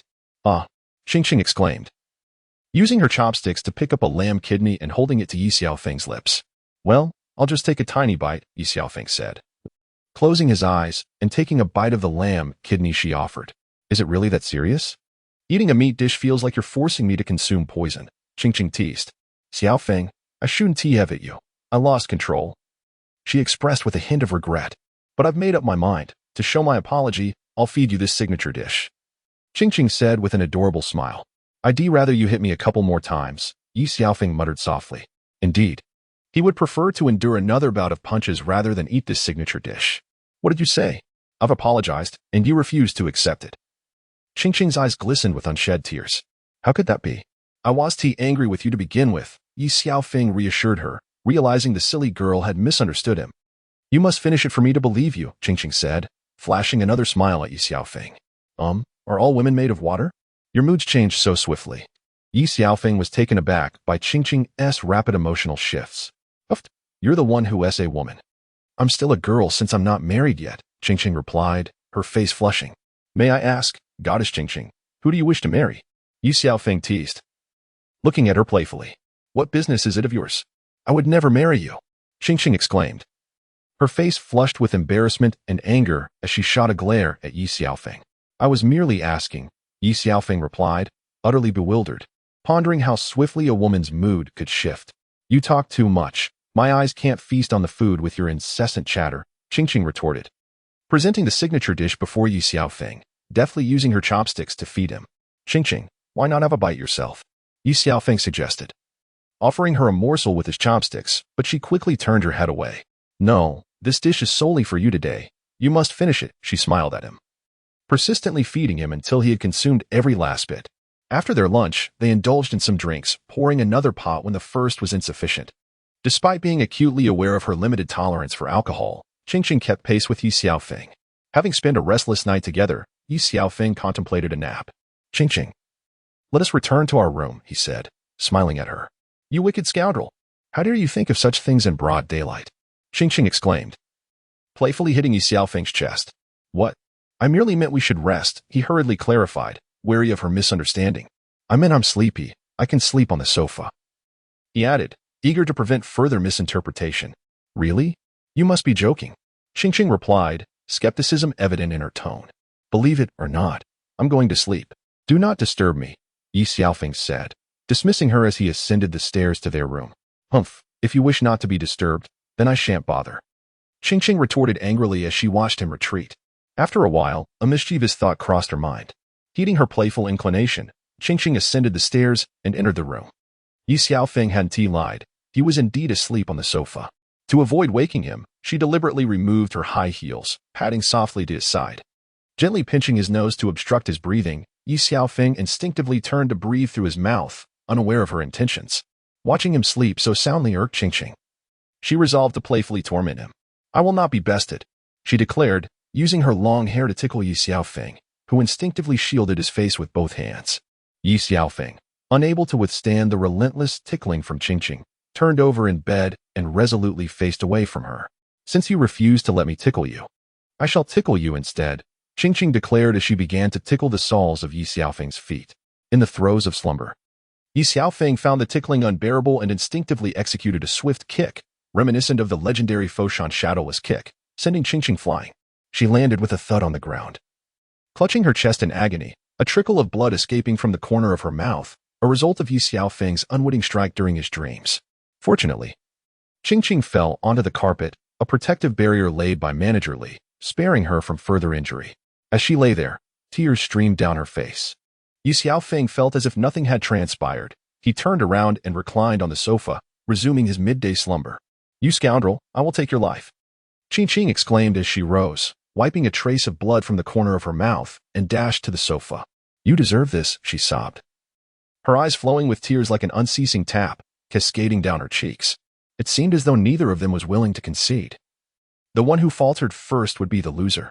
Ye Xiaofeng continued to writhe on the floor in pain, while Qingqing clutched her chest with one hand and wiped away her tears with the other, continuing to weep on the sofa. Qingqing, I'm fine. You needn't worry, Ye Xiaofeng reassured her, believing she was crying out of concern for him. I just want to kill you, Qingqing lamented, her eyes glistening as she struck Ye Xiaofeng's chest in frustration. Qingqing, it was my fault. I shall be more careful next time. Once you fall asleep, I will rest as well, okay? Ye Xiaofeng thought that he had dozed off before Qingqing, prompting her anger. You kicked me, Qingqing cried, her tears flowing anew. Where exactly did I kick you? Ye Xiaofeng was utterly bewildered, as he distinctly remembered being asleep just moments ago. Get away from me. I never wish to see you again, Qin shouted at Ye Xiaofeng, still wiping her tears with one hand and clutching her chest with the other. Feeling quite wounded from the unexpected kick. I'm sorry, Qin. It was my mistake. Let me see where you were hurt, Ye Xiaofeng said. Pulling Qin close and hastily dabbing at the tears at the corners of her eyes, noticing a hint of blood at her mouth.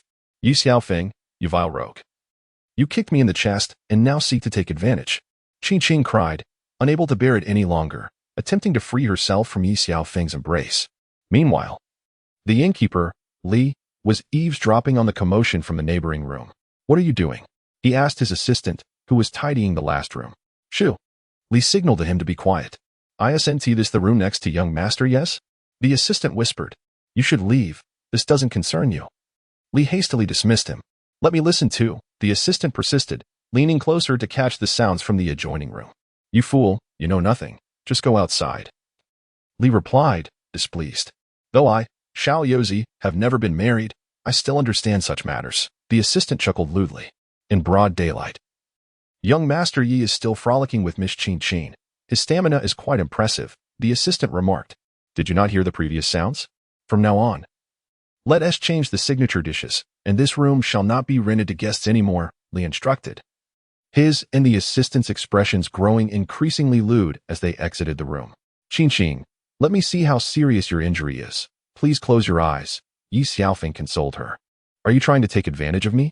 Qin cast a reproachful glance at Ye Xiaofeng. You silly girl, where did you come up with all this nonsense?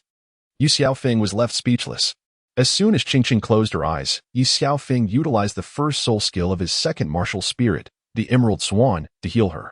Upon examination, it was fortunate that her injuries were not severe, and the treatment was completed swiftly. Is it done? I feel a warmth in my chest. And the pain seems to have vanished. Qin remained with her eyes shut. It's done. You can open your eyes now, Ye Xiaofeng said with a smile. How marvelous. Do tell, how did you manage to heal me? Qin opened her eyes, feeling completely free of pain, and her body had shown remarkable improvement. Have you forgotten the pain now that your wounds have healed? Ye Xiaofeng hesitated to reveal his secret to Qin, not out of reluctance, but out of fear that it might bring her harm due to his actions. Get lost.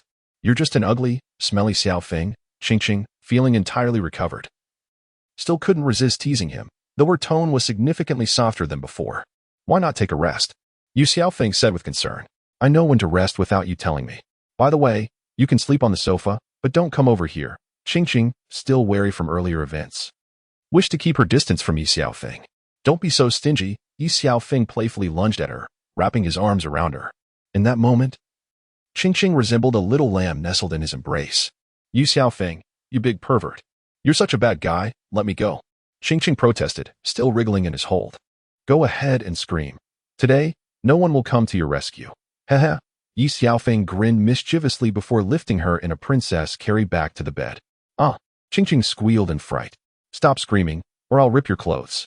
Ye Xiaofeng warned directly, causing Qin to promptly silence herself and lie down obediently. All right, sleep well. No more fussing, do you understand? Ye Xiaofeng gently tucked her in with the blanket. Qin blinked her eyes in agreement, and then Ye Xiaofeng turned to leave. Where are you going? Qin assumed Ye Xiaofeng had ulterior motives, not realizing he had done nothing inappropriate. I'm going to sleep on the sofa.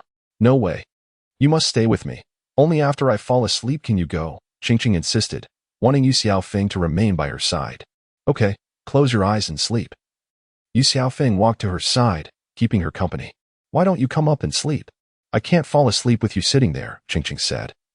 Her face flushed as she glanced at Ye Xiaofeng. If you don't sleep soon, I will head to the sofa. Ye Xiaofeng thought it unwise to sleep beside her. Sharing a bed would only torment him, and he preferred the comfort of his own space on the sofa. Don't.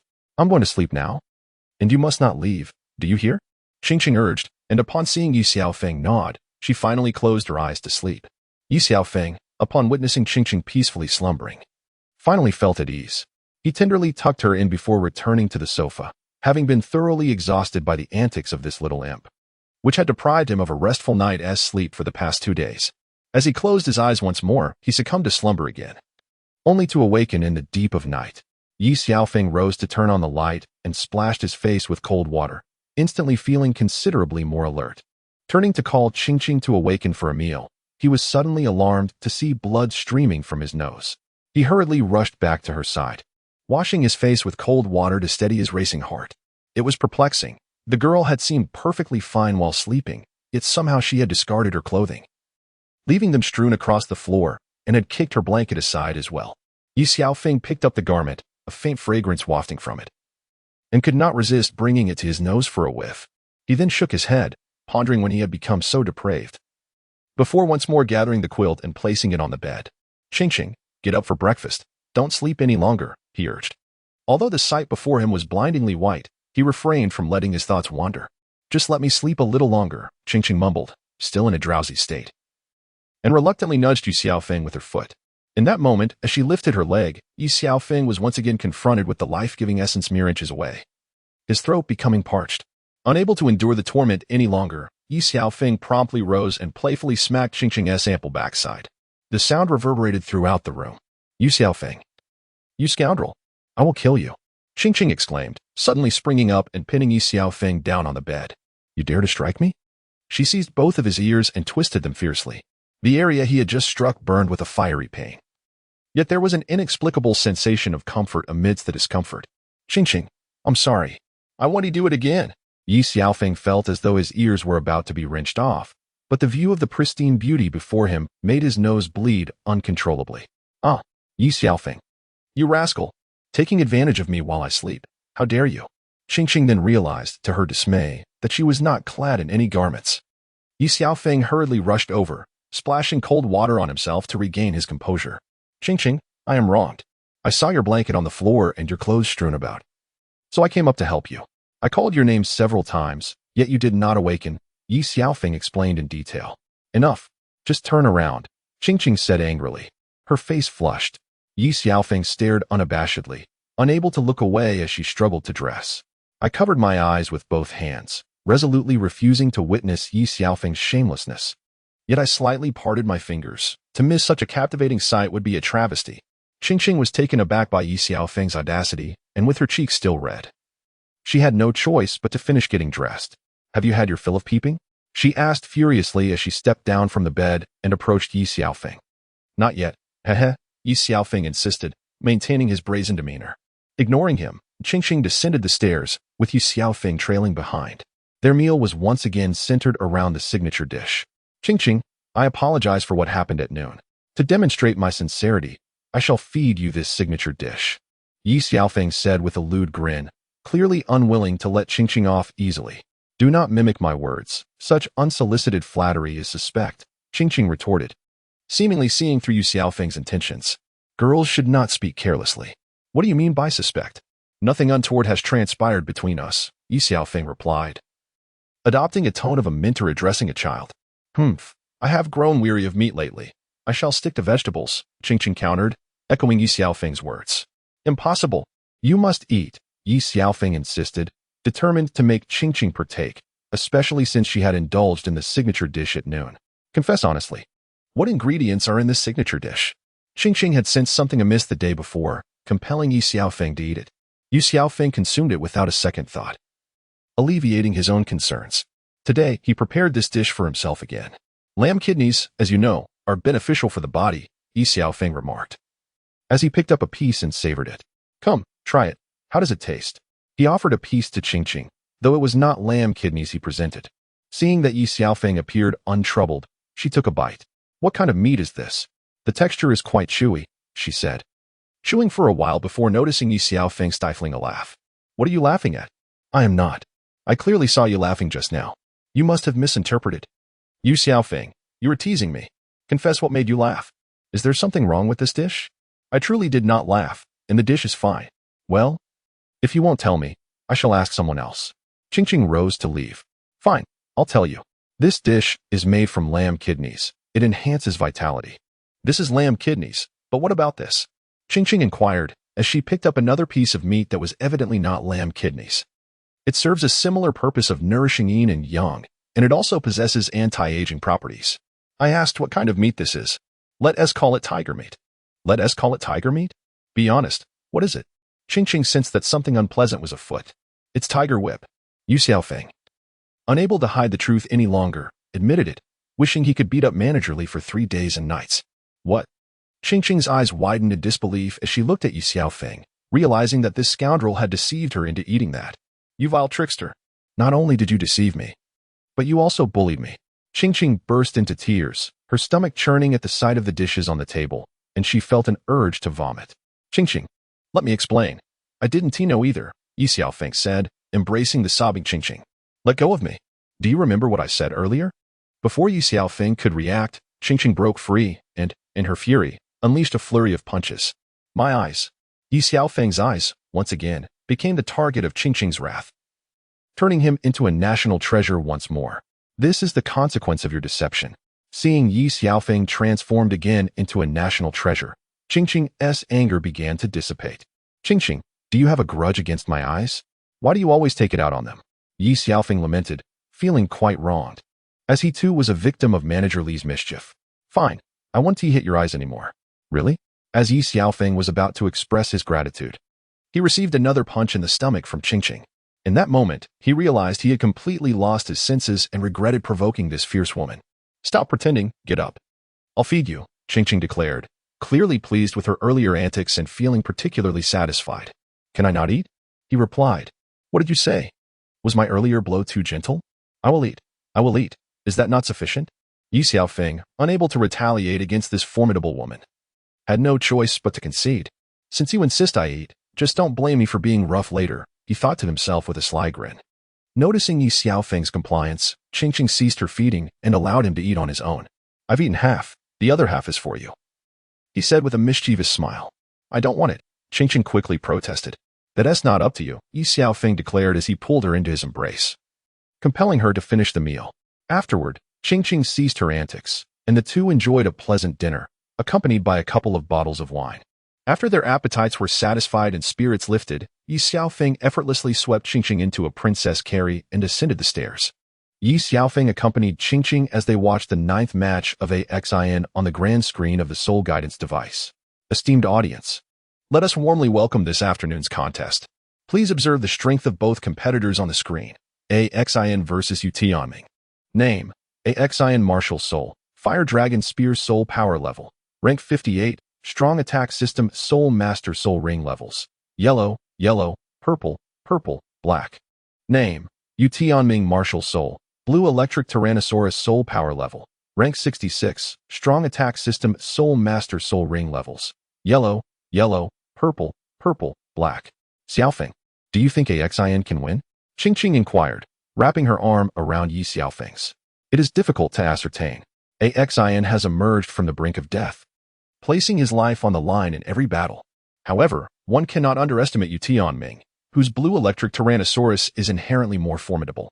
Presently, he possesses an 8-level advantage over Exile in soul power. Ye Xiaofeng rationally assessed the duel. Are you truly favoring Exile? Qingqing suddenly interjected. How do you know that? Ye Xiaofeng replied, astonished as he glanced at Qingqing. This is merely a woman's intuition, something individuals like you cannot comprehend. Qingqing stated with utmost seriousness, secretly amused within. Ye Xiaofeng found himself at a loss for words, continuing to observe the fierce battle. As the decisive moment approached, he noted that both competitors had exhausted their techniques, and it would ultimately come down to endurance. Exile, I must concede your strength. But it is a delusion to think you can defeat me, Tianming, who wields the blue electric Tyrannosaurus, Tianming declared coldly. Likewise. But today I shall bring you down from your lofty perch and trample you into the dust, Exile retorted, his gaze fixed icily upon Tianming. 6th soul skill, Tyrant Thunder Domain, fusion of soul power and spear. The host, witnessing the final move of both combatants, exclaimed urgently, for it was evident that an intermediate energy shield could not withstand such a potent assault. Who emerged victorious? Qingqing gazed at the screen, witnessing the clash of two individuals whose fierce confrontation completely obscured her view. The other spectators were equally in the dark, uncertain of which contender would emerge victorious. How is this possible? I cannot lose, Tianming exclaimed, his voice faltering as he gradually succumbed to his injuries, collapsing into a pool of his own blood. It was unfathomable that a formidable soul emperor of level 66 could be bested by a mere soul king of level 58. You have overestimated the blue electric Tyrannosaurus Rex martial spirit. In this world, there is no ultimate martial spirit, only stronger ones, Exile remarked, wiping the blood from the corner of his mouth. Congratulations to Exile for his 9th consecutive victory against opponents of higher ranks. The crowd erupted in chants of awaken, awaken, awaken. Earlier, during his 8 consecutive victories, the audience had blindly placed their bets on awaken, leading to staggering losses of 1.5 billion in the welfare betting zone, a burden ultimately shouldered by Ye Xiaofeng from his own pocket. Manager Luo, I wish to meet awaken. Please make the arrangements, Ye Xiaofeng said, his eyes closed, refusing to glance at Luo Xiaodian. Young Master Yi, I will arrange it right away, Luo Xiaodian replied, hastily exiting, fearful of invoking Ye Xiaofeng's wrath. However, Ye Xiaofeng's expression revealed little, leaving Luo Xiaodian even more apprehensive. Xiaofeng, do you also wish to fight?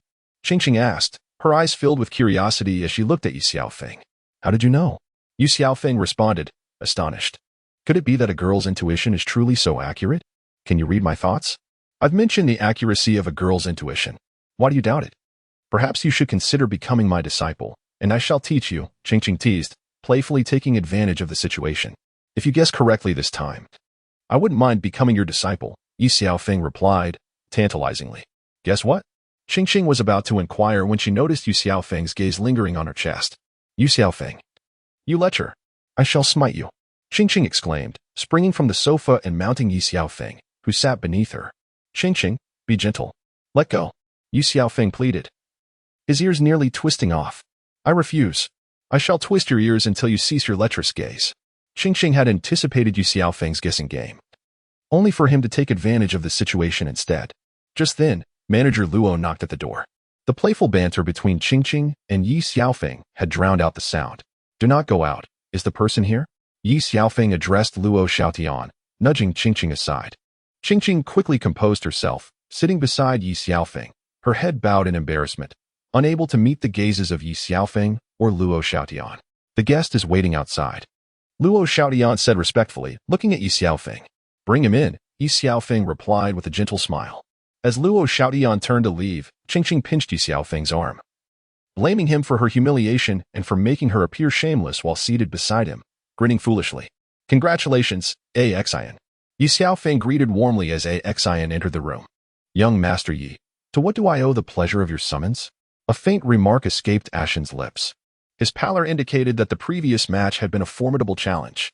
Please, take a seat, Ye Xiaofeng courteously gestured to Ashen. Without hesitation, Ashen settled down, prompting Luo Xiaotian to promptly serve tea. Ashen, do savor this, Ye Xiaofeng offered, presenting the tea. Ashen accepted without reservation, taking a sip. Indeed, it is exquisite tea.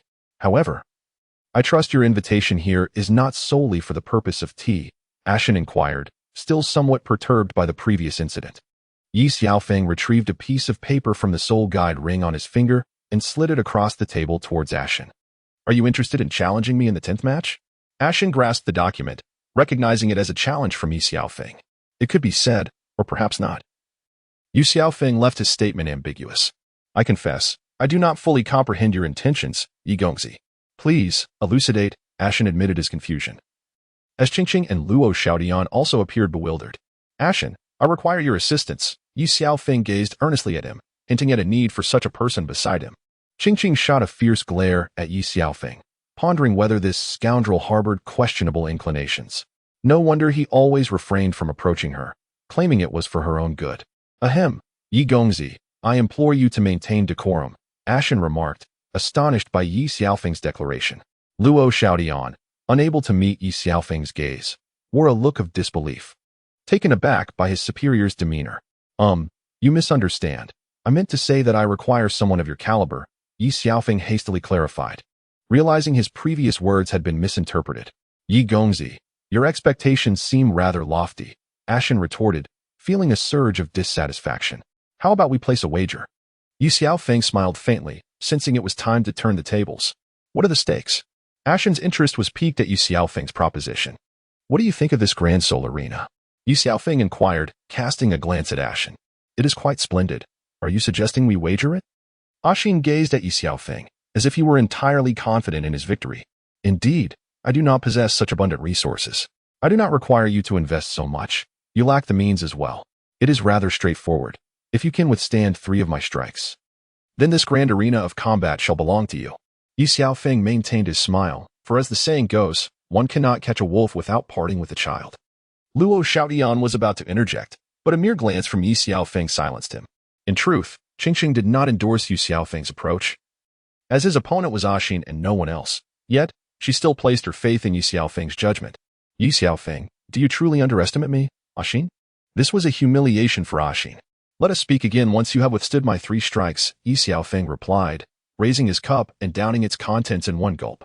By the way, only upon your victory can you dictate terms. As for defeat, Ye Xiaofeng glanced at Ashin. If you lose, your life shall belong to me.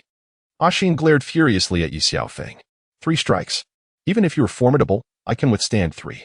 Remember your words, return and recuperate well. In half a month, we shall battle, he declared. Manager Luo, why not see Ashin off? Ye Xiaofeng chuckled mysteriously. Ashin, you need not see me off.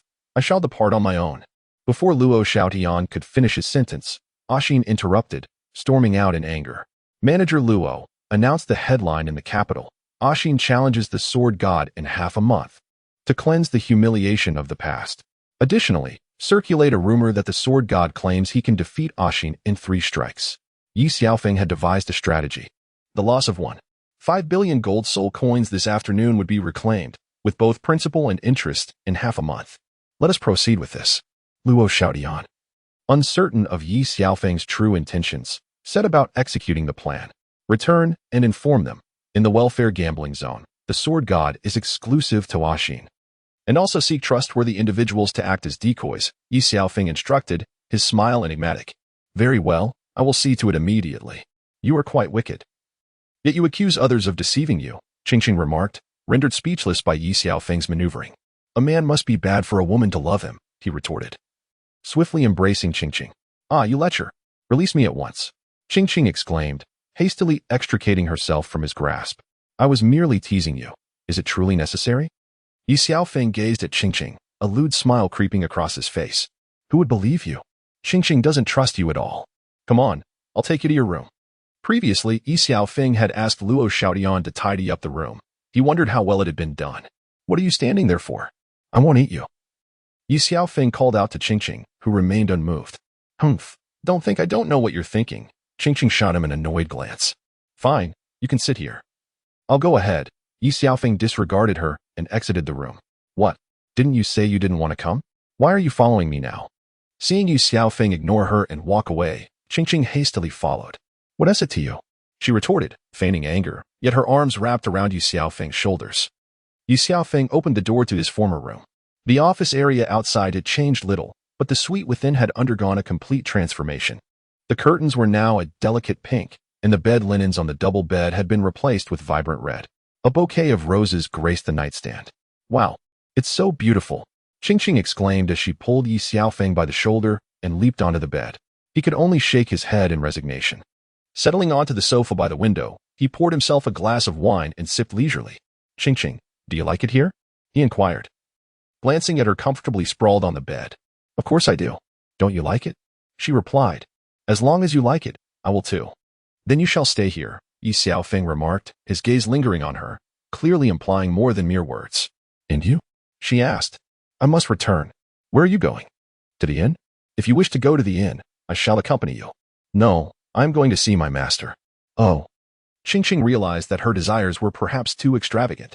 She had grown accustomed to Ye Xiaofeng's companionship over the past few days, and the thought of his departure suddenly weighed heavily on her heart. I will return after a while, Ye Xiaofeng assured her as he prepared to leave. Stay tonight and depart tomorrow, will you? Qingqing's earlier joy evaporated as she rushed over to embrace him from behind. Fool, I am merely going to see my master. I shall return shortly. Why act as if we are parting forever? Ye Xiaofeng turned to embrace her, hastily offering comfort to Qingqing. I just want you to stay with me, she said, her eyes glistening with unshed tears. All right, no more crying. You're acting like a child. Always on the verge of tears, Ye Xiaofeng observed her reddened eyes and acquiesced, realizing that it was no trouble to visit his master the following day. You're the one who spoiled me. I was just fine before. Qingqing pouted, a hint of displeasure in her tone at Ye Xiaofeng's remark about her childishness. How is it my fault? Ye Xiaofeng felt unjustly accused. Are you denying your responsibility after the fact? Qingqing shot him an incredulous look. We have done nothing, Ye Xiaofeng maintained, still holding firm to his choices, aware that Qingqing was still a girl. Done nothing? What more do you wish to do? Qingqing directly twisted Ye Xiaofeng's ear. Ah, save me. Qingqing is about to murder her own husband. Ye Xiaofeng shouted deliberately. Bah, stop flattering yourself, ah. I'm not even your wife. Upon hearing Ye Xiaofeng's loud exclamation, Qingqing released her grip, though she disapproved of his shamelessness. I never claimed you were my wife. Ye Xiaofeng teased.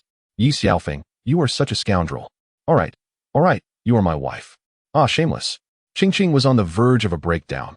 Ye Xiaofeng, the rogue, always took advantage with his words. Stop fooling around. I want to accompany you if you keep this up. Ye Xiaofeng embraced Qingqing and pinched her cheek. Staying with me means you're at a disadvantage. If that's the case, you can leave right now.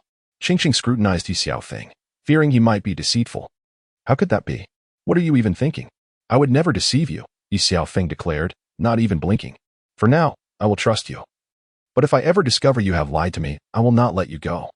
Qingqing warned as she pulled at Ye Xiaofeng's left shoulder and bit down hard. Ah, Qingqing, stop biting. You are drawing blood, Ye Xiaofeng exclaimed. Noticing Qingqing's teeth had pierced his shoulder. I want you to remember what you said today for all eternity, Qingqing said, licking the blood from her crimson lips. Just remembering is enough. There's no need to be so cruel, Ye Xiaofeng replied, wiping the blood from his shoulder and putting on his clothes. I fear losing you, Qingqing confessed, holding Ye Xiaofeng tightly as she grappled with her insecurities daily. The meticulous care Ye Xiaofeng had shown her in recent days filled her heart with joy. Yet the more happiness she felt, the greater her fear of loss became. Within less than a month, she had been deeply captivated by this boy before her. Determined to marry no one else in this lifetime. What are you thinking? Stop acting as if we're parting forever. Rest assured, I will grow old with you slowly. Under the sunset, with a bunch of children accompanying us, Ye Xiaofeng reassured Qingqing as he gently stroked her head. A bunch of children? Are you trying to kill me? If you want to have kids, you can have them yourself. I refuse to bear any. Qingqing grumbled, though a long-lost happiness flickered across her face. It requires your cooperation too, Ye Xiaofeng replied. Enough teasing, let me accompany you shopping, shall we? He felt the time was still early and wished to take a stroll. All right, Qingqing exclaimed, her girlhood nature resurfacing as she eagerly took Ye Xiaofeng's hand and led him outside. Ye Xiaofeng directly led the Imperial Capital Auction Association, where he successfully bid won 5 million for a 30 cubic meter soul guide ring. Qingqing, he said, extending his left hand, allow me to place this ring on you. Kneeling down, Ye Xiaofeng gently slid the ring onto Qingqing's left ring finger and tenderly kissed her arm. Witnessing this scene, the attendees of the auction turned their heads to observe Ye Xiaofeng and Qingqing. Fool, you need not kneel. Just put it on me, Qingqing remarked. Her cheeks slightly flushed as she glanced at the others. However, Ye Xiaofeng's gesture stirred her heart once more. On a distant planet, when two lovers marry, the man adorns his beloved with a ring, symbolizing eternal love, Ye Xiaofeng reflected, remembering all the memories from his previous life. But we are not yet wed, Qingqing replied, her face radiant with joy despite her shyness. I am proclaiming to all that you are the woman I have chosen. Should anyone harbor ill intentions, I shall deal with them accordingly, Ye Xiaofeng said with a smile, casting a glance at Qingqing. How presumptuous. I have not yet accepted your proposal. The decision lies with me, Qingqing playfully retorted before walking away. Ah, has my heartfelt declaration been in vain? Ye Xiaofeng followed her, scratching his head. However, I can offer you an opportunity. Should you behave well, I might just win your approval, he added, sensing his own bewilderment while Qingqing felt an overwhelming joy that she concealed. Men like me, who are warm-hearted, are a rare find. Qingqing, think wisely. Once this opportunity passes, it may not return, he urged. I have decided. Let us start as friends for now, Qingqing replied, seemingly able to see through Ye Xiaofeng's heart. In truth, I believe I should seize this opportunity and swim against the current, she thought. I just heard someone say, once this opportunity is missed, it is gone, Qingqing teased, refusing to fall for Ye Xiaofeng's charm. You must have misheard. Come, let me take you to enjoy grilled fish. Ye Xiaofeng quickly changed the subject. Humph. Do not think to placate me with mere grilled fish, Qingqing replied, yet she steadfastly held on to Ye Xiaofeng's hand. Soon, Ye Xiaofeng brought Qingqing to the most popular grilled fish restaurant, accompanying her as they dined. Slow down. Look at how greasy your mouth is, Ye Xiaofeng remarked, wiping the corner of Qingqing's lips with a tissue. I have never tasted such exquisite grilled fish before, she admitted. Typically frugal, Qingqing hesitated to spend extravagantly. But with Ye Xiaofeng, everything was provided by him. If you wish to eat, you may come here daily. Here, take this. If it is insufficient, just let me know. You can also speak to Manager Li, Ye Xiaofeng offered, having given Qingqing the previous purple gold card, which contained 5 million gold soul coins. I have my own funds. I do not need it, Qingqing firmly declined, as she did not wish to rely on others for such matters. I understand your concerns, however, I am not just anyone. If you refuse to accept it, I will feel distressed, Ye Xiaofeng reassured her, seeking a way to ease her discomfort. Very well. I will return it to you once I have the means, Qingqing relented, albeit feeling slightly awkward. You are nearly my fiancée. What is yours is mine. And what is mine is yours. Why must we distinguish so clearly? Ye Xiaofeng stated seriously, causing Qingqing to blush. Men's words are often deceitful, she retorted. Dismissing Ye Xiaofeng as she continued to enjoy her grilled fish. How did I not realize this clever girl before? He mused. All right, I have finished. Today, I am pleased. So I shall treat you to grilled fish, Qingqing declared as she headed to the front to settle the bill. Then I thank you for this delightful meal. Ye Xiaofeng smiled at her. As the two exited the restaurant, night had fallen. Suddenly, Qingqing appeared to recall something amusing, grinning slyly. Oh, Xiaofeng, my foot hurts terribly. Have I sprained it? Qingqing, with a playful demeanor, interrupted and halted Ye Xiaofeng, who genuinely believed she had twisted her ankle. Qingqing, please sit down for a moment. Let me take a look at it, Ye Xiaofeng earnestly suggested, oblivious to the subtle smile that danced upon Qingqing's lips. I can't walk now. What should I do? She exclaimed, hastily digging a small pit. Do not fret. Just take a seat. I will examine your foot. If it truly is unmanageable, I shall assist you back. Ye Xiaofeng said with concern, his gaze fixed upon her feet. Do you have any conscience? I can hardly walk, and you still expect me to move, Qingqing retorted, playfully striking Ye Xiaofeng's arm. How about this? I will carry you back, Ye Xiaofeng began. But before he could finish, Qingqing leapt onto his back. Aren't you in pain? How is it that? Ye Xiaofeng suddenly realized that Qingqing's ankle was indeed uninjured. Do not ask so many questions. Just hurry and carry me back, she urged, fearing he might reconsider. You silly girl, did you concoct this absurd idea just to have me carry you? Ye Xiaofeng finally understood he had been deceived. I do not comprehend what you are saying. Let us move quickly, Qingqing feigned ignorance. Then hold on tight, he replied. Qingqing remained silent, comfortably resting against Ye Xiaofeng's back. Her eyes closed as she indulged in the delightful sensation. As Ye Xiaofeng noticed that Qingqing had fallen silent, he chose not to disturb her, instead carrying her to the great soul arena. Qingqing, we have arrived at the entrance. It's time to disembark, he called out repeatedly. When there was no response, he gently crouched down, only to discover that Qingqing had already drifted into a peaceful slumber on his back. He tenderly cradled her in his arms, lifting her effortlessly in a princess embrace and making his way back to her room. There, he placed her gently by the bedside, removed her high heels, and tucked her in snugly beneath the covers. Ye Xiaofeng settled down, gazing quietly at Qingqing, his mind devoid of distractions, solely appreciating his beloved. Just as he was about to rise and depart, he remembered his promise to stay and keep her company. He then removed his clothes and returned to bed, embracing Qingqing as they drifted into slumber. That night, Ye Xiaofeng refrained from disturbing Qingqing's sleep, and she rested exceptionally well, not awakening until the break of dawn. Upon waking, Qingqing noticed the first light of day illuminating the room and saw Ye Xiaofeng holding her close. Unable to contain her playful spirit, she began to tease him, pinching his nose, twisting his ear, and eventually prying open his eyelids with her fingers. Can't you let me sleep a little longer? Ye Xiaofeng, who had been enjoying a comfortable slumber, found himself roused by Qingqing's antics and could no longer feign sleep. Let us each indulge in our own dreams without intruding on one another, Qingqing mischievously suggested. With your antics, how can I possibly sleep? Ye Xiaofeng playfully retorted. Oh, you little temptress, cease your provocations lest I claim you for myself. He cast a playful glance at her. Where are your eyes wandering? Close them at once. Qingqing quickly covered his eyes with her hands. All right then, it's still early. Let us steal a few more moments of sleep, Ye Xiaofeng said as he pulled her close into his embrace. He anticipated that he might have ulterior motives, yet this time he remained silent, closing his eyes once more to continue his slumber. However, Qingqing was determined not to release him so easily, tracing circles on his chest with her fingers. You little temptress. If you continue to provoke me, don't blame me for what follows, Ye Xiaofeng declared as he rolled over, pinning her beneath him. Just as Qingqing was about to speak, Ye Xiaofeng silenced her, and they became lost in a whirlwind of passion, akin to fish reveling in a flowing river. By midday, Qingqing nestled contentedly in Ye Xiaofeng's embrace. Ye Xiaofeng rose and took Qingqing to the bathroom. After the two changed their clothes, Ye Xiaofeng led her to the inn. After having lunch, he left Qingqing behind and set off for the 7 treasure glass sect. Master, how have you been lately? Upon arriving at the sect, Ye Xiaofeng's first act was to pay his respects to the sword duelist, Qingqing. Are you still aware that I am your master? You have been absent for an entire month. Speak honestly, where have you been? The sword duelist unleashed his reprimand. Master, you often say that one should not solely focus on cultivation. Thus, I ventured outside to reflect upon my understanding of the Tao, Ye Xiaofeng replied with earnestness, weaving a tale to appease the sword duelist. And what insights have you gleaned? The sword duelist, with his eyes closed since Ye Xiaofeng's entrance, queried. I am but a dull disciple.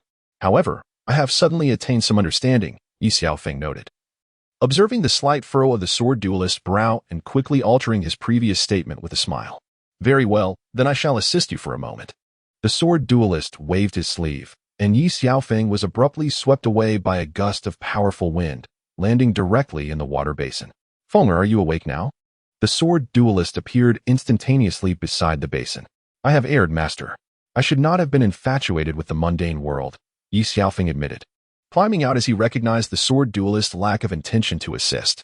I do not oppose your associations, but have you truly made your decision? The sword duelist, resembling a father figure, imparted wisdom to Ye Xiaofeng, approaching the matter from his perspective. Just as Ye Xiaofeng was about to assert his readiness, a wave of uncertainty washed over him. Was he truly prepared? Even if Qingqing was willing to be with him, what of Binger and the others? Could he truly protect them with his current strength?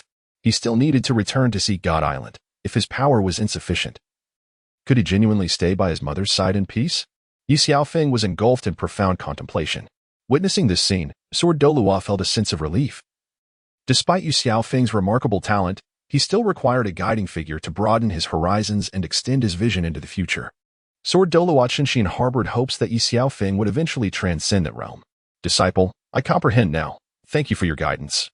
Ye Xiaofeng exclaimed after receiving enlightenment from Sword Douluo. In the days that followed, he dedicated himself to honing his swordsmanship, effortlessly executing the first of the killing techniques. It was not until the eve of his duel with Exile that Ye Xiaofeng implored Sword Douluo for assistance in a matter that, as a title Douluo, was somewhat unbecoming. However, for the sake of his disciple, he acquiesced. Master, I wish to take a stroll today to ease my mind, Ye Xiaofeng confessed, having been so engrossed in his training that he neglected Qingqing. Since you seek to relax, I shall accompany you. Fortuitously, I have some time to spare. Sword Douluo replied with a smile, gazing at Ye Xiaofeng. Ye Xiaofeng felt a tempest of emotions within. Master, must you accompany me to meet my girlfriend? He wore a helpless expression. Is it unwelcome for me to join you? Jian Douluo was taken aback by the hint of disdain that flickered in his disciple's eyes moments ago. Of course not, master. Your company is something I cherish. Ye Xiaofeng quickly responded with a smile. Then let us visit Manager Li and savor his culinary creations. Jian Douluo, having longed for the dishes prepared by Manager Li, suddenly felt an eager anticipation. Very well, Ye Xiaofeng replied, though internally he was in turmoil, feeling as if he were accompanied by a parent unexpectedly encountering his girlfriend. As fate would have it, Ye Xiaofeng and Jian Douluo walked side by side, approaching the inn. Suddenly, he spotted Qingqing rushing towards him. And it was too late to halt her advance. You scoundrel! After such a long absence, you finally returned to see me, Qingqing exclaimed, throwing her arms around Ye Xiaofeng and beginning to voice her grievances. Ye Xiaofeng was instantly petrified, remaining utterly motionless, wishing fervently to find a mouse hole to burrow into, and feeling a strong urge to slap himself for his ill-fated words. Xiaofeng, what troubles you? Do you not care for her at all?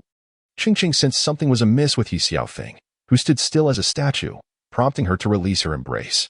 She decided to change her approach, gently pinching Ye Xiaofeng's cheeks with both hands. Come on, smile, she prompted, forcing a smile herself. However, Ye Xiaofeng's smile resembled more of a grimace than anything joyful. Cough. Fenger, will you not introduce me?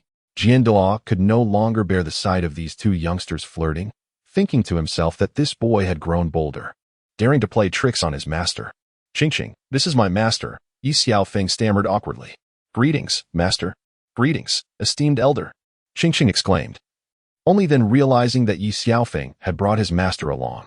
Moments ago, her mind had been solely focused on Ye Xiaofeng, neglecting the presence of another. Feeling both shy and excited, she quickly called out to the master, only to realize her mistake after speaking. Master, Qingqing was thoughtless. I hope you can forgive her. Ye Xiaofeng said, scratching his head in embarrassment. It is you who seems thoughtless, my dear boy. Is this what you call insights and reflections? Douluo remarked, his tone suggesting that he would not easily let this impertinent youth off the hook. In that moment, Ye Xiaofeng could only muster a forced smile. As for her, whether one more or less mattered little to Douluo, who then proceeded into the inn. Ye Xiaofeng and Qingqing were momentarily stunned. Suddenly, Ye Xiaofeng regained his composure, astonished that his master had acquiesced due to a mere slip of the tongue from Qingqing. Truly, a chance encounter bore unexpected fruit. Qingqing, hasten to pay your respects to master, Ye Xiaofeng urged the dazed Qingqing. By the time they collected themselves and entered the inn, the sword duelist had already been invited into Ye Xiaofeng's private chamber by manager Li. Ye Xiaofeng and Qingqing ascended the stairs. With a mere glance, Ye Xiaofeng signaled, prompting manager Li to promptly arrange the dishes. Disciple Qingqing, pay your respects to the master. Qingqing knelt down and bowed deeply. Qingqing, there is no need for such grand gestures. I am not concerned with these formalities. Douluo hastily assisted Qingqing to her feet. Upon witnessing this scene, Ye Xiaofeng felt that his master was indeed showing favoritism. When he knelt in reverence, it was merely a flick of the sleeve, and yet, he was treating Qingqing with such kindness. Why the disparity? Douluo seemed to see through Ye Xiaofeng's thoughts and turned to him. How could that be? I am simply overjoyed for Qingqing, Ye Xiaofeng quickly replied with a smile. By the way, Xiaofeng, you call our master, while I refer to him as father. It feels rather awkward. Qingqing remarked, recalling how Ye Xiaofeng had addressed Douluo. In truth, I prefer to be called father, Douluo interjected before Ye Xiaofeng could respond. Ye Xiaofeng was momentarily stunned by Douluo's words. Truly, father is wise. Qingqing exclaimed, eagerly flattering Douluo. Father, you can't be serious. Master and father mean the same thing, Ye Xiaofeng retorted, feeling as though he had been deceived. Xiaofeng, you just don't understand, do you? Qingqing said with a playful glance at Ye Xiaofeng. What do you mean? Ye Xiaofeng asked, puzzled. Essentially, what father means is that you should simply follow the principles without questioning too much. Qingqing replied with an innocent smile, further perplexing Ye Xiaofeng, especially since his master seemed to concur with her statement. Qingqing, if Fenger ever bullies you, do let me know, and I shall ensure he receives a proper reprimand. Douluo said, gazing at Qingqing with the affection of a grandparent. Father, you have no idea. This villain bullies me daily. Qingqing began. But Ye Xiaofeng swiftly covered her mouth, fearing that this foolish girl might reveal something troublesome. Some matters should remain unspoken, especially those concerning romantic entanglements. Father, how could that be? I cherish Qingqing too dearly to ever bully her, Ye Xiaofeng said, smiling at Douluo. Qingqing, do you not agree? Ye Xiaofeng implored, sensing Douluo's disapproval and hastily seeking Qingqing's support. Father, let's spare him this time. If he dares to bully me again, you must skin him alive. Qingqing boldly reported to Douluo. Fenger, do you understand? Douluo asked sternly. I understand, master. I shall never bully Qingqing again, Ye Xiaofeng replied, feeling wronged, as if he had been unfairly accused. During the meal, Qingqing diligently attended to Douluo, refilling his cup and placing dishes before him. Douluo enjoyed his meal immensely and suddenly smiled at Ye Xiaofeng, causing him to feel a sense of foreboding. Fenger, one's greed can lead to ruin. The previous trio had high hopes for you, Douluo said, smiling at Ye Xiaofeng. Master, I am aware, Ye Xiaofeng thought to himself, feeling a tumult of emotions. You old scoundrel, knowing Qingqing is present, you still bring up other matters. Are you trying to drive a wedge between us? Fenger, given your current stature, you are unlikely to bear such burdens. Douluo simply cannot allow Ye Xiaofeng to escape unscathed. Master, truth be told, I too wish to evade this fate. However, some matters are beyond one's control. Since I cannot control them, I shall embrace them all, Ye Xiaofeng boldly declared, unabashed. Douluo furrowed his brow slightly. Has this lad truly taken all four maidens under his wing? Previously, the sect leader had privately confided in him about the possibility of betrothing Rongrong to Fenger. It seems that notion should be abandoned now. Master, what are you discussing? I fail to comprehend even a word, Qingqing remarked, observing Douluo with a look of bewilderment. This matter is best elucidated by Fenger, Douluo thought, unwilling to shoulder the explanation himself. The master's intent is to encourage me to diligently cultivate my skills and not be distracted by the mundane affairs of the world. Ye Xiaofeng jested, maintaining his composure. And the three individuals the master mentioned are? Qingqing pressed, her curiosity piqued. They refer to the sect leader, the elders. And the hall masters, Ye Xiaofeng replied, gritting his teeth. Having already ventured into deceit, what was one more lie? Master, is what Xiaofeng said true? Qingqing, somewhat skeptical, turned to Jian Douluo for confirmation. Now Jian Douluo found himself in a predicament. To speak the truth might lead to the separation of these two youngsters. Yet as a revered titled Douluo, how could he betray his own convictions? The meal this afternoon was indeed delightful. You two haven't seen each other in quite some time. It would be beneficial to reconnect. I have some matters to attend to. Jian Douluo hastily excused himself and departed from the inn. Master, you have yet to answer my question. Before Qingqing could finish, Jian Douluo soared away on his sword. Qingqing. It has been a while since we last met, hasn't it? Ye Xiaofeng grinned lewdly as he lunged toward Qingqing. Speak, have you been concealing something from me? Qingqing interrogated him. Didn't I just say not to overthink? Ye Xiaofeng replied. Well then, you must not deceive me. Whatever it is, share it with me. But do not lie. What if I have someone I admire outside? I am indifferent to whom you fancy, so long as you reserve a place for me in your heart. Upon hearing Ye Xiaofeng's words, Qingqing momentarily froze. Retreating a step, what merit did she possess to claim all of Ye Xiaofeng for herself? Though she had steeled herself, tears betrayed her, cascading down her cheeks at his declarations. I was merely jesting. How could you take it to heart? Seeing Qingqing in tears, Ye Xiaofeng panicked, quickly using his hands to wipe away the traces of her sorrow. After Ye Xiaofeng brushed past her, a wave of emotion surged within him, prompting him to draw Qingqing into his embrace and kiss her. This was a punishment for deceiving me. Qingqing was aware that Ye Xiaofeng harbored feelings for others, yet she was still willing to accept him. However, she did not wish to remain in the dark about his affections. In that moment, as Ye Xiaofeng kissed her, she resolutely bit down. Ye Xiaofeng's lips bled profusely, as if they were about to be severed. This girl truly embodies passion and vengeance, showing no mercy towards herself. Qingqing, I swear, I shall never abandon you in this lifetime. Should I betray the promise made this night, may I, Ye Xiaofeng, be struck down by lightning. As he uttered these words, the sky suddenly erupted with flashes of lightning. In Ye Xiaofeng's heart, he cursed, realizing that oaths should not be taken lightly. Just moments ago, he had warned against such reckless words. If you perish, I shall not live either. Qingqing pressed her hand against Ye Xiaofeng's mouth, wishing to silence him. By the following morning, Ye Xiaofeng still held Qingqing in his embrace, while the Grand Soul Arena was teeming with spectators. And the welfare betting area was lined with eager participants. Everyone had placed their bets on Exile, with Prince Xuexing and Xueqing observing the scene, their minds wavering. Exile was poised to receive a staggering investment of 100 million from Bone Douluo in the welfare betting area. Hey, aren't you going to invest in your disciple? Bone Douluo began to coax Sword Douluo. Invest 10 million in Sword God for me, and 40 million in Exile. Sword Douluo replied with a resigned shake of his head before departing. Witnessing this exchange, others hastily logged in to place their bets on Exile. As two titled Douluo had shown their faith in him, Prince Xueqing and Prince Xuexing, who had previously been indecisive due to past grievances with Ye Xiaofeng, felt their resolve wavering as Bone Douluo made his significant investment. The investment from Sword Douluo was undoubtedly a game-changer, dispelling their doubts. They perceived the 10 million as a mere gesture for the sake of his disciple's reputation. In truth, Sword Douluo harbored optimism for Exile, as his investment of 40 million indicated his belief in Exile's potential. Invest 200 million in Exile, Prince Xuexing declared, aiming to recover his previous losses along with interest. 500 million, gasped the crowd in astonishment, witnessing the prince's extravagant gamble, seeking to rectify past humiliations. I shall invest 500 million in Exile, Xueqing coldly stated, unwilling to let Ye Xiaofeng escape unscathed. Once victorious, she planned to deal with him thoroughly. All had arrived early at the Grand Soul Arena, eagerly awaiting the noon showdown, while Ye Xiaofeng continued to revel in his slumber with the beauty beside him. Young Master Yi, news from Senior Qingqing advises you to arrive early, managerly remarked, concerned as noon approached, and Ye Xiaofeng remained unresponsive. Managerly, I understand. You may leave now, Ye Xiaofeng mumbled drowsily, closing his eyes once more to savor life, his hands wandering playfully.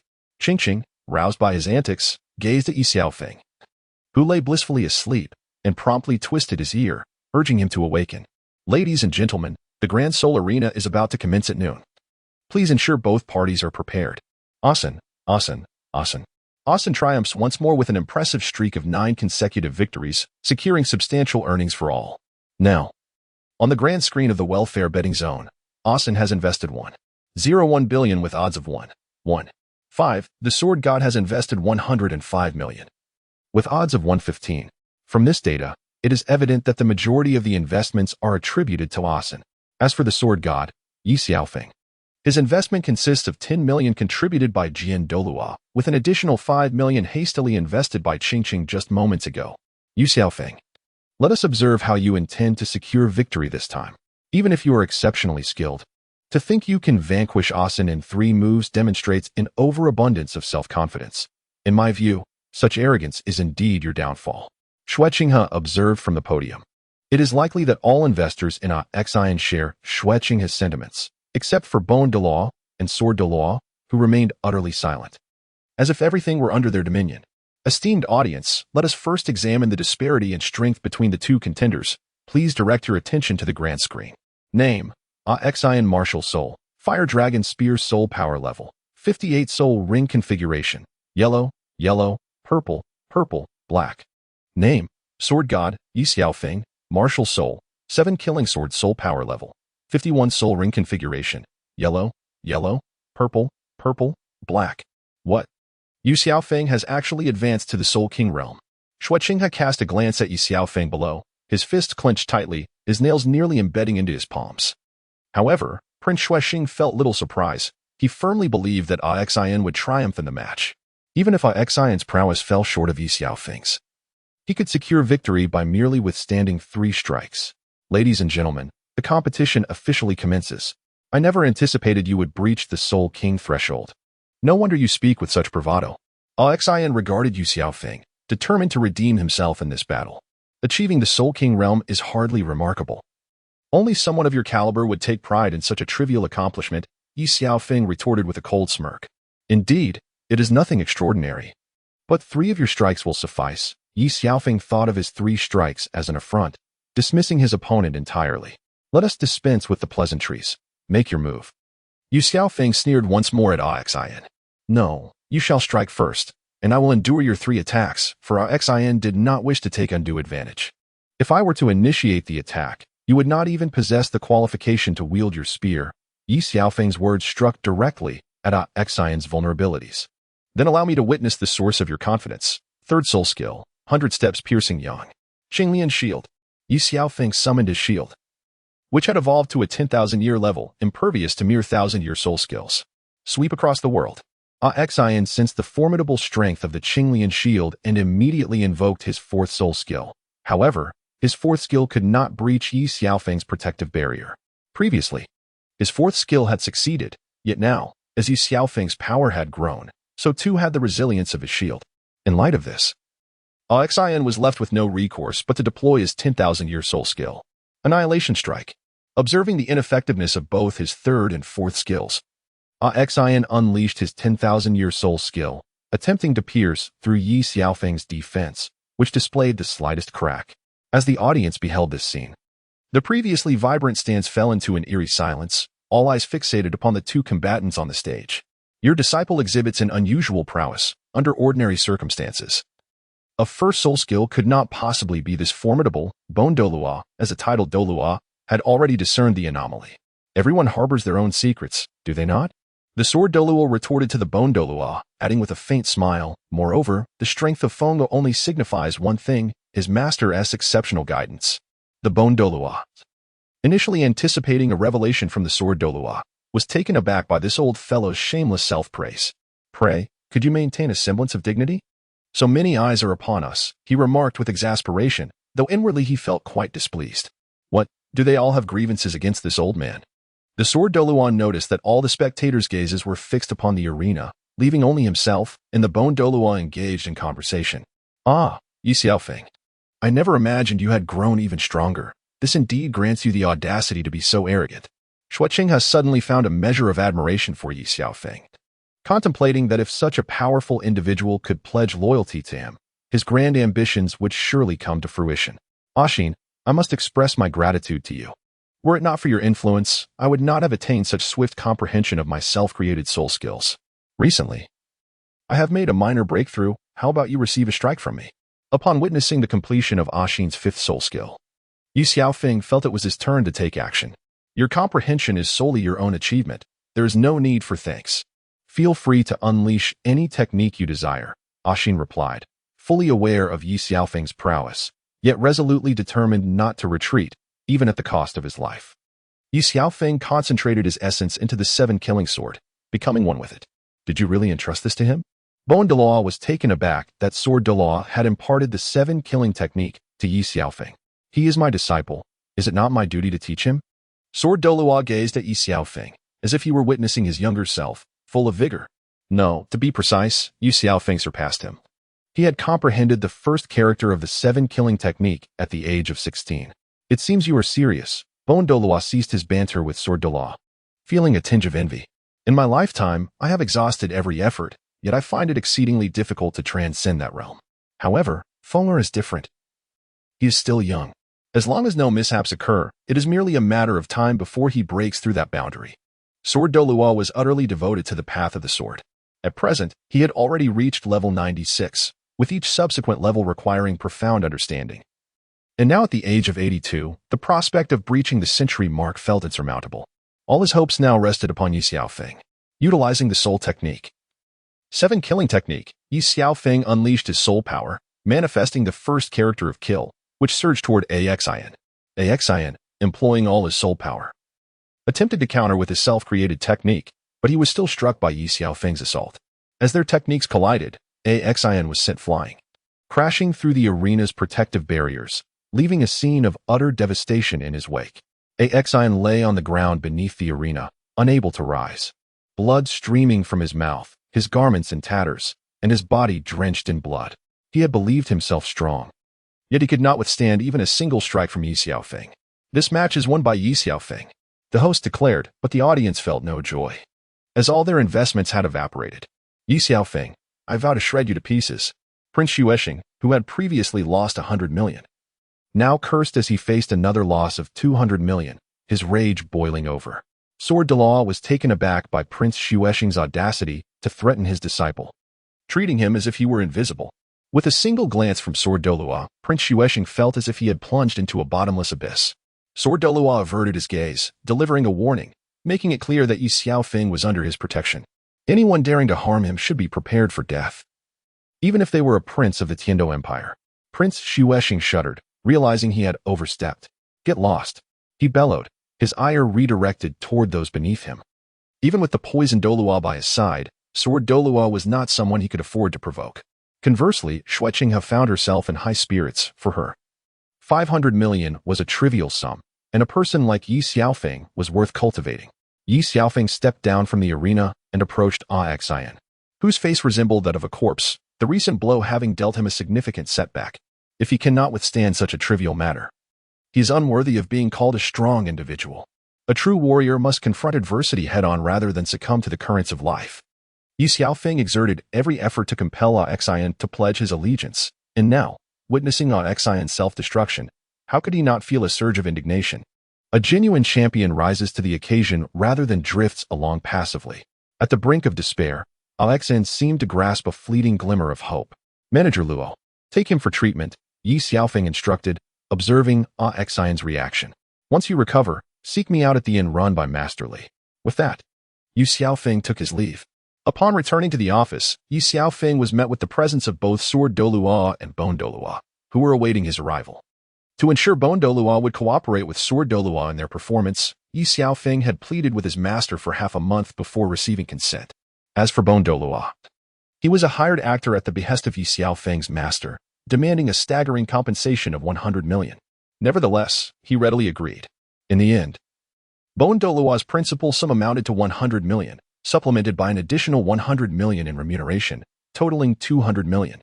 This was a discounted rate, as the fee for friendship was merely 100 million. Otherwise, Douluo might not have been inclined to act for monetary gain, as doing so could not only offend others but also tarnish the esteemed reputation of a titled Douluo. Ye Xiaofeng offered his master, the Douluo, 200 million. But the latter declined, likely aware that Ye Xiaofeng needed the funds to enhance his own strength. When have you ever been so generous to your disciple? You possess such wealth. Why Why not offer some aid to me? Bone Douluo began to jest with Sword Douluo. Get lost. Do you truly think you require my charity? Sword Douluo showed no mercy in his retort. Previously, the spirited Qingqing had invested 5 million in herself, which has now transformed into a total of 80 million, comprising 5 million plus the original 5 million. Ye Xiaofeng directly handed a black card to Qingqing, initially reluctant to accept it, yet out of sheer amusement. He felt compelled to support Ye Xiaofeng. Just then, Ye Xiaodian entered, unsure whether to speak in the presence of so many familiar faces. Although they were all acquaintances, Ye Xiaofeng glanced at Luo Xiaodian, noting that only the Bone Douluo was not particularly close to him. However, the latter's relationship with his master was quite significant. So he anticipated no issues arising. Young master, His Highness the Crown Prince requests an audience, Luo Xiaodian said timidly. Master, please wait a moment. I shall meet with Ye Xiaofeng, he remarked to the Sword Douluo before stepping outside. Even though Xue Qinghe had lost money, he dared not overtly confront him. As Ye Xiaofeng approached the door, the voice of the Tiancher system, Xiaobing, echoed in his ear. Master. This time the task is to establish a good relationship with Chian Rushi and to claim her first time to complete the mission, Xiaobing stated. Can I refuse this task? Ye Xiaofeng thought immediately, appalled at the absurdity of the demand. Engaging with the disguised Chian Rushi would undoubtedly lead him into a perilous chase. You have no choice. Should you decline, you will become an ordinary person, left with nothing. Thus, you must forge ahead. I wish you luck. Xiaobing concluded before vanishing from sight. This system he possessed was particularly troublesome. The first time he encountered it, it malfunctioned. Not only had his martial soul awakened 5 years late, but the task notifications were sparse and unhelpful. The flawed system offered no real choices, even in its inadequacy. A choice would have been preferable. The existence of the system felt almost negligible, with the only tangible benefit being the rewards it provided. This was also a reason for his rapid advancement, for at his current age, reaching the Soul King realm would be inconceivable otherwise. Yet, once again, he was presented with such a task, clearly intending to ensnare him further. The thought of Chian Rushi lingered in Ye Xiaofeng's mind, prompting an involuntary salivation. As Ye Xiaofeng stepped out, he sought out Xue Qinghe. According to Luo Xiaodian, he had arranged for Xue Qinghe to be in another conference room. After all, she was a person of status and deserved proper attention. Your Highness, I sincerely apologize for the delay. I had to attend to a minor matter. Ye Xiaofeng said with a smile to Xue Qinghe, who was seated at the table, curious about her purpose for seeking him. Minor matter? From my perspective, it seems young Master Yi is preoccupied with distributing resources worth 10 billion. Xue Qinghe observed with a smile. Ah, so even your Highness has seen through that. Previously, Qingqing mentioned that women's intuition is remarkably sharp, but I did not expect it to be to such an extent. Is your Highness here today regarding that 5 billion? Ye Xiaofeng inquired, probing to discern her intentions. To me, wealth is merely a trifle. Such matters are inconsequential, Xue Qinghe replied nonchalantly. For the loss would ultimately be borne by the heavenly Dou Empire, not her personally. Of course, your Highness is destined to be a monarch. One cannot compare us to mere ruffians, Ye Xiaofeng began to flatter, a skill he had mastered well. Young Master Yi, you are bound to reach the pinnacle of martial arts. How could you possibly be a mere ruffian? Xue Qinghe reciprocated the flattery. Your Highness, I trust you are not here solely to praise me? Ye Xiaofeng mused, curious about Xue Qinghe's true intentions. You could interpret it that way. In truth, I hold young Master Yi in high regard, which is why I waited for you, Xue Qinghe said, casting a smile at him. Oh, I did not realize your Highness had such inclinations. Alas, if I were a woman, I would undoubtedly offer myself to you, Ye Xiaofeng jested. Fully aware that Xue Qinghe did not mean it literally, yet he felt compelled to say so for the sake of his mission. You have misunderstood my intentions, Xue Qinghe remarked, surprised that Ye Xiaofeng thought she had a preference for the same sex. Your Highness, truth be told, if you were a woman, I, Ye Xiaofeng, would brave any peril for you, he declared boldly, a metaphorical bombshell. Is that so? Xue Qinghe responded, suddenly excited. Such matters are not something I would jest about, Ye Xiaofeng said earnestly, gazing intently at her. Young Master Yi, it is unfortunate I am not a woman, otherwise I would not hesitate to offer myself. Xue Qinghe deftly diverted the conversation, unwilling to let her plans unravel for the sake of Ye Xiaofeng. What a significant regret in life, Ye Xiaofeng sighed deliberately. Young Master, may I call you Xiaofeng? Xue Qinghe inquired politely. Of course, your Highness may call me whatever you wish, as long as it is not something trivial. Ye Xiaofeng replied playfully. Xiaofeng, you truly have a knack for humor. However, you may also call me Qinghe. There is no need to address me as your highness all the time. Upon hearing Ye Xiaofeng's words, I couldn't help but chuckle. Qinghe, your laughter resembles that of a maiden. It is truly enchanting, Ye Xiaofeng remarked with intentional jest. Yet, Chian Rushi, disguised as Shui Qinghe, still managed to exude a captivating charm with her every smile and frown. Ah, Xiaofeng, do not speak so frivolously, Shui Qinghe retorted, her cheeks slightly flushed with annoyance. For she had never before made such a naive blunder and feared her true identity would be revealed. Qinghe, you must know, my compliments are sincere. However, there are 3 significant matters in life that one must not overlook, Ye Xiaofeng continued with a solemn air. The first of these is exquisite wine, he declared, pouring a glass for Shui Qinghe, and, of course, one for himself as well. He then raised his glass and drank heartily. Unlike Ye Xiaofeng, Shui Qinghe drank with grace, her demeanor far more refined. And what is the second matter? She inquired, intrigued by Ye Xiaofeng's words. The second matter is martial arts. As human beings, we ought to strive for a higher level of martial prowess. If one cannot break the 100 mark in this life, what significance does it hold to cultivate oneself into an unparalleled warrior? Ye Xiaofeng exclaimed, a reflection of his own aspirations. And the third matter? Shui Qinghe found herself increasingly captivated, realizing that Ye Xiaofeng's pursuits aligned with her own. The third matter pertains to beauty. Throughout history, heroes have struggled against the allure of beauty. However, I assert that it is not merely the heroes who falter, but rather those who, despite knowing the trials ahead, remain unable to extricate themselves. Ye Xiaofeng's gaze fixated intently on Shui Qinghe in that moment. Shui Qinghe felt a slight tremor within her, but quickly regained her composure.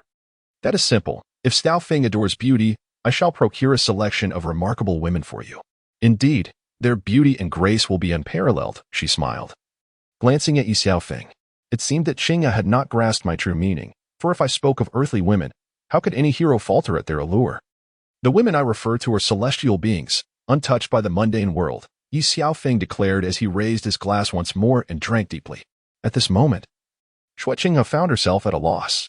She could easily find women skilled in the arts and domestic affairs, yet those who were untainted by the earthly realm eluded her grasp. I know, Qinghe, that you value my strength. Should you ever require assistance, I, Ye Xiaofeng, will offer my help without hesitation, he stated, no longer beating around the bush. Thank you, Xiaofeng. I have matters to attend to, so I shall not intrude further. Shui Qinghe replied, understanding that haste would not yield favorable results. Take care, Qinghe, Ye Xiaofeng said as he watched her depart, returning to his original office. Xiaofeng, has the prince troubled you? Qingxing rushed over, grasping Ye Xiaofeng's arm with a look of concern. Dear Fenger, what business does His Highness have with you? Sword Douluo was also quite concerned about the matter, especially since Shui Qinghe had lost 5 billion. It was not beyond reason that he might seek vengeance against Ye Xiaofeng. It is nothing. His Highness merely values my strength and seeks to cultivate a favorable relationship with me, Ye Xiaofeng candidly explained. Indeed, this situation may not be entirely unfavorable for you. However, remember to always leave a margin in all matters. It is wise, Sword Douluo advised, cautioning Ye Xiaofeng to harbor no ill intentions, yet remain vigilant against others. Xiaofeng, be careful in the future, Qingxing expressed her unease. The crown prince of the Tiando Empire wielded immense power, but Ye Xiaofeng was comparatively weak. Working alongside the crown prince necessitated utmost caution. A single misstep could lead to Ye Xiaofeng's irrevocable ruin. Although Ye Xiaofeng's master, Sword Douluo, was exceptionally formidable, he could not be at Ye Xiaofeng's side every moment. This was not the path Ye Xiaofeng wished to tread, yet he had no choice but to take risks to fulfill his mission. Fenger, we shall return now. You all must exercise caution, Sword Douluo concluded, departing with Bone Douluo. Master, rest assured, I know what to do, Ye Xiaofeng reassured, although his mind was already formulating a plan. Qingxing, please return to your room and wait for me. I must first check on Axin, he said, glancing at Qingxing, wishing for her not to accompany him. All right, just come back early, Qingxing replied, heading to her own room. Manager Luo, how is Axin? Ye Xiaofeng inquired. Looking at Luo Xiaodian, I have already arranged for a therapist to provide treatment. However, Axin's injuries are quite severe and will require some time. Luo Xiaodian reported to Ye Xiaofeng. I shall go and check on him, Ye Xiaofeng asserted, wishing to hone Exile into his trusted sword, thereby facilitating his endeavors. I have overestimated your capabilities, Ye Xiaofeng remarked upon entering Exile's room, where Exile lay pale and weakened. You have won. I shall honor my promise. From this day forth, my life belongs to you, Exile conceded, aware of the historical truth that victors dictate the narrative. His defeat at the hands of Ye Xiaofeng left him no retort. It was not a matter of his inadequacy, but rather the overwhelming strength of the individual before him. That is well, yet given your current condition and strength, you cannot be of much assistance to me. Ye Xiaofeng observed Exile's expression intently. I understand. I will strive to recover swiftly, Exile responded, closing his eyes. Deep down, however, he felt a tinge of disappointment and anguish. To others, he was perceived as a powerhouse, and he had believed himself to be one as well, yet he found himself incapable of withstanding even a single strike from Ye Xiaofeng. The notion of being a strong individual felt utterly absurd and tragically comical. Exile, truthfully, I have taken an interest in you because I find you agreeable. Your strength is secondary, Ye Xiaofeng stated, observing Exile, who displayed a hint of disdain. I know you are unconvinced, but by aligning with me, your martial path shall not be overlooked, Ye Xiaofeng proclaimed, using his second martial soul, the Emerald Swan, to heal Exile. In reality, Ye Xiaofeng had scrutinized Exile for quite some time, reviewing numerous past battle records and gathering extensive intel. Exile, like Qingqing, was an orphan. To secure resources for cultivation, he often traversed through the remnants of the deceased. It was through such trials that he exhibited remarkable talent. His prowess had been forged through bloodshed, an experience beyond what Ye Xiaofeng could fathom. How could this be possible? Ashin could hardly believe that his body had healed. Ye Xiaofeng, a formidable attack-type soul master, could actually heal. Could it be that he possessed a twin martial soul? At that moment, Ashin stared intently at Ye Xiaofeng, astonished and incredulous. The rarity of twin martial souls was extraordinary, and Ye Xiaofeng had unveiled such a secret. I offer you a choice. If you wish to depart, you still can. As for my secret, even if you choose not to disclose it, it will inevitably come to light one day. Nevertheless, I trust you will not reveal it to anyone. Ye Xiaofeng confidently asserted.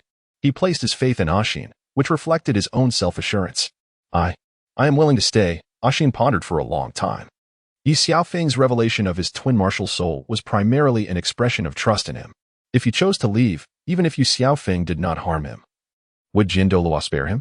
Even if they both did, could he, as an aspiring, unparalleled powerhouse, afford to squander his life as talents?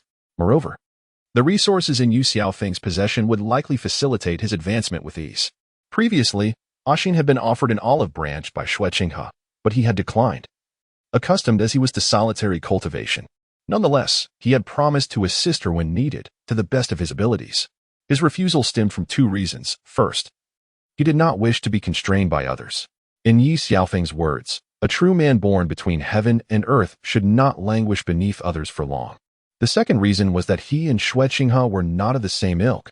She was destined to be the monarch of the Tiando Empire, while he was merely a martial enthusiast, hence his refusal. However, Ye Xiaofeng was different. He too was a martial enthusiast. Even if he were to establish a realm in the future, it would be a result of their collective efforts. The outcome mattered little. What was truly significant was the journey they would share. Very well, you are indeed strong, yet you differ from me. As for how you differ, there is no need for you to know just yet. Focus on your cultivation. With your current strength, you cannot assist me. We shall speak again when you reach the Soul Sage level, Ye Xiaofeng said before departing. After their exchange, Ashin's conviction was rekindled. One may fail, but belief must never falter. To become a true powerhouse, one must possess unwavering faith. In the future, Ashin would regard Ye Xiaofeng as a rival. Today's defeat was inconsequential, for through diligence, he would one day be able to counter his moves. Come, I shall take you out for a meal, Ye Xiaofeng announced as he returned to his room, where Qingqing sat on the sofa, waiting with a silly expression. Today I desire to eat grilled fish, Qingqing said, patting her stomach. By afternoon, she indeed felt a bit hungry. You silly girl, have you become addicted to grilled fish? Ye Xiaofeng playfully pinched Qingqing's nose. What's the matter? You want to even let me have grilled fish, yet you claim to love me, she lamented, casting an unwilling glance at Ye Xiaofeng. I never said you couldn't have grilled fish, he replied, shaking his head with a hint of exasperation. Then what are we waiting for? Let us hurry, Qingqing exclaimed, tugging at Ye Xiaofeng as they made their way outside. Slow down, he called out, nearly stumbling as he struggled to keep pace with her. If you don't hurry, there won't be any seats left, she insisted, dragging him to the entrance of the grilled fish restaurant. Boss, 10 skewers of grilled fish, make them a little crispy. And add plenty of chili, she declared as they reached the door. Please, come inside. The owner welcomed them warmly, recognizing them as the patrons from their previous visit. Miss, we recently introduced lamb skewers. Would you like to give them a try? The owner inquired tentatively. What do they taste like? Ching asked, her eyes sparkling with curiosity. Let me put it this way. If you're not satisfied with the lamb skewers, this meal is on the house. What do you say? The owner confidently explained. Then I'll have 20 skewers with extra chili and a little extra char. Oh, and also 10 lamb kidneys. Ching replied nonchalantly, winking at Ye Xiaofeng. All right. Please wait a moment, the owner said, a sly grin spreading across his face as he brought out a jug of wine. By the way, can you finish all this? Ye Xiaofeng asked quietly. Aren't you here to help? Ching teased, glancing at him mischievously. Enjoy your meal, dear guests. The owner said as he delivered the 10 grilled fish, 20 lamb skewers, and 10 lamb kidneys shortly thereafter. The grilled fish smells amazing. How about your lamb kidneys? Ching inquired curiously, noticing Ye Xiaofeng savoring his dish. You'll know if you try them, he replied, knowing she wouldn't take his word for it. If you want to tell me, then I'll just take a bite, she said, snatching a piece from his hand and tasting it. Not bad. The flavor is decent. Why didn't you take from your own plate, instead of stealing from mine? Ye Xiaofeng asked, intrigued. Is there really a difference? Ching shot back defiantly. Shouldn't I be the one asking that? Ye Xiaofeng was left speechless by her retort.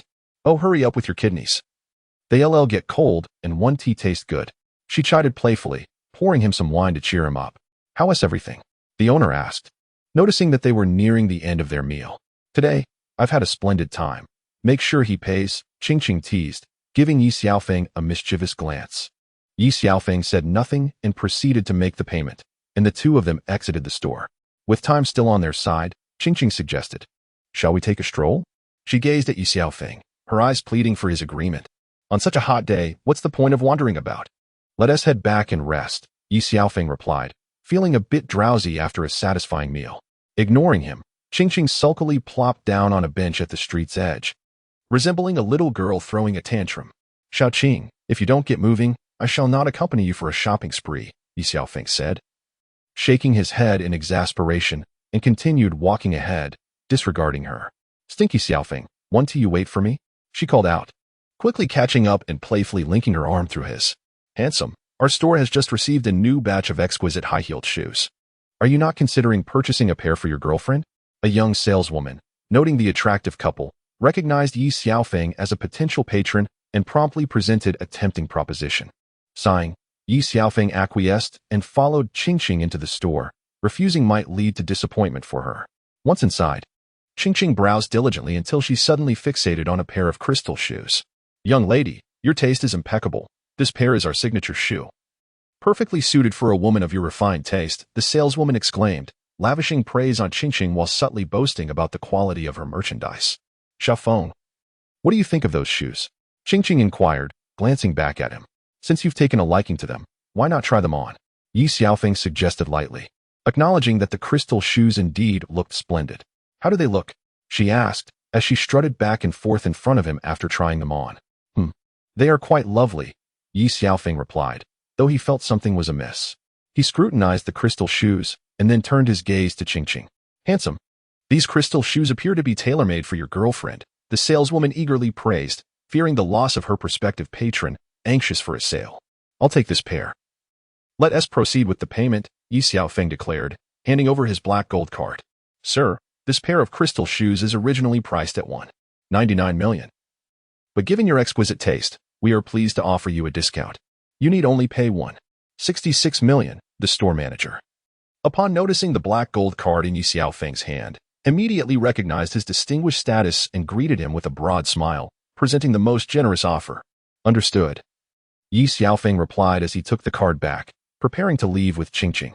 Handsome, the clothing store next door is also mine. I recommend you consider pairing those crystal shoes with a white dress for your girlfriend. Would you like to take a look? The enthusiastic proprietress warmly welcomed them. Noticing that Ye Xiaofeng did not object, she promptly led him and his companions to the neighboring clothing store. Sir, This exquisite white dress is also a bestseller and is considered the treasure of our establishment. She elaborated on the elegant garment. Upon seeing it, Ye Xiaofeng realized it resembled the wedding gown worn by women in his previous life. Xiaofeng, perhaps we should reconsider, Qingqing suggested, her eyes widening as she glimpsed the dress's price tag of 660,000 gold spirit coins, an amount she could never hope to earn in a lifetime before meeting Ye Xiaofeng. Naturally, being a limited edition and a prized possession. The price was steep. However, she felt fortunate to have crossed paths with the two of them, and thus the proprietress offered it at a friendship price of 5 million. Believing Ye Xiaofeng was reluctant due to the high cost, the proprietress continued, Xiaofeng, we really should let this go. Qingqing, although deeply enamored with the dress, deemed the price exorbitant. Why give up? Purchase it. I could never allow my girlfriend to feel deprived, Ye Xiaofeng replied, still lost in his reverie. Yet, Qingqing remained unconvinced about the price. There are no buts. As long as you are happy, everything is worthwhile, Ye Xiaofeng smiled at Qingqing. And then he handed the black gold card back to the proprietress. My dear, you are truly fortunate to have such a caring boyfriend, the proprietress praised. Really? Qingqing blushed slightly at the compliment. Come, let me take you to try it on, the proprietress said, leading Qingqing into the fitting room. Before long, Qingqing emerged in the dress. Xiaofeng, what do you think? Does it look good? Qingqing, while speaking, proudly lifted her chest.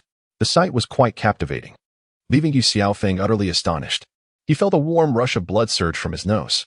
Xiaofeng, why are you bleeding? Qingqing asked with concern. However, the female boss merely smiled. As someone with experience, she was well aware of such matters. I'm fine, just a bit overheated. Ye Xiaofeng hurriedly replied as he went to clean the blood from his nose. Qingqing, you needn't worry. You should learn how to make a man fall at your feet. The female boss whispered in Qingqing's ear. Isn't that a bit inappropriate? Qingqing shyly responded. Men are creatures who easily grow tired of the familiar. If you don't hold on tightly, he will seek out new targets, the female boss remarked, eyeing Qingqing knowingly. Reflecting on her words, Qingqing realized the truth in them. Ye Xiaofeng had already had 3 partners. She had become the 4th, and there might be a 5th and 6th in the future. Shaking her head, she dared not contemplate further. The female boss was right. Even if Ye Xiaofeng pursued other women, she needed to secure her place in his heart. Qingqing, it's time for a change in your hairstyle, the female boss began. Isn't the neighboring hair salon yours as well? Both Ye Xiaofeng and Qingqing asked in unison. Not quite. The female boss chuckled at the scene. I was just saying, Ye Xiaofeng laughed, but before he could finish, the female boss dropped another surprise. The hair salon next door is run by my sister. This time, I'll have her do Qingqing's hairstyle for free, she said, smiling at Ye Xiaofeng and Qingqing. Ye Xiaofeng had not anticipated that the female boss would be so generous to her own sister. To prepare for the hairstyle, the female boss instructed Qingqing to change her clothes, promising that once the hairstyle was complete, she could switch back. After another hour of transformations at the salon, they finally left the shop. Qingqing, you look truly stunning today, Ye Xiaofeng remarked, somewhat entranced, feeling a dry sensation in his throat as they stood close together. Fresh candied hawthorn is here, an elderly voice interrupted their moment. Xiaofeng, I want to eat candied hawthorn, Qingqing exclaimed as she dashed over. Boss, give me 3 of these. This one, and that one, Qingqing said, nearly drooling. All right, hold on, the old man replied as he gathered the candied hawthorns. How much do I owe you? Ye Xiaofeng asked, noticing Qingqing's eagerness to indulge. 1 string cost 1 gold soul coin, a total of 3 gold soul coins, the old man indicated with his finger. Ye Xiaofeng then retrieved 3 gold soul coins from his soul guide ring, handing them over to the elderly vendor. Xiaofeng, why aren't you buying any? With a curious expression, Qingqing inquired, I don't wish to eat. You can assist me in consuming it. As Ye Xiaofeng spoke, he wiped the sugar from the corner of Qingqing's mouth. No. Today you must eat one, Qingqing insisted, handing Ye Xiaofeng a skewer. Despite Qingqing's fervent objections, Ye Xiaofeng ultimately acquiesced and consumed a skewer. However, the gaze of passers-by on the street was drawn to both Ye Xiaofeng and Qingqing. More precisely, it was Qingqing who captivated their attention. For today, she adorned herself with flowing purple locks, donned a white dress, and stepped gracefully in crystal shoes, truly a vision of beauty. Ye Xiaofeng returned to the Grand Soul Arena with Qingqing, where Luo Xiaodian and Exile awaited him. He instructed Qingqing to return to her room and wait for him while he went to meet them alone. Manager Luo. This time the Grand Soul Arena has proceeded very smoothly. Your personal expenditure of 5 million will be considered as my reward to you. Everything else is functioning normally. Thank you, young Master Yi. Luo Xiaodian expressed his gratitude hastily. In truth, Ye Xiaofeng seldom intervened in the affairs of the Grand Soul Arena. Although he was now a deputy manager, his authority had grown significantly compared to before. Ye Xiaofeng rarely indulged in his private life. Initially, he believed that simply following Ye Xiaofeng would ensure his survival, but unexpectedly, his life began to improve significantly. You may leave now, Ye Xiaofeng said, subsequently dismissing Luo Xiaodian. Ye Xiao, I shall not intrude any further, Luo Xiaodian responded, understanding the situation, and he exited, closing the door behind him. Exile, please have a seat. Ye Xiaofeng smiled as he glanced at Exile. I would like to ask for your assistance. As he spoke, Ye Xiaofeng took the initiative to pour tea for Exile. Ye Xiao, now that I am following you, please feel free to communicate anything directly to me. Exile replied candidly. Here are 2 black gold cards, each containing 100 million gold soul coins. One of the cards is for your personal use, Ye Xiaofeng said. His gaze steady on Exile. Ye Xiao, I cannot possibly use that much, Exile quickly declined, perceiving this as a test from Ye Xiaofeng. There is no need to decline hastily. Giving to you is tantamount to giving to myself. Cultivation requires resources, and resources necessitate funding. Only this way can you become stronger and, in the future, assist me, Ye Xiaofeng stated calmly, wishing for Exile's growth and prosperity. Then I am grateful, Ye Xiao. Exile accepted Ye Xiaofeng's offer. As for the other card, I would like you to visit Tianshui Academy and deliver it to a girl named Shui Binger. Also, there is a letter to be handed to her at the appropriate time. They are both at the Soul King level, and I hope you can lend them a hand in the future. This is my request to you. Ever since Ye Xiaofeng borrowed the mission from the Tianji system Xiaobing, he has been plagued by an overwhelming sense of foreboding. Thus, it is prudent to prepare in advance. Rest assured, young Master Yi, I will handle this matter with utmost care, Exile reassured him. Though his gaze upon Ye Xiaofeng bore the weight of a final farewell. Before long, I may invite calamity upon myself, so it is imperative to be well prepared. You must not disclose this to anyone. Should there come a day when I do not return, I hope. Ye Xiaofeng glanced at Exile but chose not to continue his thought. Do not worry, young Master Yi. I shall protect them, Exile declared resolutely. That eases my mind. Go attend to your matters, Ye Xiaofeng replied, casting one last look at Exile before turning away. Take care, farewell. Exile then departed from the Imperial Capital's Grand Soul Arena. Ye Xiaofeng suddenly donned a new expression. His face alight with a broad smile as he returned to Qingqing's room. Little Qingqing, have you missed me? Come here and give me a hug, he said. Gazing at her with unabashed boldness, a lewd grin plastered on his face. Not at all. You only think about how to take advantage of me, Qingqing retorted, pouting in response. If you won't hug me, I might just find someone else to embrace, Ye Xiaofeng replied, mischievously.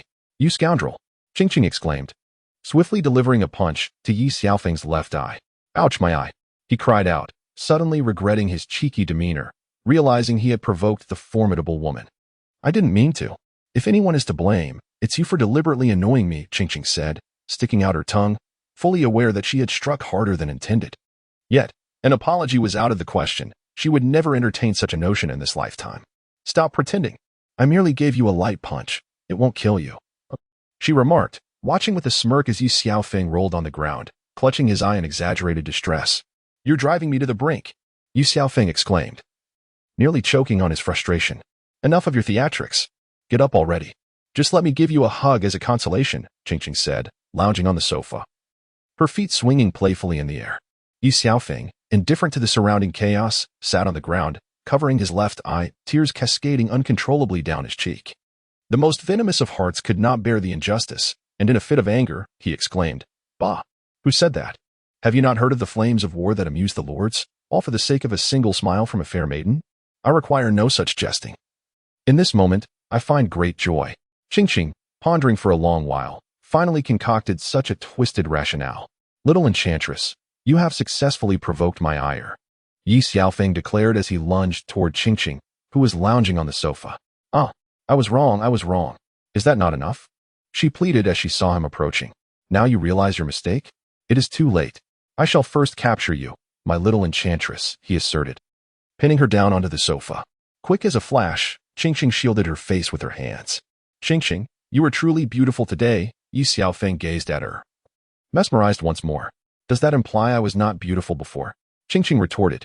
You were beautiful then, but today you surpass all, he said, pulling her into his embrace. Should the task be completed, he would embark on a path of escape, leaving Qingqing by the side of his master, the sword Douluo. Even if Shui Qinghe wielded immense power, it would be impossible for him to act against her while she was near the sword Douluo. Xiaofeng, hold me gently. I can hardly breathe, Qingqing exclaimed urgently. Apologies, Qingqing, I was too excited. Ye Xiaofeng quickly loosened his grip. What troubles you? Ever since you entered? You have been acting strangely, Qingqing remarked as she embraced him, her head resting against his chest. It is nothing. I simply missed you too much. Hence I could not help but hold you tightly, he evasively replied. That is reassuring. Have I not always been by your side? Am I truly so enchanting that I can leave you in such a daze?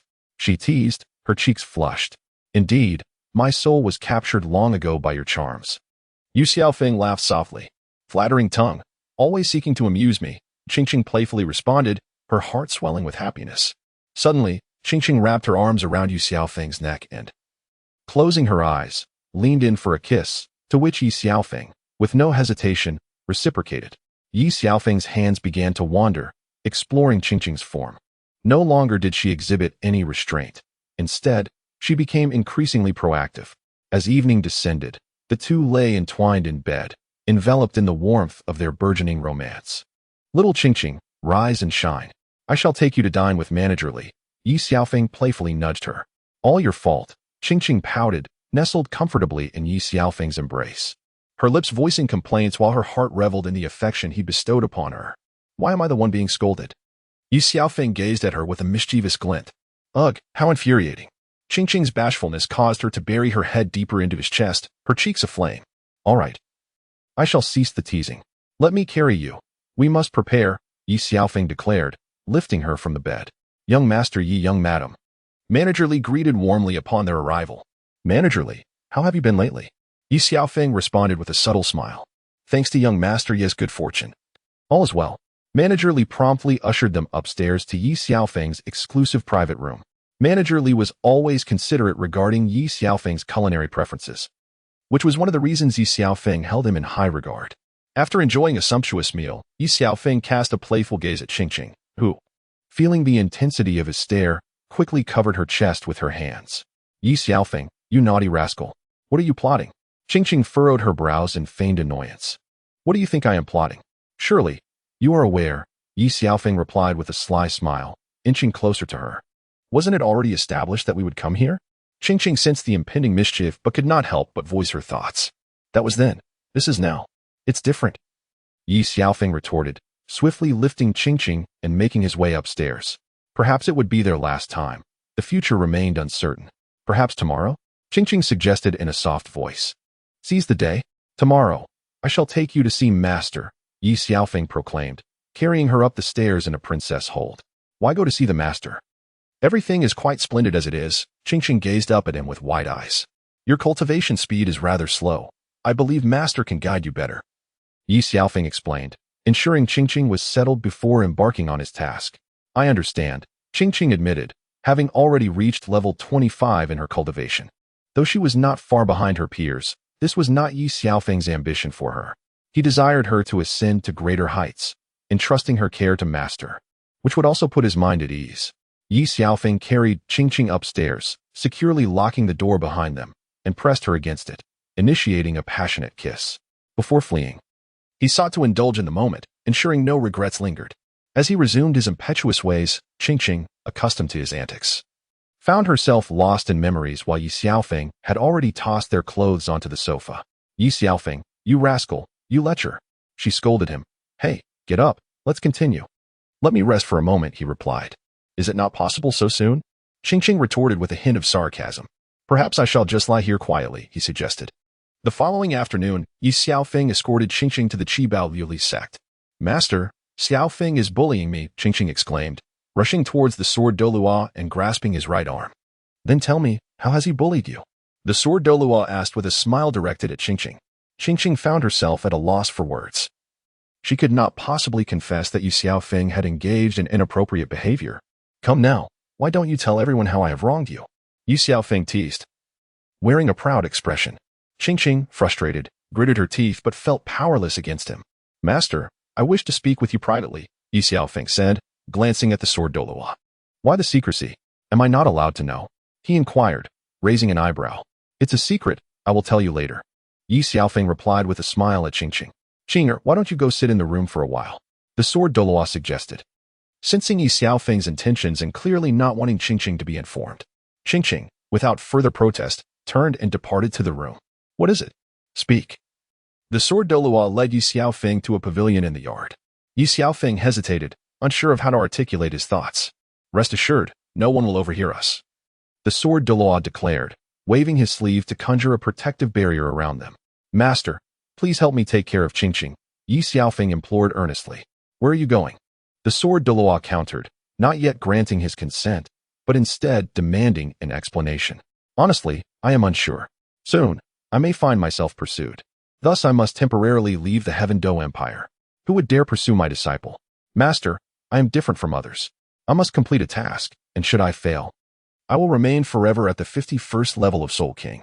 Completing this task, however, would significantly enhance my abilities, albeit at the cost of offending the Crown Prince. If that is the case, I shall shamelessly intercede on your behalf before the Crown Prince. Master, while one can evade a direct attack, a hidden strike is far more treacherous. Moreover, even with your intervention, the Crown Prince may not spare me. What are your plans then? Will you simply continue to evade? Perhaps so. When I have acquired sufficient strength to safeguard myself, I shall return for Qingqing.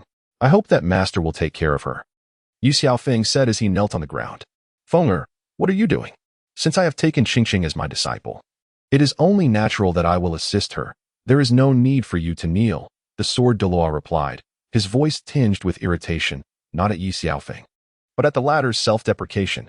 Very well, upon the completion of your task, make haste to the small grove outside the eastern gate of the imperial capital, and I shall lead you to a certain place, the sword Douluo remarked, observing that Ye Xiaofeng was undoubtedly well prepared, thus refraining from further unnecessary words. Ye Xiaofeng nodded thoughtfully. Tell me, would you truly abandon this little girl? Joked Jian Douluo, suggesting that perhaps the other three young ladies would pursue him as well, with Qingqing having her master. I am at ease. As for Bing'er and the others, I have already arranged for a Exile to protect them, Ye Xiaofeng replied. Xiaofeng, what did you say to your master? Qingqing could not help but inquire as they returned to the room. I entrusted him with the care of my future. Jian Douluo smiled at Qingqing. Master, how can you be so disrespectful? Qingqing's cheeks flushed, unable to meet his gaze. When I said that, you can ask Feng. Jian Douluo playfully deflected the inquiry towards Ye Xiaofeng. Where are you going? Qingqing sensed Ye Xiaofeng's recent air of mystery. I must attend to an important matter. You should focus on your training with your master, Ye Xiaofeng said earnestly. It's dangerous, isn't it? Qingqing gazed at him, her eyes brimming with unshed tears. Not excessively so, after all, I am my master's disciple. Ye Xiaofeng glanced at Jian Douluo, silently urging him to cooperate, but Jian Douluo remained aloof, uninterested in the moment. How long will you be gone? Qingqing searched Ye Xiaofeng's eyes, fearing deceit, worried he might leave her behind, never to return, and most of all, terrified he might face peril. I will return as soon as I can truly protect you and marry you, Ye Xiaofeng reassured her, hoping to quell her fears. A promise she had long awaited. Without regard for Jian Douluo's presence, Qingqing embraced Ye Xiaofeng, kissing him tenderly and whispering in his ear. If there comes a day when I learn you are gone, I will follow you. I cannot bear to be left alone. Tears streamed down her cheeks uncontrollably. That will not happen. Trust me, Ye Xiaofeng felt a tempest of emotions within, yet as a man, he knew he must act decisively. He then departed from the Seven Treasures glazed tile school, returning to the inn where the innkeeper, Li, gently leaned in to speak to Ye Xiaofeng.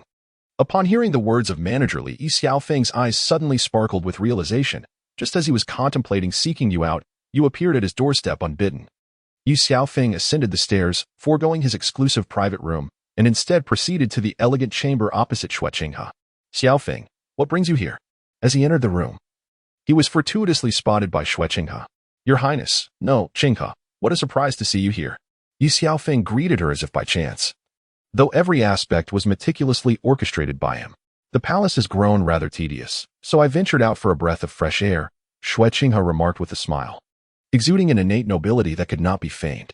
Indeed, it appears we share a remarkable affinity, Ye Xiaofeng replied, seamlessly continuing the conversation. Had I known you were coming, I would have waited a bit longer for you, Xueqing has said, having already begun her meal, creating a slight awkwardness. Next time, just hold off for me. Ye Xiaofeng jested, subtly preparing for future encounters. Li, are you not tarnishing your own reputation? Quickly, bring forth all the delectable dishes and fine drinks. As I intend to indulge with His Highness tonight, Ye Xiaofeng expressed, his dissatisfaction evident as he surveyed the modest fare before him. Xiaofeng, this was my request. You cannot fault Manager Li. Xueqing has smiled at him. Young Master Yi, please hold on. I will have it arranged immediately, Manager Li hurriedly responded. Xiaofeng, after our last discussion, I found some of your insights quite compelling, Xueqing remarked, sipping her wine and observing him. Qinghe, I merely speak of myself in grandiose terms. My words cannot possibly compare to those of your highness. Ye Xiaofeng continued to engage her in conversation over drinks. Xiaofeng, I genuinely see great potential in you. Why not collaborate with me? Xueqing proposed, casting a challenging proposition amidst her inebriation. Qinghe, it is not that I refuse to work with you, but rather that I perceive your vision is somewhat limited, Ye Xiaofeng replied, steadfast in his stance. What leads you to that conclusion? Xueqing inquired, unfazed by his response. Her gaze fixed upon the man before her, who possessed an allure that captivated her. What is the ultimate purpose of our cultivation? Ye Xiaofeng gazed intently at Xueqing, observing her response. What should have been a straightforward question had become intricate, leaving Xueqing momentarily at a loss for words. Qinghe, we are fundamentally different. One day, you aspire to reign supreme over countless souls, while I merely wish to transcend to the next level within my lifetime. Ye Xiaofeng spoke a profound truth. The ultimate aim of cultivation is to break through to the divine realm, yet who among the vast Douluo Continent can achieve such a feat? Xueqing understood this all too well, as her grandfather was also a peerless powerhouse of level 99. Of course, if the day comes when you need me, even if it requires reaching for the stars, I would endeavor to grasp them. Ye Xiaofeng attempted to charm Xueqing, contrasting her with Chian Rushi. I was too forward. I did not expect you to comprehend me more profoundly than I do. A flicker of emotion stirred within Xueqing, yet she dared not reveal her feelings. Come, let us drink, Ye Xiaofeng urged, continuing his revelry with Chian Rushi. Qinghe, not long ago, I had a peculiar dream. Ye Xiaofeng seemed lost in a reverie. A dream? What kind of dream? Xueqing inquired, her expression one of curiosity. I dreamt of a beautiful woman. What can I say, Xiaofeng? If you desire a beauty, I can arrange for her arrival, she jested. How mundane. I have already stated she does not exist in the mortal realm. She is untouched by earthly desires. Such a beauty simply does not exist, Ye Xiaofeng mused, yet in my dream, she possessed a pair of exquisite white wings, golden hair cascading down her back. Wielding an angelic sword. He closed his eyes, lost in memories. Xueqing furrowed her brow, her heart racing with a surge of emotions, a hint of danger lurking beneath. However, upon witnessing Ye Xiaofeng entranced in his dreamlike state, her fierce thoughts dissipated, replaced by a sense of intimacy. Xiaofeng, I never expected you to daydream, Xueqing had teased. Yet within her was a sudden joy, or perhaps a flutter of affection, realizing that the woman of his dreams was none other than herself. Ha ha ha. Qinghe, forgive my foolishness. Ye Xiaofeng scratched his head, feigning embarrassment. If such a woman truly existed, would she not be unattainable? Xueqing suddenly felt a spark of intrigue. Eager to learn Ye Xiaofeng's thoughts. What if such a woman did exist? She probed cautiously. Really? Ye Xiaofeng exclaimed, grasping Xueqing's hand in excitement. Qinghe, forgive my exuberance. In reality, Ye Xiaofeng was intentionally taking advantage of Chian Rushi's presence. Why are you so excited? I was merely hypothesizing. What if such a woman existed? Yet she was beyond your reach? Xueqing smiled at Ye Xiaofeng, clearly unaware of his true thoughts. I understand that at this moment, I am indeed beyond her reach. However, I shall strive to cultivate my abilities and surpass the rank of title Douluo. If that proves insufficient, then I shall aspire to become a super Douluo. Ye Xiaofeng declared with excitement. What if the super Douluo fails as well? Xueqing inquired once more. In that case, I shall dedicate myself to achieving the unparalleled limit of a supreme Douluo. If that too is unattainable, I will devote my life to pursuing a divine position, transcending the 100 levels to become a deity, and in doing so, I shall convey to that angel my unwavering determination. Ye Xiaofeng left his words hanging, teasing Xueqing's curiosity. You wish to tell that female angel what exactly? Xueqing looked at Ye Xiaofeng with intrigue. For her, I would gladly wait another 1,000 years. Ye Xiaofeng said, choosing not to elaborate further and downing 3 cups of wine. Unexpectedly, Xiaofeng, you are quite the romantic. Xueqing felt a stir in her heart. Yet she had her own path to follow and could not hastily abandon everything for the sake of fleeting emotions. Qinghe, I apologize for my indiscretion. Ye Xiaofeng glanced at Xue Qinghe at that moment. I admire your nature, Xiaofeng. I believe that in the future, you will encounter that angel. And upon hearing of all you have sacrificed for her, she may indeed pledge herself to you. Xue Qinghe smiled at Ye Xiaofeng. Is that truly the case? Ye Xiaofeng grasped Xue Qinghe's hand once more. I misspoke. My excitement got the better of me. However, Qinghe, your hand is softer than a woman's. Ye Xiaofeng remarked innocently while looking at Xue Qinghe. Do you seek a beating? Xue Qinghe, caught off guard by Ye Xiaofeng's sudden boldness, felt a bit flustered. You see how I am. When I drink too much, I lose my restraint. Ye Xiaofeng quickly apologized. It is nothing. I shall take it as a jest. Xue Qinghe's cheeks flushed slightly, though she still dared not reveal her feelings. The hour is late. Let us conclude our meeting here. And I shall treat you to a proper drink another day. Xue Qinghe, fearing she might betray her true emotions, decided to take her leave. Then it is settled. Shall I escort you? Ye Xiaofeng asked tentatively. Perhaps not. I can return alone. Xue Qinghe's words hinted at her inner conflict. She felt torn between wanting Ye Xiaofeng to accompany her and not wanting to impose. I insist on seeing you off. What if something were to happen to the Prince of the Empire along the way? I cannot bear such responsibility. Ye Xiaofeng smiled at Xue Qinghe. The capital is heavily guarded. Who would dare to act recklessly? Do they wish to tempt fate? Xue Qinghe clearly dismissed the concern. Very well then. If that is your wish, I shall refrain from seeing you off. Ye Xiaofeng did not want to appear too forward, lest Xue Qinghe notice any inconsistencies. Xiaofeng, how can you say one thing and do another? A true man's word is his bond. Xue Qinghe felt a twinge of annoyance. Since Qinghe has expressed her thoughts so clearly, I cannot let her down. It would weigh on my conscience. Ye Xiaofeng smiled at Xue Qinghe. And the two departed from the inn. What are you looking up at?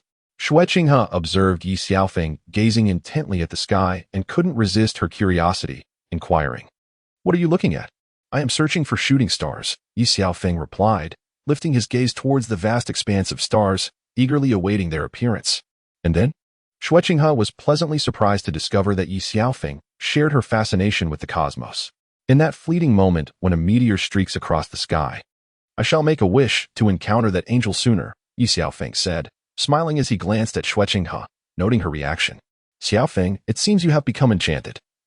Your every utterance revolves around this angel, Xue Qinghe remarked, rendered speechless by the depth of Ye Xiaofeng's infatuation. Even if I am indeed spellbound. As long as I can meet her once, I would have no regrets, Ye Xiaofeng responded, his gaze fixed on Xue Qinghe. Xiaofeng, the truth is, Xue Qinghe felt an irresistible urge to reveal her true identity to Ye Xiaofeng. You need not say anything, I understand. This is merely my obsession. A yearning for the ethereal, Ye Xiaofeng interjected, fearing that if he were to learn the truth now, Xue Qinghe might realize and eliminate him. Even if she couldn't.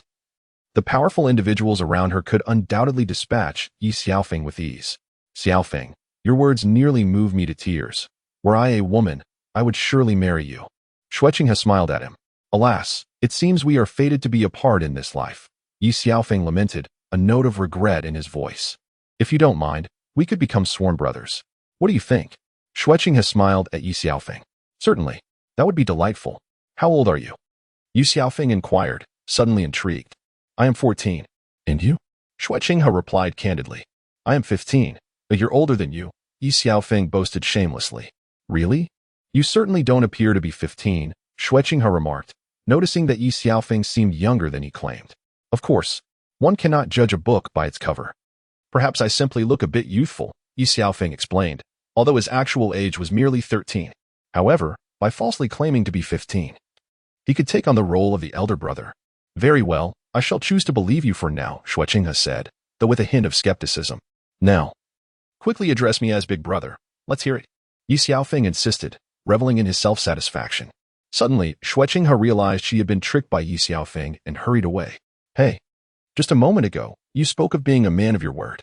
Ye Xiaofeng exclaimed, surprised that Xue Qinghe had seen through his ruse. I am not a man of my word, Xue Qinghe retorted, unable to contain herself. What did you say? Ye Xiaofeng was taken aback as Xue Qinghe inadvertently revealed her own identity. I meant to say that I am still just a boy. Hardly worthy of being called a man, Xue Qinghe chuckled slyly. Oh. Ye Xiaofeng looked utterly bewildered by her words. I must be on my way now. You may return, Xue Qinghe said with a smile. Will you not invite me in for a moment? Ye Xiaofeng smiled shamelessly. Of course, you may continue. He interrupted Xueqinghe once more before she could finish her words. I shall not enter. Let us meet again at the inn another day. With that, Ye Xiaofeng disregarded Xueqinghe and turned to leave. As she watched him depart, a long-lost smile graced her face. Only when Ye Xiaofeng's figure vanished from sight did she return to her room. Once inside, Xueqinghe promptly locked the door and shed her disguise. In that moment, she transformed into Chian Rushi, releasing her martial soul as the angelic wings unfurled gracefully from her back. Gazing into the mirror, she saw the angel that Ye Xiaofeng had longed for. Her heart fluttered. His potential captivated her even more than his appearance. It was only in solitude that Xueqinghe could lay aside her faade and revert to her true self, Chian Rushi. Yet, as she admired the reflection before her, the image of Ye Xiaofeng lingered in her mind. Before long, she donned the identity of Xueqinghe once more. After all, the identity of Chian Rushi from the Heaven Do Empire was far too sensitive to maintain for long. Ye Xiaofeng returned to the inn and reclined upon the bed. All preparations were complete, save for the matter of Xueqinghe taking the bait. He was unaware of what might transpire after ascending the perilous heights of Chianren Snow. Yet in pursuit of his mission, he felt compelled to proceed. Subsequently, he closed his eyes and succumbed to sleep. The following noon, Ye Xiaofeng awoke groggily. His head still slightly throbbing, likely a consequence of the copious amount of alcohol he had consumed upon returning the previous day. Rising from his slumber, he took a refreshing bath before descending to the lower floor. He requested several jugs of wine from Manager Li and settled himself in a private room. Young Master Yi, here's the wine you requested, Manager Li remarked amiably. Manager Li, I may need to venture out in the coming days. Please hold on to this card for me, Ye Xiaofeng said, presenting him with a black gold card containing 200 million. What does this mean, young Master Yi? Manager Li inquired, sensing an unusual tension. For he did not currently require funds, as the inn consistently generated a steady income. I wish to embark on a journey of self-discovery. Remaining here indefinitely would hinder my progress toward greater realms, Ye Xiaofeng explained, gazing earnestly at Manager Li. Perhaps I could accompany you, providing mutual support, Manager Li suggested. Still somewhat apprehensive about the perils of the world. No need. This time, I shall go alone. You may focus on the development here. Should you encounter difficulties, do not hesitate to seek assistance from our master. He will extend his aid, Ye Xiaofeng insisted, preferring solitude for his cultivation, as it would be more conducive to his endeavors. How long will you be gone? Manager Li asked, fully aware that this journey would likely not be brief and wishing to impart his concerns. A minimum of 3 years, perhaps extending to 5. We shall address other matters upon my return, and please do not speak of this to anyone, Ye Xiaofeng advised Manager Li. Go now. The Crown Prince shall arrive shortly.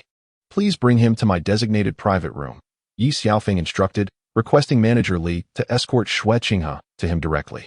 Manager Li refrained from further comment and departed to make arrangements. Shortly thereafter, Xueqinghe arrived, unaccompanied by attendants. For there was no need to bring them when meeting Ye Xiaofeng, lest they cause him displeasure. Qinghe, you have arrived late today. As punishment, you shall drink 3 cups, Ye Xiaofeng declared. Ye Xiaofeng poured a drink for Xueqinghe as he spoke. Just as he was about to step out, he was delayed by a minor issue, causing him to take longer than expected. Xueqinghe, however, did not complain and raised her glass for a round of toasts, with the delicious food prepared by Manager Li. The room was soon left with only Ye Xiaofeng and Xueqinghe. Having skipped breakfast, Ye Xiaofeng's stomach growled, making Xueqinghe feel a bit embarrassed. Realizing he had been waiting for her without eating. Qinghe, I have been contemplating for some time about going out to gain some experience, Ye Xiaofeng said, sipping his drink while his gaze remained fixed on Xueqinghe. Indeed, one cannot solely focus on cultivation, otherwise, it would hinder progress. Going out for some practical experience might prove beneficial for you. Xueqinghe smiled faintly, appreciating the rapport they had developed recently, which had even stirred feelings within her heart. By the way, how long do you plan to be away on this journey? She suddenly inquired, glancing at him. To be honest, I'm not entirely sure. It could be as short as 3 years, but it won't exceed 5, Ye Xiaofeng replied candidly. That's quite a long time, Xueqinghe said, a myriad of emotions swirling within her. She had anticipated only a few months, and the thought of such an extended separation made her heart ache. A feeling she could scarcely contain. Let us not dwell on unpleasant matters. Let us drink, Ye Xiaofeng suggested, eating and drinking while noticing Xueqinghe's increasing inebriation. You mentioned that for the angel in your heart, you must strive to become stronger. Only true strength can be worthy of her, he suddenly shifted the topic. Well, take care on your journey. I hope you won't disappoint me, Xueqinghe responded, her heart lightening at his words. The two continued to drink, exchanging cups. Suddenly, Xueqinghe felt an overwhelming warmth and instinctively tugged at her clothing. Qinghe, shall we head upstairs for a bit? It's quite warm here, Ye Xiaofeng suggested. Also feeling the effects of the alcohol. She replied softly, and they stumbled their way upstairs. Come. We didn't drink enough earlier. Let us indulge tonight. Ye Xiaofeng said to Xueqinghe, who was now feeling quite dazed, continuing to drink the alcohol he offered. Xiaofeng, do you feel a bit warm? Xueqinghe remarked, sensing her body growing increasingly heated. I'm fine. Perhaps you're dressed too warmly. Ye Xiaofeng, slightly tipsy, moved to help her remove some clothing. How about now? Is it cooler? He asked after assisting her with her outer garment. Somewhat better, but still quite warm, Xueqinghe replied, tugging at her inner clothing again. Come. Let us have another drink. I can't anymore. Just one more. Thus, Ye Xiaofeng and Xueqinghe continued to drink, both becoming increasingly disoriented. Ye Xiaofeng, unable to restrain himself, pressed Xueqinghe back onto the sofa. Xiaofeng, what are you doing? She exclaimed. Xueqinghe sensed something amiss. Yet Ye Xiaofeng silenced her with his words. Xue, I adore you, and you have always harbored feelings for me. Haven't you? Ye Xiaofeng declared to Chian Rushi, who was indeed Xueqinghe. It's not like that. Please let me go. Let us pretend today never happened, and we can remain friends. Chian Rushi's heart raced. For she genuinely liked Ye Xiaofeng, yet the suddenness of the situation left her unprepared. Xue, once this matter is past, do as you wish with me. However, I can no longer concern myself with the consequences. Ye Xiaofeng had indulged too much in drink. Master, you have successfully completed the task, and your soul power has ascended by 5 levels. As a reward, you receive a pair of angelic wings, which shall evolve in accordance with your cultivation level. The voice of the heavenly mechanism system, Xiaobing, resonated in his ears. Ye Xiaofeng gazed at Chian Rushi in his arms, and despite sensing the imminent danger encroaching upon them, he remained unwilling to relinquish this precious opportunity. From the afternoon until the depths of the night, even Ye Xiaofeng could scarcely recall how many rounds he and Chian Rushi had engaged in. With each conclusion, he found himself irresistibly drawn to pursue just one final encounter, only conceding defeat when he could muster no more strength. In the stillness of the night, while Chian Rushi lay in slumber, Ye Xiaofeng rose and left a letter by the bedside before quietly departing from the capital. At the moment of his departure, a solitary tear traced its way down the corner of Chian Rushi's eye, reflecting the turmoil within her heart. Ye Xiaofeng had never anticipated that his relationship with Chian Rushi would progress so swiftly. Yet, everything had transpired, leaving him powerless to reverse the course. Were it not for the relentless pressure exerted by the troublesome system, he would not have felt compelled to act in such a manner. He possessed the time to allow things to unfold naturally. Ye Xiaofeng arrived at the small grove outside the city, where Sword Douluo was already awaiting his arrival. Following Sword Douluo, he made his way to the seaside, where a ship was anchored at the shore. His master instructed him to depart from the Heavendo Empire and journey to a place known as Devil Island. As a parting gift, Sword Douluo handed Ye Xiaofeng a sword manual and a map. By dawn, Ye Xiaofeng found himself amidst the vast ocean, aboard the ship accompanied by several individuals. Although they refrained from showcasing their powers, their capabilities were undoubtedly formidable, as these individuals were all arranged by his master, Sword Douluo. Meanwhile, Chian Rushi lay beneath the covers, her bare body partially concealed, yet her alabaster shoulders remained visible. As she stirred from her slumber in a daze, she was bewildered by the circumstances surrounding her. Her head still throbbing with pain, accompanied by intermittent discomfort below. Suddenly jolted awake, she hastily threw off the covers, realizing she was clad in nothing but her skin.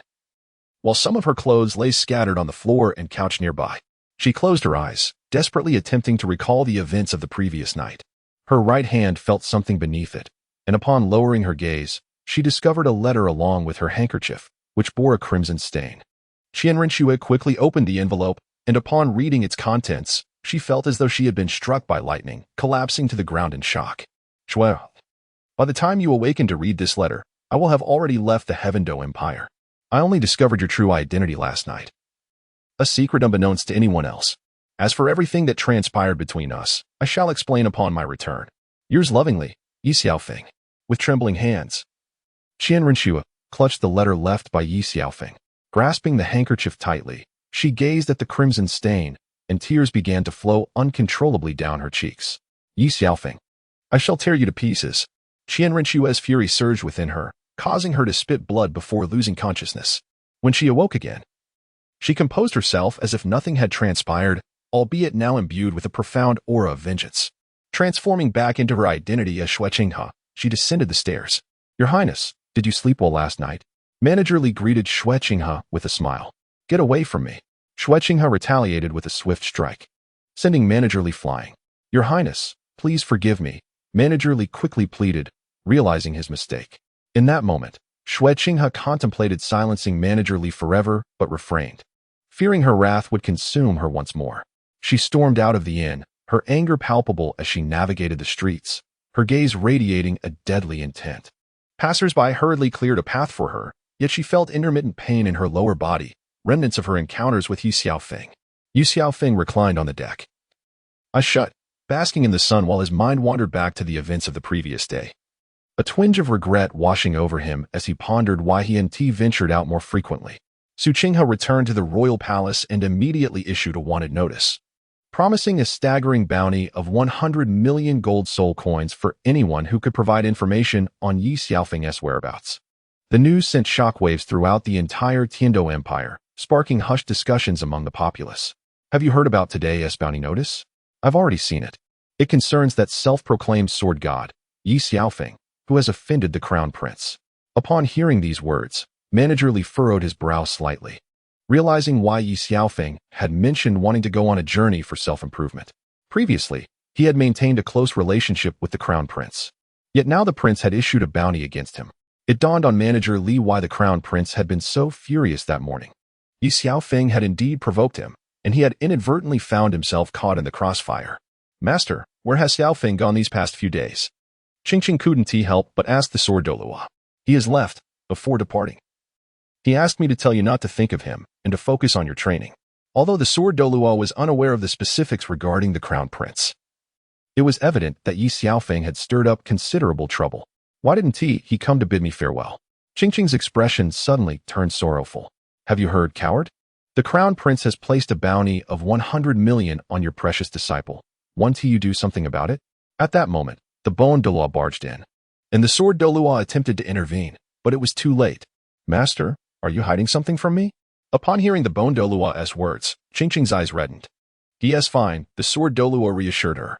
I distinctly heard that the crown prince is after Xiaofeng. Master, are you deceiving me too? Qingqing could no longer contain her tears, which flowed freely down her cheeks. I think I may have misspoken, the bone Douluo realized his blunder, surprised that the young girl was still unaware. Get out. The sword Douluo glared angrily at the bone Douluo, who quickly left, realizing his error.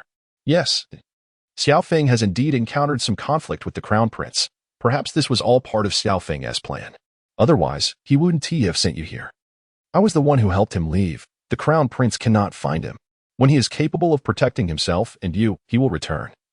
The sword Douluo consoled Qingqing with a gentle smile. Hearing her master's words, Qingqing felt a sense of relief.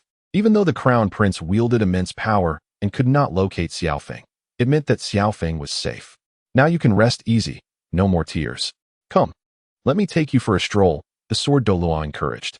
Sword Douluo, sensing Qingqing's discomfort, decided to take her away from the Seven Treasure glazed tile school. Upon their entrance, the esteemed elder Qingqing and the shopkeeper Madame Li greeted them warmly. I have come to accompany Qingqing for a meal, sword Douluo remarked with a subtle smile, choosing not to elaborate further. Madame Li guided them upstairs, where Qingqing headed directly to the exclusive private room of Ye Xiaofeng, a place brimming with cherished memories shared between them. Once inside, Qingqing ascended to the bedroom, dismissing both sword Douluo and Madame Li from her thoughts. Elder Qingqing. It seems the young mistress is still feeling a tinge of sadness, Madame Li observed. She is but a child. In time, she will come to terms with her feelings. Sword Douluo replied, refraining from probing further into the matters concerning Ye Xiaofeng and Shuqinghe. Even if he were to inquire, Madame Li might not possess the answers, making silence the wiser choice. Has Ye Xiaofeng been located yet? In the prince's palace, Shuqinghe questioned Serpent Spear Douluo. Young master, we have searched the entirety of the Heaven Do Empire, yet it is as if Ye Xiaofeng has vanished. He is no longer within the empire, Serpent Spear Douluo reported. Understood, you may withdraw, Shuqinghe instructed, her eyes closing as a seed of contemplation took root within her heart. Her resentment for Ye Xiaofeng festered. He had taken advantage of her vulnerability, and though her mind remained clouded, she vividly recalled the multiple encounters they had shared on that fateful day. More than her anger towards him for his lack of tenderness, she resented the deception he perpetuated. What nonsense about being infatuated with an angel. He clearly only desires my beauty, Shui Qinghe muttered to herself, unaware of how such thoughts had taken hold of her. Ye Xiaofeng vanished from the Tiando Empire, as if none of the events had ever transpired. Gradually, others also forgot about the prince's bounty, for Ye Xiaofeng was simply nowhere to be found. In the blink of an eye, Ye Xiaofeng has spent 5 years on Devil Island, enduring relentless torment at the hands of the 7 immortal elders of the island, until he is left with but a final breath. Ye Xiaofeng recalled that as he neared Demon Island, an elderly man aboard the ship had kicked him off, and then they hurriedly departed, seemingly reluctant to approach the island. Upon ascending the island, Ye Xiaofeng remained ever vigilant, instinctively aware that this was no ordinary place. Master, your next task is to confront the challenges of the Demon Island, announced the heavenly machine system, Xiao Bing, as he set foot on the island.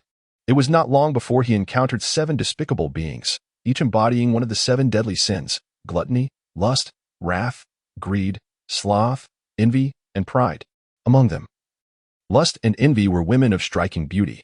Their names alone suggested malevolence. And what began as a warm welcome gradually morphed into a sinister cultivation aimed at leading him to ruin. The most detestable of them all was envy, who ensnared Ye Xiaofeng in a dream, entwining him with her, transformed into the ethereal figure of Chian Rushi. In retrospect, he found it utterly repugnant. Eventually, he realized that these 7 individuals were untrustworthy, their malevolence manifesting in its most extreme form, and one misstep could lead one astray. As time passed, Ye Xiaofeng acclimated to this environment, seeking them out to hone his skills. Over 5 years, he sharpened himself through their trials while simultaneously practicing the sword techniques imparted by the sword Douluo. He had now mastered the ability to unleash 5 lethal strikes. Young man, you have completed our trials. We are willing to await your ascension to kingship, promising you endless beauty and power, Greed Douluo proclaimed, presenting their final test. Oh, is that so? Should I be grateful to the 7 of you? Ye Xiaofeng retorted with a cold smirk, launching an immediate attack on Greed Douluo. Did you not comprehend my words? Greed Douluo exclaimed in alarm. Do not attempt to confuse me. I have outgrown your manipulations, Ye Xiaofeng declared, channeling the 7-kill technique as he immersed himself in combat. You have won. You may depart, Greed Douluo hastily interrupted, wishing to escape the relentless pursuit of this madman. This transformation into a relentless fighter was not solely Ye Xiaofeng's doing. They had driven him to madness, leaving him consumed by training and battle. The ancient soul beasts of the island were nearly exterminated. Congratulations, Master, you have completed the Demon Island task. All soul rings have been upgraded to 100,000 years. And the rainbow angel wings have evolved into the 4-winged heavenly angel. Xiao Bing's voice resonated once more. Have I truly reached the Soul Emperor level? Ye Xiaofeng mused, casting a cold smile at the 7 before him. Congratulations, young man, on attaining the Soul Emperor level. The 7 hastily offered their congratulations. Having just reached this level, I have garnered some profound insights and would like to seek your wisdom, Ye Xiaofeng said with a smile, gazing at them. No need. We are aware of your formidable strength. I have matters to attend to. Lust Douluo, sensing something amiss, quickly sought an opportunity to slip away. Indeed, I too have pressing engagements, Envy Douluo chimed in. Since you all have matters to address, let us conclude this swiftly. Ye Xiaofeng no longer held back and devoted himself entirely to the battle. Fortunately, he possessed the Emerald Swan martial soul, which allowed him to continually hone his physique to accommodate the vast soul power.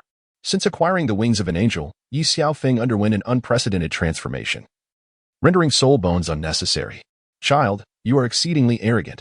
How dare you challenge all 7 of us alone? The arrogant Douluo exclaimed in anger. How can one know their limits without a trial? Ye Xiaofeng replied, his soul power accumulating to an astonishing 2 million years. The 7-kill sword trembling in his hand, or rather, pulsating with excitement. The 7 sins Douluo, though present, did not hold back. However, despite their status as titled Douluos, their strengths lay not in direct offense. Their martial souls were more adept at manipulating the mind. Stop, child. We concede. The angry Douluo hastily apologized. Prepare to face the judgment of justice, Ye Xiaofeng declared, the 7 kills character coalescing in the air. Here, take this head soul bone as a gesture of our apology. Now be gone. The greedy Douluo could no longer contain himself. 3 pieces, Ye Xiaofeng replied, turning to leave, resolute in his intent not to disturb them further. Do you think soul bones are mere candies? Just 1 head soul bone. Over 70,000 years of cultivation. If you refuse it, then kill us. The greedy Douluo retorted angrily. 1 piece will suffice, Ye Xiaofeng said as he placed the head soul bone into his storage ring. In truth, Ye Xiaofeng was about to jest that he was merely joking, but he was interrupted by the angry Douluo. The ship has docked. Hurry and leave. The 7 Douluos clearly wished to rid themselves of this madman. Departing already? I must admit, I am a bit reluctant. How about a kiss?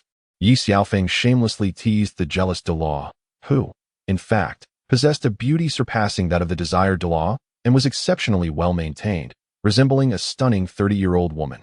Her figure tantalizingly alluring and perpetually igniting Ye Xiaofeng's senses. No man could resist her temptation. Get out now. The jealous Douluo suddenly blushed, taken aback that she, who once teased others, was now the target of Ye Xiaofeng's playful advances. If a kiss is off the table, then perhaps a hug will suffice? If you utter leave one more time, I shall refuse to go. The other 6 Douluos looked to the jealous Douluo, seemingly seeking her assistance, each thinking that she should sacrifice a bit of her charm to swiftly send this lunatic away. With a fierce glare at the other 6, the jealous Douluo blushed deeply and embraced Ye Xiaofeng. Taking advantage of the moment, Ye Xiaofeng embraced the jealousy Douluo and planted a kiss on her right cheek. Just as the jealousy Douluo was about to unleash her ire, Ye Xiaofeng kissed her on the left cheek as well, inciting her to stamp her feet in frustration. Resembling a petulant child. I'm leaving now, don't worry, I want to return. Of course, if I find myself missing her one day, I might come back to see you all, Ye Xiaofeng remarked with a smile directed at the jealousy Douluo. Why don't you take her with you? The desired Douluo, who had been silent until now, suddenly suggested. That's a splendid idea, Ye Xiaofeng replied with a sly grin. All of you, get out. The jealousy Douluo finally erupted in anger, prompting the other 5 to flee hastily. Don't look at me. It was their suggestion, not mine. Ye Xiaofeng sensed the tension and decided it was time to make his escape. Want to leave? It's too late. Don't you like me? Then take me with you. The jealousy Douluo approached and wrapped her arms around Ye Xiaofeng. To be honest, I think this place is quite nice. The outside world is rather complicated.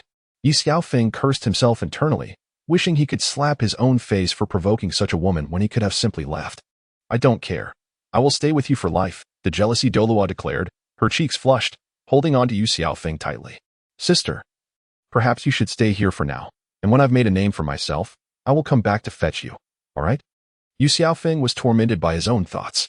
Good, dear Xiaofeng. The jealousy Douluo smiled at him. Then it's settled. Ye Xiaofeng assumed the jealousy Douluo had agreed to remain. Let us depart, the jealousy Douluo insisted, still refusing to let go. You all, take her back, Ye Xiaofeng instructed, noticing the other 6 watching him and the jealousy Douluo from a distance. This has nothing to do with us, young hero Yi. Just take her along.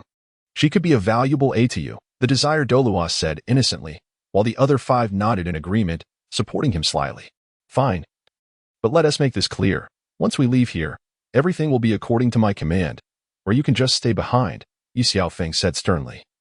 Looking at the jealousy Douluo. All right, if you tell me to go east, I will never head west, the jealousy Douluo replied cheerfully. By the way, what is your real name? Please don't tell me it's jealousy, Ye Xiaofeng inquired, glancing at the desired Douluo. Ziyin. The jealousy Douluo revealed her name for the first time. Ziyin, a splendid name that truly complements your beauty, Ye Xiaofeng complimented her. Really? Ziyin's eyes sparkled. It was the first time someone had told her she was beautiful. They had always lived on the island, and the other 5 feared the desired Douluo's wrath. So they dared not speak the truth. Ye Xiaofeng nodded. His appearance had undergone a significant transformation, making it difficult to recognize him without a closer inspection. Reluctantly, he departed from Demon Island with Ziyin. Ye Xiaofeng returned to the Heavenly Dou Empire and ascertained that Xinghe had once issued a bounty of 100 million for his capture. Ye Xiaofeng brought Ziyin to the Heavenly, subsequently handing her a black gold card, instructing her to wait for him at the Heaven and Earth Inn and not to wander about. Once Ziyin departed, a faint smile graced Ye Xiaofeng's lips. It was time to settle the grievances between him and Chian Rushi. Meanwhile, Xinghe, feeling bored, strolled down the street when a little girl approached her. Big brother. This is a message from a big brother, the young girl chirped, her voice sweet and innocent. Shui Qinghe received a piece of paper from the child, which bore nothing but a drawing of a pair of wings, devoid of any other words. What else did that big brother tell you? Shui Qinghe inquired eagerly. If you buy me a sugar-coated hawthorn, I'll tell you, the little girl replied, clutching a sugar hawthorn, which was the reward given to her by Ye Xiaofeng. He had instructed her to deliver the message to Shui Qinghe, promising her another string of hawthorns in return. What did he say to you? Shui Qinghe hurriedly purchased 3 strings of sugar-coated hawthorns and handed them to the girl. If you wish to see him, you can go to the small grove outside the city, the little girl said with a smile, pleasantly surprised by the kindness shown to her. At that moment, the child's mother rushed over, kneeling on the ground to apologize. Your Highness, forgive my child. She does not understand. It's nothing, Shui Qinghe replied with a cold smile. Having endured 5 long years of agony, ignoring everyone, she made her way alone to the small grove outside the city. In the grove, Ye Xiaofeng saw Shui Qinghe approaching alone and materialized behind her to greet her. Shui Er, he called softly, shattering her heart once more, causing her body to tremble slightly. Is that what you call me too? Shui Qinghe, suddenly filled with rage, spun around and aimed her angelic sacred sword at Ye Xiaofeng's chest. I know you hate me. I owe you that, Ye Xiaofeng said, taking a step forward. Do you know how I have spent these 5 years? 5 years, a whole 5 years. At that moment, she transformed back into Chian Rushi, her hatred for Ye Xiaofeng fueled by his prolonged absence and the deception he had inflicted upon her. I understand. But I have also stated that only a true warrior deserves you, Ye Xiaofeng continued, stepping closer to Chian Rushi. I no longer need you. If you take another step forward, I will surely kill you, she declared furiously. I recognize your hatred. It is only natural for you to wish to slay me. As I am the one who has wronged you, Ye Xiaofeng replied, moving closer. The angelic sacred sword now touched his chest, yet Chian Rushi hesitated, stepping back. Do you truly believe I lack the courage to strike? She retorted coldly, gazing at Ye Xiaofeng. If my death could alleviate the pain I have caused you over these 5 years, I would gladly embrace it. With that, Ye Xiaofeng grasped the angelic sacred sword in his left hand and plunged it into his own chest. Do you think that by ending your life, you can atone for the debt you owe me? Chian Rushi gazed at Ye Xiaofeng, who had chosen to embrace death in her hands, her heart quivering slightly. In that moment, she felt a surge of compassion, an overwhelming desire to prevent Ye Xiaofeng from perishing so tragically. Swear, I am aware of your hatred towards me. Once, a sincere love lay before me, yet I failed to cherish it properly. It was only in the wake of my loss that I felt profound regret.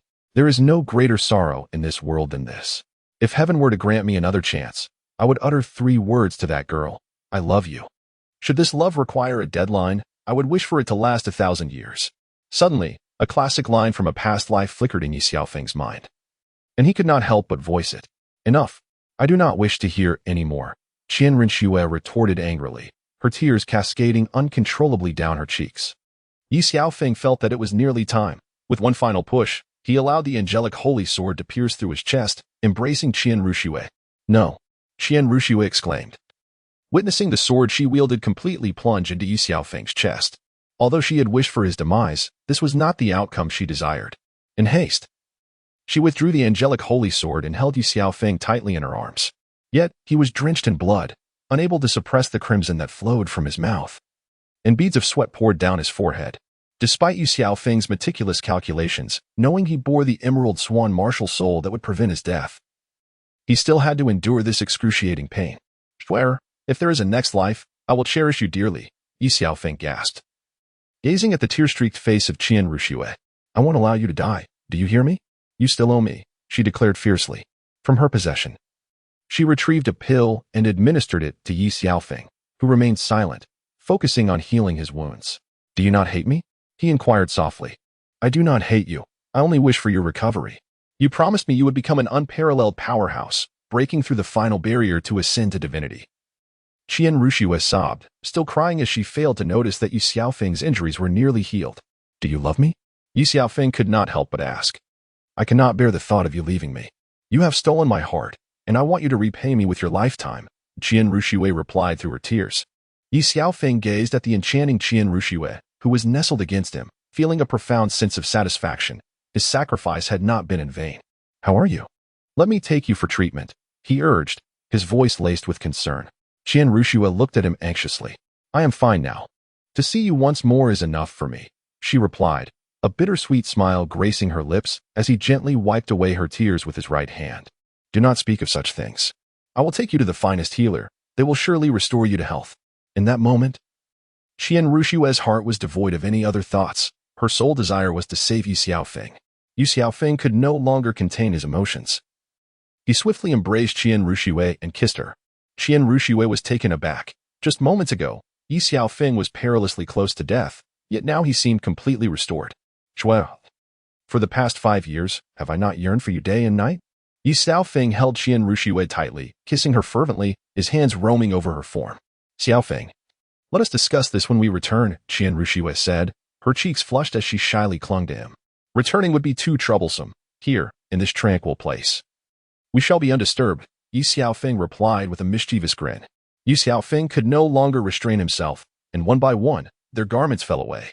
Not far off, a pair of eyes bore witness to the unfolding scene. How is it that your wound is healed? Chian Rushi, exhausted, lay in Ye Xiaofeng's embrace.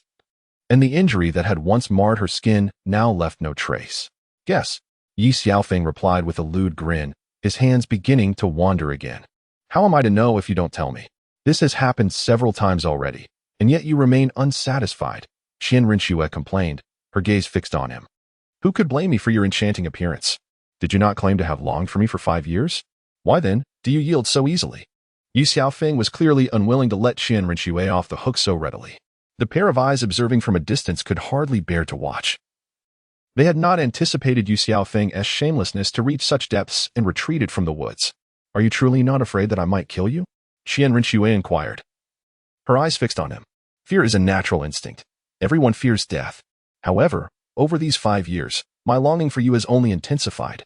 Thus, even if you were to slay me, I would be unable to suppress my desire to see you, Ye Xiaofeng whispered gently in her ear. Xiaofeng, you should leave. You ought not to have returned, Chian Rushi said, her previous animosity toward him now replaced by tenderness. She feared that the two elders might discover the nature of her relationship with Ye Xiaofeng, rendering her incapable of rescuing him. Her grandfather would assuredly ensure Ye Xiaofeng's demise. I owe you a debt from the past, and I shall use time to repay it, Ye Xiaofeng declared, retrieving a head spirit bone from his spatial ring. One he had obtained from a soul beast over 70,000 years old. Swear, this is a head spirit bone left behind by a soul beast of such age. Should you find it useful, I offer it to you. Ye Xiaofeng gazed at Chian Rushi, his expression filled with remorse for having toyed with her previously. Xiaofeng, thank you. But I cannot accept it. If I were to use this head spirit bone, it would sever the angelic lineage, Chian Rushi replied, though she did not accept it. Yet, the mere act of Ye Xiaofeng offering her such a precious gift was enough to convey his sentiments. I was too hasty, Ye Xiaofeng remarked, glancing at Chian Rushi. Do not think that a spirit bone will earn my forgiveness. Chian Rushi suddenly recalled something, her thoughts drifting to Ye Xiaofeng's prior entanglements with her junior sister, questioning the nature of their relationship. But did you not just forgive me? Ye Xiaofeng expressed confusion, pondering the capriciousness of women. What? Do you have a grievance against me? Pray tell, what is your connection with Qingqing? Chian Rushi pressed him. I share a brother-sister bond with her, Ye Xiaofeng replied, taken aback by Chian Rushi's jealousy. Yet she has revealed to me the nature of your relationship, Chian Rushi said, her eyes locked onto his. Since you are already aware, there is no need for me to conceal the truth from you. Ye Xiaofeng believed Chian Rushi truly understood, preparing to disclose his honesty. You may leave, Chian Rushi, in a moment of fury, struck Ye Xiaofeng across the face. Her initial intent was to test the waters. Yet she was taken aback to discover that Ye Xiaofeng had entangled himself with her junior sister. Swear, allow me to explain. Ye Xiaofeng grasped Chian Rushi's arm. What more do you wish to say? She glared at him, her anger palpable. The imprint of her slap lingered on his right cheek, and he felt a twinge of compassion. I know you won't believe my words, but I swear this is our first time. I have not crossed that threshold with her. Ye Xiaofeng shamelessly defended himself. Had Qingqing overheard his claims, she would have surely succumbed to a fit of rage. Although he had not shared a first time with Qingqing, their connection bore little distinction, merely lacking the formal acknowledgement of that pivotal moment. Very well, I shall grant you this one chance, Chian Rushi conceded. I assure you, the woman I cherish most in my heart will always be you. Ye Xiaofeng consoled her while tenderly stroking her golden locks. What are your plans moving forward? She inquired, her gaze fixed on him. At present, I have none. Should you wish to seek me, you may find me at the inn run by Manager Li. Rest assured.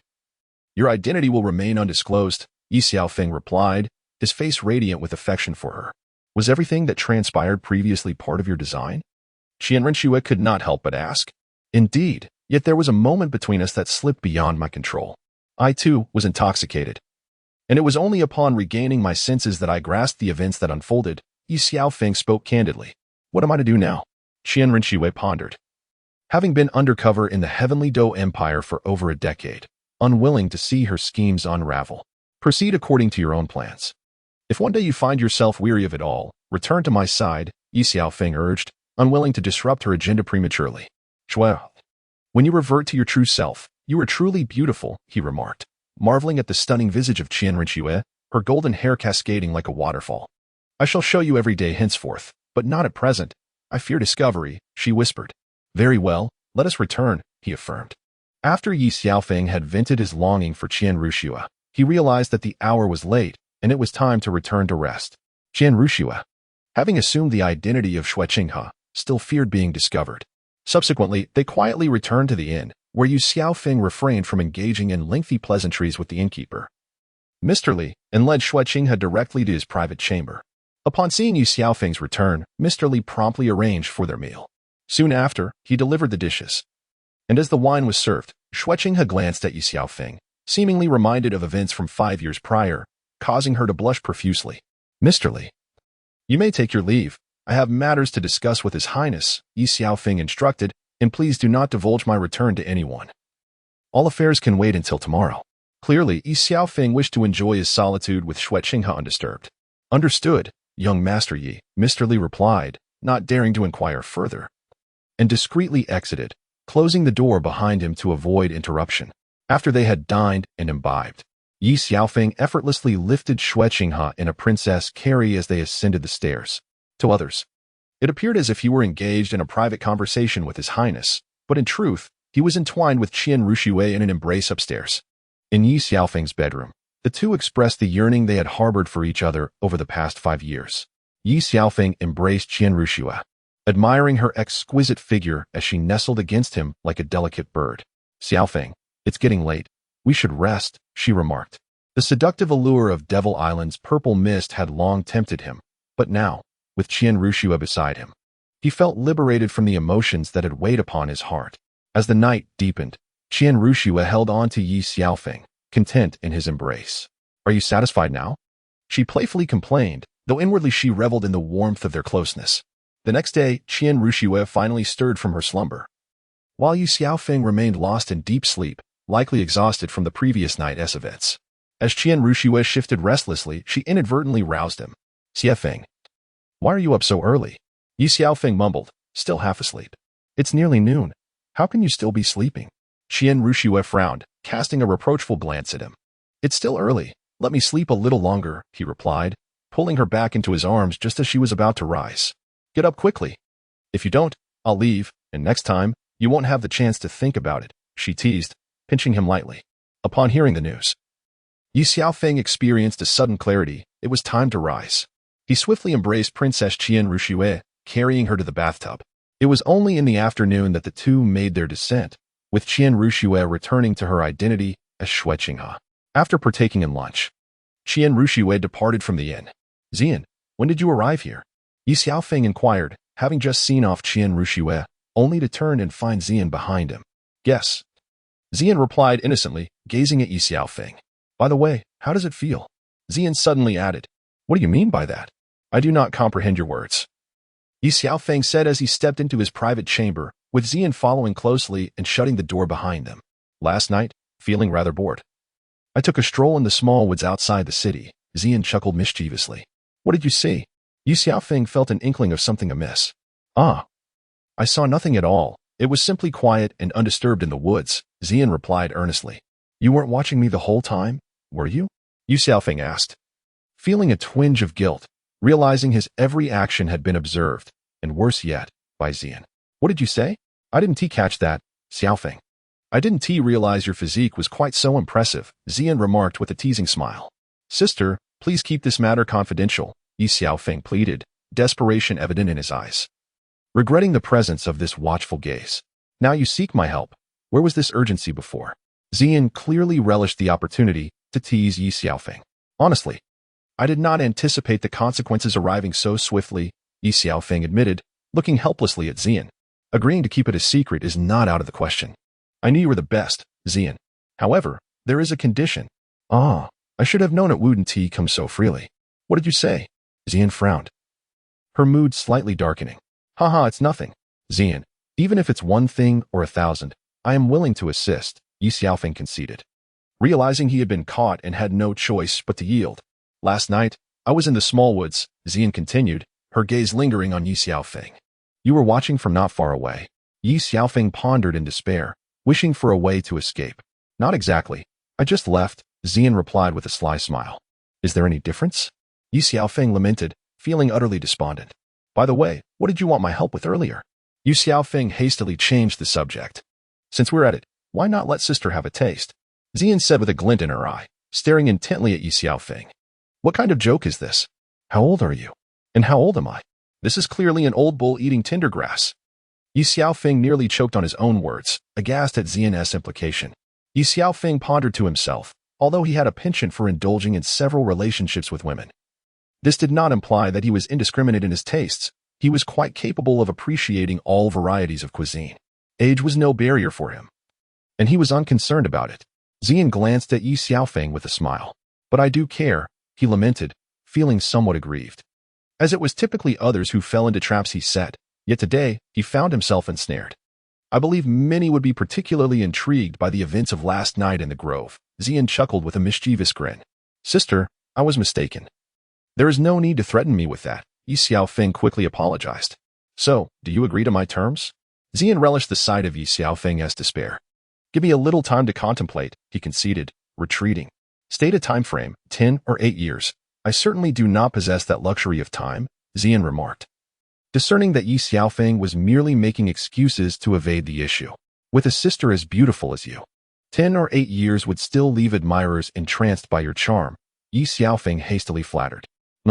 I suppose you have some discernment. However, flattery does not sway me.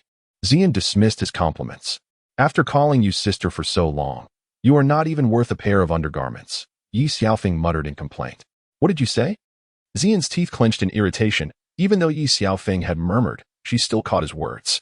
Ha ha ha, 1 year, grant me a year to consider. Ye Xiaofeng sensed the situation turning unfavorable and could only provide a definitive timeline. No way. At most, I'll give you 3 days, she retorted, playfully incredulous.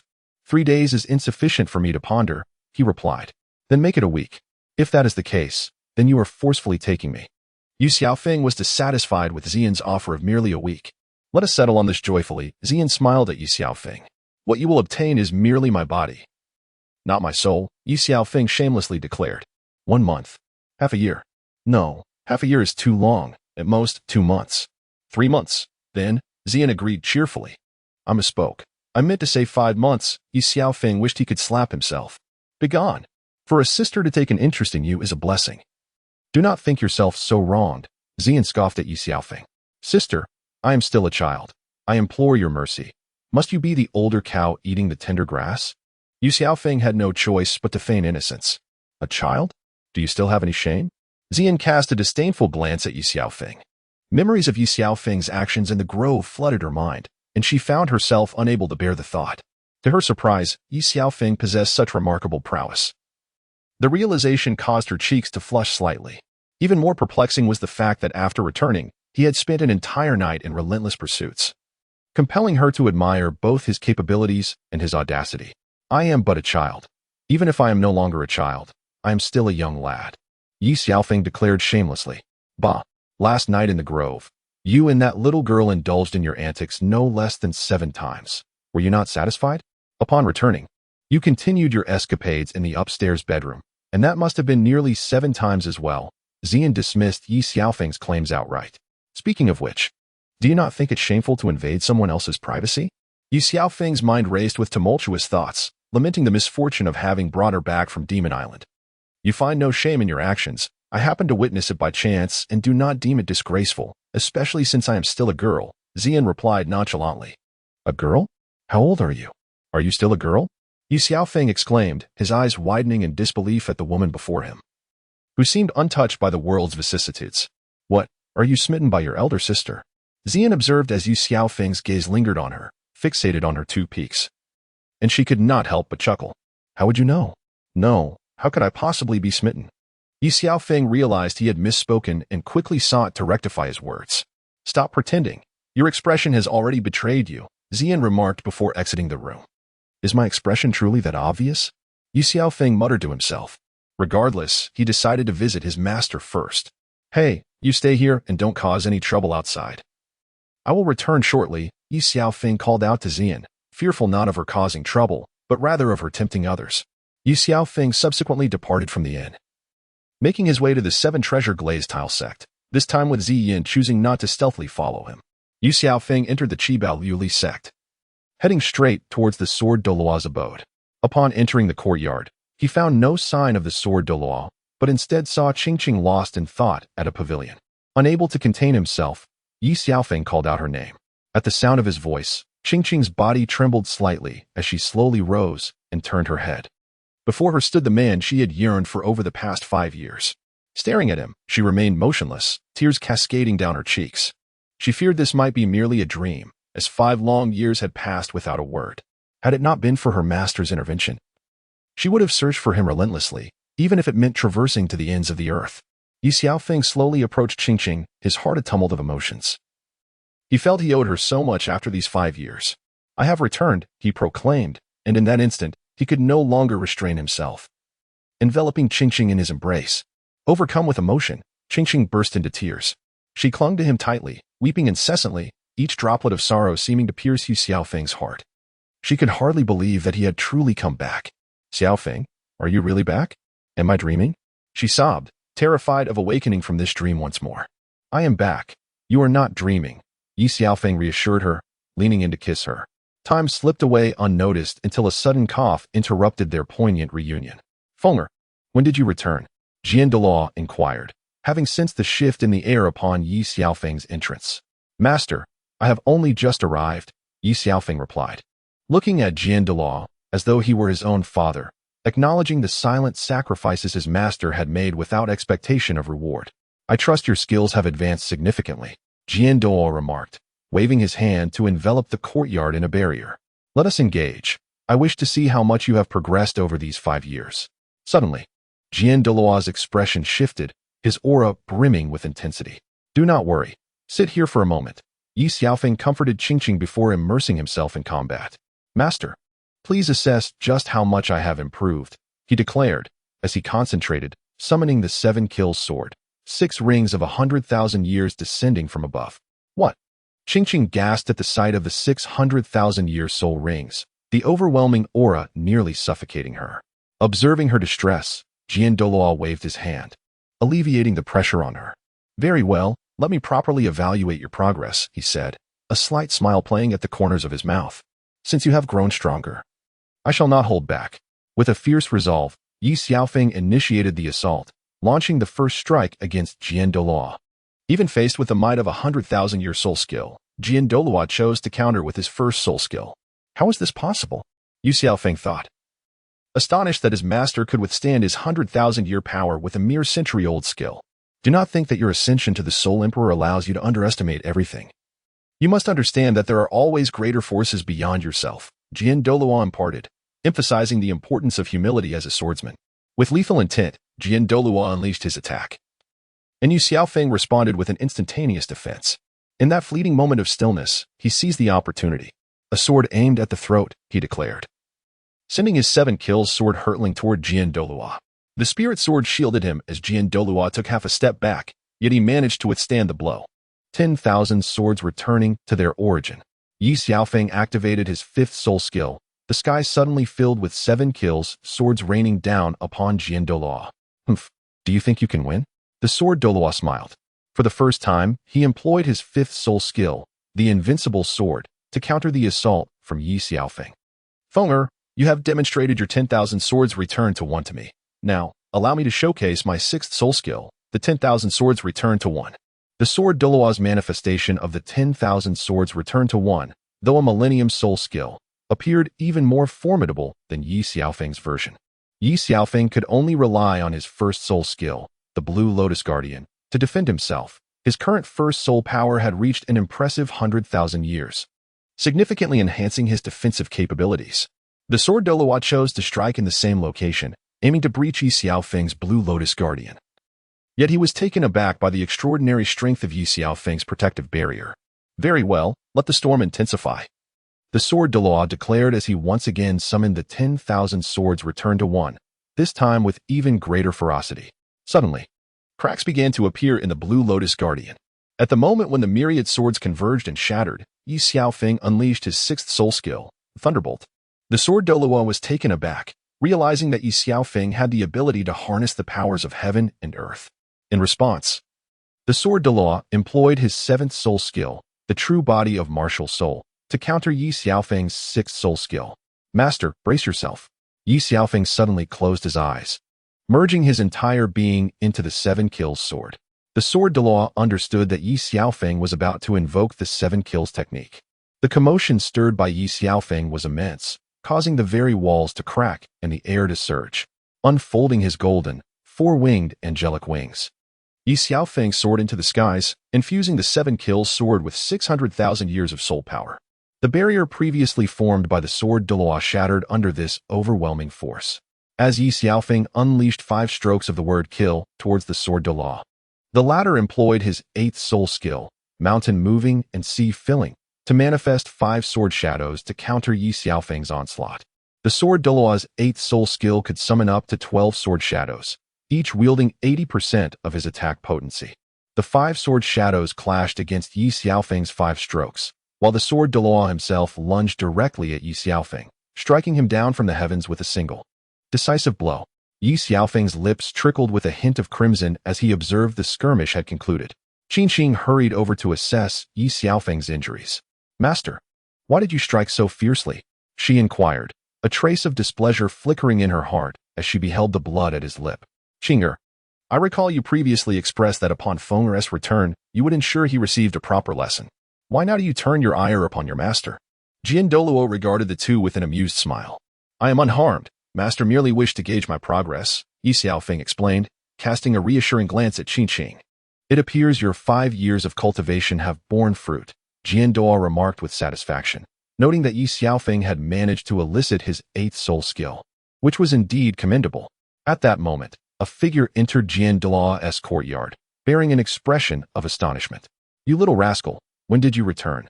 Gu Douluo looked at Ye Xiaofeng, a hint of surprise in his eyes.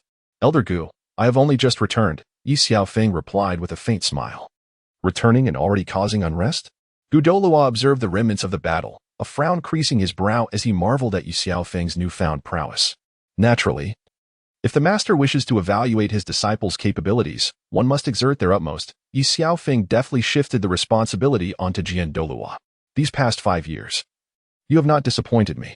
Shall we step out for a drink? Jian Douluo suggested with a subtle smile towards Gu Douluo. The sun rises in the west today.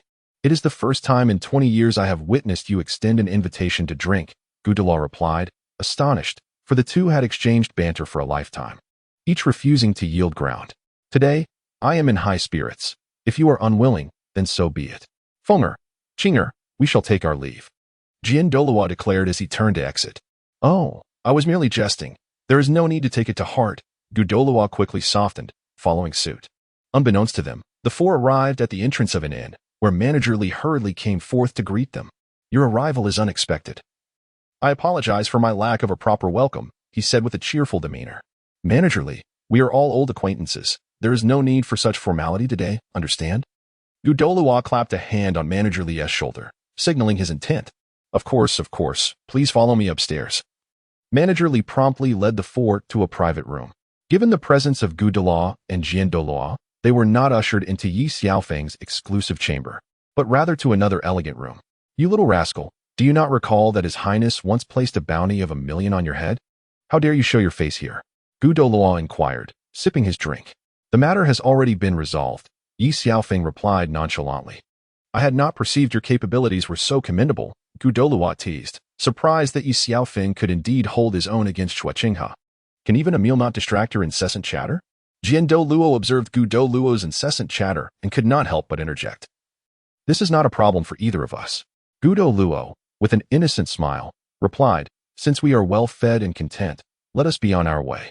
Douluo, having nearly finished his meal, wished to refrain from disturbing Ye Xiaofeng and Qing's intimate moment. I have yet to savor my meal fully. Do allow me a moment longer, Douluo protested, clearly displeased, as he had ventured out with the intent of prolonging their outing. It appears your vision has diminished with age, Douluo remarked disdainfully, his expression one of frustration akin to that of a mentor disappointed in a pupil. It had been 5 years since his two disciples had spent quality time together, and he lamented bringing this old fellow along, wishing he had refrained from doing so. Understood. You were quite the nag. Next time, I expect a more enjoyable drink. Douluo grumbled as he followed Douluo out of the inn. What are you doing? Master, the elder has not yet departed, Qing exclaimed, startled by Ye Xiaofeng's sudden approach. Fear not, with Master's discernment. He will certainly understand and will not return to intrude upon our moment. Ye Xiaofeng abruptly pressed Qing against the wall, but she felt that the setting was entirely inappropriate. Xiaofeng, let us return to the bedroom. This place is not suitable, Qing exclaimed, her cheeks flushed. How considerate of you. I overlooked that detail, replied Ye Xiaofeng as he carried Qing back to his elegant chamber, effortlessly cradling her in his arms. However, as they entered, both were taken aback, with Ye Xiaofeng becoming utterly petrified. Xian, having noticed Ye Xiaofeng's absence, had stealthily slipped into his bedroom. With no one to disturb her, she decided to indulge in a bath. Upon their entrance, Xian was already aware, and thus she intentionally yelled out. Ah! Qing also shrieked. Xiaofeng, someone is still bathing. Why have you brought someone else here? Xian looked at Ye Xiaofeng with a feigned sense of grievance, squeezing out a couple of tears. Xian you. Ye Xiaofeng was fuming, blood boiling in his veins, utterly unprepared for Xian's betrayal. Qing, let me explain, he implored, but upon seeing Qing about to leave, he swiftly locked the door. In a fit of anger, Qing slapped Ye Xiaofeng hard on the left side of his face. She is intentionally framing me. Ye Xiaofeng, disregarding the pain, hurriedly tried to justify himself. Framing you? Ah, do you take me for a child? Framing you in the bedroom, in the bathtub? Qing glared at Ye Xiaofeng, deeply disappointed in him. Xiaofeng, you did not say this last night. You promised to take responsibility for me. Xian's words only fueled the fire. And Ye Xiaofeng felt a surge of frustration, yet Xian appeared rather pleased. You, put on your clothes and get out. Ye Xiaofeng, teeth gritting in anger, flung Xian's clothes at her, lacking the inclination to admire her beauty in the bath. Sister Qing, men are not to be trusted, Xian declared as she donned her attire and settled on the sofa, revealing her long, fair legs. What are you doing lingering here? Ye Xiaofeng was seething. He had initially intended to cheer Qing up, but after Xian's commotion, all warmth had evaporated, and the situation with Qing had become dire. Xiaofeng, you did not say this last night. You promised to care for me for life. I do not mind if you seek new affections, but you cannot cast me aside. Xian wept. Had Ye Xiaofeng truly not been involved with her, you might have almost believed Xian's words. Xiaofeng, you cannot do this for my sake. Qing, witnessing Xian's tear-streaked face, felt a pang of compassion, despite her reluctance. As a woman herself, she pondered the necessity of making things difficult for Xian. Qing, I truly did not. Ye Xiaofeng was at a loss, tears unspilled. Xiaofeng, 5 years have passed, and I never imagined you could change so much. It seems I was mistaken in my judgment. Qing regarded Ye Xiaofeng with growing disdain. Qing, As Ye Xiaofeng was about to speak, he was met with a slap from Qing, this time on his right cheek. It was perfectly symmetrical, with a slap on each side of his face. Sister Qing, do not blame Xiaofeng. It is my inadequacy that has led him to harbor biases against me, which I can comprehend, Xian remarked, casting a furtive glance at Ye Xiaofeng. Feeling an immense sense of satisfaction, this tactic of feigning indifference while strategically retreating was indeed masterful. In her heart, Xian thought, let us see how I can deal with you for the way you've treated so many on Demon Island. What has she done to you that you find so intolerable? Will you treat me in the same manner in the future? Qing looked coldly at Ye Xiaofeng. Ye Xiaofeng realized that he could not absolve himself of this predicament. Sister Qing, it is my fault. I shall take my leave and not disturb your lives any longer. Xian squeezed out tears once more, a visage of sorrow that made Qing's heart ache. Sister Xian, do not leave. If you must, then I shall depart instead. Qing wished to spare Xian further heartache and thought it better to be the one to go. No. If Sister Qing'er does not mind, then I do not either. Xian cast a flirtatious glance at Ye Xiaofeng. Presently, Ye Xiaofeng found himself unable to voice any grievances, as any attempt to explain would only worsen his situation. After a moment's contemplation, Qingqing nodded slightly in agreement, leaving Ye Xiaofeng utterly astonished. Was this truly permissible? Xian, having sensed victory, pressed Ye Xiaofeng to distance himself from her for now. Sister Qing'er, I must share something with you. Just the night prior, in the grove outside the city, Xian said, giving Ye Xiaofeng a sly smile. Xian, I am sorry. I still hold a place for you in my heart. Ye Xiaofeng managed to utter, forcing out a disingenuous sentiment, fearing that if he remained silent, Xian might reveal past incidents. Xiaofeng, if I have no place in your heart, do not feel compelled. My staying would serve no purpose. Xian was raising the stakes. I have made my decision. I shall treat you well from now on. Though Ye Xiaofeng's mind was tumultuous, he smiled and acquiesced. But you must not go back on your word. Sister Qing'er will bear witness. Xian, seeing her plan come to fruition, quickly enlisted Qingqing to support her stance. Qingqing nodded vigorously, affirming her role as a witness. By the way, Sister Xian, what happened in the grove outside the city? Qingqing inquired, her curiosity piqued. Ye Xiaofeng wore a face full of entreaty toward Xian. I have known Xiaofeng for 5 years. And finally, in that grove, I became his woman, Xian said, her cheeks tinged with a soft blush, feeling the awkwardness of fabricating such a lie.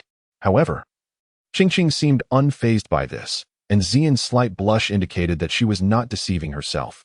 Sister Xian, I can accept this. You need not blame yourself any longer. Qingqing, still considering Xian, was primarily concerned for Ye Xiaofeng.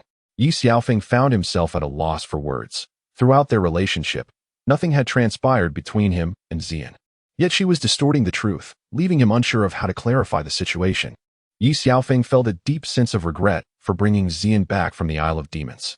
The very name of the island suggests it is not a place of virtue, and the 7 individuals residing there are truly wicked. Xiaofeng, I once told you that as long as you hold a place for me in your heart, that is enough, Qingqing said as she embraced Ye Xiaofeng. Xiaofeng, I feel the same. As long as you reserve a space for me in your heart, that suffices, she added, moving closer to envelop him in her arms. Ye Xiaofeng could no longer endure the situation and delivered a sharp slap to the fiery rear. You, Xian, stomped your foot in anger, outraged that this scoundrel dared to strike his own. You go outside, come back later. Ye Xiaofeng instructed as he pulled Xian out of the room and swiftly locked the door behind them. Xiaofeng, Qingqing hasn't yet recovered from the shock, Xian protested. It's all right. We can let her in later. For now, she is not here, and we won't be disturbed, Ye Xiaofeng replied, leaping forward in a brazen manner. Unexpectedly, that little girl was so easily deceived. Yet, Ye Xiaofeng, that rogue, was truly unworthy. How many partners did he actually have? Xian had initially believed there was only one, but now she discovered another named Qingqing. It was quite possible there were others as well. Xian shook her head in resignation, realizing how gluttony could lead to ruin, whether from hunger or excess. Ye Xiaofeng occupies several women alone, and their children are still single. He truly possesses no semblance of compassion. Xiaofeng, be gentle, Qingqing said, slightly furrowing her brow. I understand, Qingqing. Just hold on for a moment. The pain will subside. Ye Xiaofeng reassured her. Meanwhile, Xian, feeling bored, decided to go shopping and eventually arrived at the Great Soul Arena. Upon seeing the welfare gambling zone and after reviewing the rules, she found it quite intriguing, especially since she had a black gold card worth 100 million given to her by Ye Xiaofeng. Ye Xiaofeng and Qingqing, free from the disturbances of Xian, expressed the longing that resided in their hearts. The Qingqing of today is no longer the naive girl she was 5 years ago. She has blossomed into a graceful beauty. 5 years prior, the two shared countless moments of intimacy, yet Ye Xiaofeng never sought to harm Qingqing. Now, she has fulfilled her wishes and become Ye Xiaofeng's beloved. Ye Xiaofeng and Qingqing had embraced each other in slumber for an indeterminate number of rounds, utterly drained of energy. Xian, having triumphantly amassed 50 million at the grand fighting arena, was in exceptionally high spirits and contemplated taking a break, intending to return for more excitement at a later time. As she departed from the arena, the sky had darkened, signaling that the two had likely concluded their own endeavors, and it was time to return. Upon arriving at the inn, Xian chose not to disturb Ye Xiaofeng and Qingqing, opting instead for her own room. By noon the following day, Xian visited Ye Xiaofeng's elegant chamber, where he had already risen. By the way, where is Sister Qing? Xian inquired innocently, casting a glance at Ye Xiaofeng. Xian, are you doing this on purpose? Ye Xiaofeng retorted, still harboring displeasure from the previous day's events. What do you mean? I don't quite understand your words. Xian feigned ignorance, fully aware yet refusing to acknowledge the implications, as if yesterday's occurrences were unrelated to her. At that moment, Qingqing descended the stairs, albeit with an unusual gait. Xian exchanged a knowing look with Ye Xiaofeng, conveying her understanding. Sister Qing, did you sleep well last night? Xian smiled gently at Qingqing. Qingqing replied, her cheeks tinged with crimson, recalling the events of the previous night. Xian, having refrained from interrupting them, was undoubtedly aware of what had transpired. Sister Qing, after a night apart, you seem even more radiant. I trust you were well taken care of by Xiaofeng last night, Xian whispered teasingly into Qingqing's ear. Oh dear, Xian. You are quite insufferable, Qingqing chided, though her smile betrayed her amusement. All right, I shall stop teasing you, Xian declared. As the innkeeper arranged for food and drink to be served, the trio settled at the table to indulge in their meal. You seem to be in a particularly good mood today, Ye Xiaofeng remarked, observing Xian's beaming demeanor, unable to contain his curiosity.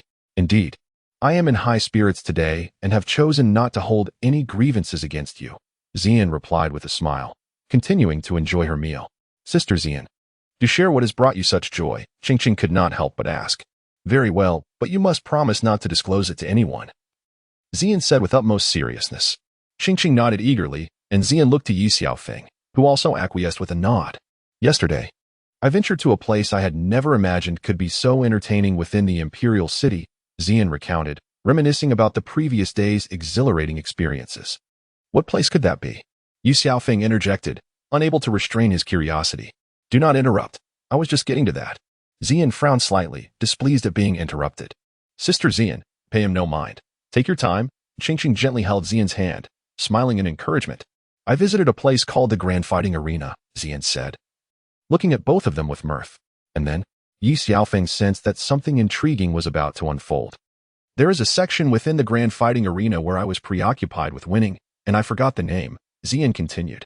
The welfare gambling area, Ye Xiaofeng reminded her. Yes, that is the one. Can you guess how much I won there? Xian smiled as she glanced at Ye Xiaofeng and Qingqing. How much? Ye Xiaofeng's heart raced, sensing that something unpleasant had indeed transpired.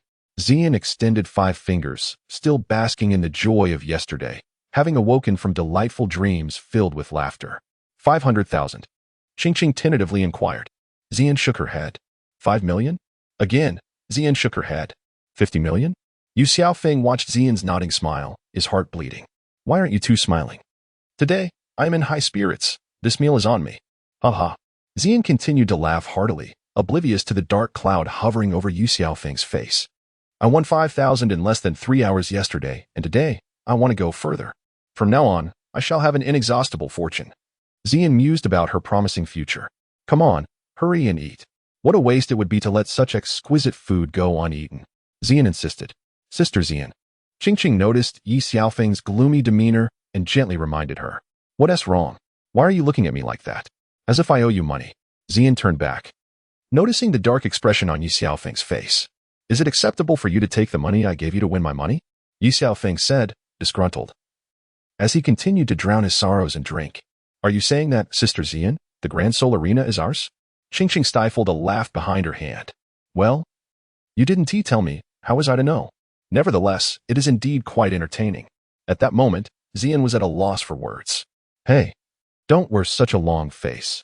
If worst comes to worst, I can always return it to you, Xian said, trying to console Ye Xiaofeng, who remained unresponsive. Sister Xian, you needn't worry about him. His earnings are meant for us to spend, Qingqing remarked with a smile directed at Ye Xiaofeng. On what basis? Ye Xiaofeng felt as if he had been duped. On the grounds that we are your women, Xian provocatively stated, infuriating Ye Xiaofeng even more. Especially since Qingqing agreed with her. Sister Xian, I recently arrived here and felt a bit shy to speak up. Sister Xian, let me take you shopping, Xiaofeng. You should accompany us as well, Qingqing said with a smile at Ye Xiaofeng. As they strolled through the streets, Qingqing and Xian walked hand in hand like sisters, exploring every nook and cranny. Qingqing led Xian to a styling salon, where the same female proprietor from 5 years ago welcomed them. The two of them changed into off-shoulder white dresses and white stockings, finishing off their look with sparkling crystal shoes. Xiaofeng, what do you think? Do we look good? Ye Xiaofeng gazed at the two individuals, somewhat entranced. He had not anticipated that Qingqing would transform so dramatically with age. Nor did he expect that Xian would exhibit a heightened sense of maturity, exuding even more femininity. Ye Xiaofeng could not restrain himself from swallowing hard, as he was clearly captivated by the presence of two individuals. I haven't had my fill yet. I'll slowly show you when we return. Xian whispered gently into Ye Xiaofeng's ear. Really? No, your outfits are quite splendid. Ye Xiaofeng realized he had misspoken and quickly retracted his words. Is it the outfits that are appealing, or am I? Xian regarded Ye Xiaofeng with a subtle smile. Of course, both you and the attire are beautiful. Initially, Ye Xiaofeng intended to compliment her directly, but reconsidered, opting for a safer remark instead. Xiaofeng, your saliva has betrayed you, Qingqing observed, gazing at Ye Xiaofeng. Ye Xiaofeng hastily wiped the drool from his mouth, yet found nothing there. Upon lifting his gaze, he noticed Qingqing and Xian stifling laughter behind their hands. Oh, you Qingqing. How dare you deceive me? He exclaimed. Oh, I was merely jesting. Qingqing promptly conceded. With her newfound wealth, Xian generously paid for the two of them, unperturbed by the fact that it was ultimately Ye Xiaofeng's money. As they walked down the street, they garnered countless familiar glances. With an astonishing rate of people turning their heads, Ye Xiaofeng strolled among them, evoking envy and admiration in abundance. Sister Xian, let me take you to a delightful place to eat. Absolutely. What are we waiting for? Let us hurry. Ye Xiaofeng shook his head in resignation as he observed the two women, regardless of where he found himself. The essence of femininity remained unchanged. Shopping and delectable cuisine were eternally their passions. Soon, Qingqing arrived at the barbecue restaurant accompanied by Xian, while Ye Xiaofeng lagged behind. Qingqing, I must say, you have become increasingly beautiful, he remarked. Due to her frequent visits to this establishment, Qingqing had developed a rapport with the owner. Boss. Today I have brought a friend along. You understand? Qingqing said with a smile directed at the owner. Fear not. I shall ensure your friend is thoroughly pleased. By the way, this young man appears strikingly familiar, the owner commented, peering at Ye Xiaofeng, though he couldn't quite place him. Boss. It was he who brought me here 5 years ago, Qingqing said, her eyes filled with affection as she gazed at Ye Xiaofeng. Ah, it's you. Do you have any idea how Qingqing has spent these past 5 years? The owner exclaimed. Enough of that, Qingqing said, her eyes misting with emotion. Young man. Do not take for granted such a wonderful girl. She has been waiting for you all these years, the owner admonished. Rest assured, I shall cherish Qingqing upon my return. Ye Xiaofeng replied earnestly. Qingqing, I am deeply sorry for making you wait for 5 long years, he added. Hey, enough of the sentimental talk. Save it for later. It gives me goosebumps, Xian interjected, unable to bear the display of affection. We came here to enjoy the food, not to witness your romantic exchanges. Boss, I would like 10 grilled fish, 60 skewers of lamb, and some wine. Oh, and don't forget 10 lamb kidneys, Ye Xiaofeng instructed the owner. Very well. Please hold on for a moment, the owner replied, promptly attending to the order. The wine was served immediately, while the other dishes slowly cooked over the charcoal. Xian, seated at the table, could already smell the delightful aroma wafting from nearby. Is it ready yet? I can hardly wait, Xian exclaimed, her mouth watering. Young lady, since this is your first visit, you should know that this delicacy must be grilled slowly over charcoal to enhance its flavor, the owner patiently explained. Then hurry up, Xian urged once more. Xian, quickly wipe your mouth. Look, you're drooling. Qingqing chuckled as she handed Xian a napkin. I couldn't help it. I'm just too eager, Xian said. Her cheeks slightly flushed as she took the napkin and dabbed at her mouth. Before long, the owner returned with the food. Here you go, please enjoy. Xian, take your time. It's quite hot, Qingqing cautioned. I love it hot, Xian replied, drooling as she devoured the skewers, nearly revealing her age and her enthusiasm. Ye Xiaofeng gazed at Xian, surprised to discover this intriguing side of her, momentarily lost in thought. Xiaofeng, what are you daydreaming about? Qingqing observed Ye Xiaofeng's unwavering attention on Xian. Ah, it's nothing. Ye Xiaofeng suddenly realized his own awkwardness, questioning how he could possibly harbor feelings for Xian. It seemed utterly implausible. If you like me, just say it. Xian, though savoring her skewers, discerned Ye Xiaofeng's earlier sentiments. How could you know? No. It's impossible for me to like you, Ye Xiaofeng hurriedly clarified. Xiaofeng, how could you say that? You promised Xian elder sister. Do you intend to go back on your word? Qingqing, upon hearing Ye Xiaofeng's explanation, grew displeased. That is not what I meant, Ye Xiaofeng attempted to clarify, though his words faltered. Then treat me the same way. You must be good to Xian elder sister. Otherwise, don't even think about touching me. Qingqing frowned at Ye Xiaofeng, evidently dissatisfied with his response. Ye Xiaofeng found himself at a loss for words. What? Did you hear me? Qingqing glared at Ye Xiaofeng in frustration. Yes, rest assured, Ye Xiaofeng replied vaguely. After their meal, the trio found themselves with nothing to do and decided to head to the grand fighting arena. They had previously agreed to stay put once they arrived. Ye Xiaofeng quickly forewarned Xian, hoping to avoid further pitfalls. Understood, you're such a miser. I wasted my affection on you. Xian initially intended to enjoy some playful matches, but felt displeased upon hearing Ye Xiaofeng's words. Sister Xian, don't pay him any mind. Qingqing led Xian into the office. Young madam, who is this? Luo Xiaotian regarded the beautiful woman before him, her allure rivaling that of Qingqing, perhaps even surpassing it. This is Sister Xian. Sister Xian. This is our manager at the grand fighting arena. Qingqing introduced the two, although Luo Xiaotian had already taken an interest in Xian, especially after the incident involving 5 million. Manager Luo, long time no see. Ye Xiaofeng entered just in time to see Luo Xiaotian. Ye Xiao, you're back. Luo Xiaotian's gaze fell upon Ye Xiaofeng, who had been absent for 5 long years without a word. Yes, I just returned not long ago. Ye Xiaofeng nodded slightly, taking a seat on the sofa. Luo Xiaotian promptly served tea to the trio. Shortly after, he stepped out and then returned. Ye Xiao, Luo Xiaotian glanced at Xian, uncertain whether to speak. We are all on the same side. Feel free to express yourself. Ye Xiaofeng, though outwardly feigning discord with Xian, had never regarded her as an outsider in his heart. Ye Xiao, this is the revenue from the grand fighting arena over the past 5 years. It totals 10 billion gold soul coins. Luo Xiaotian handed Ye Xiaofeng a black gold card, detailing the earnings from the past 5 years. Understood, you've worked hard these 5 years. Ye Xiaofeng cast a satisfied glance at Luo Xiaotian. Serving the Yi family was a duty, not a hardship. Hearing Ye Xiaofeng's words brought a sense of joy to Luo Xiaotian. Over the past 5 years, with the sword fighting Douluo backing him, no one dared to cause trouble in the Grand Soul Arena. The entire Grand Soul Arena was largely indifferent, with all affairs managed by Luo Xiaotian, the assistant manager, and no one questioned it. Thus, Luo Xiaotian thrived, living a life of considerable comfort. Take the 200 million from the card as the Grand Soul Arena's working capital. You have worked hard over these 5 years, so keep 100 million for yourself, Ye Xiaofeng said as he handed the card to Luo Xiaotian. Young Master Yi, my regular salary is already sufficient. I do not require so much, Luo Xiaotian replied, somewhat at a loss upon hearing that Ye Xiaofeng was giving him 100 million. Enough of the pleasantries, just proceed as I have suggested.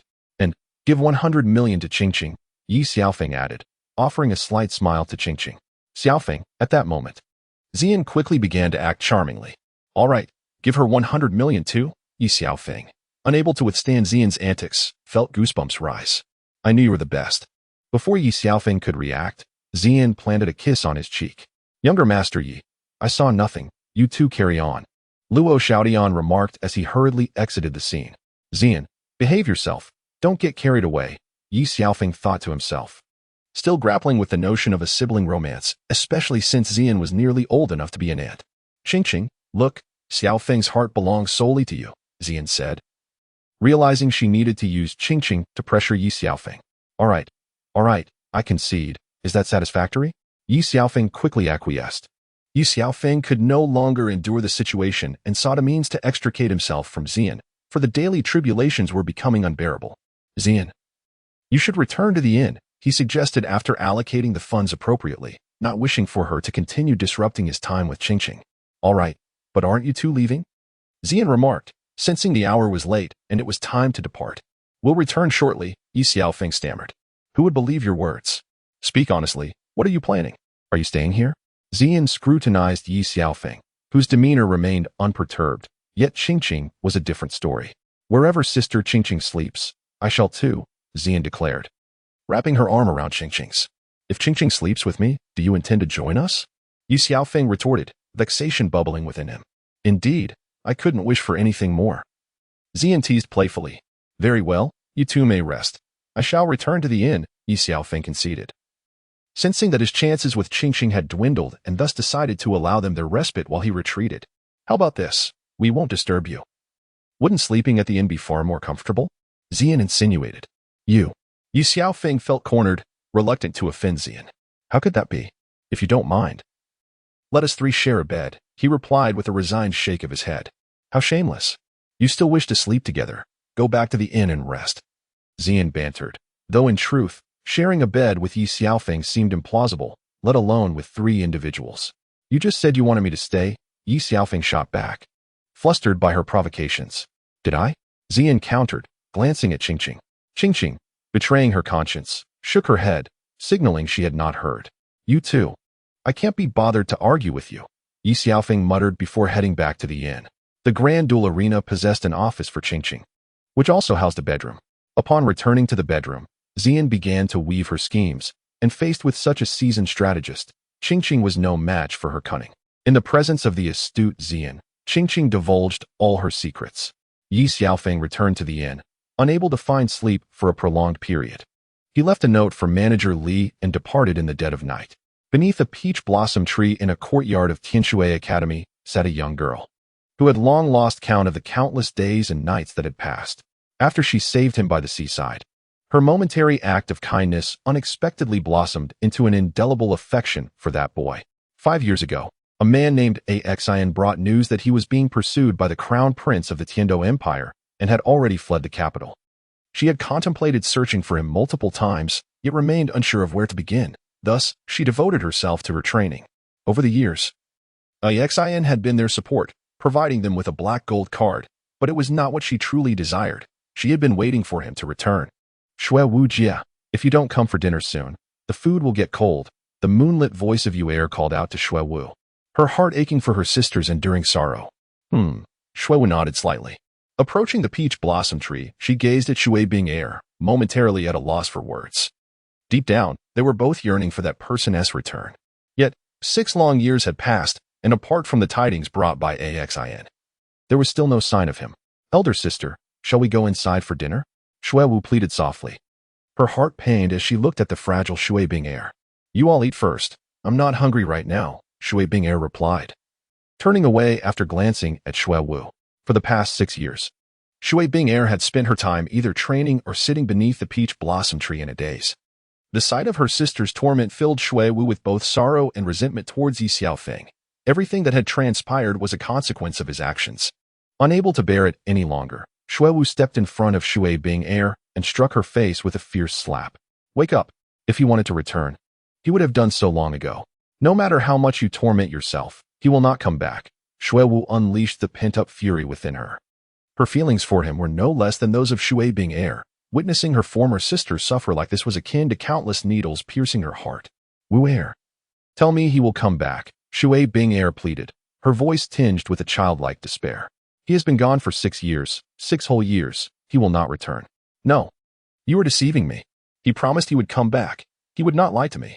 Shui Bing last shred of faith seemed ruthlessly shattered by Shui Wu's words, leaving her in a daze, tears streaming down her face. Elder sister, he is not coming back. If he truly wished to return, he would have done so by now. At this moment, Shui Wu embraced Shui Bing, tears streaming down her face.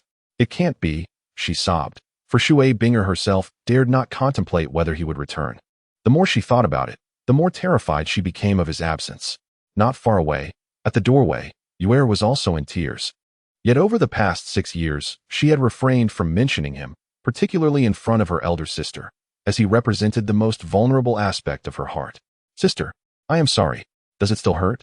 Shui Wu gently caressed Shui Bing's cheek, noting the marks left from earlier. Shui Bing shook her head. She had grown numb to the pain. Sister, let us eat something. Even if you are waiting for him, you must take care of yourself first. Without regard for Shui Bing's consent, Shui Wu pulled her into the room. What are you still doing at the door? Shui Wu remarked coldly, glancing at the tear-streaked Yuer. This was not the moment for comforting her. First, they needed to tend to the elder sister. Oh, I will be right there, Yuer quickly replied. Thus, through gentle insistence, Shui Wu managed to coax Shui Bing into consuming a bit of food. Perhaps the slap earlier had jolted her into awareness. After dinner, Shui Wu stayed with Shui Bing until late into the night when she finally fell asleep. Observing Shui Bing's weary visage, Shui Wu felt an overwhelming desire to tear Ye Xiaofeng into pieces. To avoid disturbing Shui Binger's rest, she quietly exited the room. Sister Shui Wu, my sister. Shui Yuer began, seeing Shui Wu emerge from Shui Binger's room, but was interrupted. Shu, she has just fallen asleep, Shui Wu whispered to Shui Yuer, then took her hand and returned to the room. Sister Shui Wu, what should we do if it continues like this? Shui Yuer expressed her concern for her sister. If you ask me, who can I ask?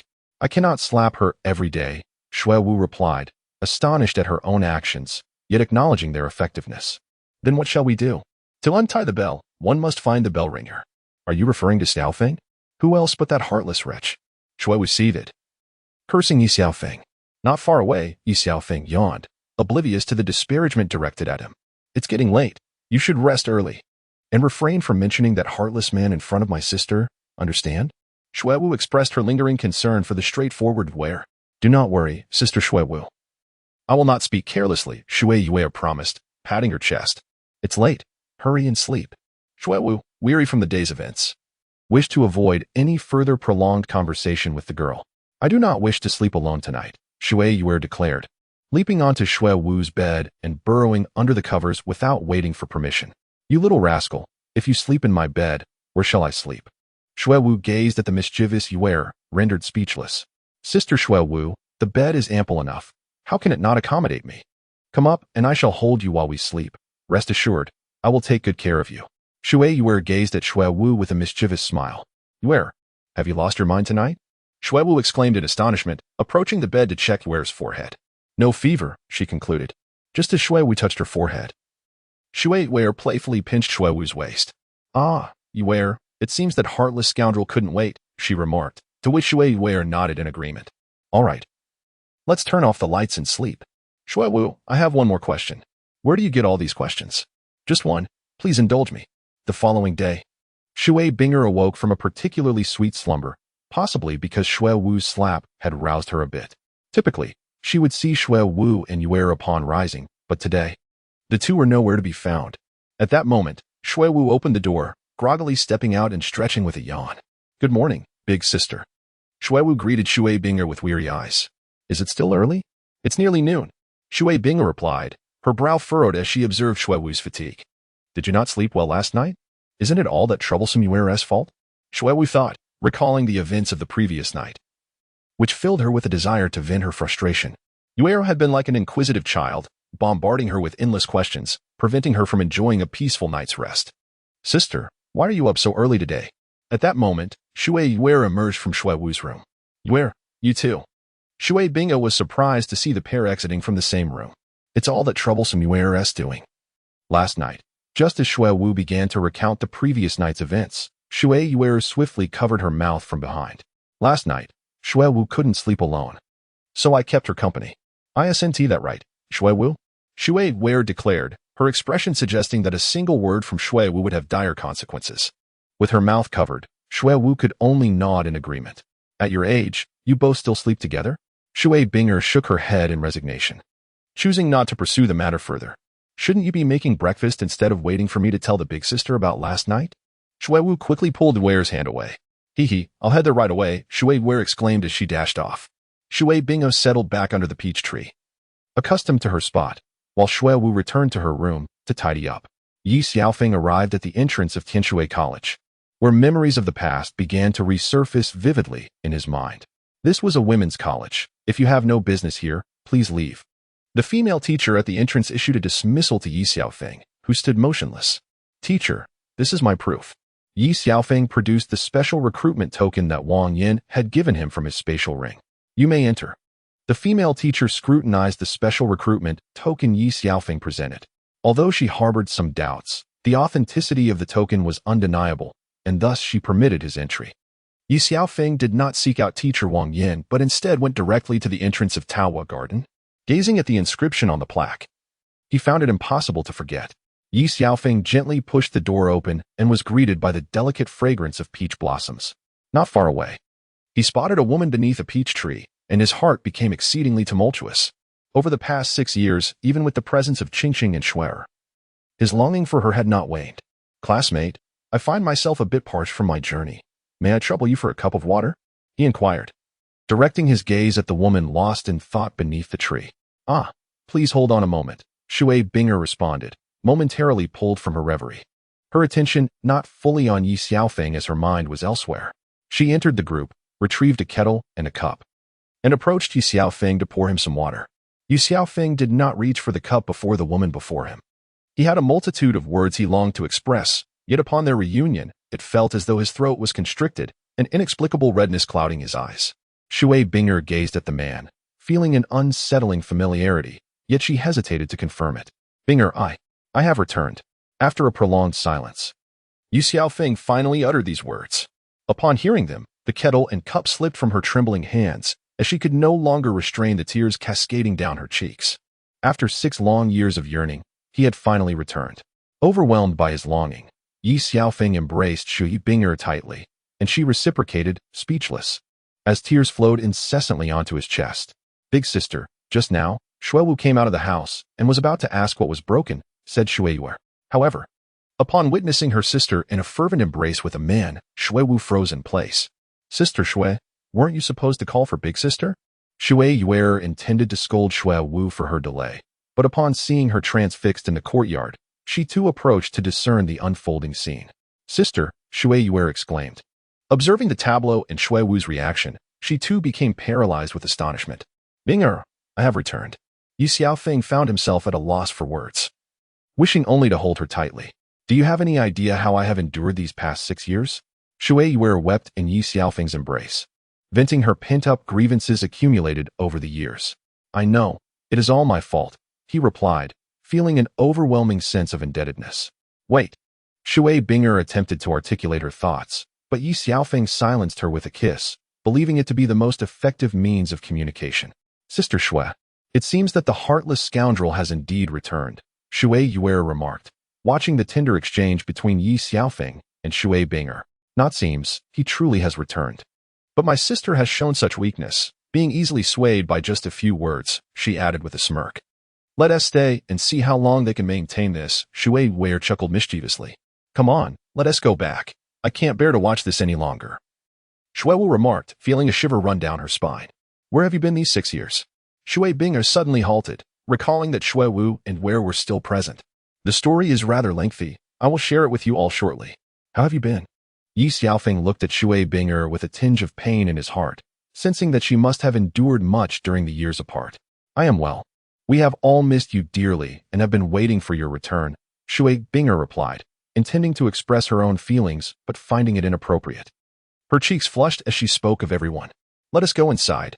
Wooer and Yue are still waiting, Shui Binger said, pulling Ye Xiaofeng toward the house. Wooer, Yue. Look who has come, she announced with a smile at the door.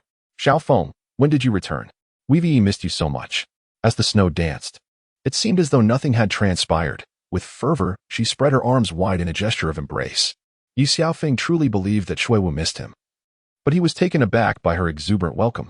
Just as they were about to embrace, Shuewu abruptly struck him fiercely across the face, delivering a blow devoid of mercy, causing blood to trickle from the corner of Ye Xiaofeng's mouth. Sister Shuewu, why are you being so harsh? At that moment, Shueyue emerged, and Ye Xiaofeng felt a flicker of warmth in his heart. It was the foolish yet caring nature of Ware that touched him. Brother Xiaofeng, does it hurt? Shueyue inquired, gazing at the red handprint on his cheek and the blood at his lips. It doesn't hurt, he attempted to assure her, but was met with another stinging slap from Shueyue, one that rivaled Shuewu's in severity. What are you two doing? Xiaofeng has just returned. Shui Binger glared at both Shuewu and Shueyue, her anger palpable. What do you mean returned? Has he even acknowledged the past 6 years? Shueyue, usually submissive to her sister, showed no fear today. Leave, and never come back. We never wish to see you again. Shuewu's eyes brimmed with tears, her gaze piercing as if she wished to inflict 1,000 wounds upon Ye Xiaofeng. Wooer, Yue, please listen to me. Ye Xiaofeng attempted to explain, yet they offered him no respite. Wooer, Yue, Xiaofeng is back. Let us return inside and discuss this calmly. Despite the ache in her heart, Shui Binger did not wish to witness a rift between Shuewu and Yue. Wooer, Yue, I truly regret my actions. Could you find it in your hearts to forgive me this once? Ye Xiaofeng disregarded the pain on his face, recognizing the debt he owed them after 6 long years of waiting. It seems you are capable of feeling remorse. We have waited for you for 6 years. Kneel beneath the peach blossom tree and only rise when the blossoms have withered. That will signify our forgiveness. Her voice cold, Shui Wu continued, of course. You may choose to walk away as if we had never met. Shui Yuer interjected, if you wish to kneel beside him, we shall not stop you. Shui Wu interrupted Shui Binger. The intensity of their longing for Ye Xiaofeng over the past 6 years now transformed into profound resentment. Binger, there is no need for further discussion. I will kneel. Ye Xiaofeng could have turned and left, yet he chose instead to kneel beneath the peach blossom tree. Ye Xiaofeng had not even set foot inside the house when he knelt beneath the peach tree, gazing up at the blossoms, which had only recently unfurled. He pondered how long it would be before they withered away, feeling as though he were merely setting himself up for disappointment. What are you staring at? Come inside. I am still hungry, he called out. Shui Wu tugged at Shui Binger, urging her to enter the house.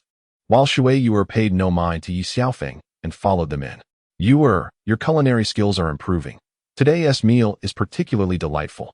Shui Wu complimented for the first time. Typically, Shui Wu never cooked, but she would often critique Shui Yuer's dishes, picking out the slightest faults. Indeed. I too find today's fare exceptionally tasty, Shui Yuer remarked playfully, quickly serving herself more food. Is it appropriate for us to indulge like this? Shui Binger could not help but voice her concern, still caring for Ye Xiaofeng. What? You haven't even married him yet, and you're already worried about him?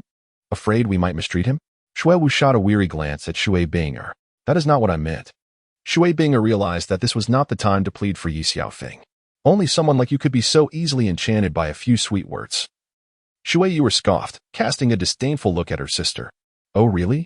Upon hearing Shui Yuer's remark, Shui Binger felt a slight blush creeping onto her cheeks, feeling somewhat embarrassed.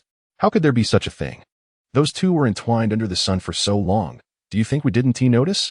Shui Yuer mimicked Shui Binger's earlier words, directly accusing her.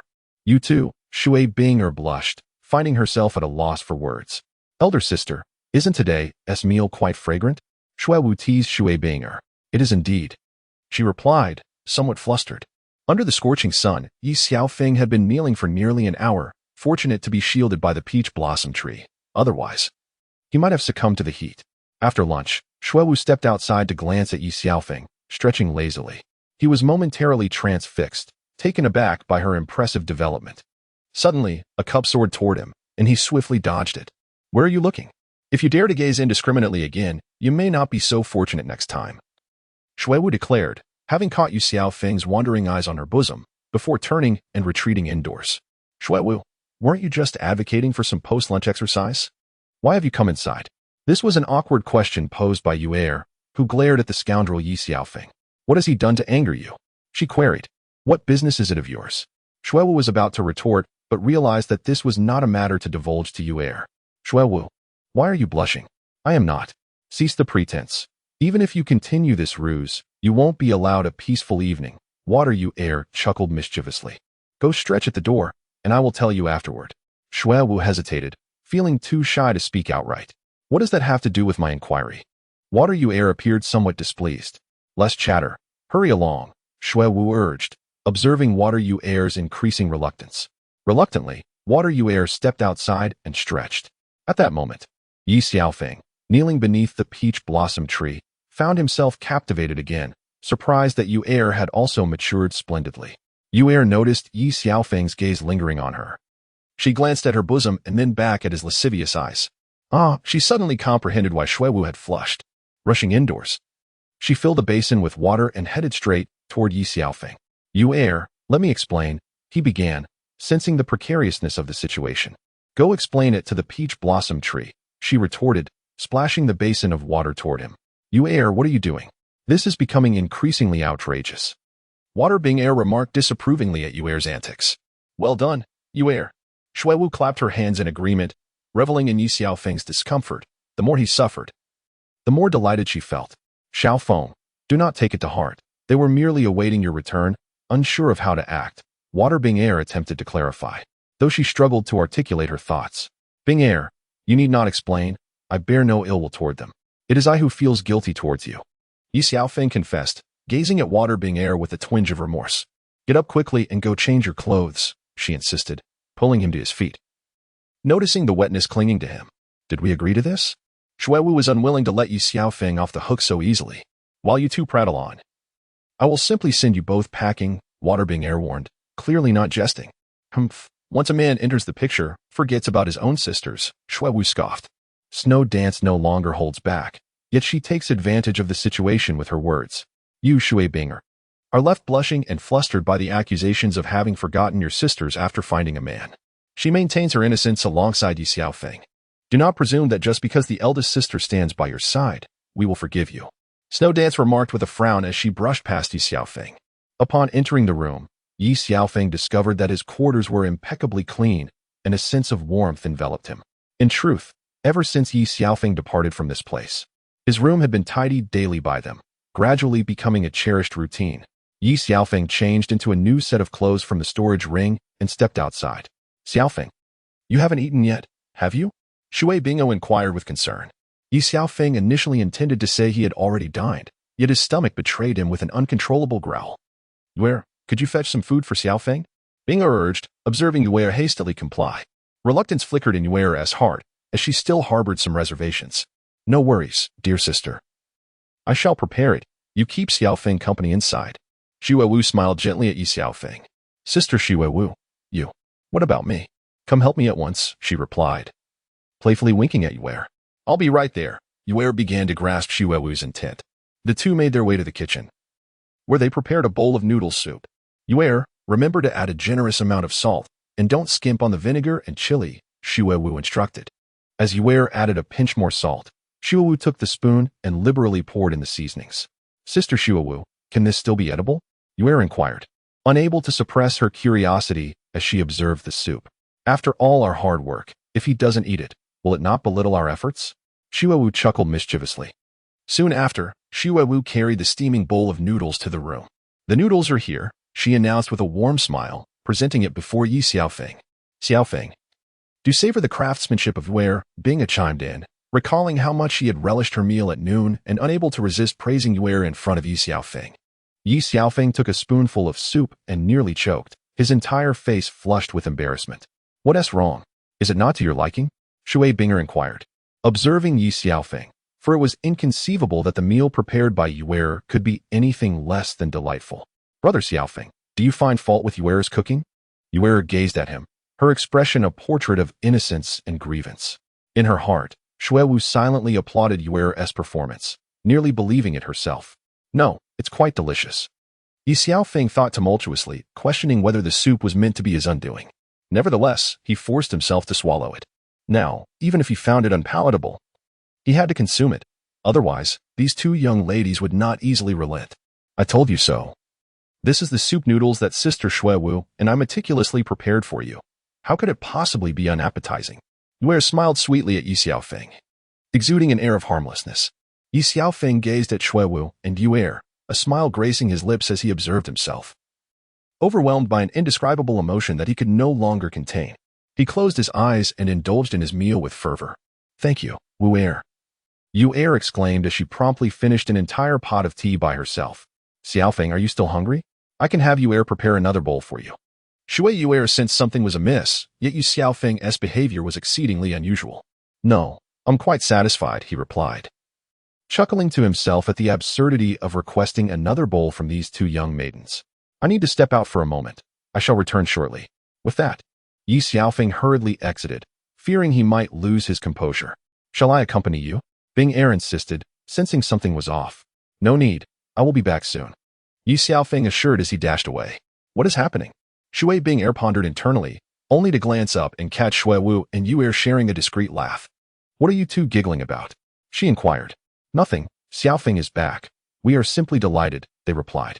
Indeed, Brother Xiaofeng has returned. Is sister not pleased? I am pleased.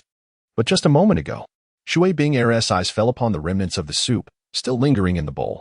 She lifted a spoon and took a small sip, but to her dismay, the taste nearly caused her to regurgitate her lunch. Desperate for relief, she sought water, only to discover that Ye Xiaofeng had drained the last drop. She rushed to the kitchen to fetch water, finally regaining her composure. Turning her gaze to the condiments in the kitchen, realization struck her. You too. Shui Bing Er stormed into the room, intent on reprimanding Shuewu and Yuer, only to find that they had already sensed her ire and had slipped away. Ye Xiaofeng had just stepped out of the academy and entered a restaurant for a meal, only to have it all expelled moments later. Shuewu and Yuer, fearing reprimand from Shui Binger, hastily followed him outside. They had intended to evade Shui Binger's scolding, yet were taken aback to witness Ye Xiaofeng dining through the window. Desiring delightful fare, you venture out without us, claiming to miss us, while in truth, you hold us in no regard. They lamented as they entered and settled at his table. Shui Wu, seizing the opportunity, initiated the grievance. How dare you question us regarding the noodle soup? Whose idea was it? Ye Xiaofeng felt discontent brewing within him. You two are plotting against me. And now you twist the narrative back upon me. In unison, Shui Wu and Yu Er sought to shift the blame onto one another. Let bygones be bygones. Cease your anger, will you? Ye Xiaofeng suggested, continuing to eat. You think saying it's in the past suffices? Shui Wu shot a furious glance his way. I shall accompany you both on a shopping spree. Whatever your heart's desire, you may procure, he offered, a subtle smile gracing his lips. You presume that a mere shopping trip will earn our forgiveness? Yu Er retorted, her ire intensifying. I shall provide each of you with a card, enabling you to acquire anything you wish. Ye Xiaofeng remained unfazed by their indignation. Are you insulting us with your wealth? Shui Wu cast a scornful glance at him. Each card holds 1 billion gold soul coins, he revealed, producing 2 black gold cards from his spatial ring. Upon hearing this, their eyes sparkled with excitement as they swiftly snatched the cards from his grasp. We shall safeguard these for you, lest you misplace them. However, we reluctantly agree to your offer of companionship for shopping, Shui Wu stated, her heart delighting at the prospect. How swiftly your expressions shift. Akin to turning pages in a book, your words are astonishing, she mused. Finish your meal promptly and accompany us. Do not dawdle, Yu Er urged, her annoyance growing as she observed Ye Xiaofeng leisurely sipping tea. This predicament is a result of your antics, he thought, feeling exasperated at having to endure such unpalatable food. Now finding solace only in tea, Shui Wu and Yu Er pulled Ye Xiaofeng along the bustling street, exploring this and that, purchasing without hesitation. For it was Ye Xiaofeng who would be funding their whims. Fortunately, he possessed a spatial ring. Otherwise, carrying their acquisitions would surely exhaust him. Dear ladies, after 2 hours of shopping, are you not weary? Ye Xiaofeng inquired, clearly disinterested in prolonging the outing. What? You begrudge accompanying us on a shopping excursion, yet profess your affection? Is this your display of love? Shui Wu scrutinized him with a knowing look. That is not my intent. I believe we should return and resume our shopping tomorrow, Ye Xiaofeng hastily clarified, unwilling to admit his reluctance. What is the story behind the noodle soup? Upon entering the house, Shui Binger confronted Shui Wu and Yu Er with an accusatory tone. Sister, we were merely jesting with Xiaofeng, were we not? The moonlight cast a gentle glow upon Ye Xiaofeng as he regarded his companions. Everything is behind us now. Today, take the time to rest well. The National Soul Master competition is approaching. Are you all prepared? A subtle smile graced Ye Xiaofeng's lips as he observed the 3 of them. Yet, their expressions gradually became solemn. What troubles you? He inquired, a hint of concern knitting his brow.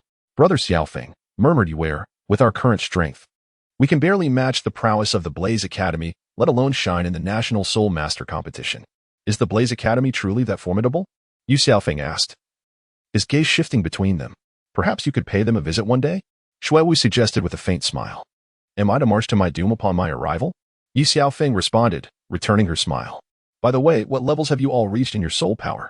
The eldest sister is at level 45, while Yu Er and I are at level 43. The other members are at level 39, so we are on the brink of breakthroughs. Shui Wu replied earnestly. Very well, allow me to gauge the fruits of your 6 years of labor. Let us engage in combat together. Ye Xiaofeng said with a gentle smile. Are you certain you want all 3 of us to join forces? Shui Bingo questioned, astonished. Indeed, I am at level 61 now. So do not hold back. Otherwise, you may not even have the chance to strike, Ye Xiaofeng remarked nonchalantly, as if discussing the most mundane of matters. Level 61 is impressive, but your arrogance is misplaced. Let us see how the 3 of us can overwhelm you, Shui Wu retorted, unable to tolerate Ye Xiaofeng's hubris. Perhaps it is best not to compete, Ye Xiaofeng pondered, finding the situation inappropriate. What, are you afraid? Shui Wu shot back, her anger palpable. No. I merely fear I may inadvertently injure you with my strength, Ye Xiaofeng replied, a flicker of concern in his tone. You may slay me, but I will not be dishonored. Let us engage together, Shui Wu declared defiantly, unable to swallow her pride. Though Shui Binger remained composed, she felt an unsettling discomfort at Ye Xiaofeng's arrogance. Activating her first soul skill, Icebind, Shui Binger smiled at Ye Xiaofeng as she initiated her attack. Come at me. Ye Xiaofeng summoned his soul power into his right fist, effortlessly countering the ice bind. What? Shui Wu gasped, astonished that he had blocked the eldest sister's first soul skill with his bare hands. Third soul skill, Ice Explosion. You were called out, not hesitating to unleash her Millennium soul skill. Well done, Ye Xiaofeng replied, sweeping his sword in a powerful arc third soul skill, Flurry of Snow. Shui Wu recognized Ye Xiaofeng's overwhelming strength. Yuer, let us merge our soul skills into the Ice Phoenix. Shui Binga realized that even her fourth soul skill would be ineffectual against Ye Xiaofeng, so she opted to combine forces with Yuer. Green Lotus Guardian. Ye Xiaofeng observed the Ice Phoenix descending upon him, prepared to resist with his first soul skill. Xiaofeng, your guardian cannot withstand this. Shui Binger still felt a twinge of unease. How could she ascertain his abilities without attempting? Moreover, one must never declare defeat in the presence of a man. Ye Xiaofeng, with a lewd grin, remarked, You scoundrel, sister, do not hold back. Teach him a lesson. Shui Binger had initially intended to show mercy, but upon hearing Yuer, she found herself unable to relent. The Ice Phoenix launched a direct assault on the protective shield of Qinglian, resulting in a tremendous impact that rendered the courtyard enveloped in silence.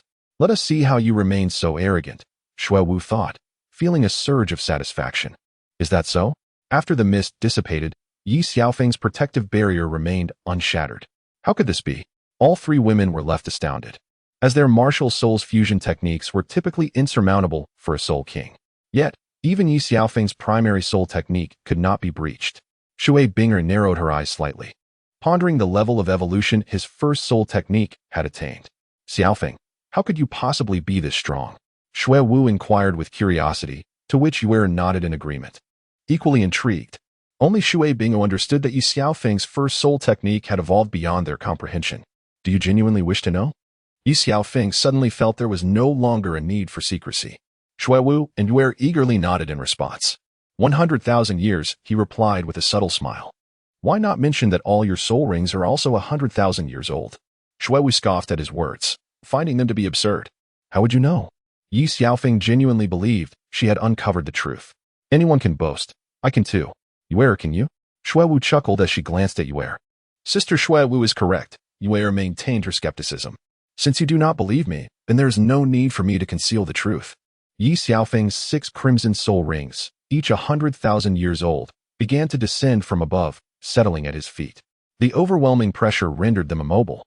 As his soul rings transformed into a standard optimal configuration, 2 yellow, 2 purple, and 2 black. That was merely a simulation. Do not be alarmed. I believe he speaks the truth, Shui Binger remarked with a gentle smile, witnessing Ye Xiaofeng's formidable strength. She felt that all the waiting over the past 6 years had been worthwhile. Sister, he truly is. Though Shui Wu and Yuer could dismiss Ye Xiaofeng's claims, they could not disregard Shui Binger's words, as she was their elder sister. Let us act as if we have seen nothing today. Do you understand? Shui Binger addressed the two of them. Sister, rest assured, we shall never disclose this to anyone. Shui Wu interrupted Yuer, quickly realizing the gravity of the situation. Shui Bingo understood that Xiaofeng trusted them, thus revealing his secret. It is getting late. Let us forego cooking tonight. I will take you out for a meal. Ye Xiaofeng observed that the trio had expended considerable soul power and used his second martial soul to replenish their strength. Xiaofeng, may we invite our teacher? Shui Bingo gazed at Ye Xiaofeng's face, seeking his opinion. How about this? Tomorrow noon, we visit the teacher together and invite him along with other classmates. What do you think? Ye Xiaofeng, reluctant to squander the opportunity for the few of them to bond, felt there was no need to rush into meeting the teacher. After all, tomorrow would be just as suitable. All right, let us hurry then. Yuer exclaimed, eagerly grasping Shui Wu's hand as they dashed ahead. Shui Wu and Yuer led the way, while Ye Xiaofeng and Binger strolled behind. Ye Xiaofeng was determined not to miss such a rare opportunity and took the initiative to grasp Binger's hand. Binger, taken aback by the sudden gesture, felt her cheeks flush crimson and instinctively attempted to withdraw her hand. However, Ye Xiaofeng was resolute in his intentions. After several futile attempts, Binger resigned herself to his hold, relieved that Shui Wu and Yuer were walking ahead and had not noticed their intertwined hands. Hey, you two, hurry up. Shui Wu called back, urging them, only to be met with the sight of their clasped hands trailing behind. Xiaofeng, impressive. I didn't expect you to secure my sister's hand so swiftly. Wu commented with a mischievous glance at Ye Xiaofeng. Wooer, don't speak nonsense. My relationship with Xiaofeng is entirely innocent, Binger retorted. Her face still flushed as she attempted once more to free her hand, but to no avail. My dear sister, I doubt even you believe that, let alone me. Wu teased, her eyes sparkling with mischief. You talk too much. If you kept quiet, no one would mistake you for a mute, Bingo shot back. A mixture of embarrassment and irritation in her tone. Brother Xiaofeng, this is rather unfair. Why do you only hold my sister's hand? Is it because her hand is a tad softer than ours? Yue chimed in, her expression innocent as she gazed at Ye Xiaofeng. You two are supposed to be guiding us, so hurry up, Ye Xiaofeng remarked. A slight twitch at the corner of his mouth indicating his amusement at the two clever girls. Here you are, flaunting your affection in public? Is this how one behaves? Yue completely disregarded Ye Xiaofeng's urging. Very well then, Binger, you lead the way, Ye Xiaofeng said with a gentle smile, finally releasing his hold on Binger's delicate hand. With a sudden motion, Ye Xiaofeng grasped the hands of Wu and Yue. Let go. You're hurting me, they exclaimed in unison. How shameless. What are you doing? You've nearly broken my fingers. Their indignation was palpable as they accused Ye Xiaofeng of seeking personal revenge. Is this what you call holding hands? It's nothing short of assault. Dear sister, why don't you manage your Xiaofeng? Wu and Wei vented their frustrations, seeking assistance from Shui Binger. What do you mean by my Xiaofeng? Besides, it wasn't me who made you hold hands. You needn't worry about us flaunting our affection. Let us just leave. Shui Bingwei chuckled as she observed the three. Yue, I had realized your hands were so delicate, Ye Xiaofeng remarked, loosening his grip slightly and gently massaging her hands. Xiaofeng, stop joking around, Yue replied, blushing with shyness. Wooer, your hands are quite coarse, Ye Xiaofeng intended to say, but upon catching Shu's murderous glare, he hastily rephrased his words. It was only when they reached a dining establishment that he finally released his hold. Look at my hand, Wu exclaimed, noticing her flushed fingers, which were too painful to move. Let me see. It's fine now, Ye Xiaofeng said, taking her hand and quickly kissing the back of it. Ah, get away. You lecher. Wu stomped her foot in anger, feeling both bullied and taken advantage of. Yue, observing their antics, chuckled mischievously. What are you laughing at? Wu glared at Yue, her face flushed with embarrassment and anger. Let me see.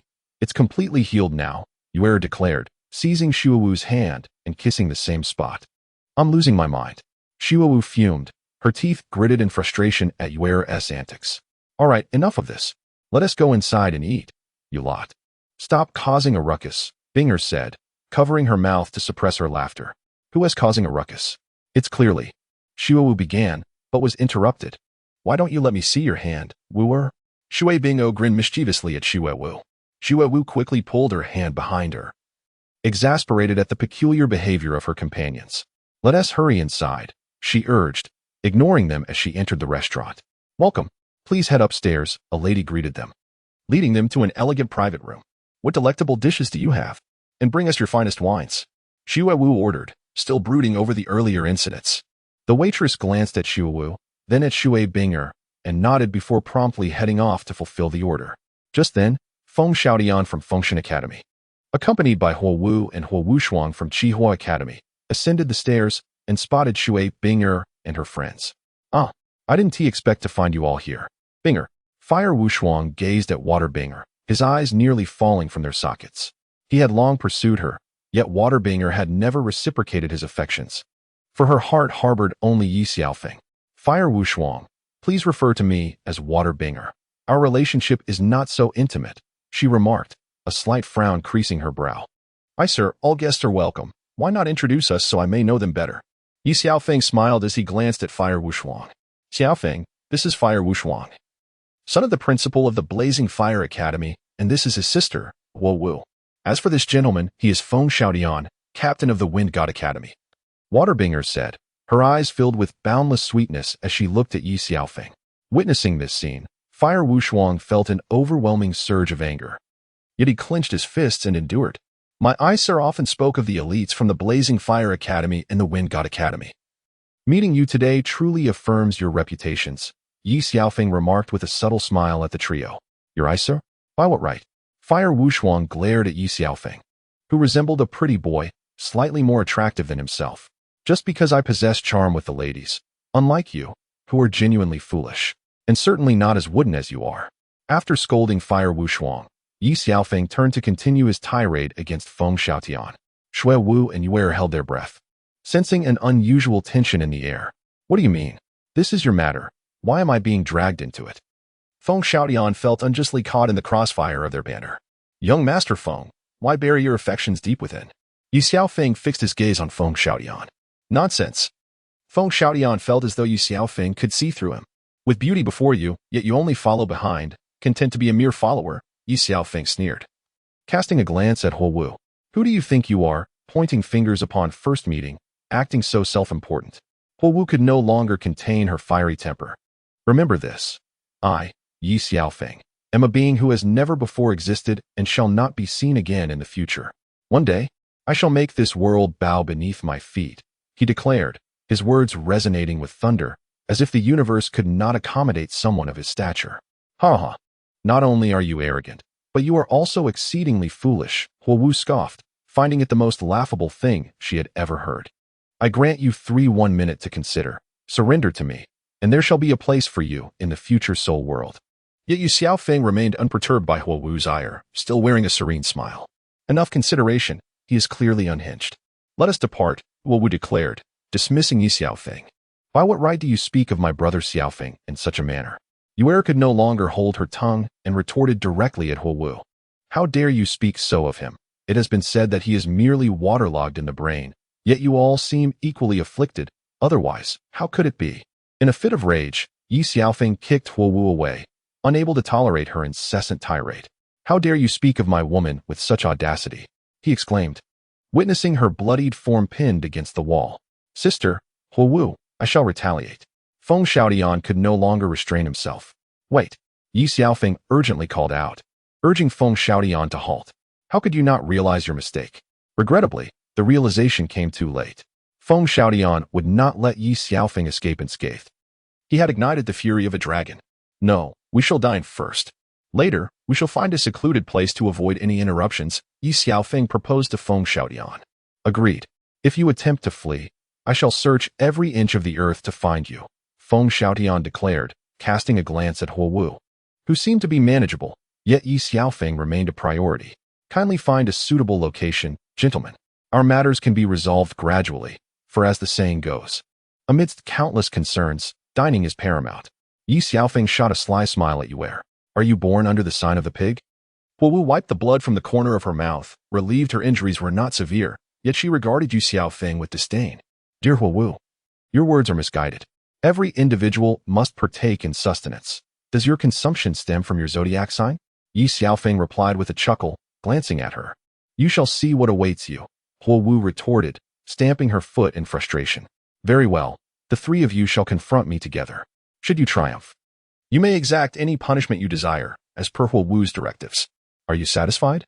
Ye Xiaofeng sought to instill a flicker of hope, only to extinguish it thereafter. Brother Xiaofeng, you cannot face all three alone. Yue expressed her concern. Xiaofeng, though Binger recognizes your strength, she cannot suppress her worry, Binger added, glancing at him. Rest assured, all will be well, Ye Xiaofeng reassured, gently patting Binger's hand on the table. 1 against 3, I hope you do not regret this challenge, Huo Wu said. Turning to leave for another private room, Ye Xiaofeng was suddenly struck by an inexplicable urge to forego his meal, yearning only to indulge in solitary libations. With a wine jug in hand, he poured himself a drink while sipping from it. Brother Xiaofeng, why are you so angry? If you cannot handle it alone, we can assist you, said Ware with a playful smile. Ware, do you detect a peculiar scent? Xue Wu inquired, glancing at Ye Xiaofeng, and then at Xue Binger. No, I don't, Ware replied, sniffing the air, finding nothing amiss. Do you not perceive the intense aroma of vinegar wafting through the air? Xue Wu winked at Ware. Oh, yes, I can smell it too. Brother Xiaofeng, can you? Yue cheekily brought up the topic again. I not only smell it, but I feel as though I've consumed an entire vat of vinegar, Ye Xiaofeng retorted, taken aback by the realization that his beloved was being coveted by another. He resolved to keep an eye on that Huo Wu Shuang, for Ye Xiaofeng's woman was not someone to be trifled with, not even in a one-sided affection. Well, I have no ties with him. You can ask them if you don't believe me, he added hastily. Xue Binga shot him a knowing glance, urging the two to clarify matters, lest they face consequences. Brother Xiaofeng, that Huo Wushuang is persistently pursuing my sister, but he is always met with rejection, Ye explained. If you do not return soon, things may not remain as they are now. You heartless fellow, do you have any idea how long we've been waiting for you? Shuowu glared at Ye Xiaofeng. We're about to eat. The food is getting cold. Binger quickly diverted the conversation. What's wrong? Is the food unappetizing? Ye Xiaofeng took a bite, but did not continue eating, prompting a concerned inquiry from Shui Binger. Ye Xiaofeng found himself at a loss for words. Uncertain of how to address them, particularly considering the 6 years he had been absent, not to mention his entanglements with Qingqing, Qian Rengshu, and the ambiguous relationship with Xian. No. Everything is quite well, he replied with a faint smile. Then try this, and this, and this as well, Shui Binger insisted, continually replenishing Ye Xiaofeng's bowl with food. Big sister, why aren't you serving me any dishes? Look at how full Xiaofeng's bowl is, yet you keep adding more. This favoritism is rather disheartening. Shuiwu teased Shui Binger deliberately. Do you have no hands, or what? Can't you serve yourself? Shui Binger shot her a glare. Where is something wrong? Is the food not to your liking? Shuiwu turned to inquire of where. No, it's quite delicious, Wei managed to suppress her laughter. Then try this, and this. And this, Shuiwu mimicked Shui Binger, continuously adding food to Wei's bowl. Xiaofeng's lips twitched slightly, ever since their arrival. These two little sprites had either been deceiving him or digging traps along the way. Have you both eaten too much and become idle? Shui Binger shot an angry glare at the two. Hee, I was just joking to lighten the mood. What's the matter, dear sister? Is the food not to your taste? Upon hearing the first half of Shuiwu's words, Shui Binger's anger subsided considerably, but the latter half was simply intolerable. Binger, calm down. Try this, Xiaofeng cheerfully suggested, eager to join in their merriment. And this one too. It's quite delightful, he added with a gentle smile directed at the three of them. Why are you joining in their antics? Shui Binger blushed slightly but refrained from scolding Xiaofeng. Why not, Wu? You've been chatting away. Why aren't you eating? Is the food not to your liking? Xiaofeng pressed on, unwilling to let Shui Wu off the hook. It's perfectly fine. I can manage on my own without your concern, Shui Wu quickly replied, picking up her own chopsticks. Yue, stop it. I've been eating all along. It has nothing to do with me. Yue swiftly retracted her bowl. Then let us refrain from bickering and eat well. After we finish, we must stretch our limbs. Xiaofeng observed Shui Wu and Yue settling down and decided to stop teasing them. Hey, have you finished eating? Surely you're not deliberately stalling for time. Huo Wu approached, standing at the doorway, her irritation growing as she saw Xiaofeng and the others dawdling over their meals. No rush. You three should carefully strategize your tactics, lest you find yourselves unable to withstand even a single move from me. Xiaofeng leisurely sipped his tea, unhurried. Huo Wu was fuming. Sister Hua, there's no need to waste your breath on such a person. Let your strength do the talking later, Feng Xiaotian interjected, interrupting Huo Wu's comments. Very well, take your time with your meal. This may very well be your last supper. Huo Wu glared menacingly at Xiaofeng. There is no need to look at me with such fierce eyes. Rest assured, I intend to live a while longer, even for your sake. Xiaofeng relished Huo Wu's frustration, feeling quite pleased with himself. Please keep your mouth clean. Does someone like you even deserve to address Huo Wu? Huo Wu was on the verge of fury, yet for the moment, she felt powerless. Since the three of you are growing impatient, let us depart. Xiaofeng downed his fine wine, wiped his mouth, and extended his hand.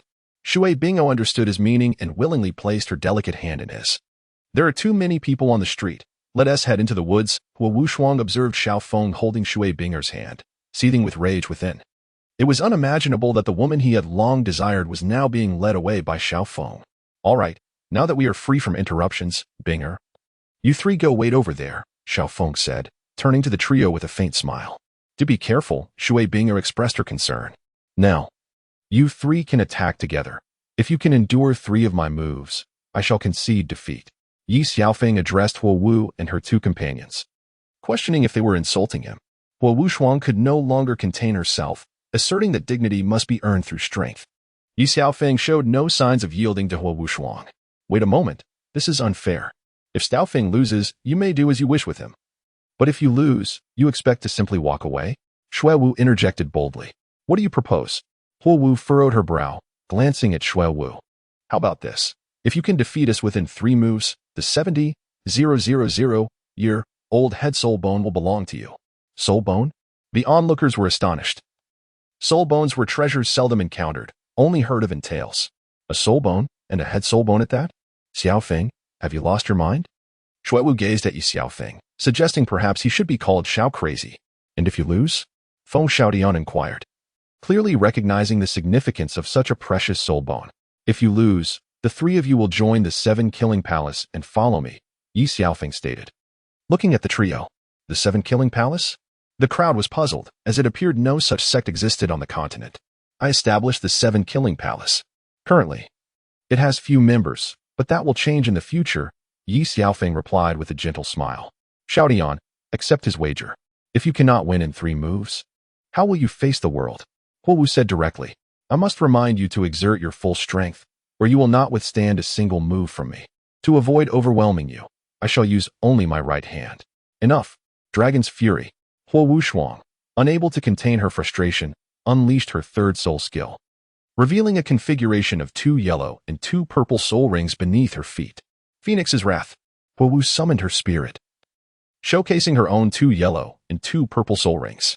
Wind Wolf Manifestation. Feng Xiaodian also brought forth the dual-headed wolf, employing his third soul skill to attack. Unperturbed, Ye Xiaofeng invoked his first soul skill, surrounded by 2 yellow, 2 purple, and 2 black soul rings. How is this possible? Huowu was taken aback to witness Ye Xiaofeng's first soul skill, cultivated for a century, withstand the assault of their 1,000-year third soul skills without faltering. She realized that the individual before her had attained the rank of Soul Emperor. Were you 3 not fed?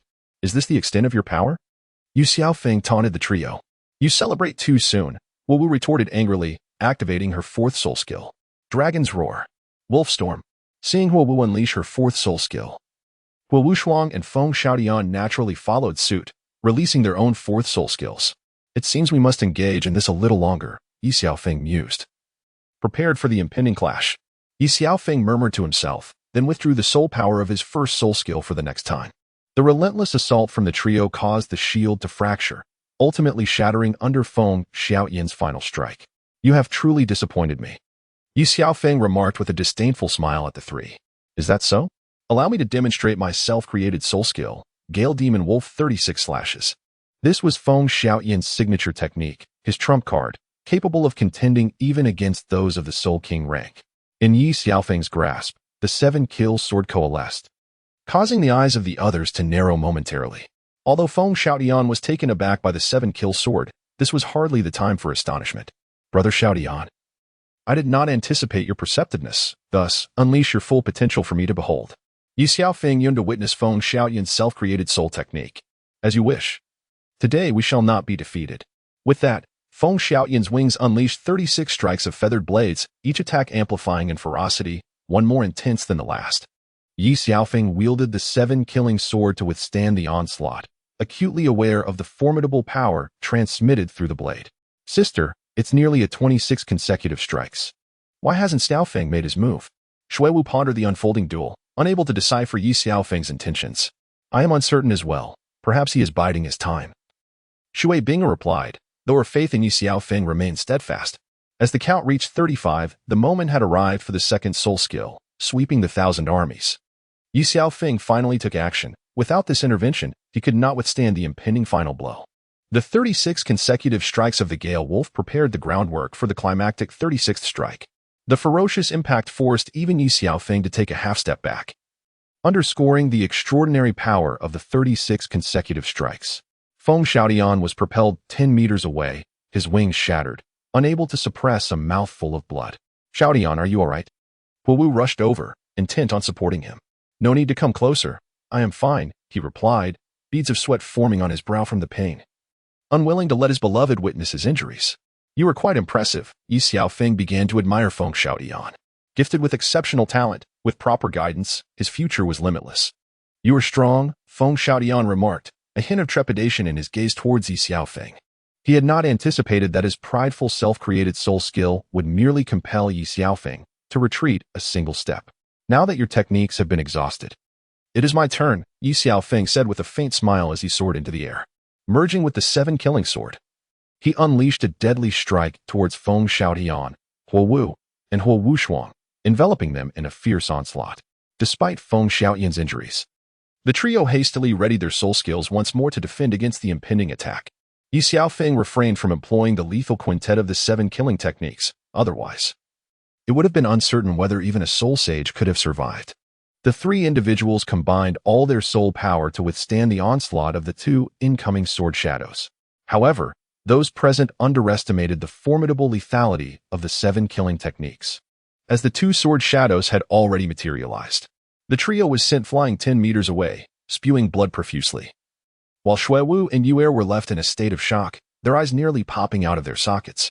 Ye Xiaofeng gradually approached Feng Xiaodian and the others, wielding the 7-kill sword, which soared through the air like a flying sword, piercing directly into Wu Shuang's shoulder.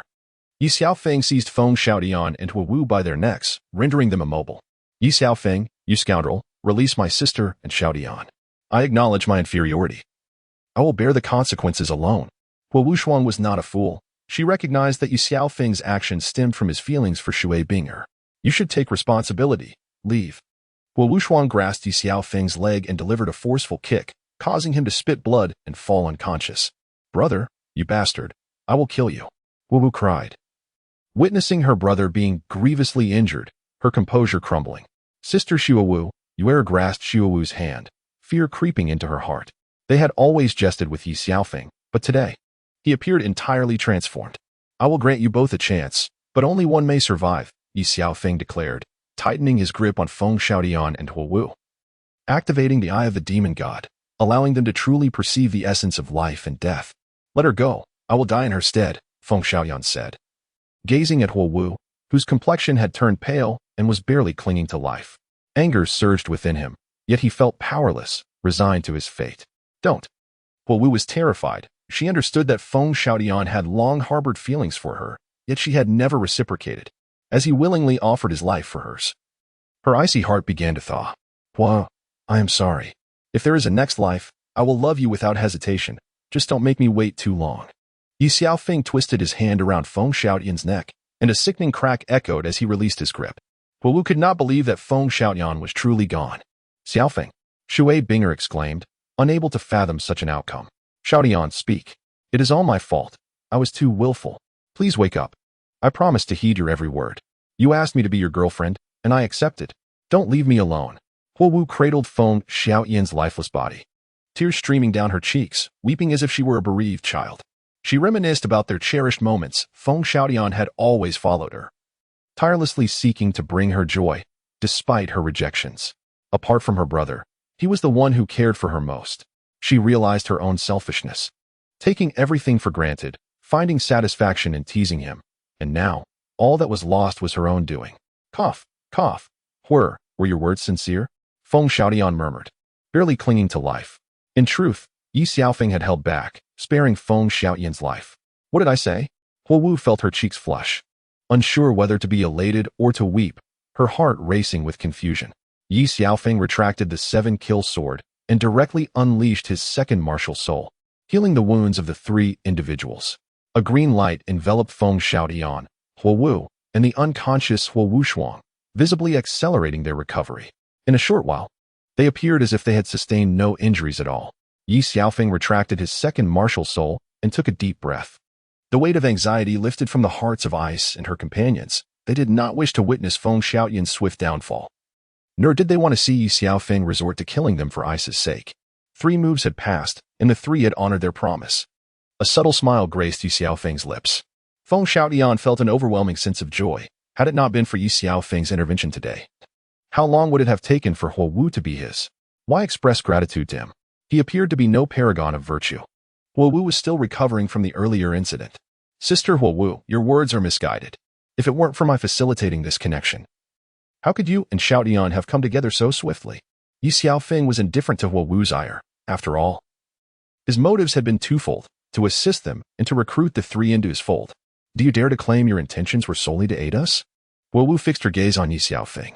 There is no such thing as a free lunch in this world. It is, by nature, a domain where the weak are preyed upon by the strong. Ye Xiaofeng was forthright in his response. We will join the 7-kill hall, but we must remain with the academy until our graduation next year. Feng Xiaodian glanced at Wu and Wu Shuang before responding to Ye Xiaofeng. Indeed, with your current strength, you would be of little assistance to me. Ye Xiaofeng had no desire to be constrained by this realm. Wu appeared somewhat displeased. May I be so bold as to inquire about the extent of your current strength?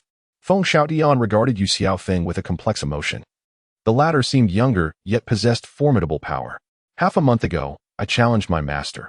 Unfortunately, he was rather formidable, merely forcing him to reveal his 8th soul skill. Ye Xiaofeng reflected on his duel with his master. The onlookers were astounded. Just how powerful was Ye Xiaofeng? The 8th soul skill, it was his master, a soul Douluo? Feng Xiaotian continued to ponder in silence.